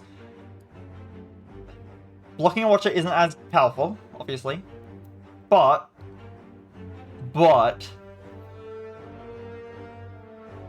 it's good to have, like, retained block. Or being able to... I actually like this card a fair amount. I want to put it low B. For now, at least. I'll see. Deus Ex. Extra energy, again, I feel like Watcher is more about you need card draw more than energy, that's why Cut Through Fate's so good. You usually have a lot of energy on Watcher. And Deus Ex is okay. It's lose a card draw for 2 energy, which is decent. And you can use the energy whenever you want. I definitely think that it might just be B tier. But I think... yeah, I think Battle Him is better, to be honest. Actually, when you have, like, Retain, you can make use of that extra energy you have on turns. That is true. I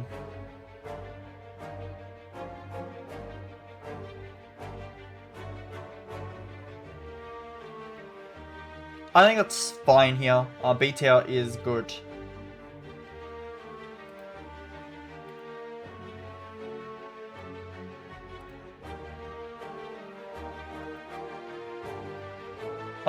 Is it worse than Crescendo?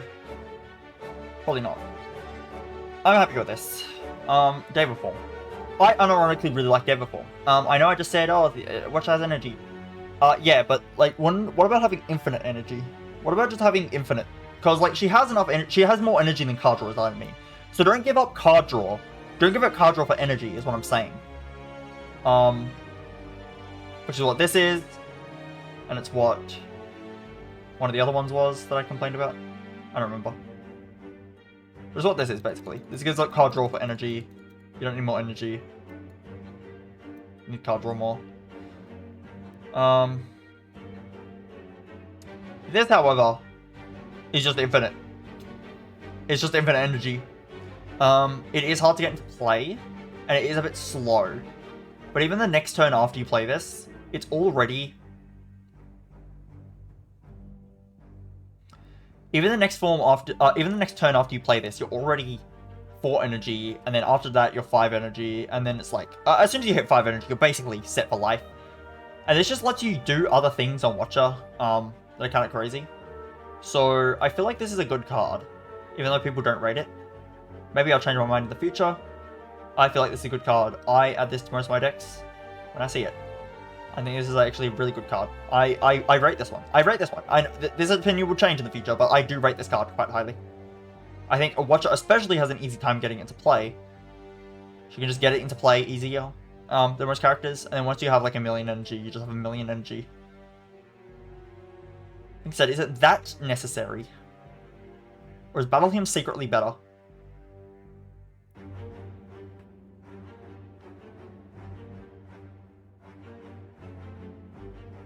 Maybe it's like very bottom of A. I just do feel like this card is pretty good. I do like this card. But maybe it's really more of a top B. It is hard to get into play. I don't mind this card. It's good.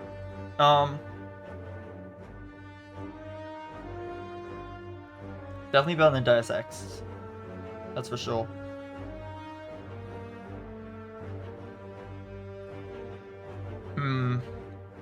Okay, but then does everything have to go down a bit then? No, it's fine for now. It's fine for now. Battle Theme might actually be better just because it's cheaper and because getting a funnel in of attacks, good attacks, is quite good. That you can then spend on the Wrath turn only. Not have to worry about it. Okay, Devotion. This card is very slow, but if you do get Omniscience up or something, it's a lot better. But it is a very slow card. It's fun, but I don't think it's actually that good. You kind of need Omniscience. One Devotion is not enough. I'll put it top of C, because you can play it, and it can be good, but this card's a bit slow. Like, very slow, actually. Empty Body. Empty Body is good, just because you can exit your stance. And stance exit is quite good, in general. I feel like this might be a high C card. I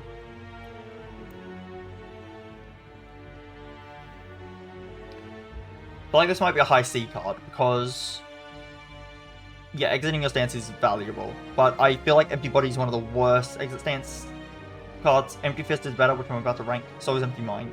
Those are both better than Empty Body.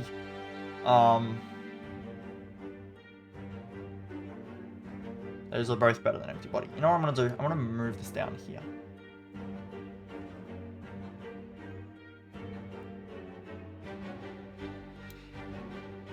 Devotion's a bit of a meme. It's not actually that good. It's a bit unfortunate.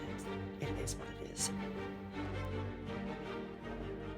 It's fun, though. I'll take it because it's fun. But actually being good, it probably isn't. It probably isn't good.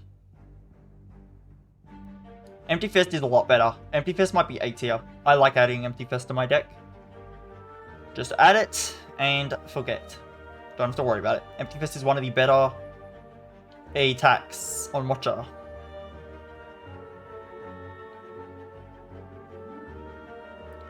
In fact, I rank this as a high priority. Maybe not as much as Cutthroat Fate, but definitely more than Cross Joints. Just having the ability to change your stance is quite important. And I really value that. On being on an attack, because normally you're in Wrath and you're trying to get out of Wrath. This being on an attack makes more sense, because you can do a big damage and then leave Wrath, rather than gain block and leave Wrath. It's not as much really what you want to do. Generally, you want to do damage. Empty Mind. This card is uncommon, so you see it way less. But it's quite good. It is quite good, probably. It's probably up here. Empty Mind's probably up here. It's the strength of this and the strength of this, but it's a different card. It doesn't do damage, which is actually a bit of a downside, but who cares? Establishment. Establishment is fun. Establishment is fun, but is it actually good? Nobody knows. Nobody knows. Is Establishment actually good? Kinda.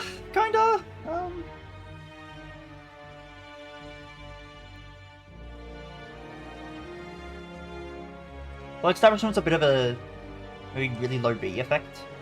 I do kind of like this card, but it's a bit awkward to try to play. No, not try to play. To try to build a deck around. It's awkward. What other...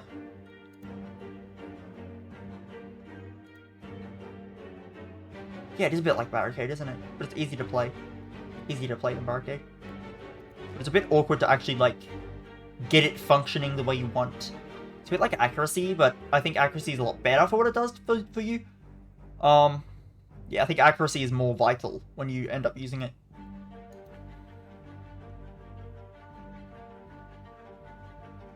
It's a lot better than Storm. Okay, I think right here then. Makes sense.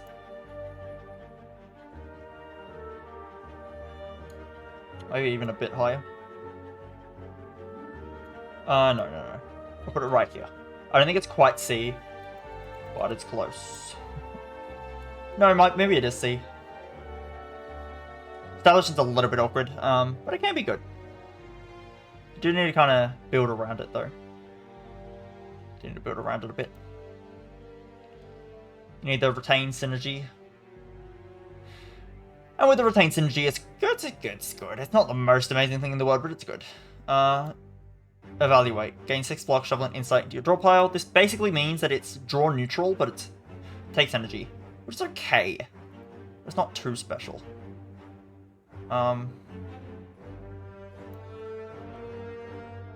Probably around here. Yeah, it's okay. It's just a block card. It's whatever. Fasting. I actually think Fasting is super good. Fasting is a bottom of A tier card. Yeah, I'm going there. I think when you play Fasting, you just win. You do kind of need to find a way to block that debuff. The debuff's a bit scary. Or have enough energy that you can get around it, such as with Diva Form. But if you can play Fasting, then damn it's good. Damn it's good. You do kind of need an Energy Relic or something. Just because of that, maybe it's top of B. You do kind of need to have an Energy Relic or something to really be able to play the Fasting and actually get it out. It can be tough to get out sometimes, but once you do, it's good. Trust me. You know, Evil's A tier for sure. It is a high A tier actually. It's like up here. You know, Evil's really good. It's a 1-cost commentary. And it's really good being able to control going into Calm. Calm is better than Exit Stance for sure. This does damage. I think just 1-cost Calm is like hugely valuable, so there's that. Flurry of Blows is an A tier card. Flurry of Blows does a lot of damage because you play it like a million times. You actually just keep playing it. They think you're done playing it, and you're not done playing it. You play it again. You play it again. You play it 20 more times. And then you win. You win because you played Flurry of Blows 20 times. It's definitely worth the Battle Hymn.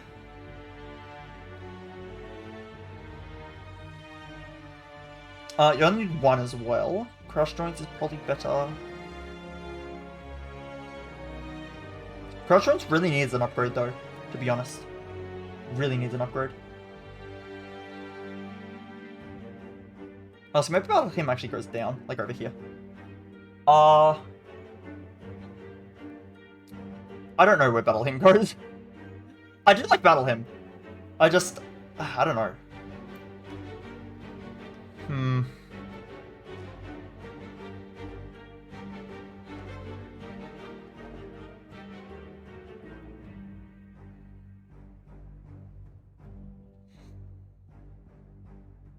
In terms of these orders, is Flurry better than Cross Joints? I don't think... Like, okay, you can add a single Flurry of Blows, and you don't have to do anything with it. You don't have to upgrade it. But after that, you don't want more. Cross Joints, you add it and you upgrade it, and it does more impact than this does. I think. Yeah, the multiplier of this is huge. It probably is true that it's like this. Actually, I think the Flurry of Blows might be doing more damage than the Battle Hymn does, which is kind of crazy.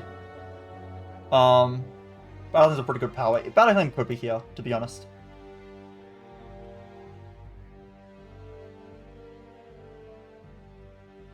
Battle Hymn could be there.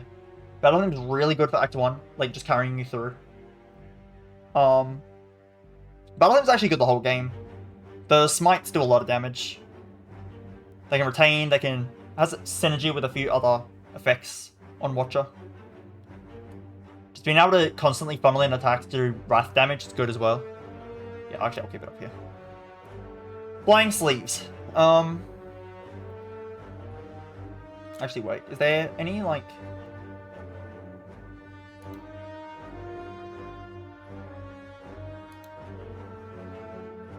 This is like strength on Ironclad. Fair enough.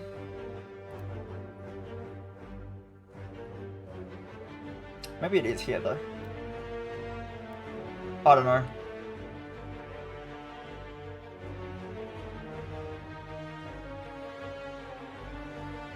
I feel like you don't need Battle Hymn for this deck to work. You don't need Crush Joints either, but Crush Joints is your only vulnerable card in the entire pool, other than Indignation. But Indignation's awkward.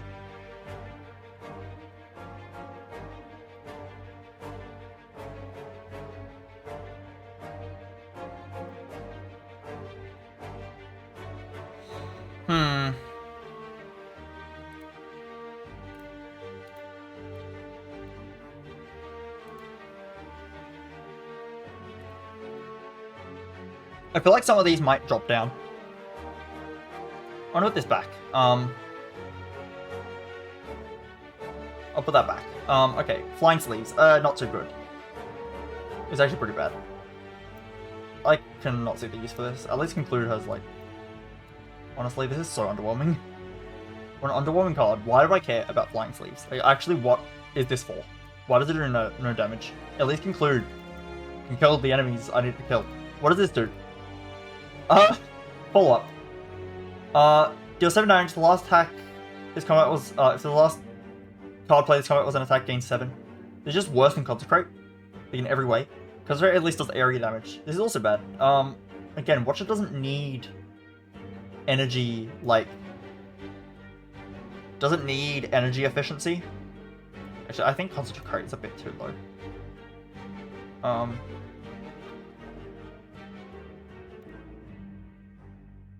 I'll just leave this at the bottom here, but I don't think Watcher needs energy efficiency as much as she needs draw. Choose one of 3 attacks of any color to add into your hand exhaust. I've actually never used this card. Literally not once. I have no idea how good this is. I'm going to assume it's not very good. But I don't know. It was like, why would I add a random attack to my hand when I could just be Watcher and just do damage with good things? I don't get it. I don't get it. What is the point? Why is it random? Why are we doing this? Why are we doing this to ourselves?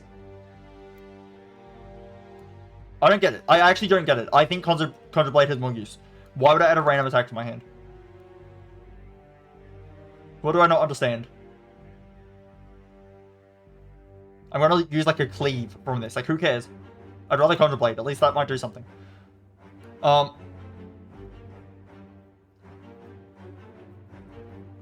Okay. Foresight. Oh, Foresight's really good. Would you like to not die? Because this will help you not die. Scry is really powerful.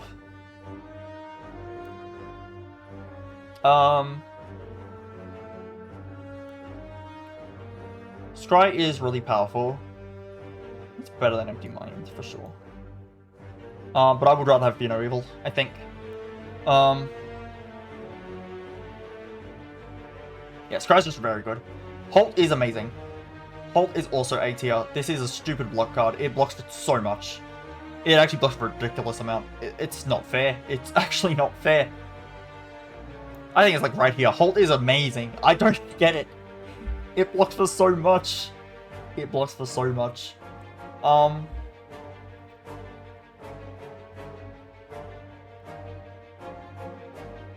Foresight's probably a little bit better. The fact I'm even comparing it to Halt is funny.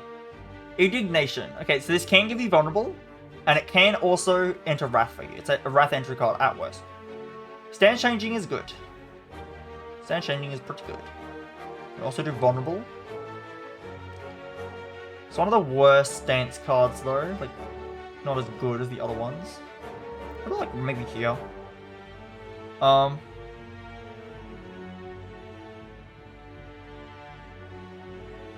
At least it can apply vulnerable. Honestly, I think something like this. This can apply vulnerable, but this is sometimes free, and also the retain is useful.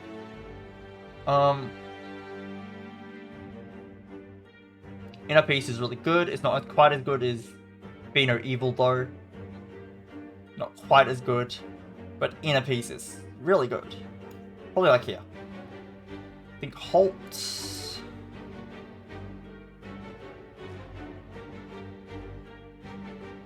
Or is one cost Calm just that good all the time? This one's just worse than Pheno Evil, I feel.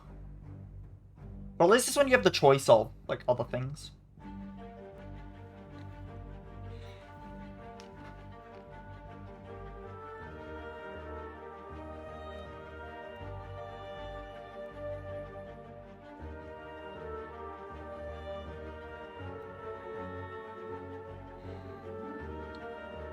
One cost Calm Entry.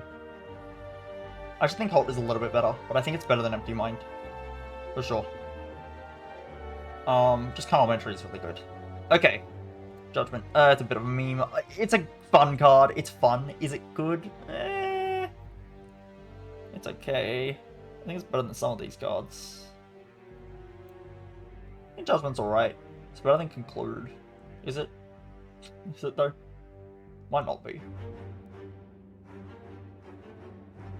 I think Consecrate is probably better. Judgment is... it's funny. It's not actually that good. It's a lot of damage. It's not a lot of damage. It kills things automatically. It's good against Spirit Guardian. It's not that good though. It's unfortunate. I think it might be better than Consecrate though. At least this does nothing to bosses. Like, it does nothing to most enemies, but the enemies that are in range for it just die instantly. It does literally 30 damage for 1 energy.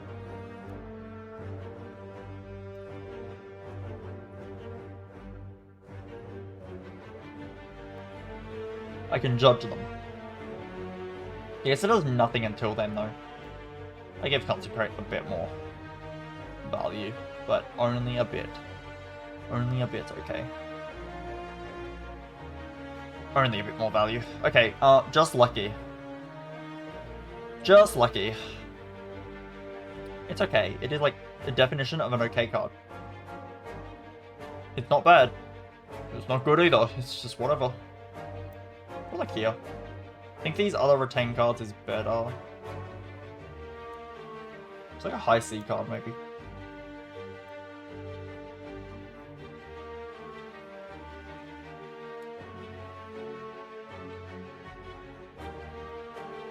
My question is kind of why. Like, why am I adding this to my deck? I don't know. That's the problem. I don't know why I'm adding Just Lucky to my deck. What is it doing? Nobody knows. It's kind of just whatever. It scries you a little bit. It does a bit of damage. It is whatever. I don't know.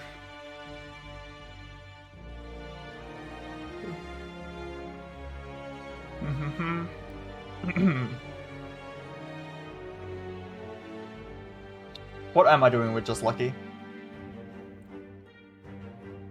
What am I doing with Just Lucky?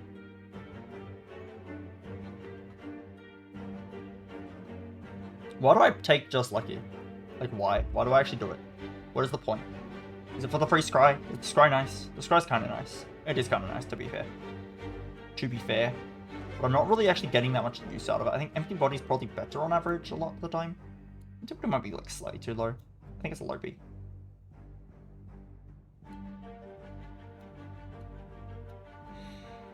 Because at least it is stance changing, right? It's not as good, but it's at least stance changing.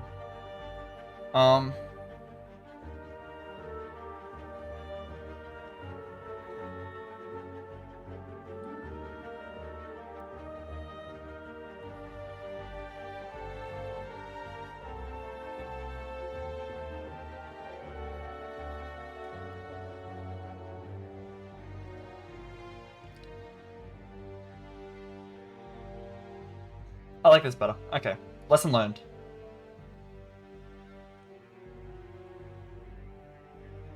Is this card actually S tier? You upgrade your whole deck.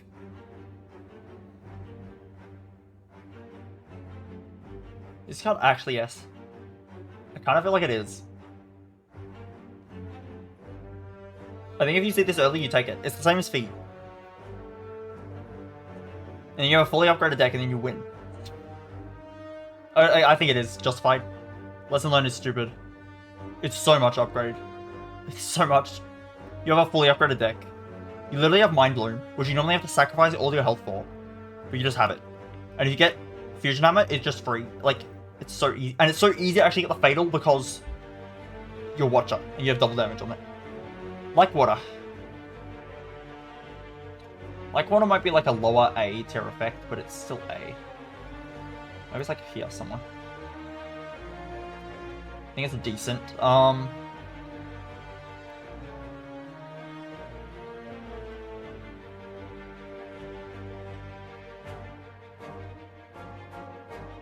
Might actually put it here. Like Water's good. It's block, it's passive block, it's just good. Master Reality, it's a bit situational, to be fair. It's very situational. Better than that, though. I do not rate Flying Sleeves, I just don't. And Foreign Influence is probably better than Flying Sleeves. This is a random attack, not a bad attack. Damn, I got you there.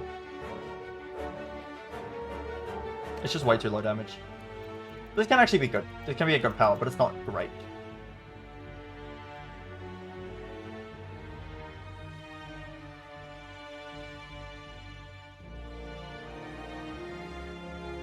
Maybe I should put this up here, but it's actually like here.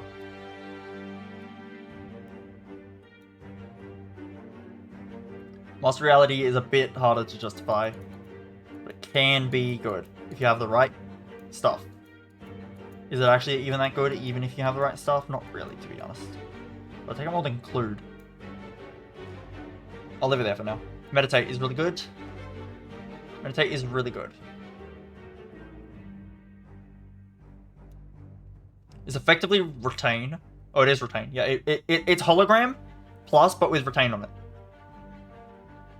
Now, I think Pheno Evil's better, because it doesn't end your turn, but this is pretty good. Like, it's not good that this ends your turn, but the actual effect, it's Hologram. It's Hologram plus. This is literally Hologram plus, but it ends your turn. Like, it's not as broken because it ends your turn, but geez, what the hell? And it puts you in Calm, that's good. At the end of your turn, like, that's the time you want to go into Calm.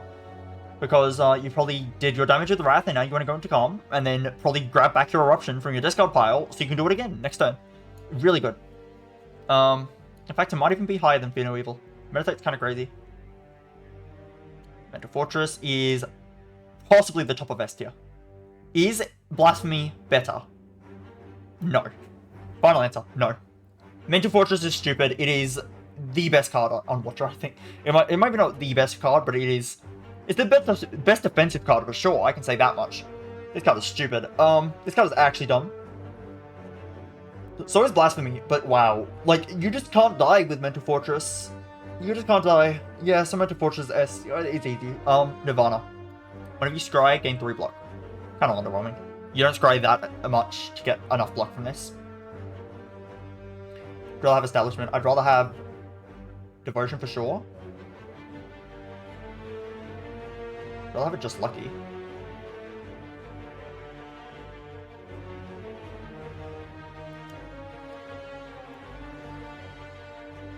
It's just not that impactful. I'd rather have a Master Reality, to be honest.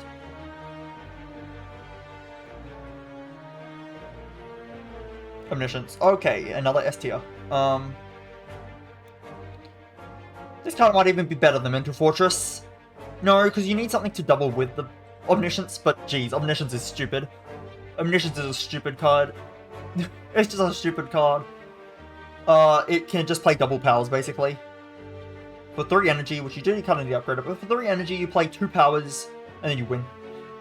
It's quite simple. You just win after you play it. It's fine. You just win. And then the more Omniscience you get, the better they get. You can seriously just throw this into any deck. Perseverance. Gain 5 block when retained. Increase block by 2 this combat. It's a bit slow, to be honest. I think Deceive Reality is a lot better.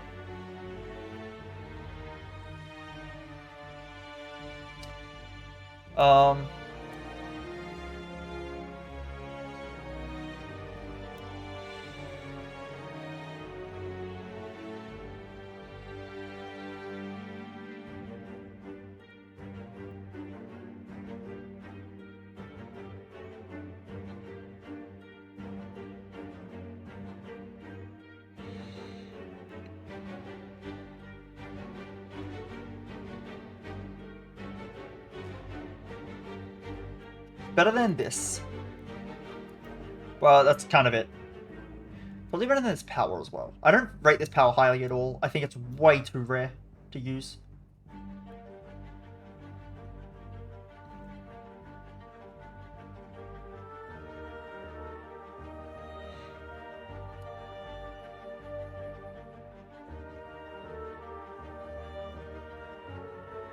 Color's probably better. I should use it more often, I think. Even though it's a bit awkward. Just Consecrate, but you can't go into Wrath with it. Honestly, you can't go into Wrath with it. Just use Consecrate, honestly.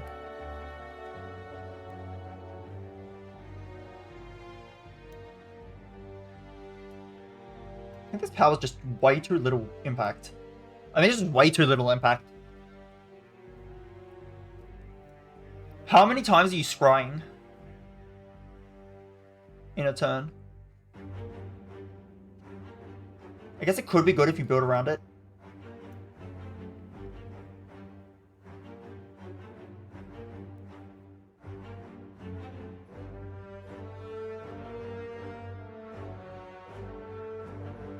It could be good if you build around it, I guess.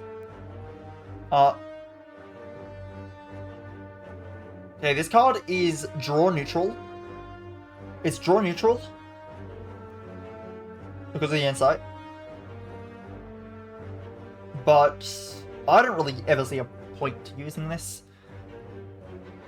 It is draw neutral. It's not terrible. It's draw neutral. Maybe I should use it more, actually. I feel like you need a lot of support to make this work. It's just kind of too slow, I think. It's just kind of too slow. That's the issue.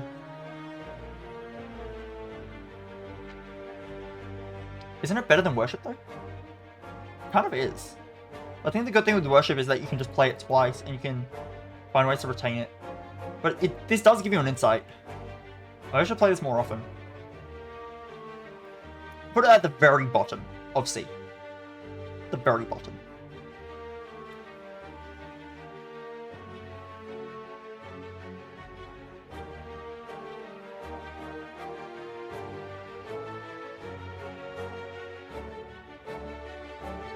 If you get Alpha to work, you won't.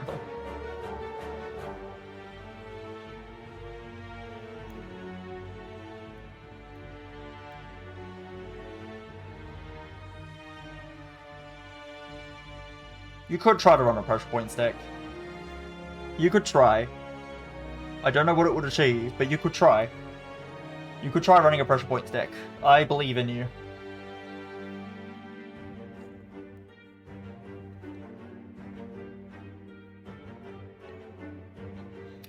What does pressure points even do? Why are we here?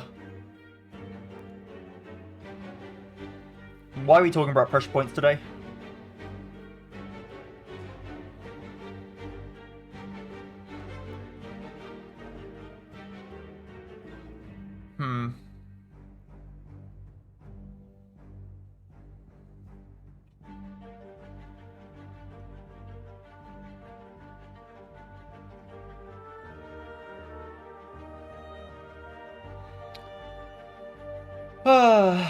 What am I doing with pressure points? I actually think pressure points can be okay if you put a deck around it. I think it can be okay.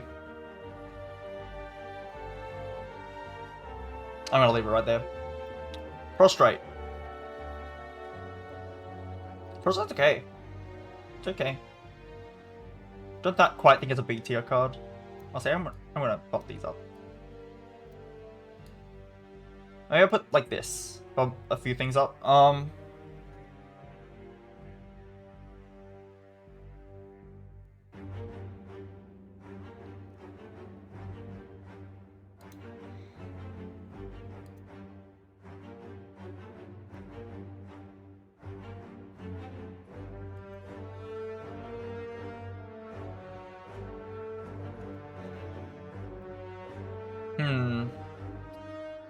Interesting. I think Prostrate is decent. Yana Mantra is something. Play this card you can kind of just throw in the deck sometimes. I think it goes right here. I don't think it's that great of a card. But it's okay. It is okay, I guess. So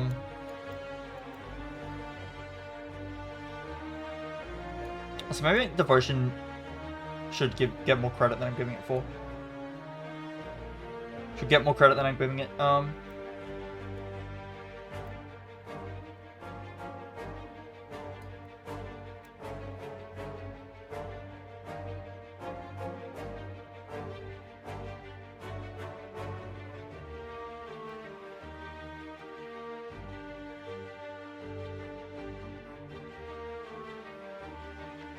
There are a lot of ways to retain and just cheat out energy with this, though. I feel like Devotion, when Devotion works, it just works a lot better. Like, the highs you get out of this is so much better.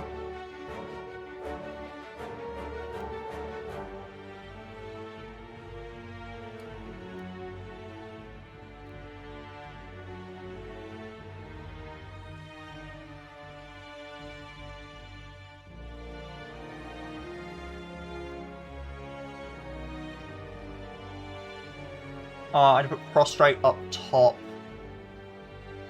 Bowling Bash.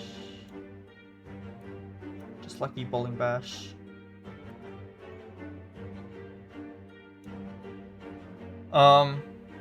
This is better, I think.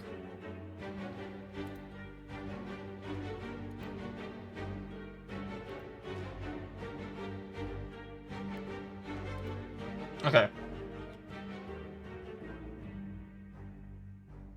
Protect Disney. It's okay. It's better than Perseverance.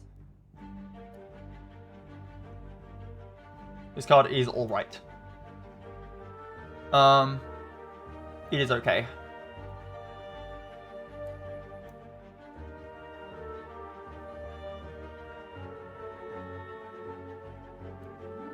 It's definitely better than Perseverance.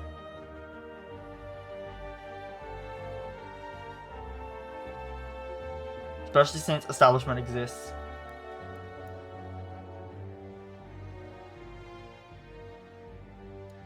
Maybe Perseverance is better, actually. You do need to retain this for a turn, though, before it actually gets good.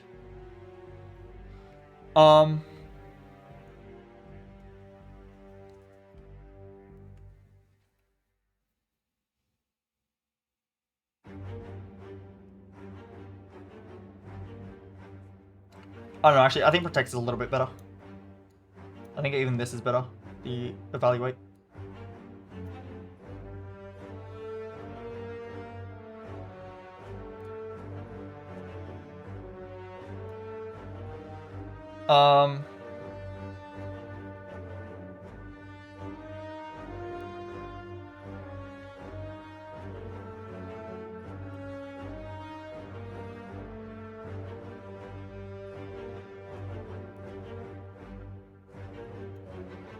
I think Fallout was a bit too low. It's still free. It's still free. It's just a low as a Consecrate, though. I think I've been dismissing this card too much. No,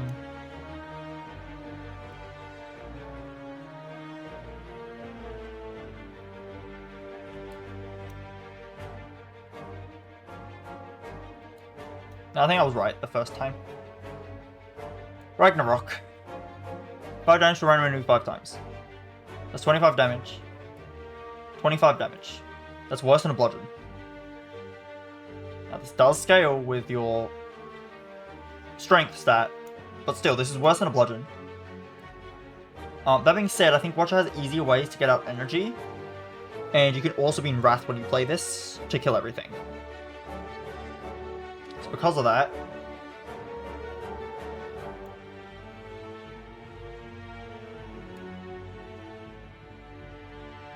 maybe like here.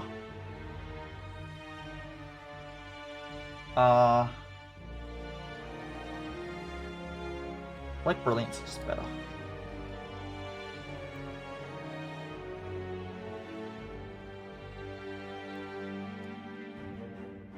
Is that the top of C or something?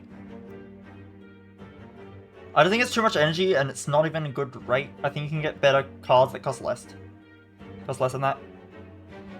Yeah. Could be bottom of B though. Could be bottom of B. It's not impossible to put it bottom of B.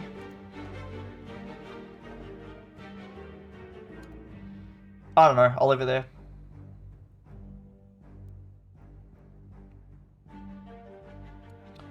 Reach Heaven. Shuffle of 3 Violence. Doesn't 3 Violence do 20 for nothing?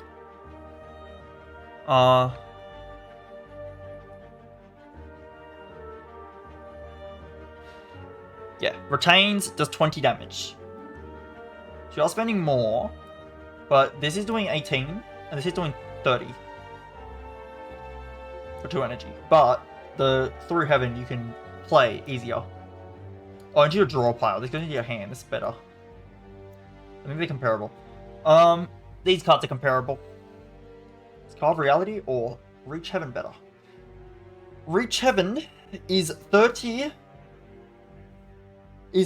damage for -2 card draw. I think a Card of Reality is technically better.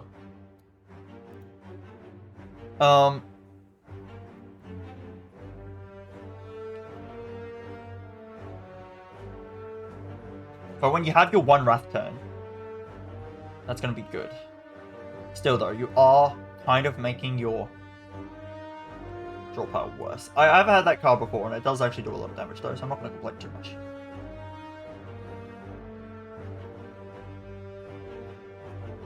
But I do think Card of Reality is a bit better.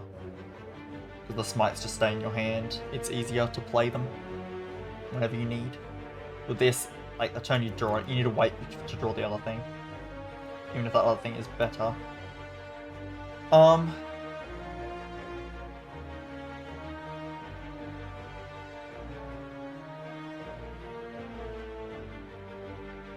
Okay, Rushdown. Is this S? For the fact that it makes you infinite half the time, yes. Yes, it does. It goes S. This is a good card in general. It might be the very top of A, but the fact that this makes you go infinite like every time might just be the very top of A. See, Mental Fortress actually just wins you every run you pick it up in. It's definitely the most important thing. Rushdown helps a lot. It's a lot of card draw. I think it can get S. Just because this literally can sometimes lead to an infinite if you get it early enough. Not only is that a possibility, but also it's card draw. Like, it's an insane amount of card draw. It's an insane amount of card draw. It costs 0 when upgraded. Yeah, you can just draw like a ton of cards easily with this. You just keep drawing cards over and over.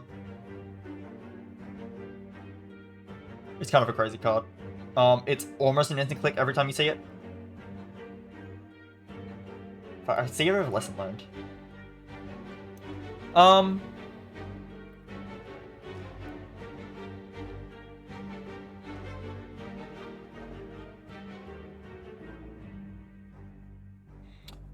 But is Omniscience, I think, is almost always a take. I think Mental Fortress is always a take, like, on every Watcher run, unless you're a Mantra build. But that's fine.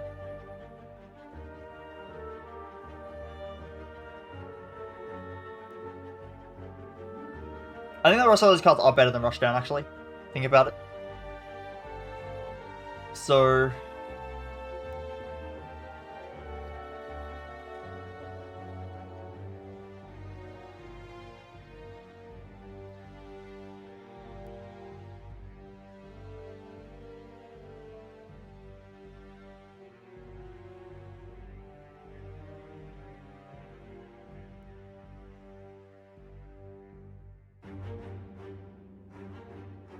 I'm actually wondering if Mental Fortress isn't the top of the list. Maybe it's something else.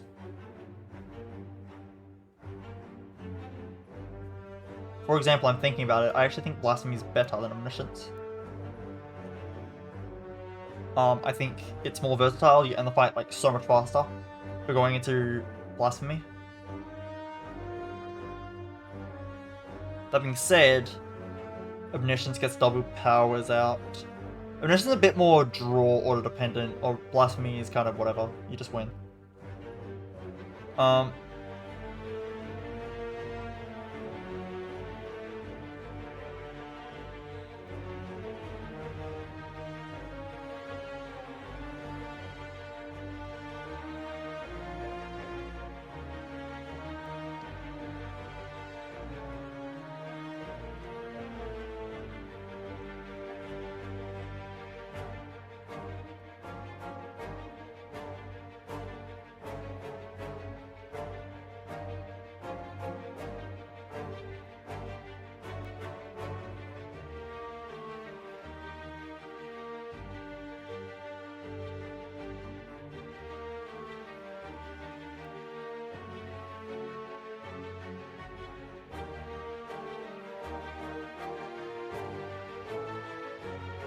I am wondering.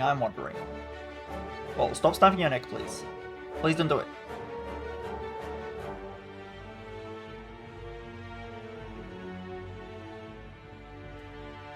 Okay.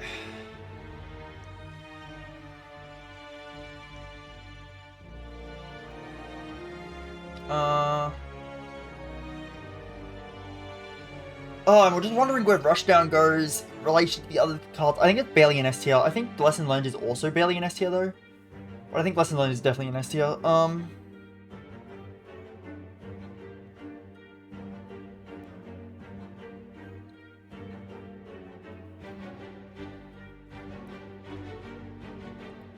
I think Rushdown is less vital to... Well, okay, it is vital to the game plan, but...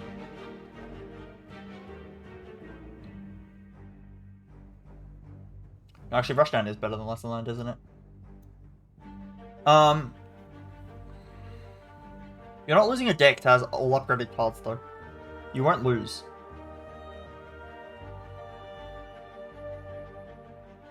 But I guess it will upgrade to all like strikes and defense first, won't it? Well, not necessarily, but it will target them sometimes.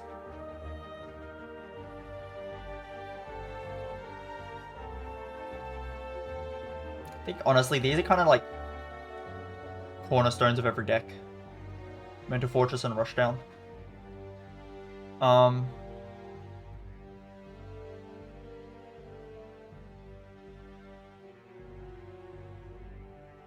don't mind Rushdown being S.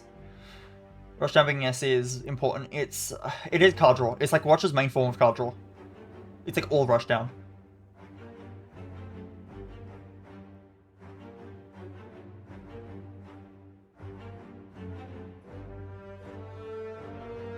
And the fact this has an infinite associated.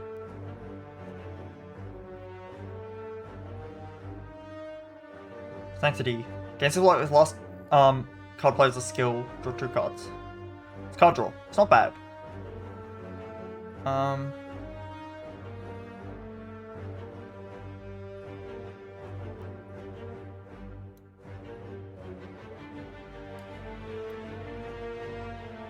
I think it's around here.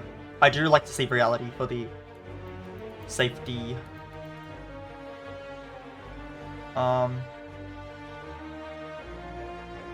It's just not enough block on this card. That's the problem. Yes, it's card draw, but it's awkward. You have to play a skill first.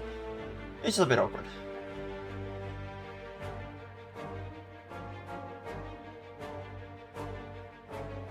Stands time.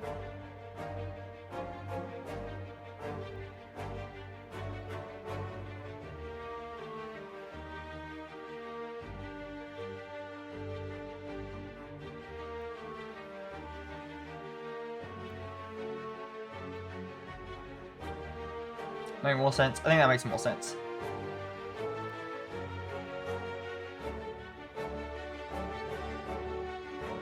That time is a lot of damage.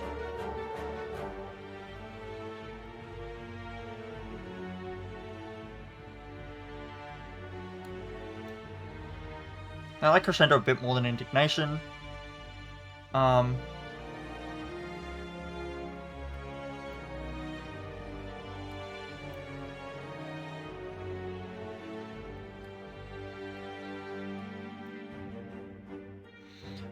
I like this better, yeah.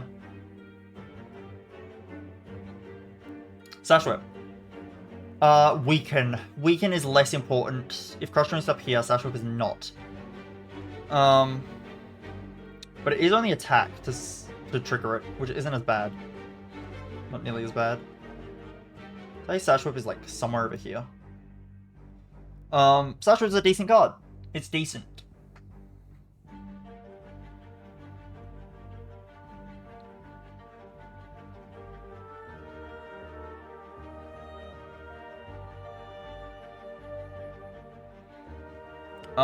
It's decent.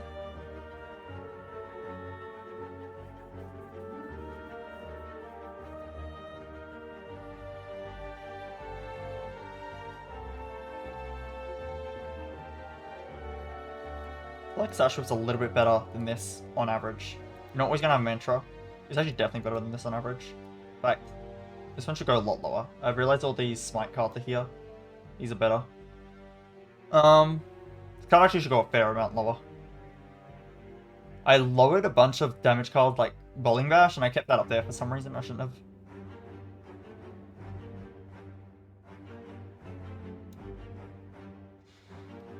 have. Brilliance can go there.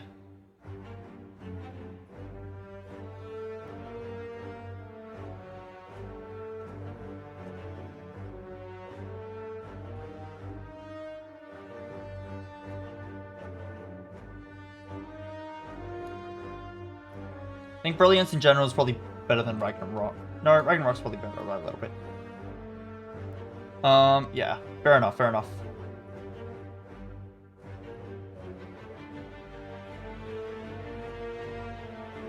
Brilliance should be better than Carve Reality though. Even though it's not retained.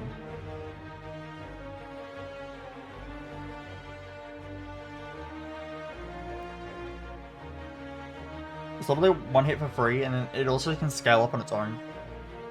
It's better. Maybe these are too high then.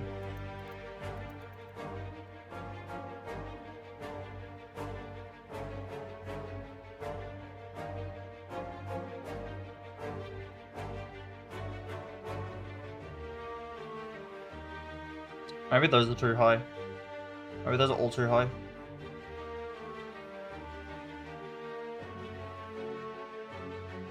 Because Brilliance literally does the same damage as Smite.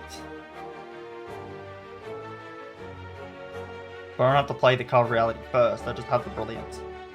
Straight up. I've been doing tier lists for almost 10 hours. But hey, I got some good tier lists. I've done it. I've done it. Woo! Yippee! You did come at a bad time because I was about to take a break again. I've taken a few breaks this stream, as you might guess, from my 10-hour stream. Okay, I'll take like a very, very short break. Maybe. I don't know. I'll see. I'll be back in a sec. Hopefully a sec.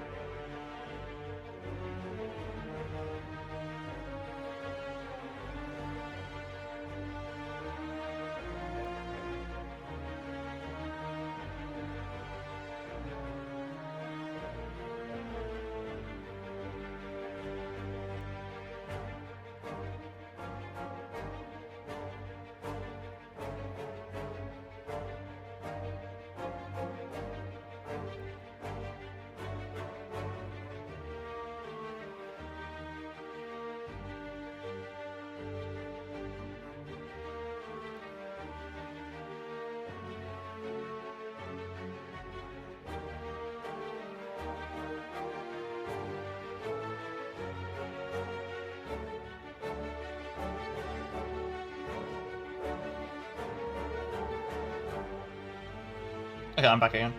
Okay.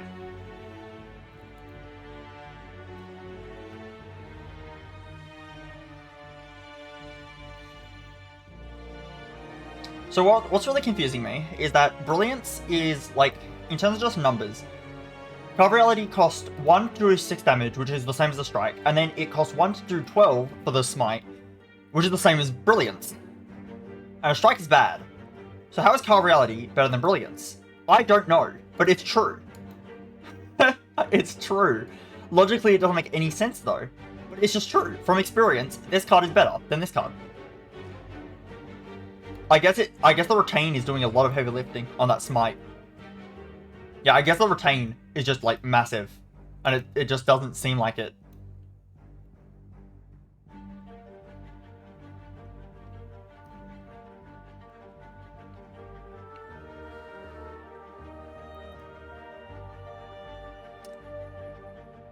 What challenge did you have in mind?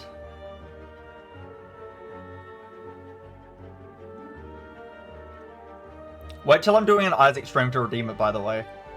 But I'll do an Isaac stream maybe tomorrow. It depends. My next stream will be Isaac, okay? I don't know when my next stream will be, but my next stream will be Isaac. Today is the dedicated Slay the Spire tier list day, and I also want to play some actual runs of Slay the Spire after this. I don't know when our next stream, but it will be Isaac. I promise.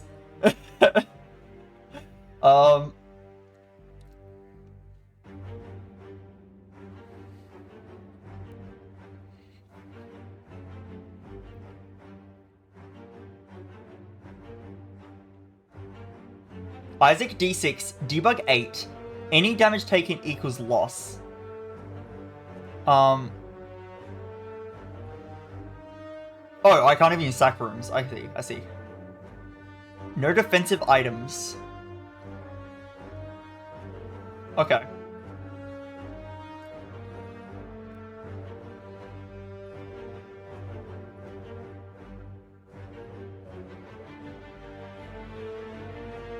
Okay, so if I actually get hit, which mantle technically I got hit on the mantle, therefore it doesn't count.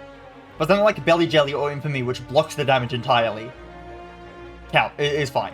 I see.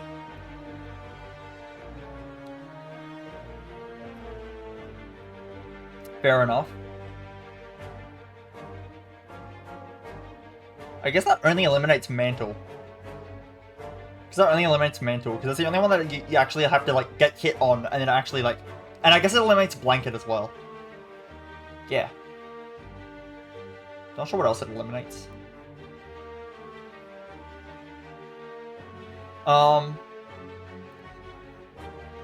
Infinite D6 charges, but I don't get even take damage. So the normal strat I would do is... Wait, so no self-damage, does Sharp Plug count? That's an important question. Does self-damage from Sharp Plug count as damage?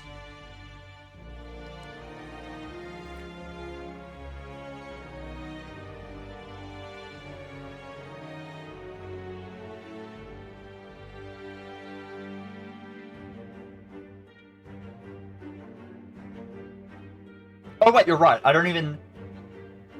No, I wanted it because of... There was a reason. There was a reason I wanted it. But I guess I don't need it, do I? I have infinite charges. I'm trying to think of an infinite charge there, but I already have infinite charges. Yeah, because last time I used limited charges to get infinite charges, but I already have infinite charges, so why do I need limited charges to get infinite charges? Yeah, fair enough. What would be the strat? What item are you going for first? I guess you go for Rock Bottom first. I guess you go for Glitch Crown. No, you don't need Glitch Crown because you have infinite charges. You already have every item you want. So I guess, like, the first thing you go for is...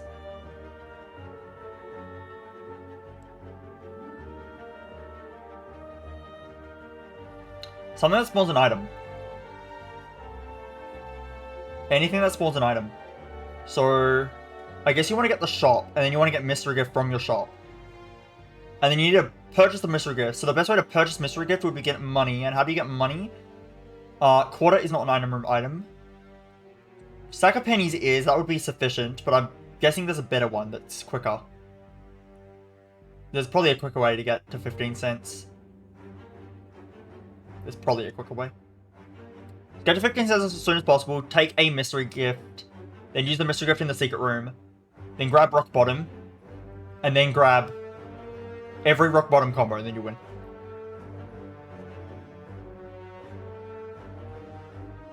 It's not. It's only the slot machines. Question. Would I still have debug 8 on different active items? Like, if I reroll off the d6, could I still have debug 8?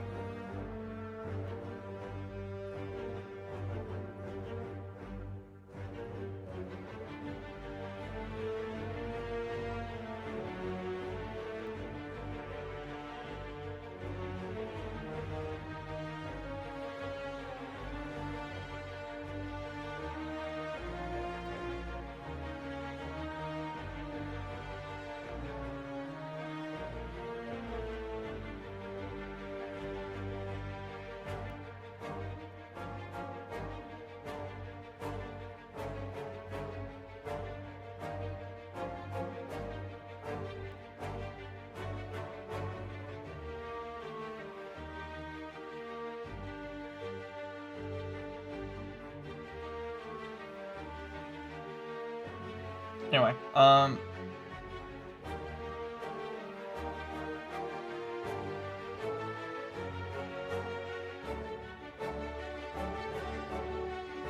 that's fair. That's fair. No, I was going to use it for Book of Shadows. I was going to use it for spin down dice. I was going to trade my d6 for a spin down dice.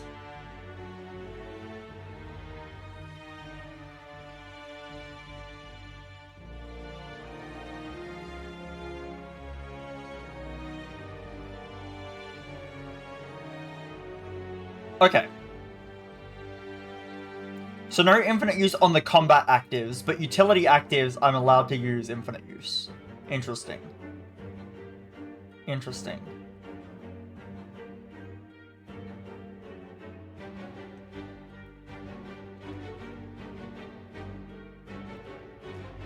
Interesting. Interesting. Interesting. What's the most overpowered rock bottom combo?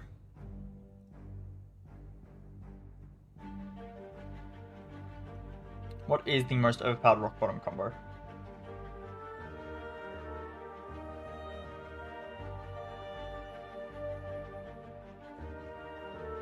You know what would be hilarious? If I traded in my D6 for D20. That would be funny. I should do that.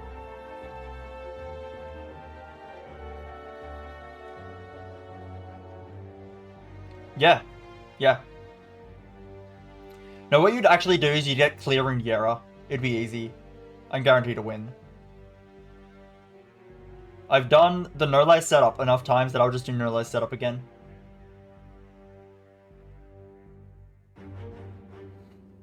Not like I remember how to do no lies setup. I don't remember how to do no lies setup. I have my notes. Anyway. Okay, this is throwing me off. This doesn't make sense. It doesn't make sense. Is the retain on the smite that...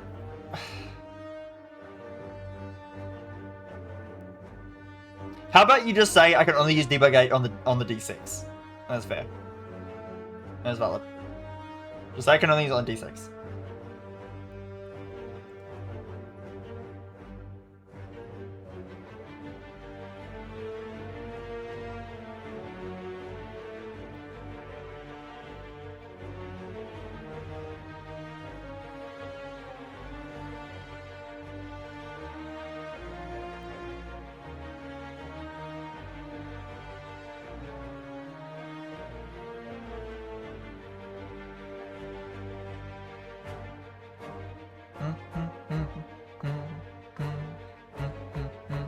This doesn't make sense to me. This card is considered good by everyone, and this card isn't. But this card is literally better in terms of damage. But the thing is, this has retain on it, and retain isn't really that good. I guess it is. What the fuck? How did I do that? I guess the retain really is that good, but that doesn't make sense. Who cares? I guess it's because I can use it on my Wrath turn as Watcher, on specifically my Wrath turn. Guaranteed every time. But isn't Brilliance the same thing? Ah!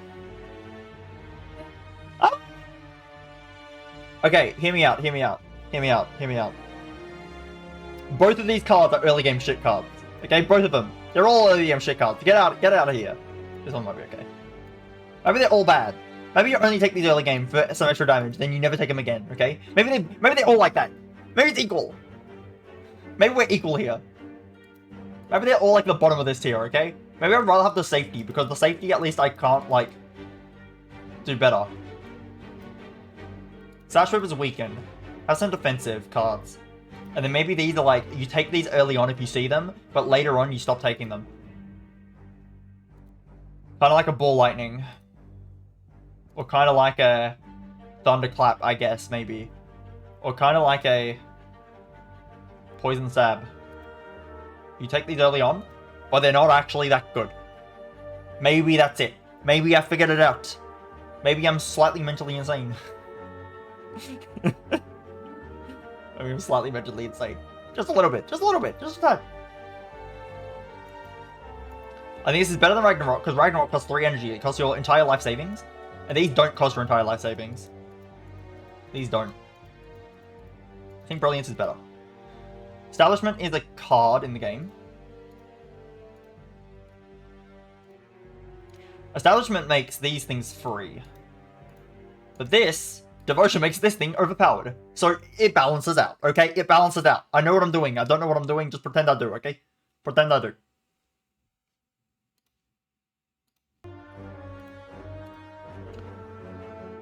I think Sash Whip's decent. It is... I like Deceive Reality. I like this better than that. I actually think I like this more than Indignation. Sash Whip I think is a decent-ish card. I think actually Sash Whip is kind of decent in general. It's good damage. It's really easy to get the condition, and Weaken is not common on Watcher. I actually think Sash Whip's okay. Sands Time is really good. Maybe Crescendo is better, but I think upgraded Crescendo is better. I think unupgraded Sash Whip is better.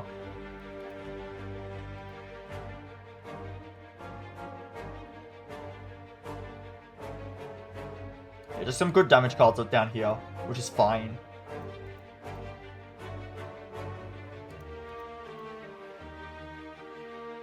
Okay, I like that. I fixed it. I fixed it. Scroll. Okay, we found an S tier card again. S tier card. There is no reason not to take Scroll. Every character has one. Every character has one.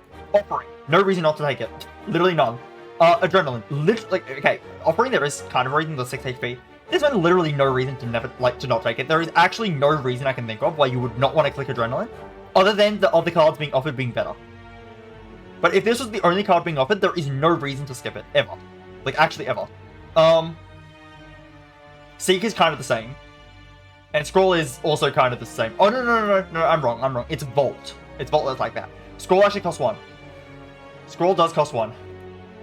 And because Scroll costs 1, it is less good than you think it is. But it's still pretty damn good. The Scroll is the easiest click in the entire game. It's so easy to click Scroll. There's no reason not to. I think Omniscience is better though. I think maybe even Lesson Learned. Lesson Learned I don't think is like as good.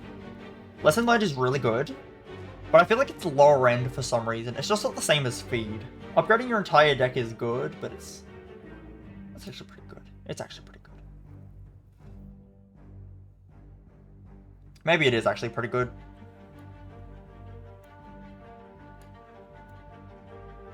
I feel like it's harder to take though. But if I see a Scroll and a Lesson Learned, I'd probably take the Lesson Learned. If I see a Lesson Learned and Omniscience, I'd probably take the Omniscience. Is that correct? Maybe. Maybe it is. Omniscience is kind of does its thing. But I think Lesson Learned is better than Scroll. Okay.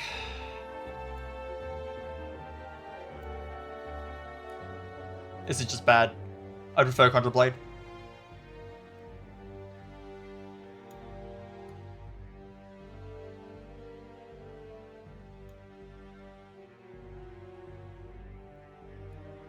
I'm never going to click this card in my life. I'd rather have Flying Sleeves. I'm just never going to click it. Simmering Fury. Simmering Fury is good. It's probably like a bottom A, top of B, maybe top of B. One of the better Wrath entry cards. It's not immediate though, is the problem. But it is good. Maybe like here. Like here. Or like here.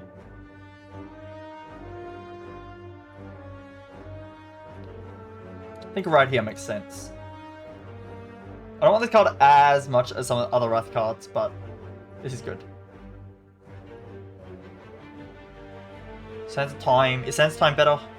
It might be.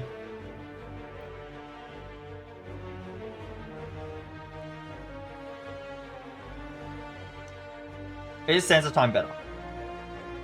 It might be, but it does cost a lot. This is kind of just easy. It's card draw. Does nothing to turn you play it. Maybe it's like this. Maybe it is. Maybe it is like this.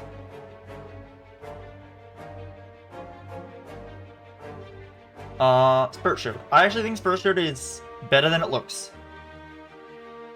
I actually think it is. This blocks for 15. I guess it blocks for 12 for 2 energy at base, but if you have more cards in hand, it blocks them more.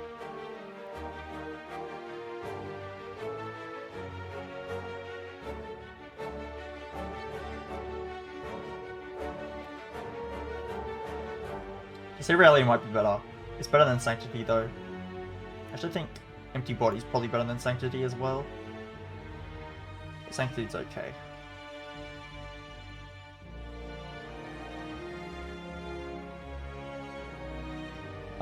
Study. Costs too much energy. Doesn't even give you the draw instantly. At the end of your turn, so you immediately get Study, so you can potentially draw a Study on the literal next turn. So it's better than Tools of the Trade and stuff in that sense, but it does cost 2 energy, which is quite expensive. I think this card is quite hard to actually get into play. That being said, it's not terrible. It might be top C. I can consider it sometimes.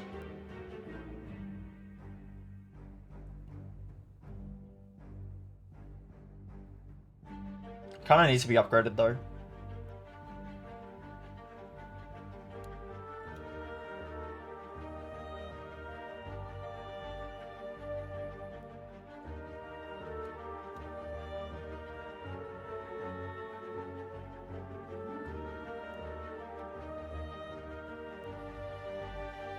I'll do that. Swivel. A block card that lets you attack for free.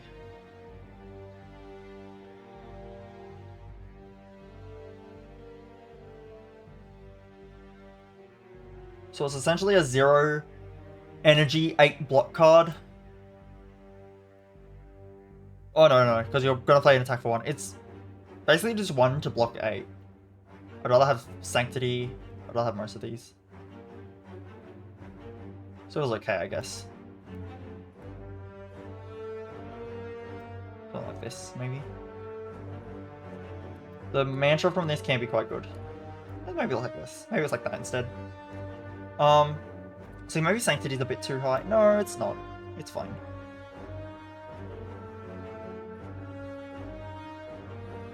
Draw to the hand. High A somewhere.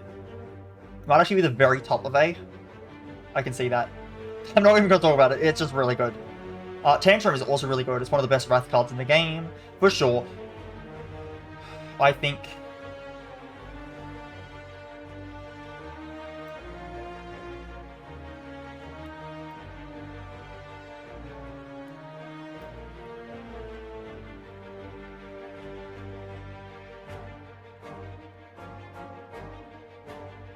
This makes sense to me. I think having Wrath entry this good is a little bit worse than scrying every turn. The calm entry cards are more important. These save your life.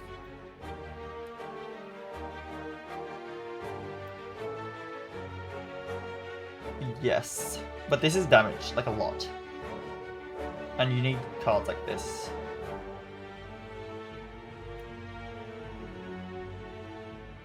Actually, I might do this. How is that ridiculous?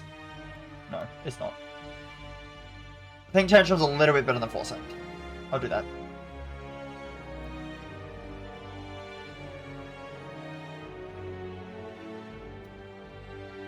I think Pheno Evil's more important as well, but Tantrum is really good.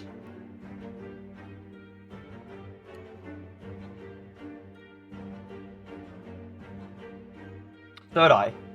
This is a solid block card.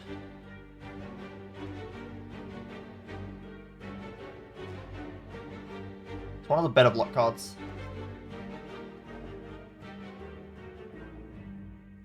I don't should put block too highly on Watcher.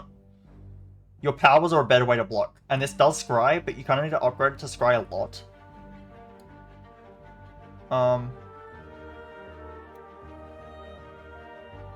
Actually, we'd rather have Deceive Reality. I really like Deceive Reality for the ability to just block later for 12.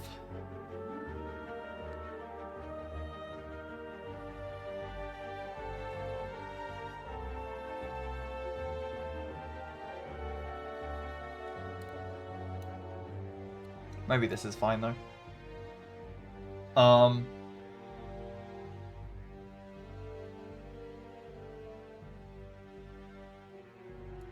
Tranquility. Okay, where does Tranquility go in relation to Crescendo? I think Tranquility is better.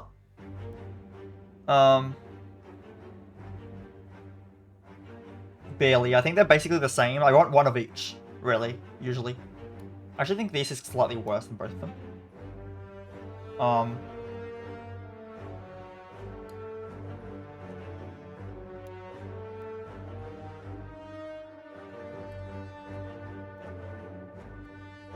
To be honest. Yeah, it's something like this. It's something like this. Vault is S tier. There's no reason not to take Vault. There's no reason not to take Vault. Actually, none. It's better than Scroll. It's better than Lesson Learned? Maybe. Is it better than Lesson Learned? Maybe, maybe, maybe. It could be, it could be. It could be. I could see the vision for it being better than Lesson Learned. I feel like I'm overrating Lesson Learned here, but I really don't think I am. It's kind of crazy. I don't need Vault. If I saw Lesson Learned next to it, I'd probably take the Lesson Learned. If I see Vault and Scroll next to each other, I'd probably take Vault. Okay. Wallet. Wallet's really good. This is A tier. A tier card. It's a lot of block.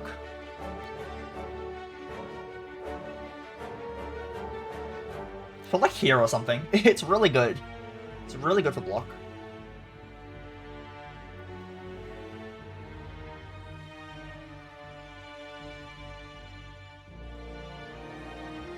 Honestly, I think 1-cost Calm is a bit too low. 1-cost Calm is like really important. All the 1-cost Calms are really good. This is the worst one, but it's still good. It's still 1-cost Calm. Then it's probably Tantrum. Then it's this. Then it's this. Wallet might be better than Holt. This blocks for 12. This blocks for a lot more. This blocks for more. This is free. That's free though. But this blocks for more.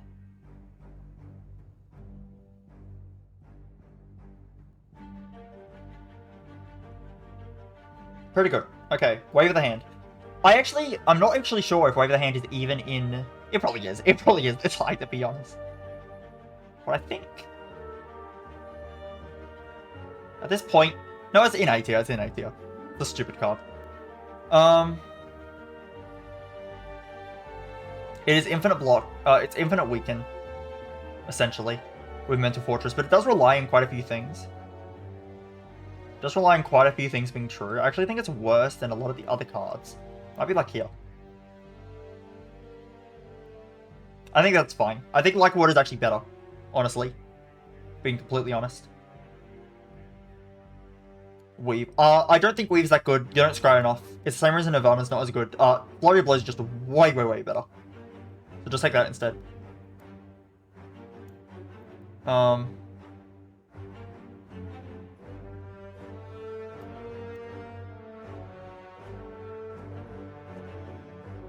and I'd rather have the power than the weave. And Prey is okay, I guess. Will Kick. Will Kick's pretty good. Will Kick's another good card. Maybe not as good as the rest of these, but it's still pretty damn good.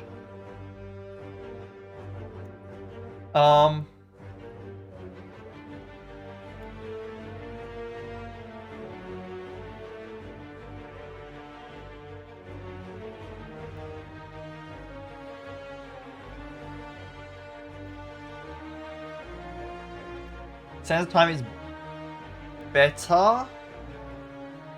Yes, barely.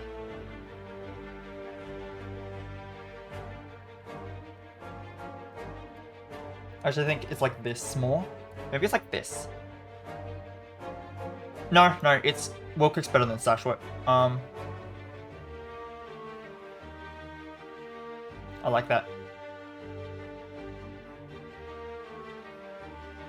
Actually, thinking about it, these cards are important. I take these over other things. No, not that early on, though. Not that early on.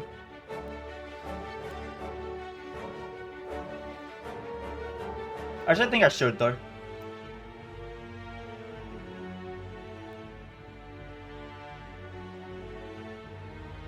I like both of these. A lot. I'm not a fan of Windmill Strike. This is a scam. This card takes too long. I actually think it takes way too long to get good. Way too long. Go down here where you belong. It's better than Pressure Points. Better than Foreign Influence. I'd actually rather have Conjure Blade. This is unironically slightly underrated. Wish. I think Wish is a scam. This is a really bad rate in Flame. Like, 3 strength should be from a 1 cost upgraded in Flame. How much does the Wish Plus do? Let me see. 4. 4 strength. So you're telling me that the Wish Plus is 1 more strength than the Inflame Plus. It's not very good. Not a good rate. Regular Inflame is plus 2 strength. And Wish, for 3 energy, for triple the energy, is only 30 strength. It's 1 strength per energy, while Inflame is... Yeah, this is 1 strength per energy, while Inflame is 2 strength per energy. Inflame Plus is 3 strength per energy. And this Plus is 1.3 strength per energy. Of course, though, you can pick what you want. You can pick Plated Armor, which is okay, I guess. Or you can pick Gold. And Gold, being able to pick Gold is good, but I think this card's a bait card. I think I'm going to take damage trying to use it. I'm going to put it at the bottom of C, though. But I think you're going to take damage trying to use this card. That being said, I think it's better than some of these.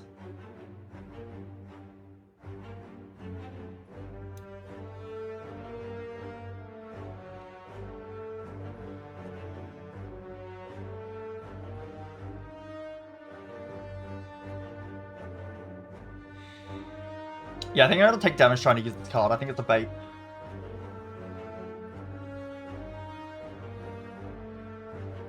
I'll put it right here. Put it right there. Maybe right here, actually.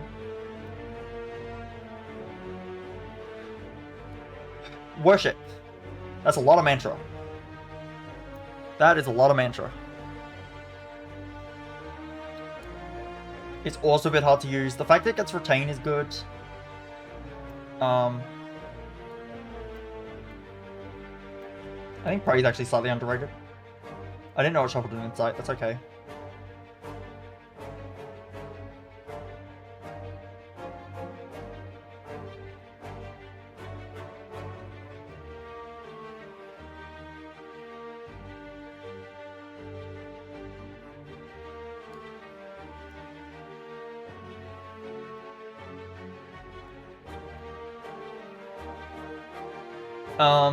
How's Worship going?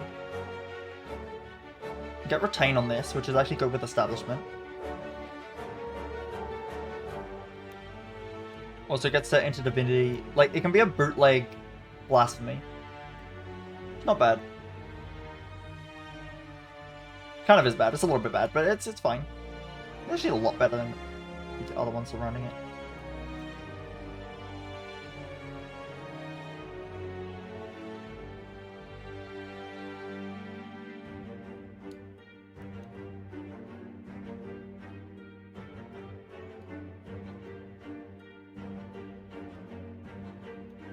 It's better than Wish. It might be better than Wish. I think it is better than Wish, for sure.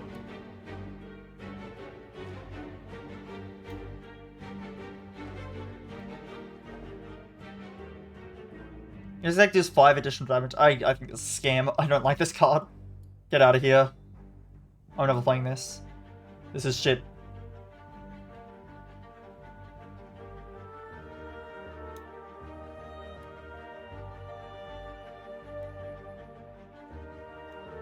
Okay. The list is done. I have finished the list. Interesting list. List has been completed.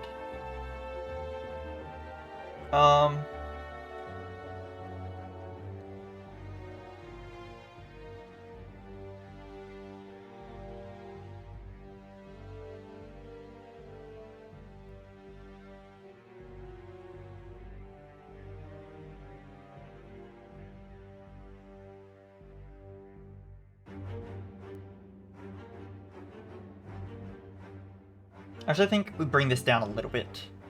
I think Protect, just for being so efficient as soon as you draw it, is better.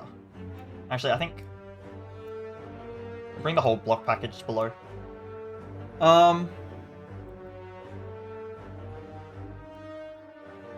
Let's actually bring this down. And then let's bring... I think Judgment's kind of good, sometimes. Okay, I think that makes sense. That looks better to me. That looks better to me.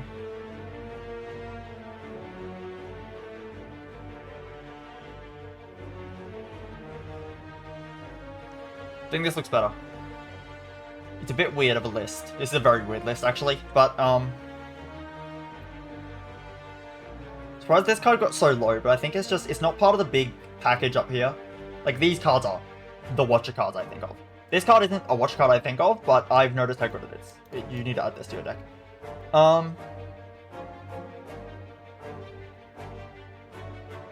Yeah, these are like the package that I always look. I always take these, really. Battle Hymn is actually surprisingly good. These cards are cards I like to have. I really like these two. Not necessary, but I like them. Mostly upgraded. That's why they're in B. If upgraded, they're a lot better. These cards are pretty good. These cards are pretty good.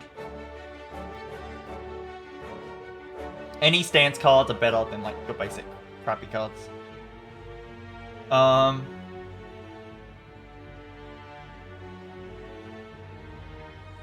said, this Wrath card in particular is probably less good than some of the other Wrath cards. It might be like this.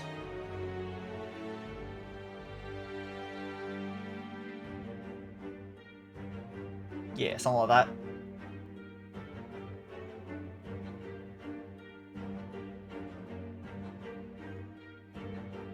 I like this list now. This is a good list. These S tier cards make sense. Winter Fortress is one of the stupidest cards in the game. It's honestly a sleeper card. It's honestly a sleeper card. Okay, I will now take a break again.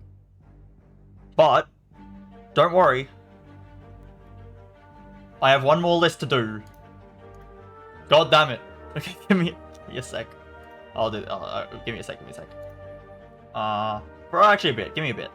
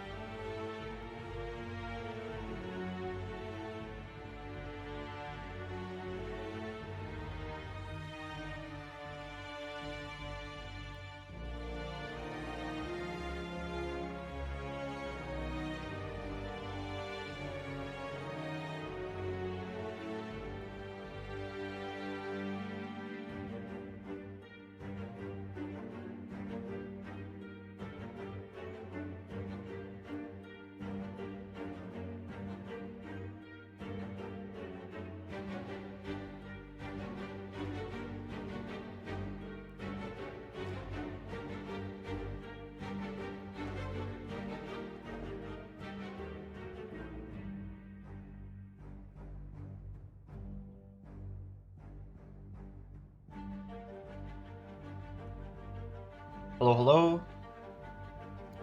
Hello, hello. I actually want to make some changes. I've been thinking about it.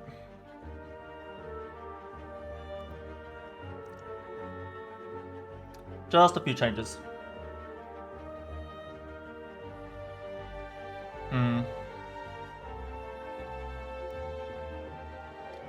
Debatably, this can go up. Maybe. But mostly...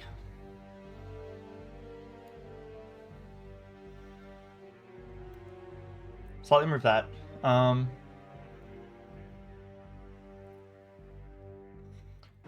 I think this needs to go down. This needs to go down. I'm not kidding, I think Conjure Blade's better. I actually think Conjure Blade is slightly slept on. This card is overhated. It is slightly better than people think. It's not good. It's not good. I just think it's not the worst card in the world. A lot of people think this is the worst card in the game. It's really not. But it's not good either. And I think the Scry synergy is kind of just bad. I don't think it works. I don't think you have enough.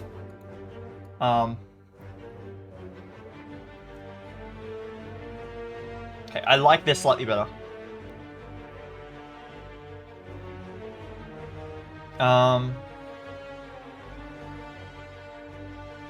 And then I wanted to move Study.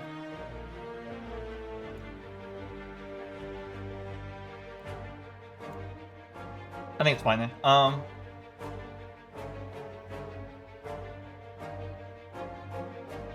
And then I want... Yeah, I want to consider the top tier here. If I want to, put... Talk to the hand higher. Maybe bring Scroll down. No, that feels wrong. I just think if you're offered a choice of Talk to the Hand, Meditate, and Scroll, like which one do you take? You probably take this. Or you take this.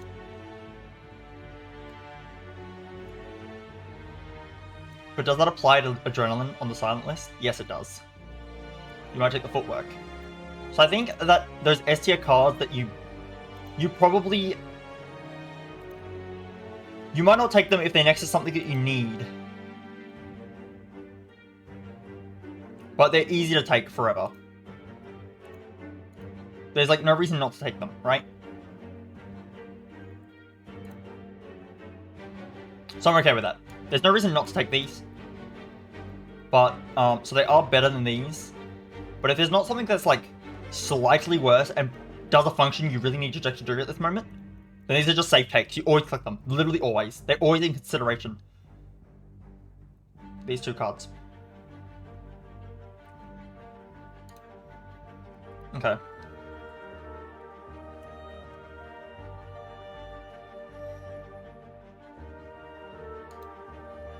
So I know I just came back. I'm gonna go, but it's only gonna be for like 1 or 2 minutes, okay? No, I just came back. I'll be quick. My bad.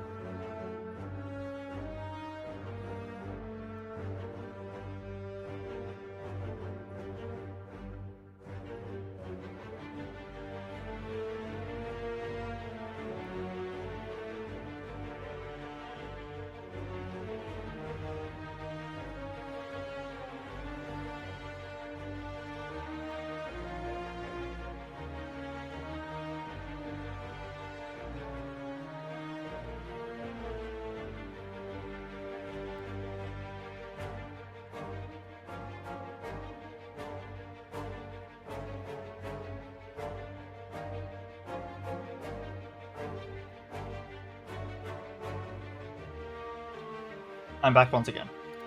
I am back once again.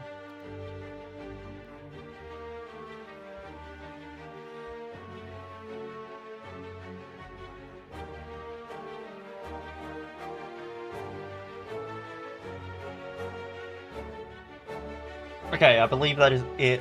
Yeah, I don't have to make any more changes to this list. That's good. Just want to make those small changes.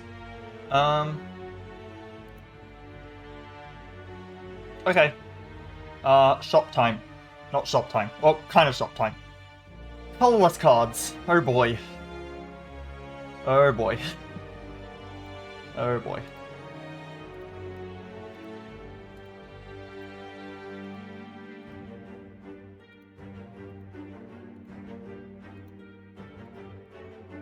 Okay, let's go.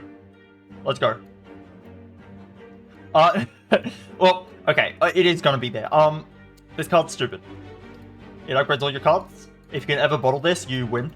If you upgrade this, it's really good. Because you can upgrade it, and then not upgrade anything else.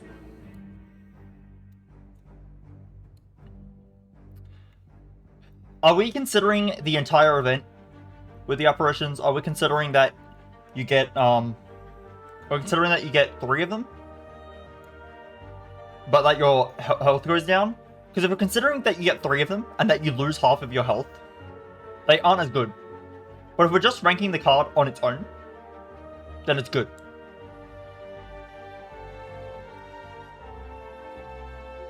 I'm going to assume that you sacrificed half of your max HP for this. I'm going to assume you have 3 of them, but you sacrificed half your max HP.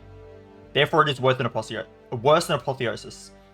It is a little bit hard to justify this sometimes, because you're losing half your max HP, and if you don't have the intangible up, you are way frailer without the intangible. You kind of rely on it at that point. So it's a bit hard to, like, actually fully justify. Is this card even, like, that good? Apparently it is. I don't see the vision. B, I guess. I don't see the vision.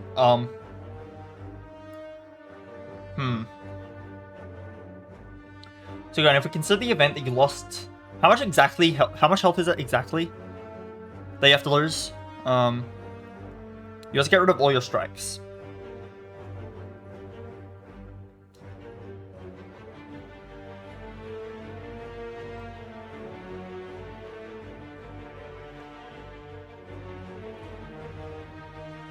%30 of your health.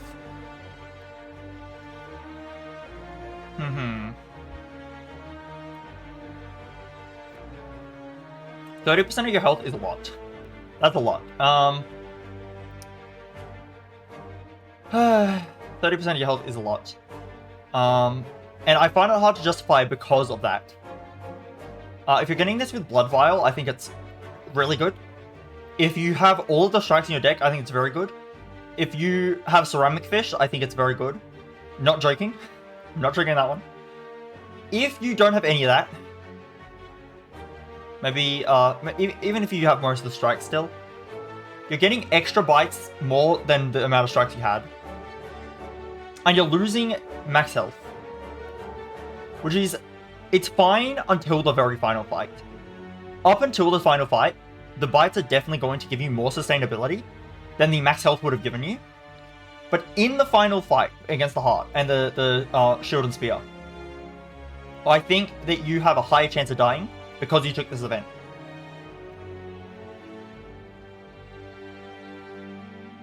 It also clutters you up a little bit with the amount of bites. I'm actually going to put it in C. I feel like bites are hard to take. You need to really be able to justify it. Blind.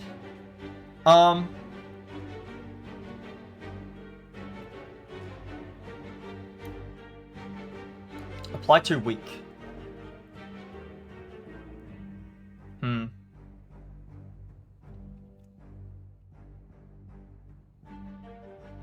Applying too weak. For 0 cost. Isn't bad. It depends on the character. It depends who you have this on. I think certain characters really like this effect. I'll put it here for now.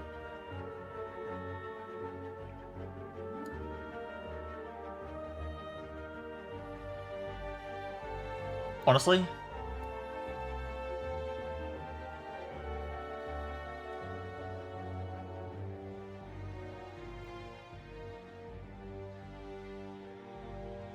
Like Bandage Up might be... I don't know. I'll put it here. Colourless.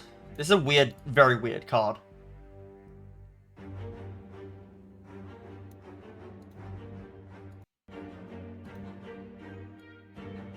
Colourless is very weird. I don't know how to rank this one. It's very expensive. You shuffle 3 skills into your draw pile.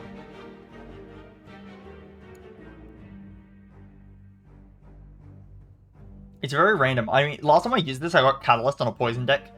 I didn't have Catalyst in my poison deck. It was a poison deck without Catalyst. I never found one. And then this gave me a Catalyst and gets time meter and I won. But that's a high roll. That's a massive high roll. That's not going to happen most of the time.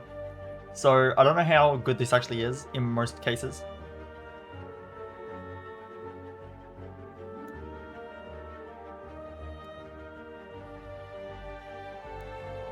I'm really having trouble ranking this one. It's so random, is the problem. It's so random. It is so random.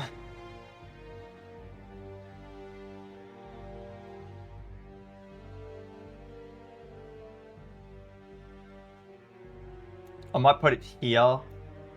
Not sure. I should put this up. I think if you have this already, it's quite good.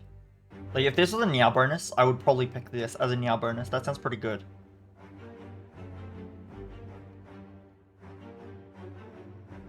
Okay. Dark Shack is one of the best colorless cards there is. It's Piercing Whale, but every character gets it. Now, I guess if I didn't put Piercing Whale in S tier on this list, I probably shouldn't put it in this list, but I don't think we are going to have more than, like, I think there won't be as many S tier colorless cards anyway. So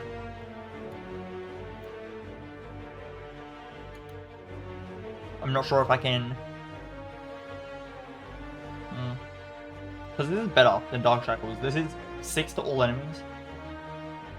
Dark Shackles is 9 to 1 enemy for 1 turn.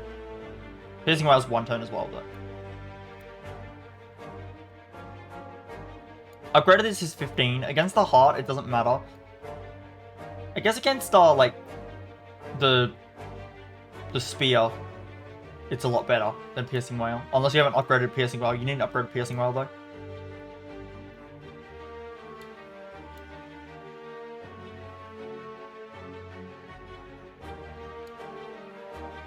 Maybe it's like that.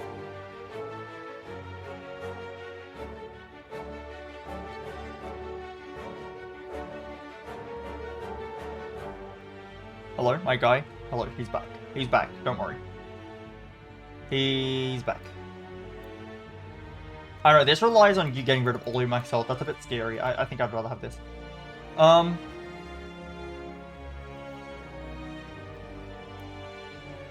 Deep breath. This is really underwhelming. Like, really underwhelming. Who cares? Like, actually, who cares? What do I care? I don't care. That's it. I don't. Discovery. Choose 1 of 3 cards to add into your hand. It costs 0 this turn. So it's cards of your character's pool. That could be good. A lot of... I know people say this is a really good colorless card. I don't see the vision. I don't. I'm going to put it in B. I just don't see the vision of how this is that good. I really don't. I mean, I just ranked Foreign Influence really low. Maybe I shouldn't have. Hello, Mitty. How's it going? I have regrets today. 11-hour stream. Only tier lists. Only tier lists. I might actually play the game today, though. I might just speed run through the colorless one. I don't care about this one as much.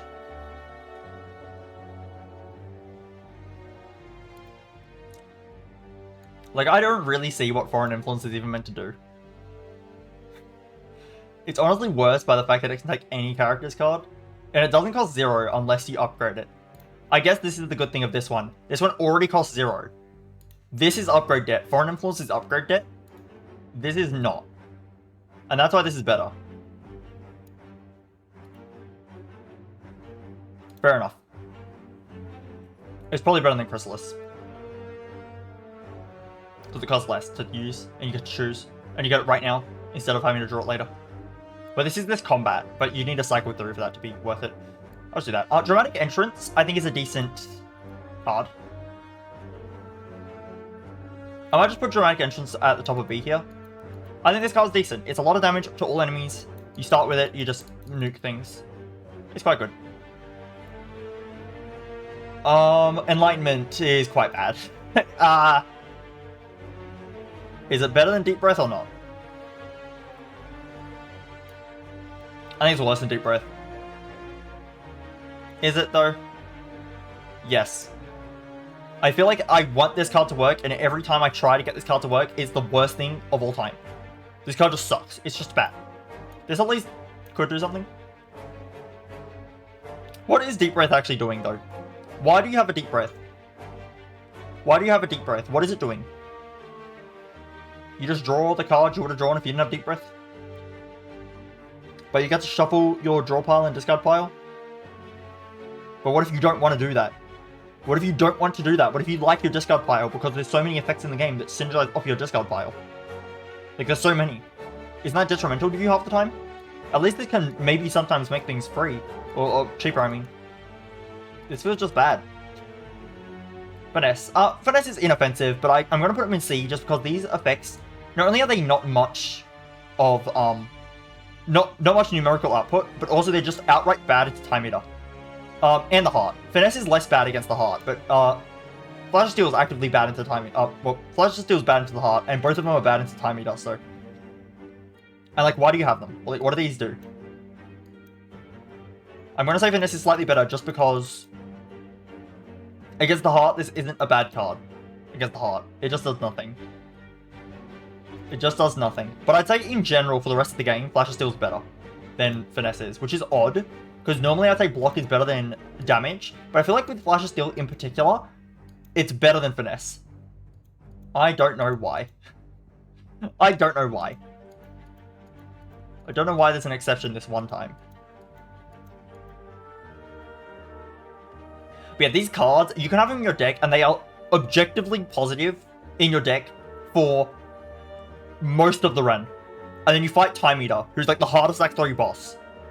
And then it's bad that it's in your deck. And you're down to draw. And then you fight the Heart. And Flash of Steel hits you for 1 damage, or 2 if you're on high enough ascensions. And that's suddenly not worth it. And Finesse does nothing. So it's like, what are you even doing? I'll put Finesse higher just because this is okay into the Heart. And normally I do like Block more than that. And if you upgrade this, the 4 block is quite relevant. It doubles the effectiveness of the card. This card sucks. I actually have had it be okay recently though in a Unceasing Top deck. That's something, I guess. Cool. Good Instincts.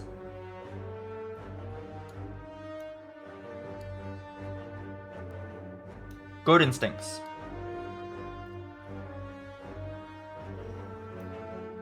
Good Instincts.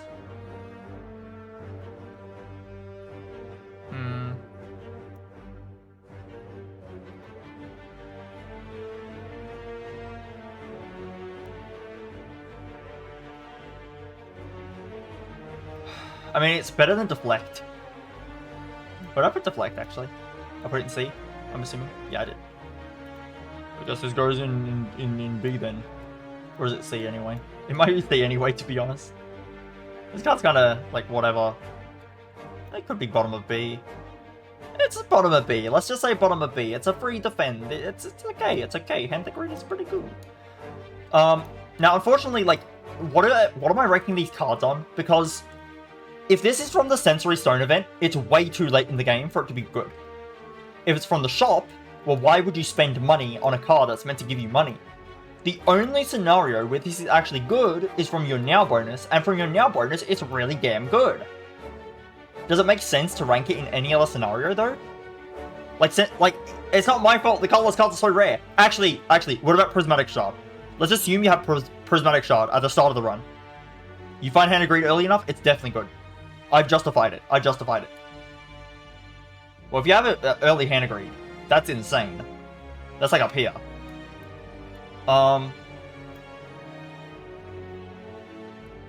Honestly, I'm gonna knock down Dark Shackles. But then, like, dude, chill out. Keep your head on, please.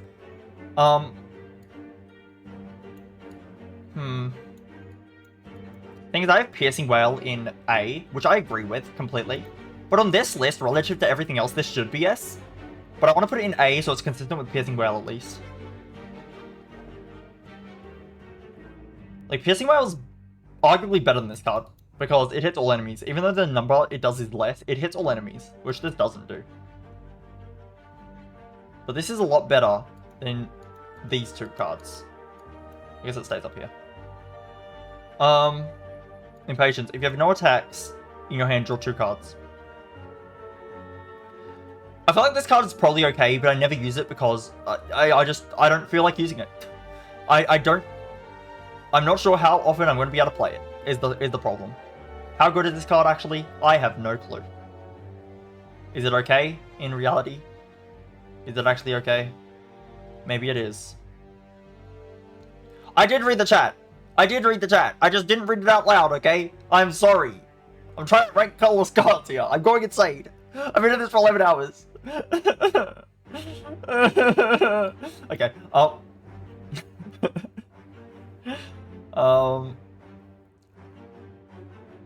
Been in this for 11 hours. God damn it.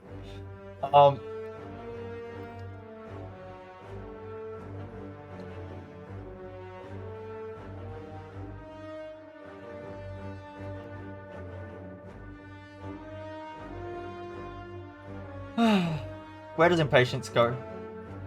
I don't know. D tier maybe? Is it just a... I mean, it's only during 1 extra, and it's only under a condition. Is that actually good at all? It doesn't seem that good. Seems like a dead card most of the time. I'm not even gonna... Jack of all trades. Add 1 colorless, random colorless card into your hand. Why? Well, I guess most colorless cards are better than a Jack of all trades. So therefore, you're only going to get better. Okay, I'll put a bottom C then. Okay, Jacks. Interesting. It's strength scaling, and it's probably worth using. It's probably up here. If you can justify the strength, the HP loss, then the strength scaling is good. For 0 energy. Yeah, this is just worse than Inflame. Kinda. At least you can replay this, actually. Okay. I guess the colorless tailors will be upshifted a bit because on the actual character pools it's more like consistent. There's better cards in S tier.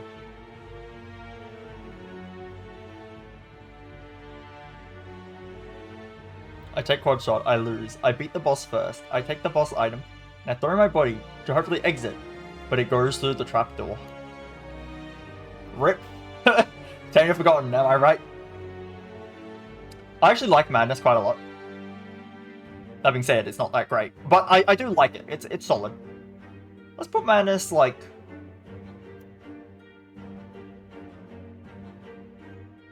Yeah. B seems right. B seems right. I like B here. It's Madness. In fact, I like it more than Dramatic Entrance. You can't stop me, okay? You can't stop me! I like Madness more than Dramatic Entrance. Magnetism. This card is a meme. It's funny. Is it actually good? It's not. It's not good. It's 2 energy. It actually might be D. This is 2 energy. Like, why? Why are you doing this to yourself?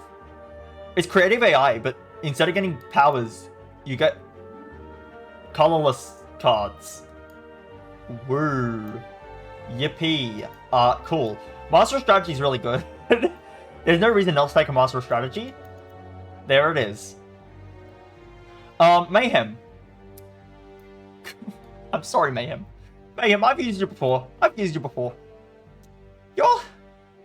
You're better than magnetism. You're better than these, I guess. You're like here. Alright, put this down. You're like here. I'm sorry, but actually I'll put this here. I'm sorry, Mayhem, but you're possibly okay. It's just you could also just screw over everything.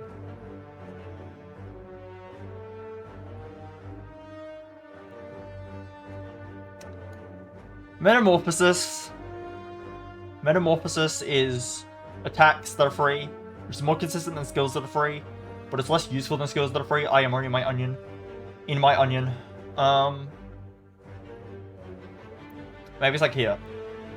I actually have one brain dead. I don't know if anyone's noticed, but I used to like try, and now I'm not. Mind blast. Well, like right here.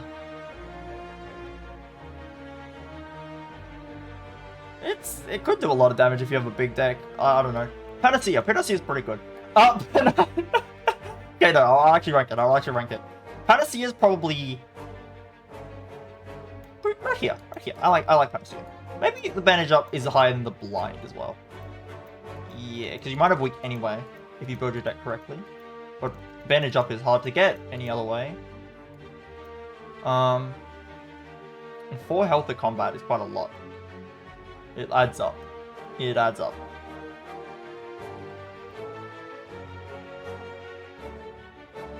Panacea is probably like higher than that. You can do a lot with Artifact. Okay. Panache. I think Panache is like a low B. Panache is pretty good. Probably. I think this is worse.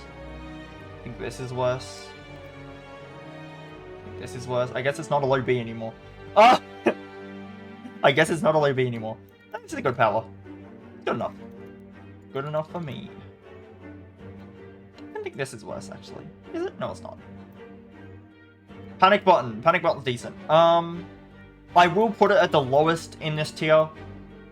No, I won't. I will put it at the lowest in this tier.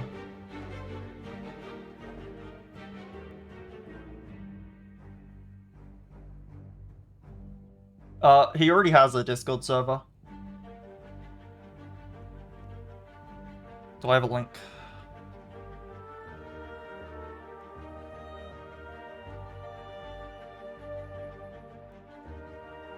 What the hell did I do wrong? What the hell? That's not how you copy paste things, apparently.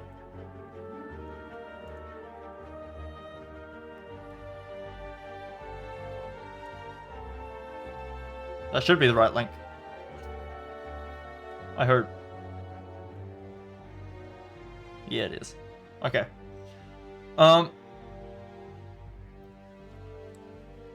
Purity. Oh yeah, I was gonna talk about Panic Button. I think Panic Button's actually a bit higher. This will help you when you need it most. Okay. Purity is whatever. It helps you exhaust things. That's kind of nice, I guess. It's kind of nice, I guess, is what I'll say about that one.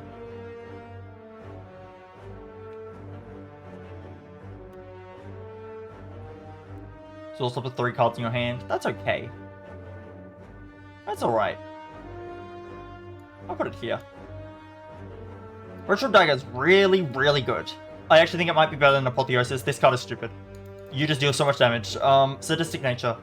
When you play a debuff to an enemy, they take 5 damage.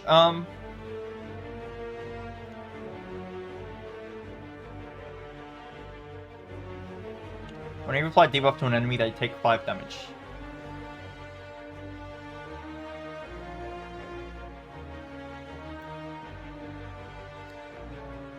It's not as good as Panache. For sure. I guess it can be sometimes, okay. I'll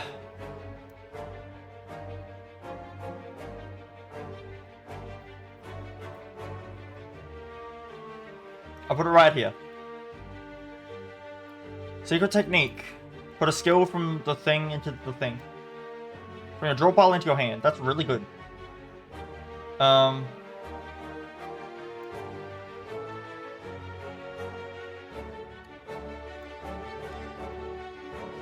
I think being able to put a skill from your draw pile to your hand is pretty damn good. There are skills you want to have at the right time, and you can put it into your hand, and that's really good. I'm gonna do that. Attack, on the other hand, is like whatever. It is whatever card. Secret weapon. I'm gonna put this down here. By the way, Swift Strike. Secret weapon is... Yeah, I'm just gonna speedrun the colorless list. I don't care that much. I don't care that much about this. I really don't. I'll do it with more thought one day in my life. When I have more experience with these cards. I'll just do it for completion's sake. Attack into your hand, I don't care. I just don't. I really don't care.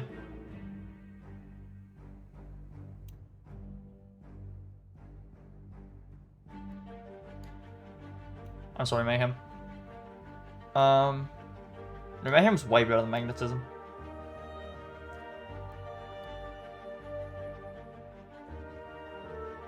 Secret Weapon's not terrible, I guess.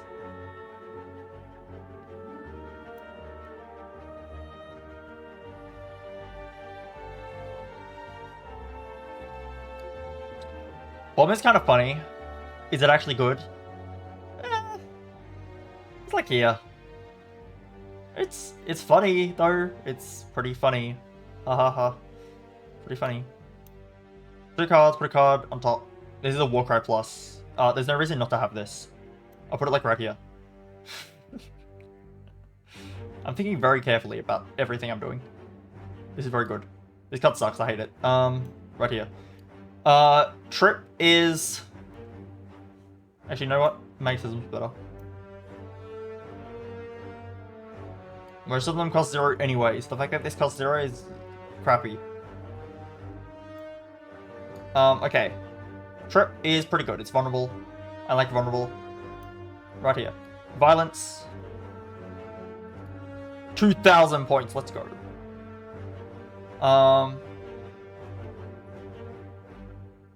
3 random attacks into your hand. This one's okay.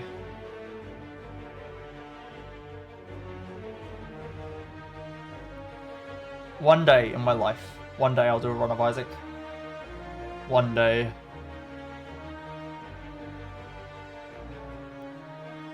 I'll do this. I'll do this as well. And then... I'll actually do this. I've done it! I created a tier list! I am so good! Oh my god, look at this professional tier list. It was so well made. What a great tier list. Wow, I've really made it. I've made it now, haven't I? Woo! Yippee!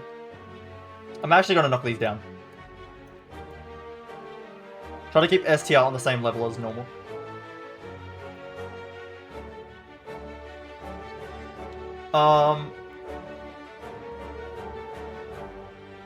Yeah, this is like more S tier level. Strength scaling. Repeatedly. Bandage. Oh, it's healing. I think that healing is actually better. This is a bit situational, and certain characters don't want this. Because certain characters don't want it, I'll knock it down a bit.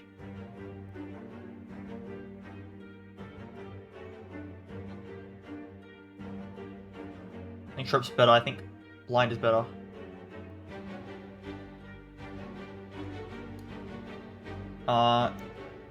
This is just a Warcry plus, whatever. Madness is... Oh, I guess there's no reason not to have a Warcry plus. It just doesn't matter. Madness is good, this is good. I think I'd rather have the bomb than sadistic nature.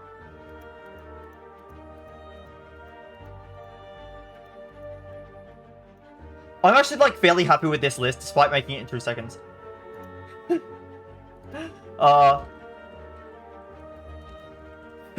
I made that in 2 seconds. What a stupid list. What a dumb list. I just speedran it. Okay. I just speedran the list. Okay, let's go. Let's go. You know what I can do now?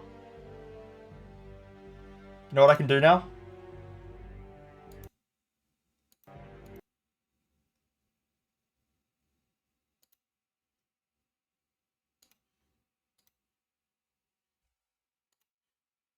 You see, there's a game called Slay the Pepperoni.